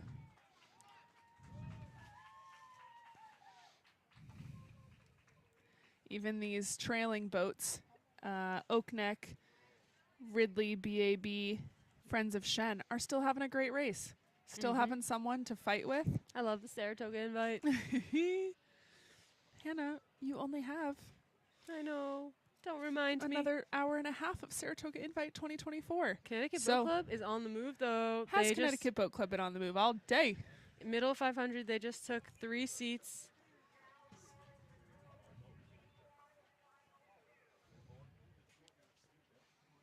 Albany Rowing Center really working hard to try to hold their lead to Yeah. a minimum, Yeah. but Connecticut Boat Club is persistent here. And Cambridge B over there happened to look far over to Albany. Neither of those crews have allowed the other to really scooch away or scooch towards Connecticut Boat Club in any substantial fashion. And it looks like either side of Albany Rowing Center, that's going to be Riverside on the left and the Putney School on the right, pushing super hard for that 4th and 5th position. Yeah. We'll see how close they can get to the pack so that when it comes time to sprint, should be any moment They're now. in a place to do it. Yeah, I would say They're they're in striking 350 meters from that finish line. Not quite at Red Buoys, but My eyes You're- are on the Putney School here as they start ticking it up. yeah. Connecticut Boat Putney Club walking with an through insurmountable lead. Riverside Albany Rowing there? Center. I think in the very middle is going to be Putney School Yeah. with that white boat. Yeah. But the crew on the far right side of your screen, Cambridge Boat Oak Neck. Club. I think in the white. I'm looking, yeah. This You're one? seeing white, and I'm looking far all the way Got over it. to the right. But yeah, Cambridge Boat Club in Albany still fighting there. And Looks then like Putney this- might run out of room here running for the I medals, know, but I know. what a strong performance here, pushing away from lane 8 Riverside Yeah. and holding off this whole field, battling bow ball to bow ball. Well done, Putney. Here comes Connecticut Boat Club through their last 20 Smooth strokes. and solid here. I wish you could see a little bit of what we see. It is a fleet and armada of women's 2v doubles. The invite's so silly. I love so it. many boats, but Connecticut Boat Club rising above the The fray. There's those red buoys, Connecticut Boat Club, maybe 15 strokes to the line. There's Cambridge Boat Club sitting in 3rd. Albany doing a good job holding off Cambridge right now. Connecticut Boat Club picking up a little bit of speed towards the end here. Really well nice done, rhythm. ladies. Congratulations, CBC. Here comes Albany for silver. That beautiful orange and black. Congratulations, Albany. Congratulations to the other CBC of Cambridge Boat Club. Here comes the Putney School for 4th. And I'm overwhelmed. Okay, Riverside coming in for 5th. Yep, Riverside will take it, and then And it'll be a photo finish. Ridley. over Oak Neck, over Shen. Yeah, potentially. Question mark? No, because that's Shen with the That green. is Shen, so that must have been BAB. Ridley over BAB, both over Y'all are too good at Oak racing. Neck. You're too good. Making, keeping making things the interesting finish over line here. chaotic. How you doing in there, Timing Hut? Here we go. Boys Alright. second varsity double final 2 times are here. All times can be found on streamlinerowing.com.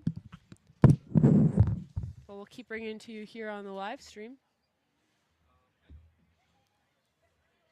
Coming up, we've got the second final of 3 finals. Girls second varsity doubles. This will be the final 2, 3:56 start time. We're trying to get right on track, and it looks like we are. We're well underway. We've got Weston, Wayland Weston in lane 9, Row America Rye in lane 8, Narragansett Boat Club in lane 7, Ridley College in lane 6, GMS Rowing Center in lane 5, Cambridge Boat Club in lane 4, Oak Neck Rowing Academy B in lane 3, Connecticut Boat Club B in lane 2, Y Quad Cities B in lane 1, and Friends of Shenandoah in lane 0. This is boats 11 through 20 Here we of our go. girls 2v doubles. Looks like Cambridge Boat Club in lane 4 off to a great start. Really nice rhythm here. We're about 3 minutes in, 4 minutes into this race, so probably close to halfway. If not already approaching the last 500. Over there, it looks like 2 lanes over. So potentially Connecticut Boat Club B sitting in second. Yeah, that's 500 to go. This Cambridge boat looking really nice, And the really chaos. smooth. Look at that pan. There we go. So maybe a sneaky, let's see, Connecticut Boat Club does look like they're in second, but this crew on the far left, 2 crews on the far left, 3 crews on the far left. There's a fight happening over there. There's a fight. Narragansett seems to have a slight advantage in that bunch.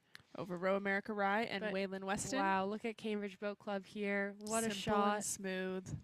Sun's out, guns out. Screen record that one. Take my voice out of it. Put something cool, Send that some one song to Grandma. would be better. But really awesome display here from Cambridge Boat Club. Wide hands, supported finish, blade work, super clean through this choppy headwind. Really sharp elbows, keeping a They're clean slicing release through. Look there. at that bow ball, Megan. It's beautiful. The boat is running straight Very nice through. rowing here, Cambridge.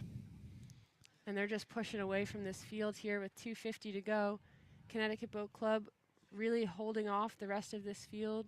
On that left-hand side, it looks like, I Narragansett. think Narragansett's got Row America Rye and Wayland Weston, but one to our right of Cambridge, GMS, Oakneck, in between Connecticut and Cambridge. Oakneck trying to play with Narragansett over there, Row It's America a fight Rye. for fourth. I'm going to say Narragansett's going to keep our lead in that bronze position. Some steering issues from Row America Rye. Hold on, hold on. Do not interfere with another cruise race. That's rule number 1. I mean, stay safe. Rule number 1. Then rule number 2, do not interfere with anybody else's safety. Here comes Cambridge Boat Club through their last 10 strokes. Rising above the madness, above the fray. This is so cool. Everybody's got some sort of contact, whether you're up or down, looking sideways. This is going to be Cambridge Boat Club. And here comes Connecticut Boat Club through their last 5 strokes. And then I think Narragansett, maybe? Narragansett. Let's double check on our bow number. And then That's a 7. looks like Oakneck will take 4th. I will second Just that. ahead of Wayland Weston. Who's not even bow to stern on Row America Rye. Across there, I think Y Quad Cities B, followed by GMS. You right. And Ridley. Woo, Coming in hot, Canadians. what a party. And then Shen is coming down the course. I see them in lane 0. And just like that, we've got 2 of our finals down, 1 to go. This is the girls' first final times. Next up is the 3rd final, girls' 2nd varsity double. 4:04 start time. Might already be underway. From lane 9 on the left-hand side of your screen, Oakneck. Then Y Quad Cities, lane 8, Maritime, lane 7, Bromfield, Acton, Boxborough, lane 6, Concord, lane 5, Putney School, lane 4, Riverside Boat Club, lane 3, Albany Rowing Center, lane 2, Narragansett, lane 1, and Oakneck D, lane 0. Look at those beautiful hills. I love those hills. Dare I say we're back on time? Or early, Megan. Yeah, we We're are. early. Yeah, we are. Got places to be. Home. Looks like we've got some early pushers of the pace from the high lanes, Oakneck, Y Quad Cities, and Maritime. But don't forget about Oakneck D and Narragansett on that far low lane How side. could we forget? Never. Looks like Oakneck A out of lane 9 has deck overlap over Y Quad Cities, who's maybe a seat or 2 over Maritime. So some tight racing in those high lanes. BAB, a little bit off the pack. Friends of Concord and Putney School racing each other in there. Riverside Boat Club B maybe looking across to Bromfield, Acton, Boxborough. And then we've got Albany Rowing Center, Narragansett. We may be missing a Riverside, potentially. That might be an Albany Rowing Center out of lane 2. But then we got Narragansett and Oakneck with bow to stern up.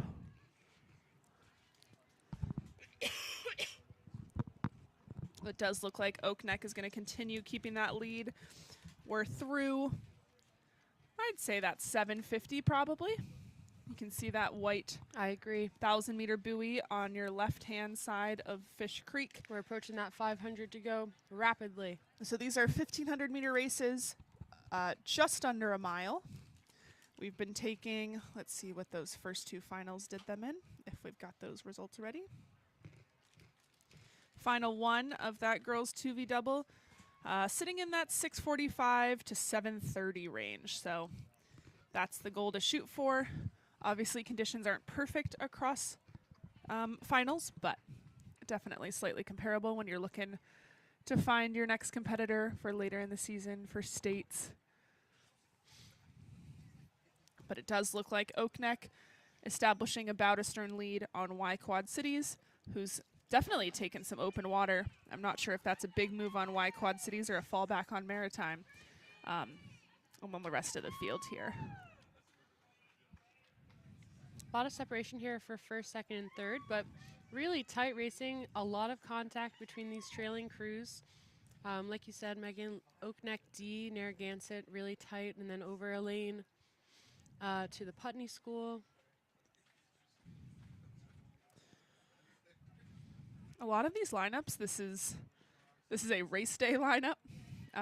We practice a lot of different things in rowing, but sometimes there's not enough time, space, Attendance. attendance for crews to always practice in a race day lineup, so you never really know what the performance expectation is going to be in a lot of these boats. I'm sure coaches have ideas, but really it's just these rowers going and putting everything they have out there. So Oakneck A, currently your leader. Y Quad Cities, second place position. Maritime in third. And then sitting in fourth is Oakneck D. And really close, I'm going to say it's Narragansett sitting in fifth, that B entry. And then 2 lanes over, I think that's the Putney School, I think you're right. sitting in sixth. Concord sitting in seventh. A lot of these boats really spreading themselves out from the competition.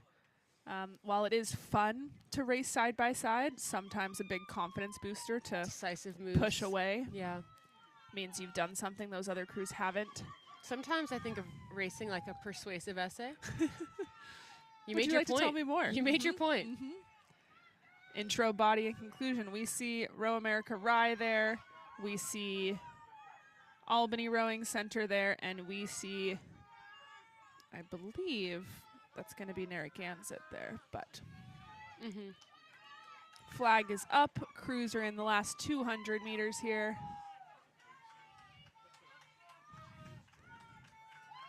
Out of lane 9, Oakneck A here, barring something crazy, has got 8 strokes to the line. Yeah, they look really smooth. I love that neon visor. Me too. I love Anyone an wanna accent trade? color. Y Quad Cities strong, second place strokes here. Our furthest travelers, thank you for coming. Excited to have you here.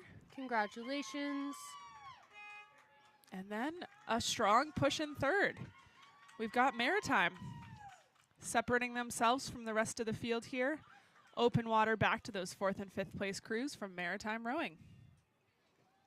Really strong back end acceleration here. Well done, Maritime. And then a pretty good race. Putney School and Oakneck, I believe.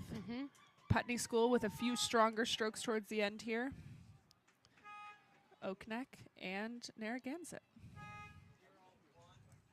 Here comes Concord. Well done, Concord. A nice reach there. Long extended arms. And could this be BAB? It is. It's Congratulations, BAB. BAB across the line. And then Albany Rowing Center B. And I do believe that Riverside boat was our empty lane. Big news, Hannah. Big news. We're If on the you have last printed your page. schedule,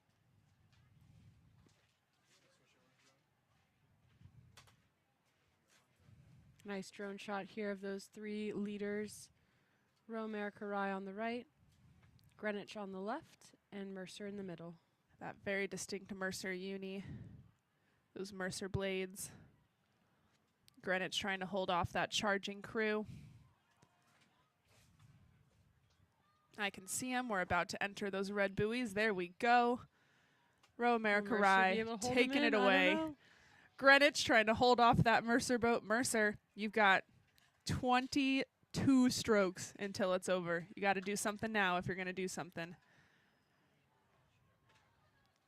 Force have given us some fun racing today. It's true. Roe America Rye seems to have a pretty insurmountable lead here. They're trying to stay clean, empty the tank as much as they can. Really sharp on that impulse in Roe America Rye's boat. Red line. Toe that line of unsustainable. I think Greenwich is going to hold off a Mercer charge. I won't say 100% just yet.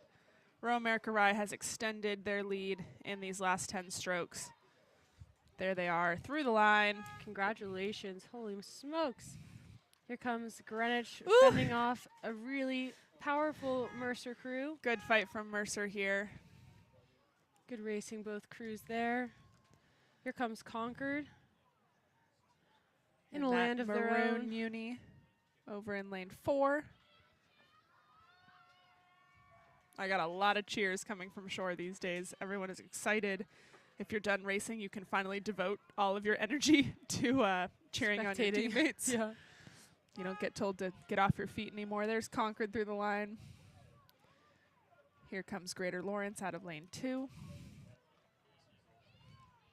And BAB coming fast and furious. They are moving. I can hear that coxswain. Yeah! Yep. I love him.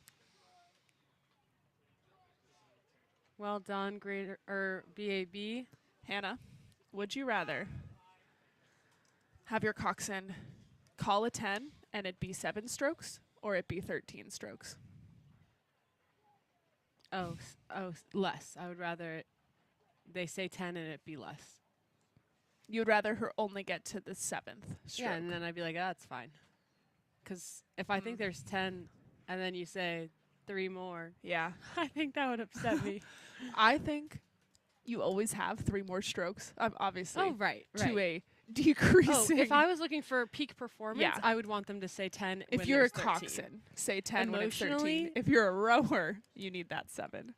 As long as you know your crew won't mutiny against you, I think you should call it earlier and have the crew surprise themselves. Yeah. This is the 2V Cox 4 final 2 for the boys. We have a 6-boat race. I see 6 boats. Starting from the Saratoga shore, Mercer B, Roe America Rye B, Greenwich B, BABB, Friends of Port B, and Mercer C. So 5 B boats and a C, 2 Mercer crews, ready to duke it out on Fish Creek. Here we go. They're duking. Rye. I don't know how I feel about that. And Greenwich in second, Mercer in third, and over there on the far lane, who do you think that is, Megan? I'm red gonna hat, say Mercer C. Mercer C, potentially. Sitting in fourth. Yeah. We've got backwards hat and Sunny's on the hat. I guess adjusting for the weather here. You plan to wear the Sunnies. Like people put the Sunnies on the back of the hat. Yeah, flipping it around. I hope our bow seat, his Sunnies stay put, you know? Yeah. But we've got Roe America Rye, Greenwich, Mercer B, and then Mercer C on that far side with BABB out of lane 5.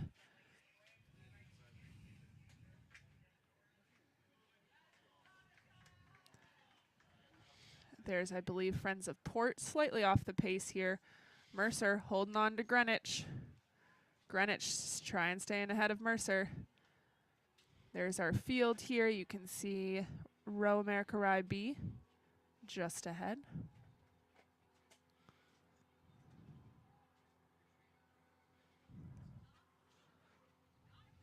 Nice for Roe America Rye to be able to see the field, see Greenwich, see Mercer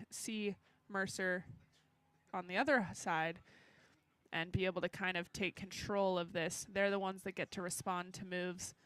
They're the ones that people can't see.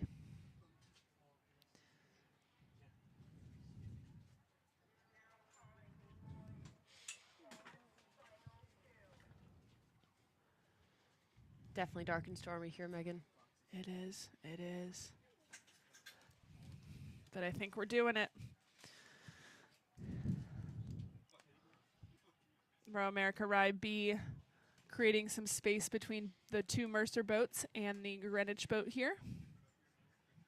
Quite a lot of space. Yeah, they've done good work in this middle 500. Not quite approaching our last 500 yet, but doing the bread and butter, that base pace, set a floor, don't drop below it. Which is tricky in a sport that is so governed by wind. That's true. Like, I used to be a swimmer, and I feel like you knew generally within a second the time you were going to pull. And here in rowing, we can have minutes different. That's hilarious. Oh my gosh. Irrelevant to placement. Mercer C with a good 360 view. And I feel like I'm on Soaring Over California. The Disneyland. I think it's a Disneyland ride. I've never been to Disneyland, but I can imagine. Given soaring I'm over Fish this. Creek. So soaring over Greenwich Crew and going up to our leaders. Row America Rye here. Stunning it for that patient. 250 mark. Sending his hips. Cox 4, lovely in that you have a brain in the boat. Oh, a brain. A brain whose only job is to be the brain. Yeah. And your Yeah. job is just listen to the brain and go as hard as you can. Row America Rye, really solid. They're in that last. We're approaching that 250 here. We are moving quite quickly. Here we go, 250 to go. And there's the rest of the field. You can see Mercer C and Greenwich. That was Mercer B soaring underneath us. That's going to be BAB. Whew, we're moving quickly. We've got our final crew, Friends of Port, right there. Here's our finish line camera. Row America Rye. Nice and long and connected. Putting together whatever sprint they've planned to practice if they were in this position.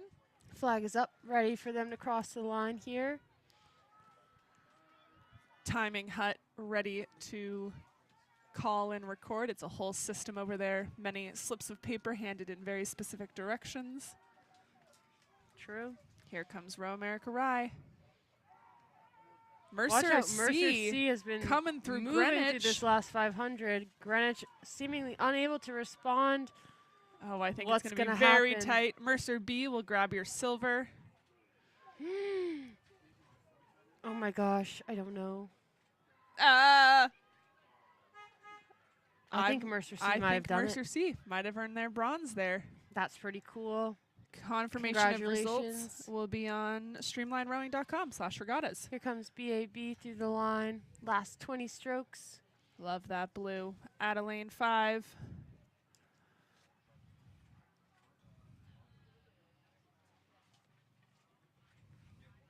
Kudos to all these crews. It's been a long weekend, and they are likely in a multiple 2K race fatigue, 1,500 meter race fatigue here. So the fact that they are putting together these pieces, staying diligent and determined and excited is really awesome to see. All across the board, from our leaders to our back of the pack. Doesn't matter that it's 4:30 p.m. on a Sunday. No. It does not matter. No. All we know is that it's time to race. It's time to go. Okay. Coming up, we have the girls' second varsity coxed 4 final 1. Hold on to your hats, folks. We've got 3 finals of this event ahead of us. 8 boats across here in this first one. We're looking at 5 and 4. That's going to be PNRA Mercer on the right and Connecticut Boat Club on the left.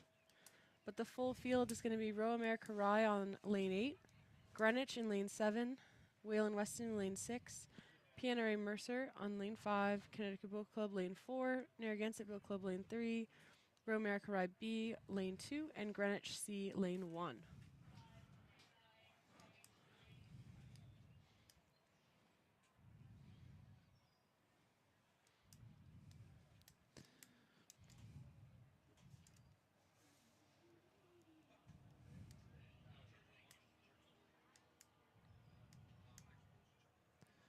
So conditions definitely worsened in the last 2 hours up there at the start.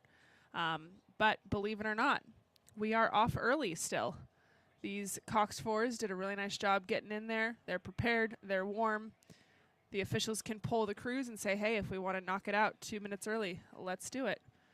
Early leaders are from those far lanes. It looks like Royal America Rye and Greenwich. They're Royal America Rye's B boat and Greenwich's C boat. And then lanes 7 and 8, which are Royal America Rye's A boat and Greenwich's A boat. So not unlike many of the finals in the last hour or so, we've got a showdown between multiple boats of Royal America Rye and Greenwich. Lane 8 right here is Royal America Rye. You can see Royal America Rye has done a really nice job of accelerating into that second half of the drive. You can see they push the hips and then they really kick that second half of the legs, open up the bodies. They are walking on lane 7, Greenwich A. Really just mature racing from both of these two programs throughout the weekend. It's been really exciting to see. They've been taking risky moves in the beginning to get early leads. They've been taking risky moves in the middle to kind of solidify their positioning, and then they've just been sending it Just through the last going 500 it in the last 252. every one of these races. Looks like lane 7, Greenwich, has walked back a little bit, and we can't forget about our far lanes. Greenwich furthest in lane 1, that'll be their C boat.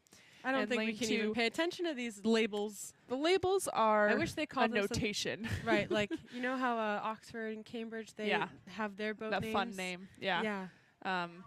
On our team, our coach just puts our last initial. So instead of ranking us as A, B, C, D, we get to be G, P, W, F, which I think takes away a little bit of the the stacking. Because who knows? Yeah. Who knows? And today, who knows? Nobody. No, maybe coach knew. Who knows? But Who who knows? Greenwich and Rye here, the front runners in this race. The far lanes of the low lanes, that is, Greenwich C seems to be our pretty solid front runner, followed by Royal America Rye B in lane 2. And then just like you were saying, Megan, Greenwich did seem to be on the move. We'll see when we pan back over if they're still in 3rd. For now, we've got these 2 boats right here. You can see that blade work of the Royal America Rye boat. Here we are right with the Greenwich boat. And it do be drizzling. Just so We're we know, getting weather some precipitation. Greenwich still on the move here, holding just about contact of an inch on Royal America Rye B. In Greenwich is challenging over on the other far side. I feel like we've just had 2 duels that only in the last 300 meters will look across and be able to fight there. Really cool, both boats on both ends. Greenwich A versus Greenwich C. I haven't a clue. They both seem to be really moving well. Great rhythm from both crews. I think it's going to come down to this last 500. Who likes the rain more? You can see, like these coxswains, that there are some gusts on the water, some flatter spots, some windier spots, so maybe those coxswains are able to see some of And that. just like that, look at Royal America Rye is on the move again. So fun. I think that Royal America Rye in lane 8 is going to be our current leader, but here we've got a race back here between Narragansett and Mercer. Wow. We've got 3 duels, maybe 4. Who knows what Connecticut Boat Club and Wayland Weston are doing. Wow, look at this sprint coming out of Greenwich over here. Greenwich C in that far lane. What a fun angle. I could watch that all day.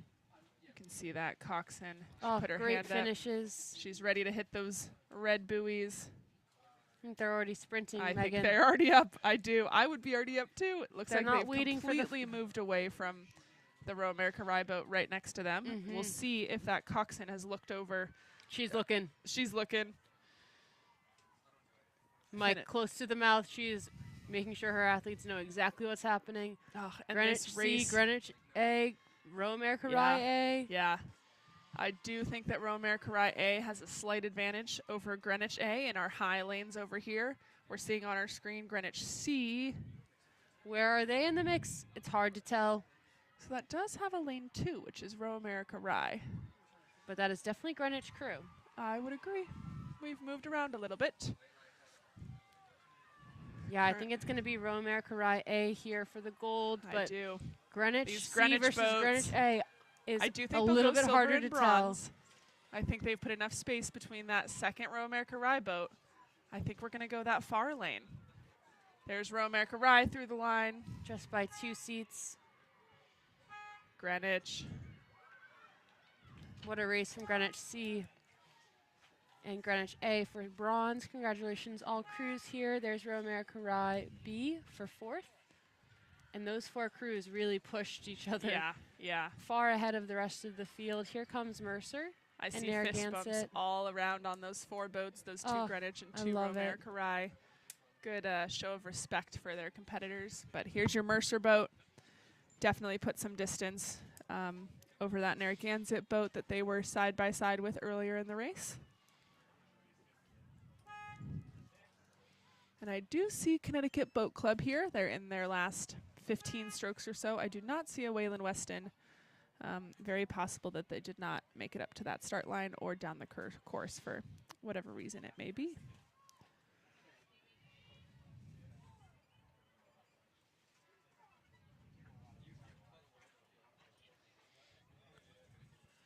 So I actually just looked. Streamline has an updated schedule than the one we printed, and looks like we did have a scratch from Wayland Weston. So we just had the 2 Row America Rye boats, the 2 Greenwich boats, Mercer, Connecticut, and Narragansett. And we're up and running with the 4:36 race. We are 4 minutes early. People want to get home. It's raining. Ridley College in lane 8, Port in lane 7, Emma Willard in lane 6, Bromfield Acton Boxborough in lane 5, Narragansett B in lane 4, Greenwich B in lane 3, and Mercer B in lane 2.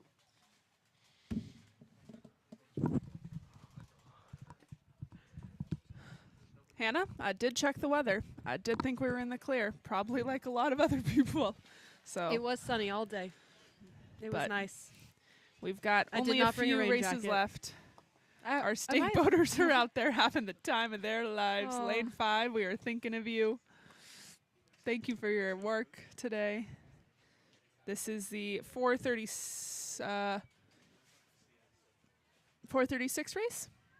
Yep. So we are early. It is a 7-boat race.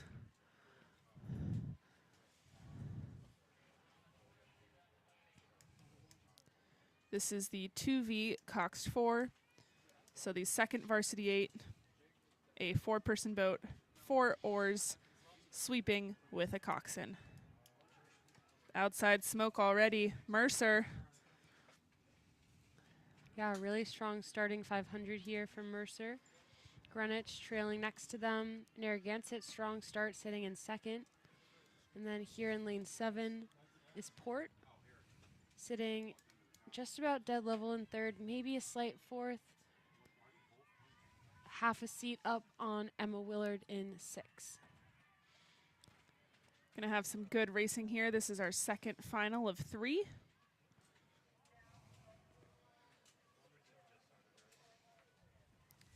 These athletes are putting together what is likely their final piece of the day. Who knows, maybe they're rowing in the 4v5v later today, but they're throwing down what they can throw down. Mercer off to a very nice start in that first 500. And they're extending that lead, Megan. That's pretty impressive to do. I think so. Coming into the second 500. And I believe that's Greenwich, and then Narragansett there. Setting ourselves up for medal contention in this middle 500, the meat and potatoes of the race. Potatoes. But Super look at high that. in potassium. Never forget. Never. If I learned anything this week, it's that. It's about potato potassium. Wow, really great racing here. Mercer establishing themselves strong early with open water lead back. But Greenwich wow. slightly up on what I'm seeing is just a few seats difference between Narragansett, Emma Willard, and Friends of Port. Yeah, Looks like Narragansett doing a really BAB nice job. slightly off the pace, as well as Ridley College.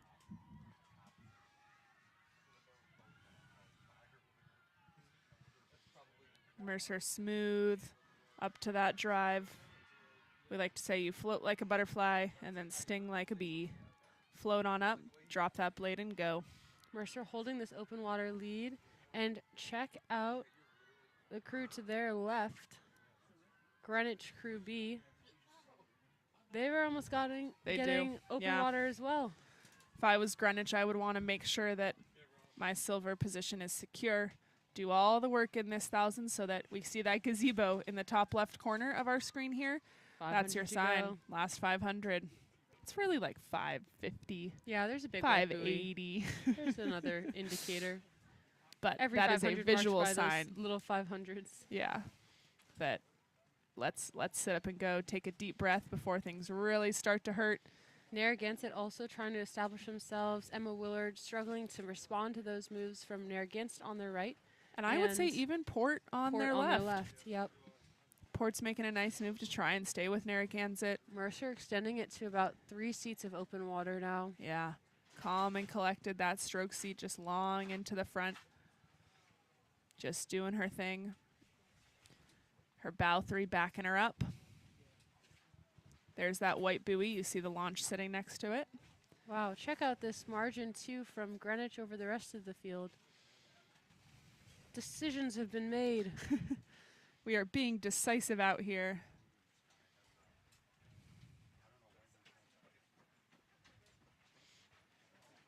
Hard to say between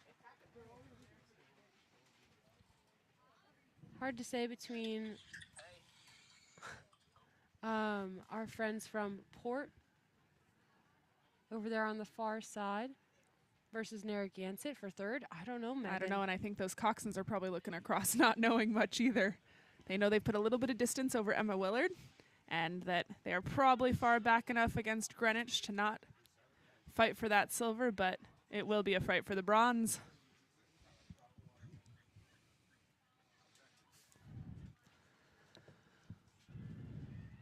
Mercer Wow. just long and strong into these last, I'm going to say 25 strokes. We are in the red buoys.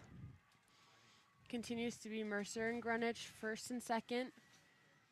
New Jersey and Maybe Connecticut. Narragansett with a slight edge over Port, but it's really close for that bronze medal position. So kind of fun to look at New York States in 2 weeks and see, all right, which teams are going to be here? Where does my standings today put me? As well as these other teams that will go on to different regional championships. This is all just really practice. But Mercer out of lane 2, looking really nice here. And wow, Greenwich has done a good job pushing back those third place contenders. Here comes Mercer into their final 10 strokes. Staying long, pushing with the legs. Congratulations, Mercer. Well fought gold medal for this girls' second varsity coxed 4. Final 2. There's Greenwich through the line for silver. Hannah, where's your money? Narragansett or Port? Oh gosh. Oh, another one. I don't another know. very close one. Maybe to Narragansett, but no. I got nothing. I think Port might have Do you taken think it. they did? I think so. It's really hard to tell. Results will be on streamlinerowing.com. We'll get them to you as soon as we have them. That There's was Emma Emma Willard. Willard. Here comes BABA, Bromfield Acton Boxborough. And it does look like we did not have a start in Ridley College for Those are the unknown times reasons. From but here we the are. Final one of the girls' second varsity Cox 4. We got one more girls' second varsity Cox 4 final for you. Final 3. Might get started early here if everybody's ready. We've got Shaker Heights in lane 8, Concord in lane 7, Port B in lane 6, Greater Lawrence in lane 5, Ridley College B in lane 4, BABB in lane 3, and Emma Willard School B in lane 2. Does look a bit turbulent up there at the start, It does. but They there's, can do I it. believe, Emma Willard locked on. Honestly, We've got lane 6. they're warm. Friends they're of working Port out. locked on. They're going to be great. They're ready. This is their final. If you took me right now in my cozy clothes, You'd have to do a little mobility, not a warm little at warm all. up. Well, just even sitting out there. Yeah. Poor yeah. steak boat holders are probably a bit chilly. I hope we have snacks for them. This is our lane 2, Emma Willard, trying to get ourselves around in this crosswind. They are sculling, which is the right thing to do. Challenging position. It is. It is. Looks But our like 3 seats making it work. Huh. Did we have an addition of Whalen Weston, Megan? Potentially. Let's see. We do. And it does look like Ridley just crossed the line from that previous final. So they were in that race out of lane 8, just through the line there. We do have a Whalen Weston entry into lane 1, which was not on our sheet, but looks like it is currently on the schedule.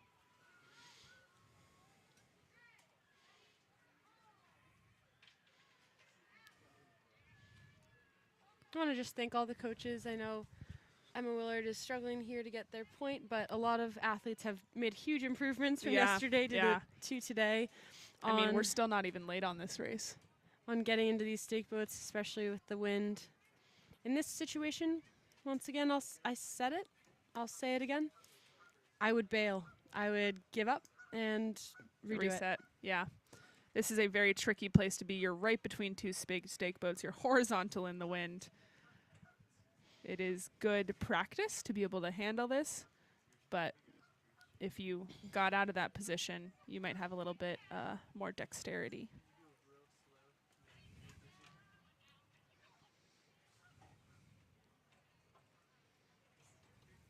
We'd love to hear all about your Saratoga Invite experience.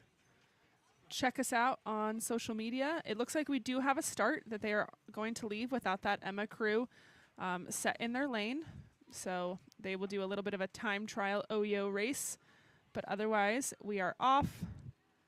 And we see that Shaker Heights boat and that Friends of Concord and those Friends of Port boats out in lane 8, 7, and 6.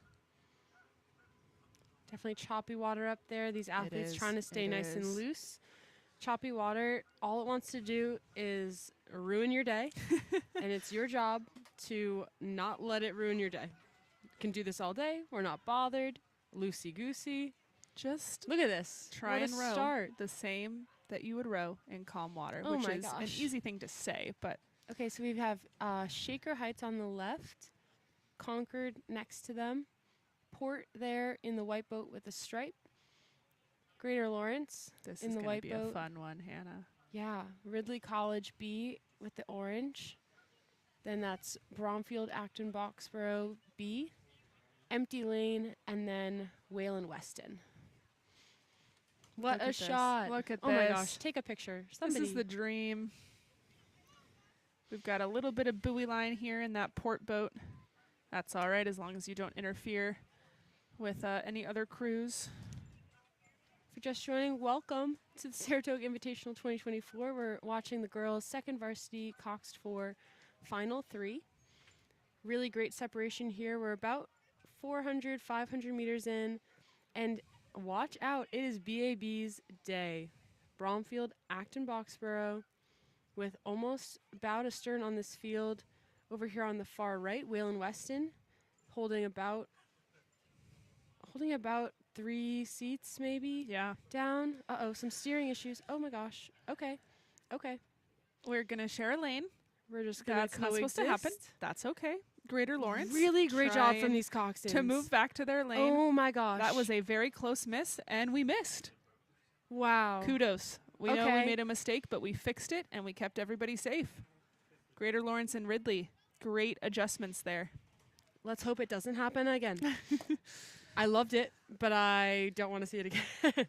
And we might have a little, this is a great look at just how complicated it is. These things are tens of thousands of dollars. They move on a dime. They've got a tiny little rudder that is moved by your coxswain who is sitting in that bow. And they're tricky. We've got, again, Greater Lawrence moving a little bit in to Ridley College rowing and moving right back out. But your star of the show right now is BAB. Rising above the fray. BABB. Making Waylon it happen. Weston sitting in second place, still holding contact on that leader by inches. Followed next, looks like on those left lanes, Concord and Port are duking it out. Just off the frame is Shaker Heights. And then those two boats that just can't seem to get enough of each other. They just want to be friends. Is Ridley and Greater Lawrence.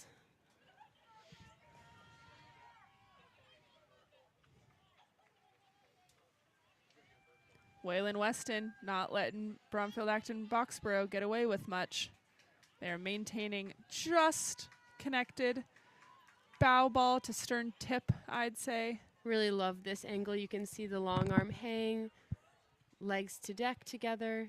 You can see the slight rotation of port and starboards reaching out to their side. It's so cool. Especially this BAB blue boat. Like, what an art form. And the water is dark, so most of these crews have lighter blades, so you can really appreciate the blade work even from this high up. Port's a little bit more mysterious, but that's okay. But just looking at BAB's blades here, hooking it in, slinging it through. You can see that rotation of the shoulders of the athletes. Their long arms. Oh, it's gorgeous. BAB, here's some training footage for you. Your athletes are perfect. But it does look like Waylon Weston has walked maybe a half seat. They have a little bit more connection than they had earlier. And we can't forget about that far side of that's Concord. Friends of Concord and Friends of Port that want to be friends, as well as Ridley College. It's a long race, 1,500 meters. Looks like we're just about, that was a 500-meter marker, that red buoy line. How long has it been? 3 minutes? We are, I'm going to say, approaching 600 to go. Okay. I can just start to see them. We've got some rain coming down here. Through the rain, here come these girls 2V coxed fours final 3. We'll see if Concord can push off of this Port crew. Yeah. Port is really high in rate here. They are gunning for it, but... And check out Waylon Weston. They are eating just slightly into BAB. Bow seats now got contact. Waylon Weston trying to see if they can put together a third 500. That'll get them that gold medal. Yeah, here we go, entering into this last 250. Waylon Weston here. Maybe our sneaky move of the race. Yeah, they look good. Who's got a little bit more left in the tank? Who's got a trick up their sleeve?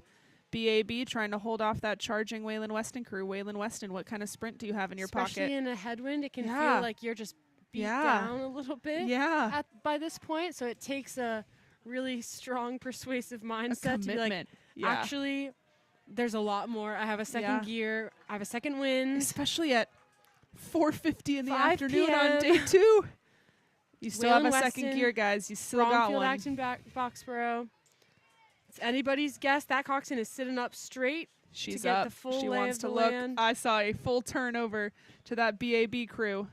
She wants her boat moving right now. I think BAB still has a seat or two, but that margin has diminished greatly. And it's also diminished for the third place battle here. Concord is just holding on to third place here as they enter their last 20 strokes. Half a boat up. On looks like Waylon Weston might be running out of room Greater here. Lawrence. What a composed response from BAB. BAB done a good job. They know they're getting walked, but they are holding off just enough. It will be BAB to the line, just patient enough with the first half of their race. Great racing. Waylon Weston charging, but not quite enough. Here comes Concord. strong through the line. They were able to have a stronger last 10 strokes well here done, Concord. to secure the bronze medal. Friends of Port bow to stern in fourth, who is bow to stern with Greater Lawrence. With Ridley, I think. Ridley, you're totally right. But and then- who's bow to stern with Shaker Heights. Wow. Almost contact with those 5 crews. Very cool. Really great racing from this girls' second varsity coxed for final 3. There's Greater Lawrence bringing it home. We will have Emma Willard making their way down the course, but they could not get into those stake boats, so the race went. We're back up at the start already. Got the boys' second varsity. There's the quads. quad. No cox in here, so these athletes are totally self-sufficient. I see the same top bun on that what school is that? 3? Did we see him in the double earlier? Burnt Hills. Yep. Maybe it's just the new hairstyle. I'm catching on. It's fine.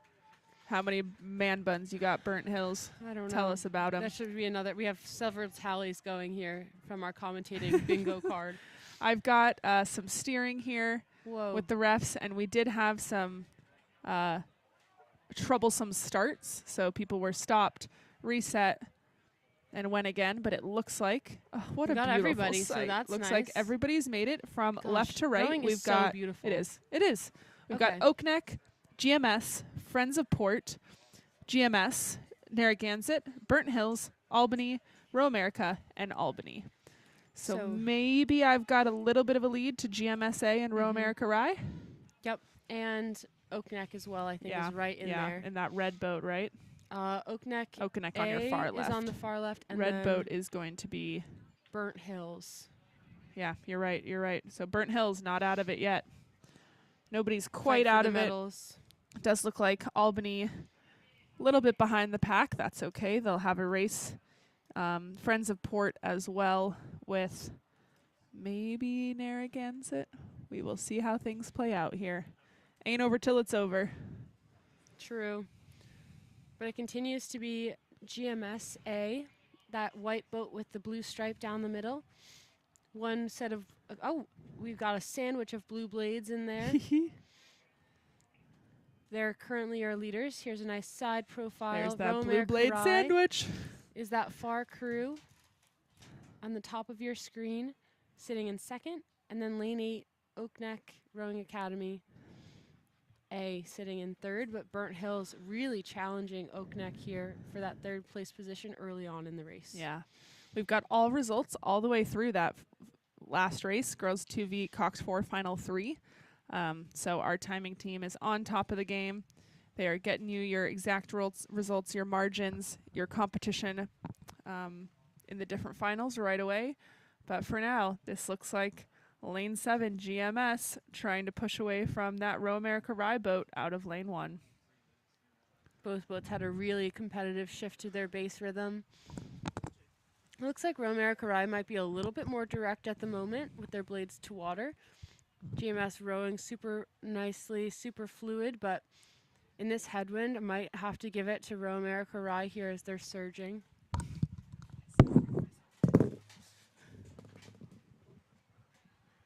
Everybody, just a random PSA, check your sunroofs. It is raining. And for no particular reason, I'm going to commentate this race alone.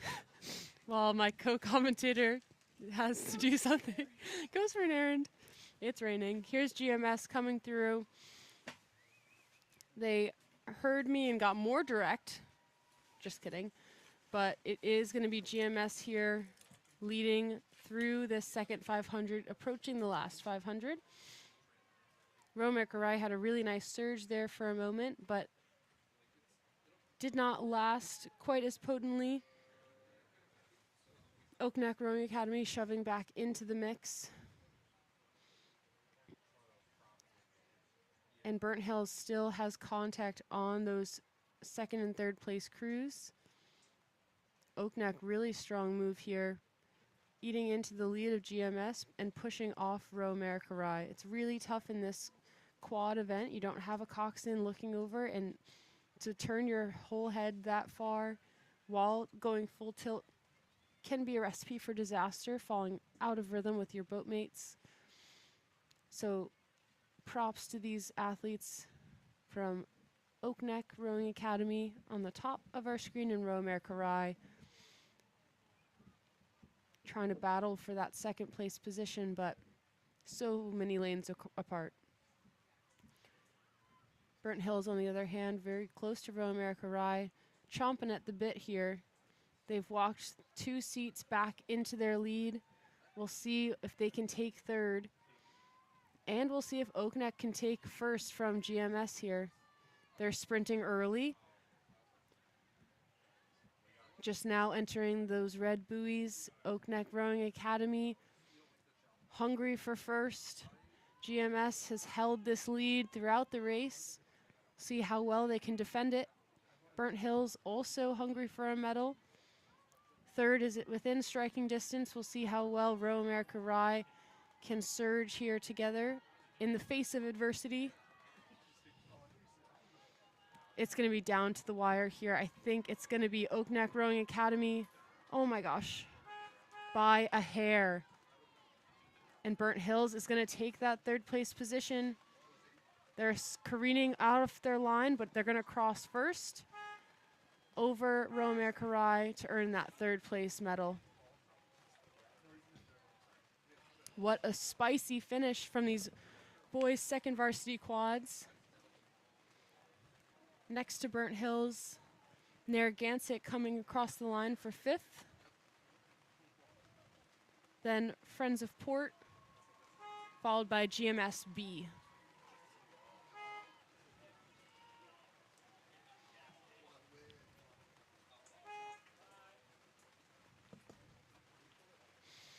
And there you have it, boys' second varsity quad, final 1. We're going to go back up to the start for boys' second varsity quad, final 2.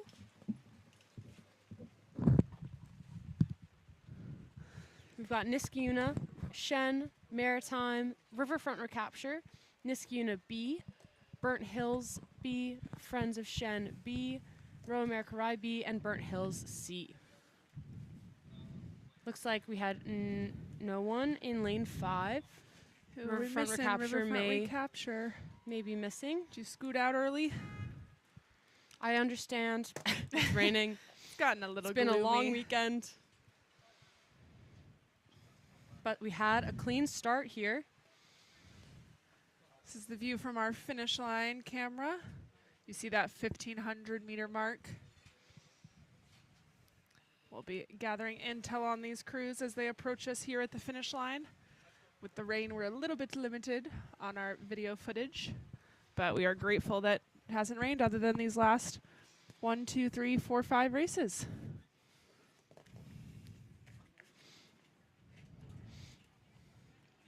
So this quad, we've got 4 athletes, 4 oars, no coxswain. So these athletes, if you're unfamiliar with a straight quad, are doing all of the work themselves, all of the steering, all of the motivating, all of the strategy talk, all of the unification of the crew. So a pretty skilled boat class to row, and it's a fast boat. In like Olympic and World Championship speed, the quad is almost as fast as the 8. Super quick. Which is really fun because you've got half the people, so it can pick up a little bit differently. You don't have a coxswain, so you don't have that additional mass that's not hanging off the oar. Much like the 8, you have 8 oars. You do. They're a little teeny tiny compared to the sweep smaller. oars, though.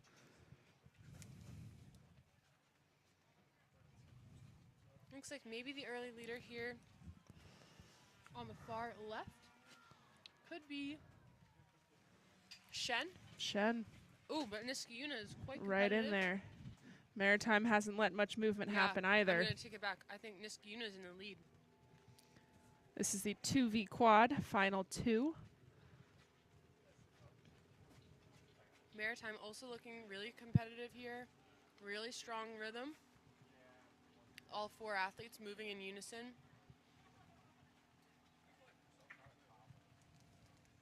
There we go. Hey! Maritime and Shen moving really nicely, and then I believe we're going to see Rye Yeah, they look really across the lane. good. Thank you, Media Launch. Making it happen. That, I believe, is the 750. We had some green buoys here. Row America Rye and Maritime maybe pulling Surging. slightly ahead of this Shen boat. Half a boat length here. Halfway through the race. But I still think, where's that Niskayuna crew? Where are they at? Are they just off the pace? Are they just in front of the pace? We'll know soon enough.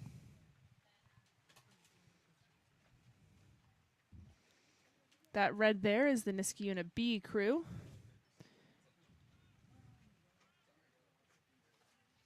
Just kidding. That is... I think you're right. Yeah.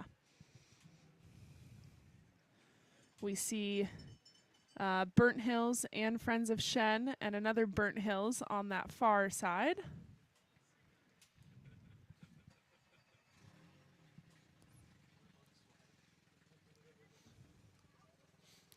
Here they are in the last 600 or so. Getting excited about a sprint. You can see those red buoys, so I guess much less than 600. Last 300, those red buoys mean sit up and go. Here we go. Great shot. Okay, here we go. Maritime leading the way. There's Shen the Niskayuna. and I'm going to say Row America Rye B. Just ahead of Just Niskayuna. ahead of Niskayuna. I think if Niskayuna can pull out a sprint, they have the potential to walk through, especially that far Row Yeah, it's America close. Rye B, who doesn't have that same benefit of being in contact. And then look at this fight for fifth. Right? Niskayuna and Burnt Hills. Friends of Shen I and think Burnt Shen Hills. and Burnt Hills, yep. Niskayuna is that trailing next to our launch. Mm-hmm. And then trailing outside of the frame is Burnt Hills C. But wow, look at this fight for bronze here. Gutsy moves being made for first and second out of Maritime and Shen. And we saw Shen was kind of struggling for a bit. Row America Rye had taken a few seats. Doesn't look like they're struggling Rallied anymore right in here back. the last 200 meters. Shen got it right back together here. Maritime definitely with a lead, but not insurmountable. Becoming more and more insurmountable the closest we get to that finish The line. crazy sprint of my life here commentating at Saratoga Racecourse was Shen crew. I've seen it. You've They've seen done it. it. I think we had a Burnt Hills double this morning that went nuts. Yep. There's Maritime. They have extended a little bit more of a lead. Oh my Shen is going to gosh. try and get right through that Row America Rye boat. I think they've done it. I But think Row they've America done Rye it. versus Niski? And Niski trying to walk I through don't as know. well. I don't have anything on that. Maybe Row America Rye? if you made me say something, I'd say Row America Rye. But Niskayuna with a heck of a finish there too. Here comes lane 3, Burnt Hills B. Followed by lane 2, Shen B. And then here's lane 4. That's going to be Niskayuna. Lay back from bow seat. All body mass to the finish. Everything. Sometimes goes you just got to leverage everything you have. Look Wow, at look at that point finish. 3. In just 1.8 seconds between third and fourth. Really tight racing in that first final. Yeah. And just like that, we're on to the girls' second varsity quads. We got 2 of those finals ahead, and then Here they are. 2 boys 4v, 5v8s. Crazy. And then we're done. Girls, 1 boys in the 5Vs. But yes. Yep. Yep. That's what I said. That's what I said. It's been a day of talking. Anyway, these are our girls 2V quads, Looks final one. Early leader might be Connecticut Boat Club here, if that's them. No, excuse me, opposite. Row America Rye B on the bottom of our screen. Yeah. Bottom to top of screen, we've got Albany Rowing in that orange. Row America Rye, potentially our leader here. A little bit off the pack, Narragansett and GMS. Maritime and Connecticut Boat Club in the pack. And then don't forget about Row America Rye A, who's at the top of your screen there, a little bit hidden in that dark boat from this overhead view. The water is definitely dark and swirly, and the clouds are making it hard to see. Are being dark and swirly. Uh-oh. Boat stopping crab in the middle of the... Oh, Let's see, get out of 1, the way 2, there, 3. Maritime. I Yes. believe. Narragansett and GMS narrowly escaping a impalement, as the word used by regatta officials in previous seasons. Really cool to watch this boat at the top. Their uniforms and their boat are so dark, and the You blades just are see those so white. blades. Same with I believe that's Yeah, you just see this Connecticut flash of Boat green Club. from their yeah, highlights. Yeah. That's so cool. that's so fun. Look at those hats in the Connecticut Boat Club boat. That's super cool.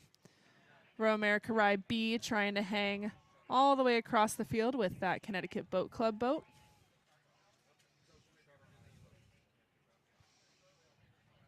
Really strong push coming down from the bottom of our screen from Albany Rowing Center B.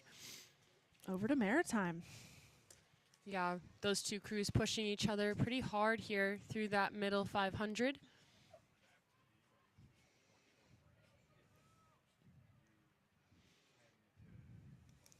But don't discount that crew at the top of our screen.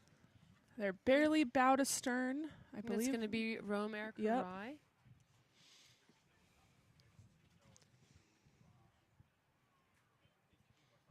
And look at the fight happening in these trailing crews, too.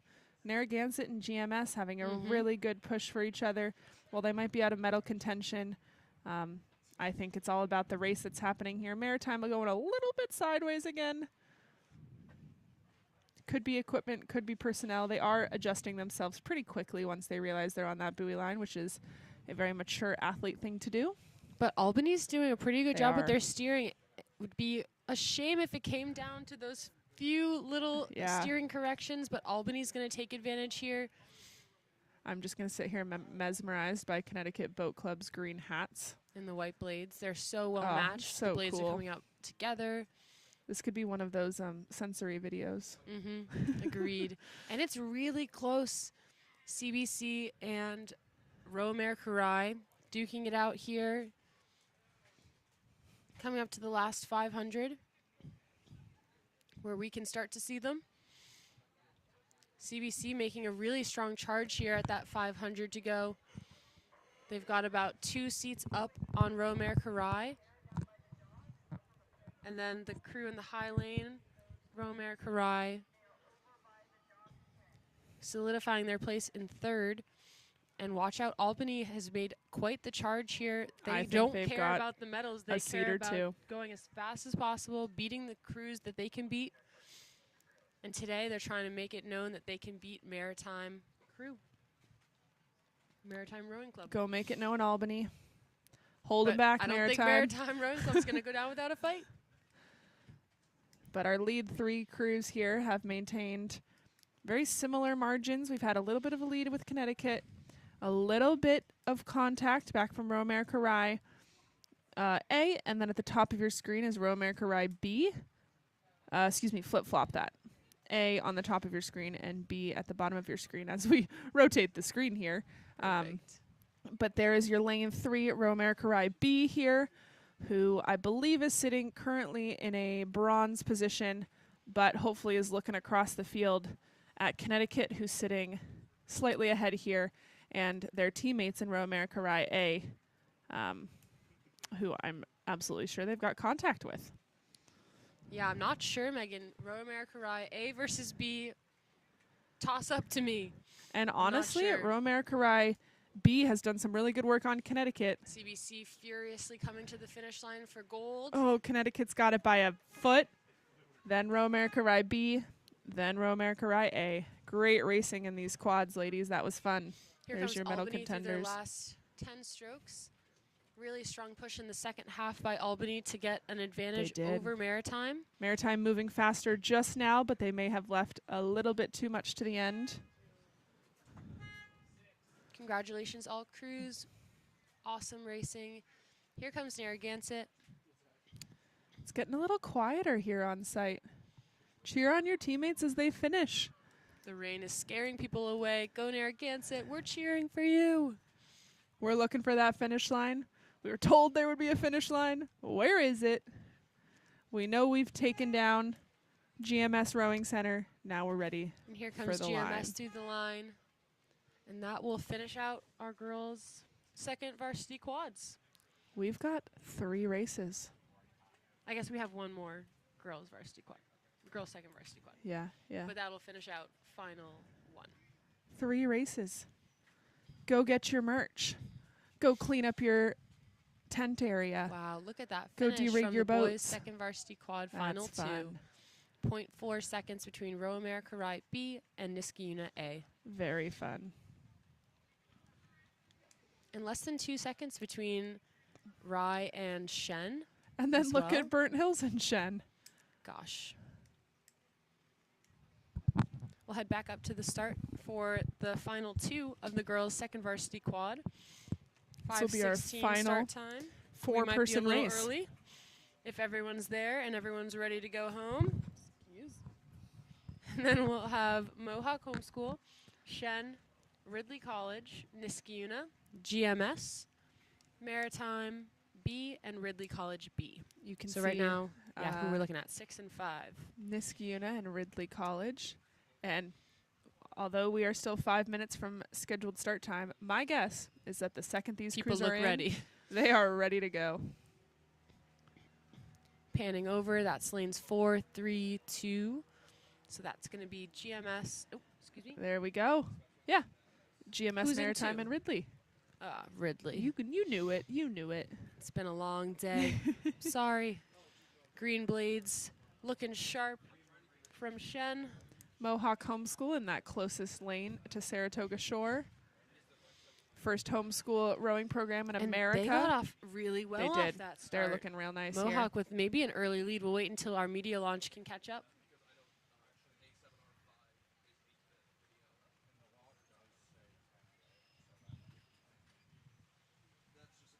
You know, just sitting in the rain. It can be very peaceful while we wait for our media launch to catch Soak up. it Oh, up. here we go. We've got early lead from Maritime B. And look at Mohawk. And Mohawk just inches behind. Coming off our high strokes here. It's all about finding that bass rhythm for each of these crews. And look at the party in the middle. So we've got, again, that's Mohawk Homeschool at the top of your screen. Maritime at the bottom. We can't see Ridley College at the moment, but in the middle is GMS, Niskayuna, Ridley A, and Shen. I would say Ridley A with a solid medal contention position right now. Absolutely. Love the off-colored matching neon hats here in the Maritime Pink and Rowing green. B Club, the pink and the green. Love their acceleration as well. They're really moving through leveraging that that back boat. end. Yeah, very nice. Look Really? at their it's a headwind. I know. It doesn't look like a I headwind know. the way They're rowing rowing. really nicely. Look at their oars too. We got pink and stern and green and bow. Oh I my think that was gosh. purposeful. Okay, it's giving like an 80s music video. Just the things you notice after 21 hours of losing it. watching rowing. They're doing such a good job, though. These girls are not losing it. They're dialed in. They are crossing that 500-meter mark with only 1K to go. Mohawk Homeschool may have lost 2 or 3 seats through that first 500 to Maritime, but has maintained being a so many huge lanes lead on over, Ridley. You can do a Right. sneak attack, and the crew Get might not ready, notice. Mohawk. If you Time make to sneaky. a really potent 10-stroke move, these athletes could be a lot closer. Hard. It's really hard in a non-coxed boat, in a straight boat, to look all the way over. That bow seat in this Right. Maritime crew is having to somehow guesstimate with a half a turn of a head, just like that one we just saw, where her crew is. And What we know is they're in a the- good position. What do you eat to help your depth perception? Carrots. Carrots for your eyeballs. Bow seat has been your carrot consumption. Oh my gosh, and look at that. They're so close. So But maybe look 3 at these seats two down. crews have done such a good job at separating themselves. It's true. Maritime and Mohawk said, we want a medal today. We're going to And put ourselves in a Ridley's position in to a get one. solid place though Ridley as well. has done a good There's job a too. I think they have open water I would agree. over the Back next to GMSB entry. Shen, Niski, and GMSB. Ridley B slightly off the pack there, out of lane 2, or furthest to your right. But right And now, it looks like Mohawk is already taking back Yeah. a seat. yeah, it is Maritime's race to win, Mohawk's race to sneaky Gosh, steal and it. both of these leading crews have such an awesome rhythm. You can see the acceleration through the back end from Oh, both crews. I love rowing. Maybe a little bit sharper from these rowers out of Maritime. And that'll be just enough to get half a boat length up at this point in the race. But like we've said before, you don't know what kind of tricks anybody has up their sleeve. You don't know how much they've outputted this far in the race. What do they have So left? true. How much power they got left in the legs? It is day 2, 5:15 p.m. How many races you got? How long you been on your feet cheering on your teammates? How many food tent pizzas and breakfast sandwiches? How many bags of fruit snacks have you eaten? That's the real question these days. I think Mohawk is eating back up into that lead. I agree.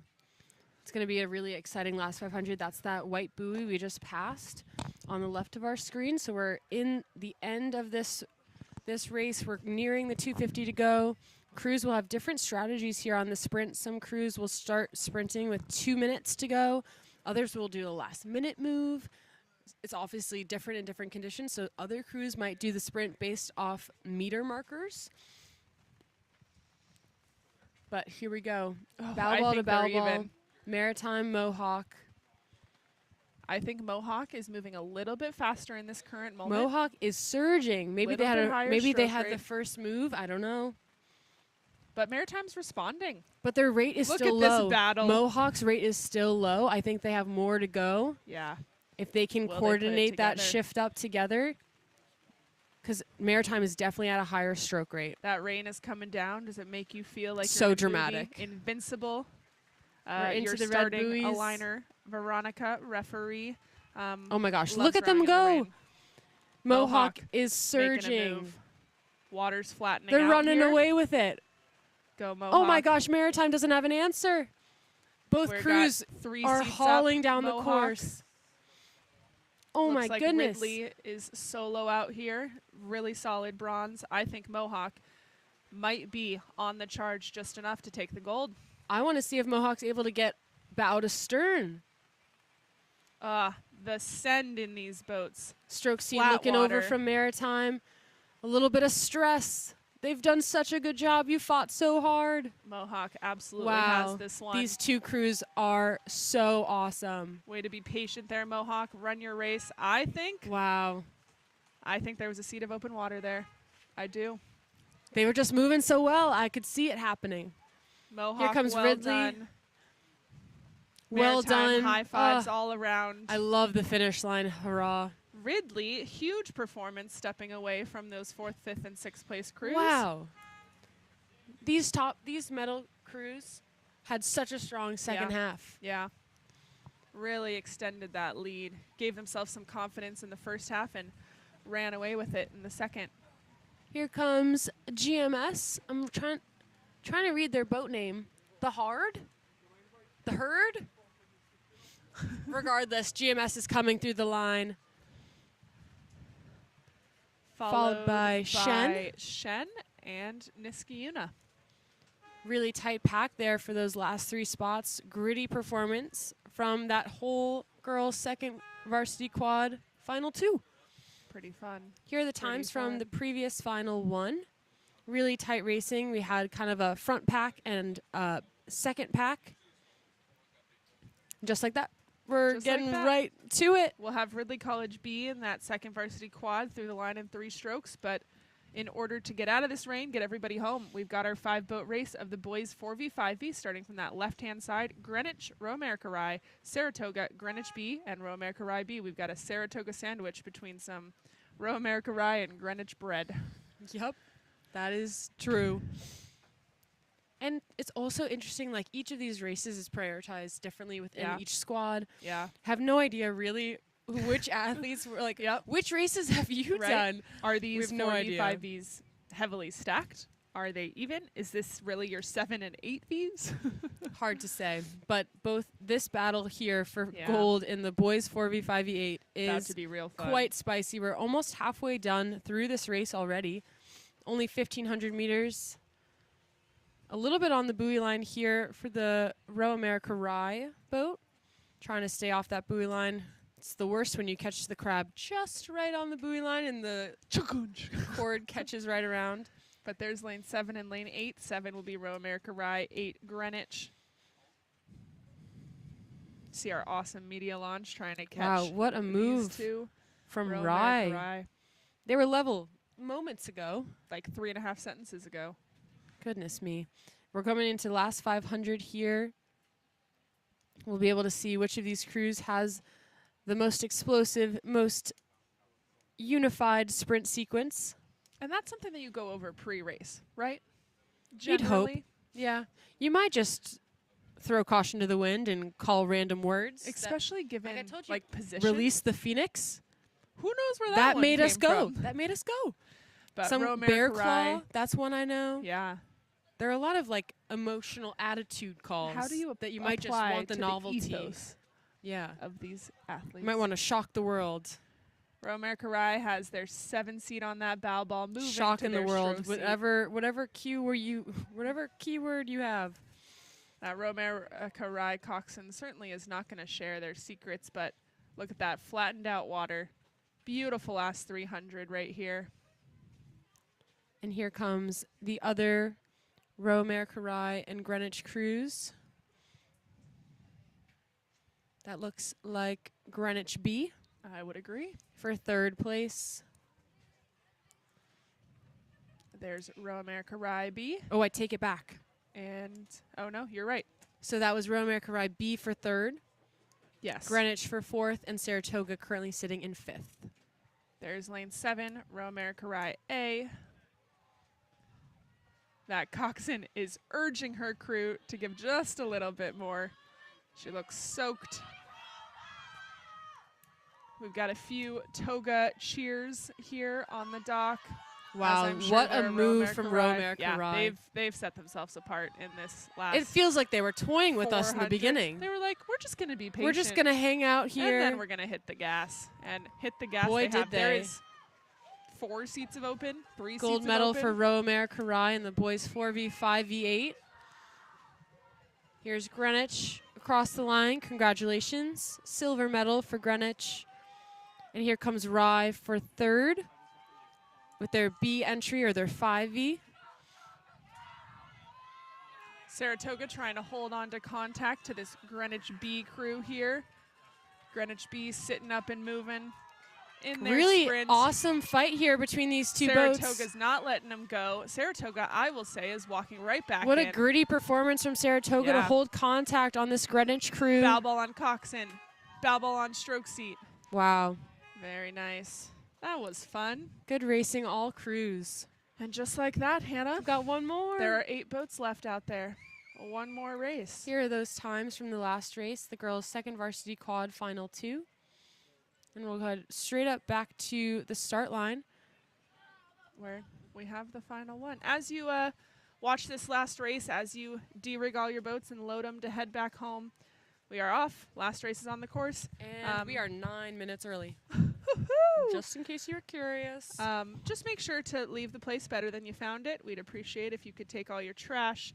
You could be really safe when walking to your buses. We'd love having Lee's Park and the State Boat Launch as our home here at the Saratoga But we are Invitational. guests, all of us. But all it is of a us. temporary home, an Airbnb, if you will. And we like good reviews. We like our good reviews. So just help us out, clean up. But until then, we turn to our final race of the day. Stake boaters Megan are Cortez, excited. shout out to you and all of your hard work in the rain. Starting from the lanes closest to the Saratoga shore, we've got Greenwich B, Greenwich A, Row America Rye A, Greenwich C, Row America Rye B, Connecticut A, Saratoga, and Ridley College. So Greenwich has 3 crews in this race. Row America Rye's got 2, a Connecticut, a Saratoga, and a Ridley College. We'll get our media launch up there with us as soon as we can. For now, just appreciating the unison of one catch, one finish is what we can see. Look at that. Rain. Rain on Fish Creek. Looks like front runners here on the left-hand side of our screen is going to be Greenwich B, Row America Rye A, and Yeah. Greenwich A. Check out those stake boaters waiting in the Stake rain. boaters are be standing ready at taken home. attention. It's almost a horror movie. It's fine. They're just standing there at the end. I hear a lot of cheering. We've got our final cruise coming down the course here at the 2024 Saratoga Invitational. It is tight racing here It for is. fourth. Way to make it fun Right here. in the middle of the pack, Greenwich C versus Row America Rye B. It's bow ball to bow ball. They're exchanging seats. Really tight racing as well. We've got some steering issues over there in lane 1 We're from wiggling Ridley. a little bit with Ridley. And we're wiggling back. Good job. Good adjustment. Survival skills still intact after a long weekend. Saratoga and Ridley battling it out over there on the far lanes. And it does look like these two crews on the outside of Greenwich A on the far left are making moves. Greenwich B and Row America Rye A. That third lane from the left looks like they've made a good move here into that first 500. We see those differently colored buoys here. They do stand out pretty well. Yeah. Look at that. That's red right there. That's a 250. So we're 750 meters in. We are officially in the downhill portion of the race. Yeehaw. What I call it, we've warmed up. The first half is just warm up. Second half, we can just run with it. Especially look at this close racing. I think Oh my we've got, gosh. again, hard to tell exactly, but most contact across all these boats. We've got a 7-boat race with contact. Yeah, We should have Greenwich. 8. Who are we missing? That definitely. We'll see. To be determined when we get a might little be closer missing. view. Maybe it's Saratoga and Connecticut Boat Club over on the far side, Potential. and then that would be Row America Missing a Rye and Ridley. Greenwich. I think we might be missing a Ridley. I'm looking at the lines in the water. I think that's I it. think we're missing a Ridley. But Greenwich B, Row America Rye A, I think fighting for our lead. Greenwich A in that lane 7, so second from your left-hand side, trying to hang with these leading crews. And then we've got a big race in the back. There's Row America Rye. I think that's their A entry. Fighting for first against Greenwich's B entry. Lanes 8 and lane 6. Greenwich A with those light blue unis is currently sitting in third. We're in our last 500 of our final race of the day. There's those 250 buoys. Here we Time to go. light it up, boats. That rain is coming down a little bit harder here. What a time. Here comes Row America Saratoga Rye. battling with Connecticut Boat Club, but Row America Rye B and Greenwich C battling it out for fourth. Here comes Row America Rye into that last 250. What do they have left in the tank on the last race of a 2-day regatta? What a fierce rivalry, too, between Rye and Greenwich. Yeah, all day they've been throwing down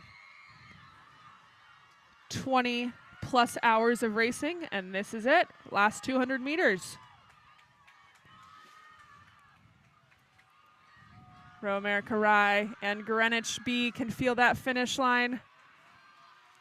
And the pack behind these medal contenders is pretty a tight. pack. You see Row America Rye on your screen. Greenwich, who is more even than they look on our screen. We have a I sprint. can't tell, Megan. I'm I not think gonna maybe say anything. Greenwich B with a slight Is advantage moving. here, maybe 2 seats Yeah, up. yeah, and gaining here. They're going to take the gold here away from Row America Rye A. They are. Who will take the silver. Hardly a consolation prize. And here comes Greenwich crew for third. Bronze medal secured for that Greenwich A crew. This looks like Greenwich C through the line here. Yep, lane 5. Greenwich taking 3 out of the top 4 spots in this event. Great Here depth of comes that Row program. America Rye B for Yep. 5th. And then And Saratoga is going it is to a fight eke to the out line. Connecticut Ooh, Boat Club. I think so. Saratoga Wow. with a seat, a half a seat over Connecticut Boat Club. And just like that, And just like that, we did it, Saratoga team. Invitational complete. As we have all of our referees and volunteers come in, please give them a thank you if you see them as you're cleaning up. Lend a helping hand wherever Lend you a can. helping hand. Be We a good appreciate you. teammate to your teammates and to other teams. And safe drive home. We'll see you, if not in 2 weeks, at New York State's some other time. We'll see you around. We'll see you around. Thank Happy you. Saratoga Invite, everyone. Bye.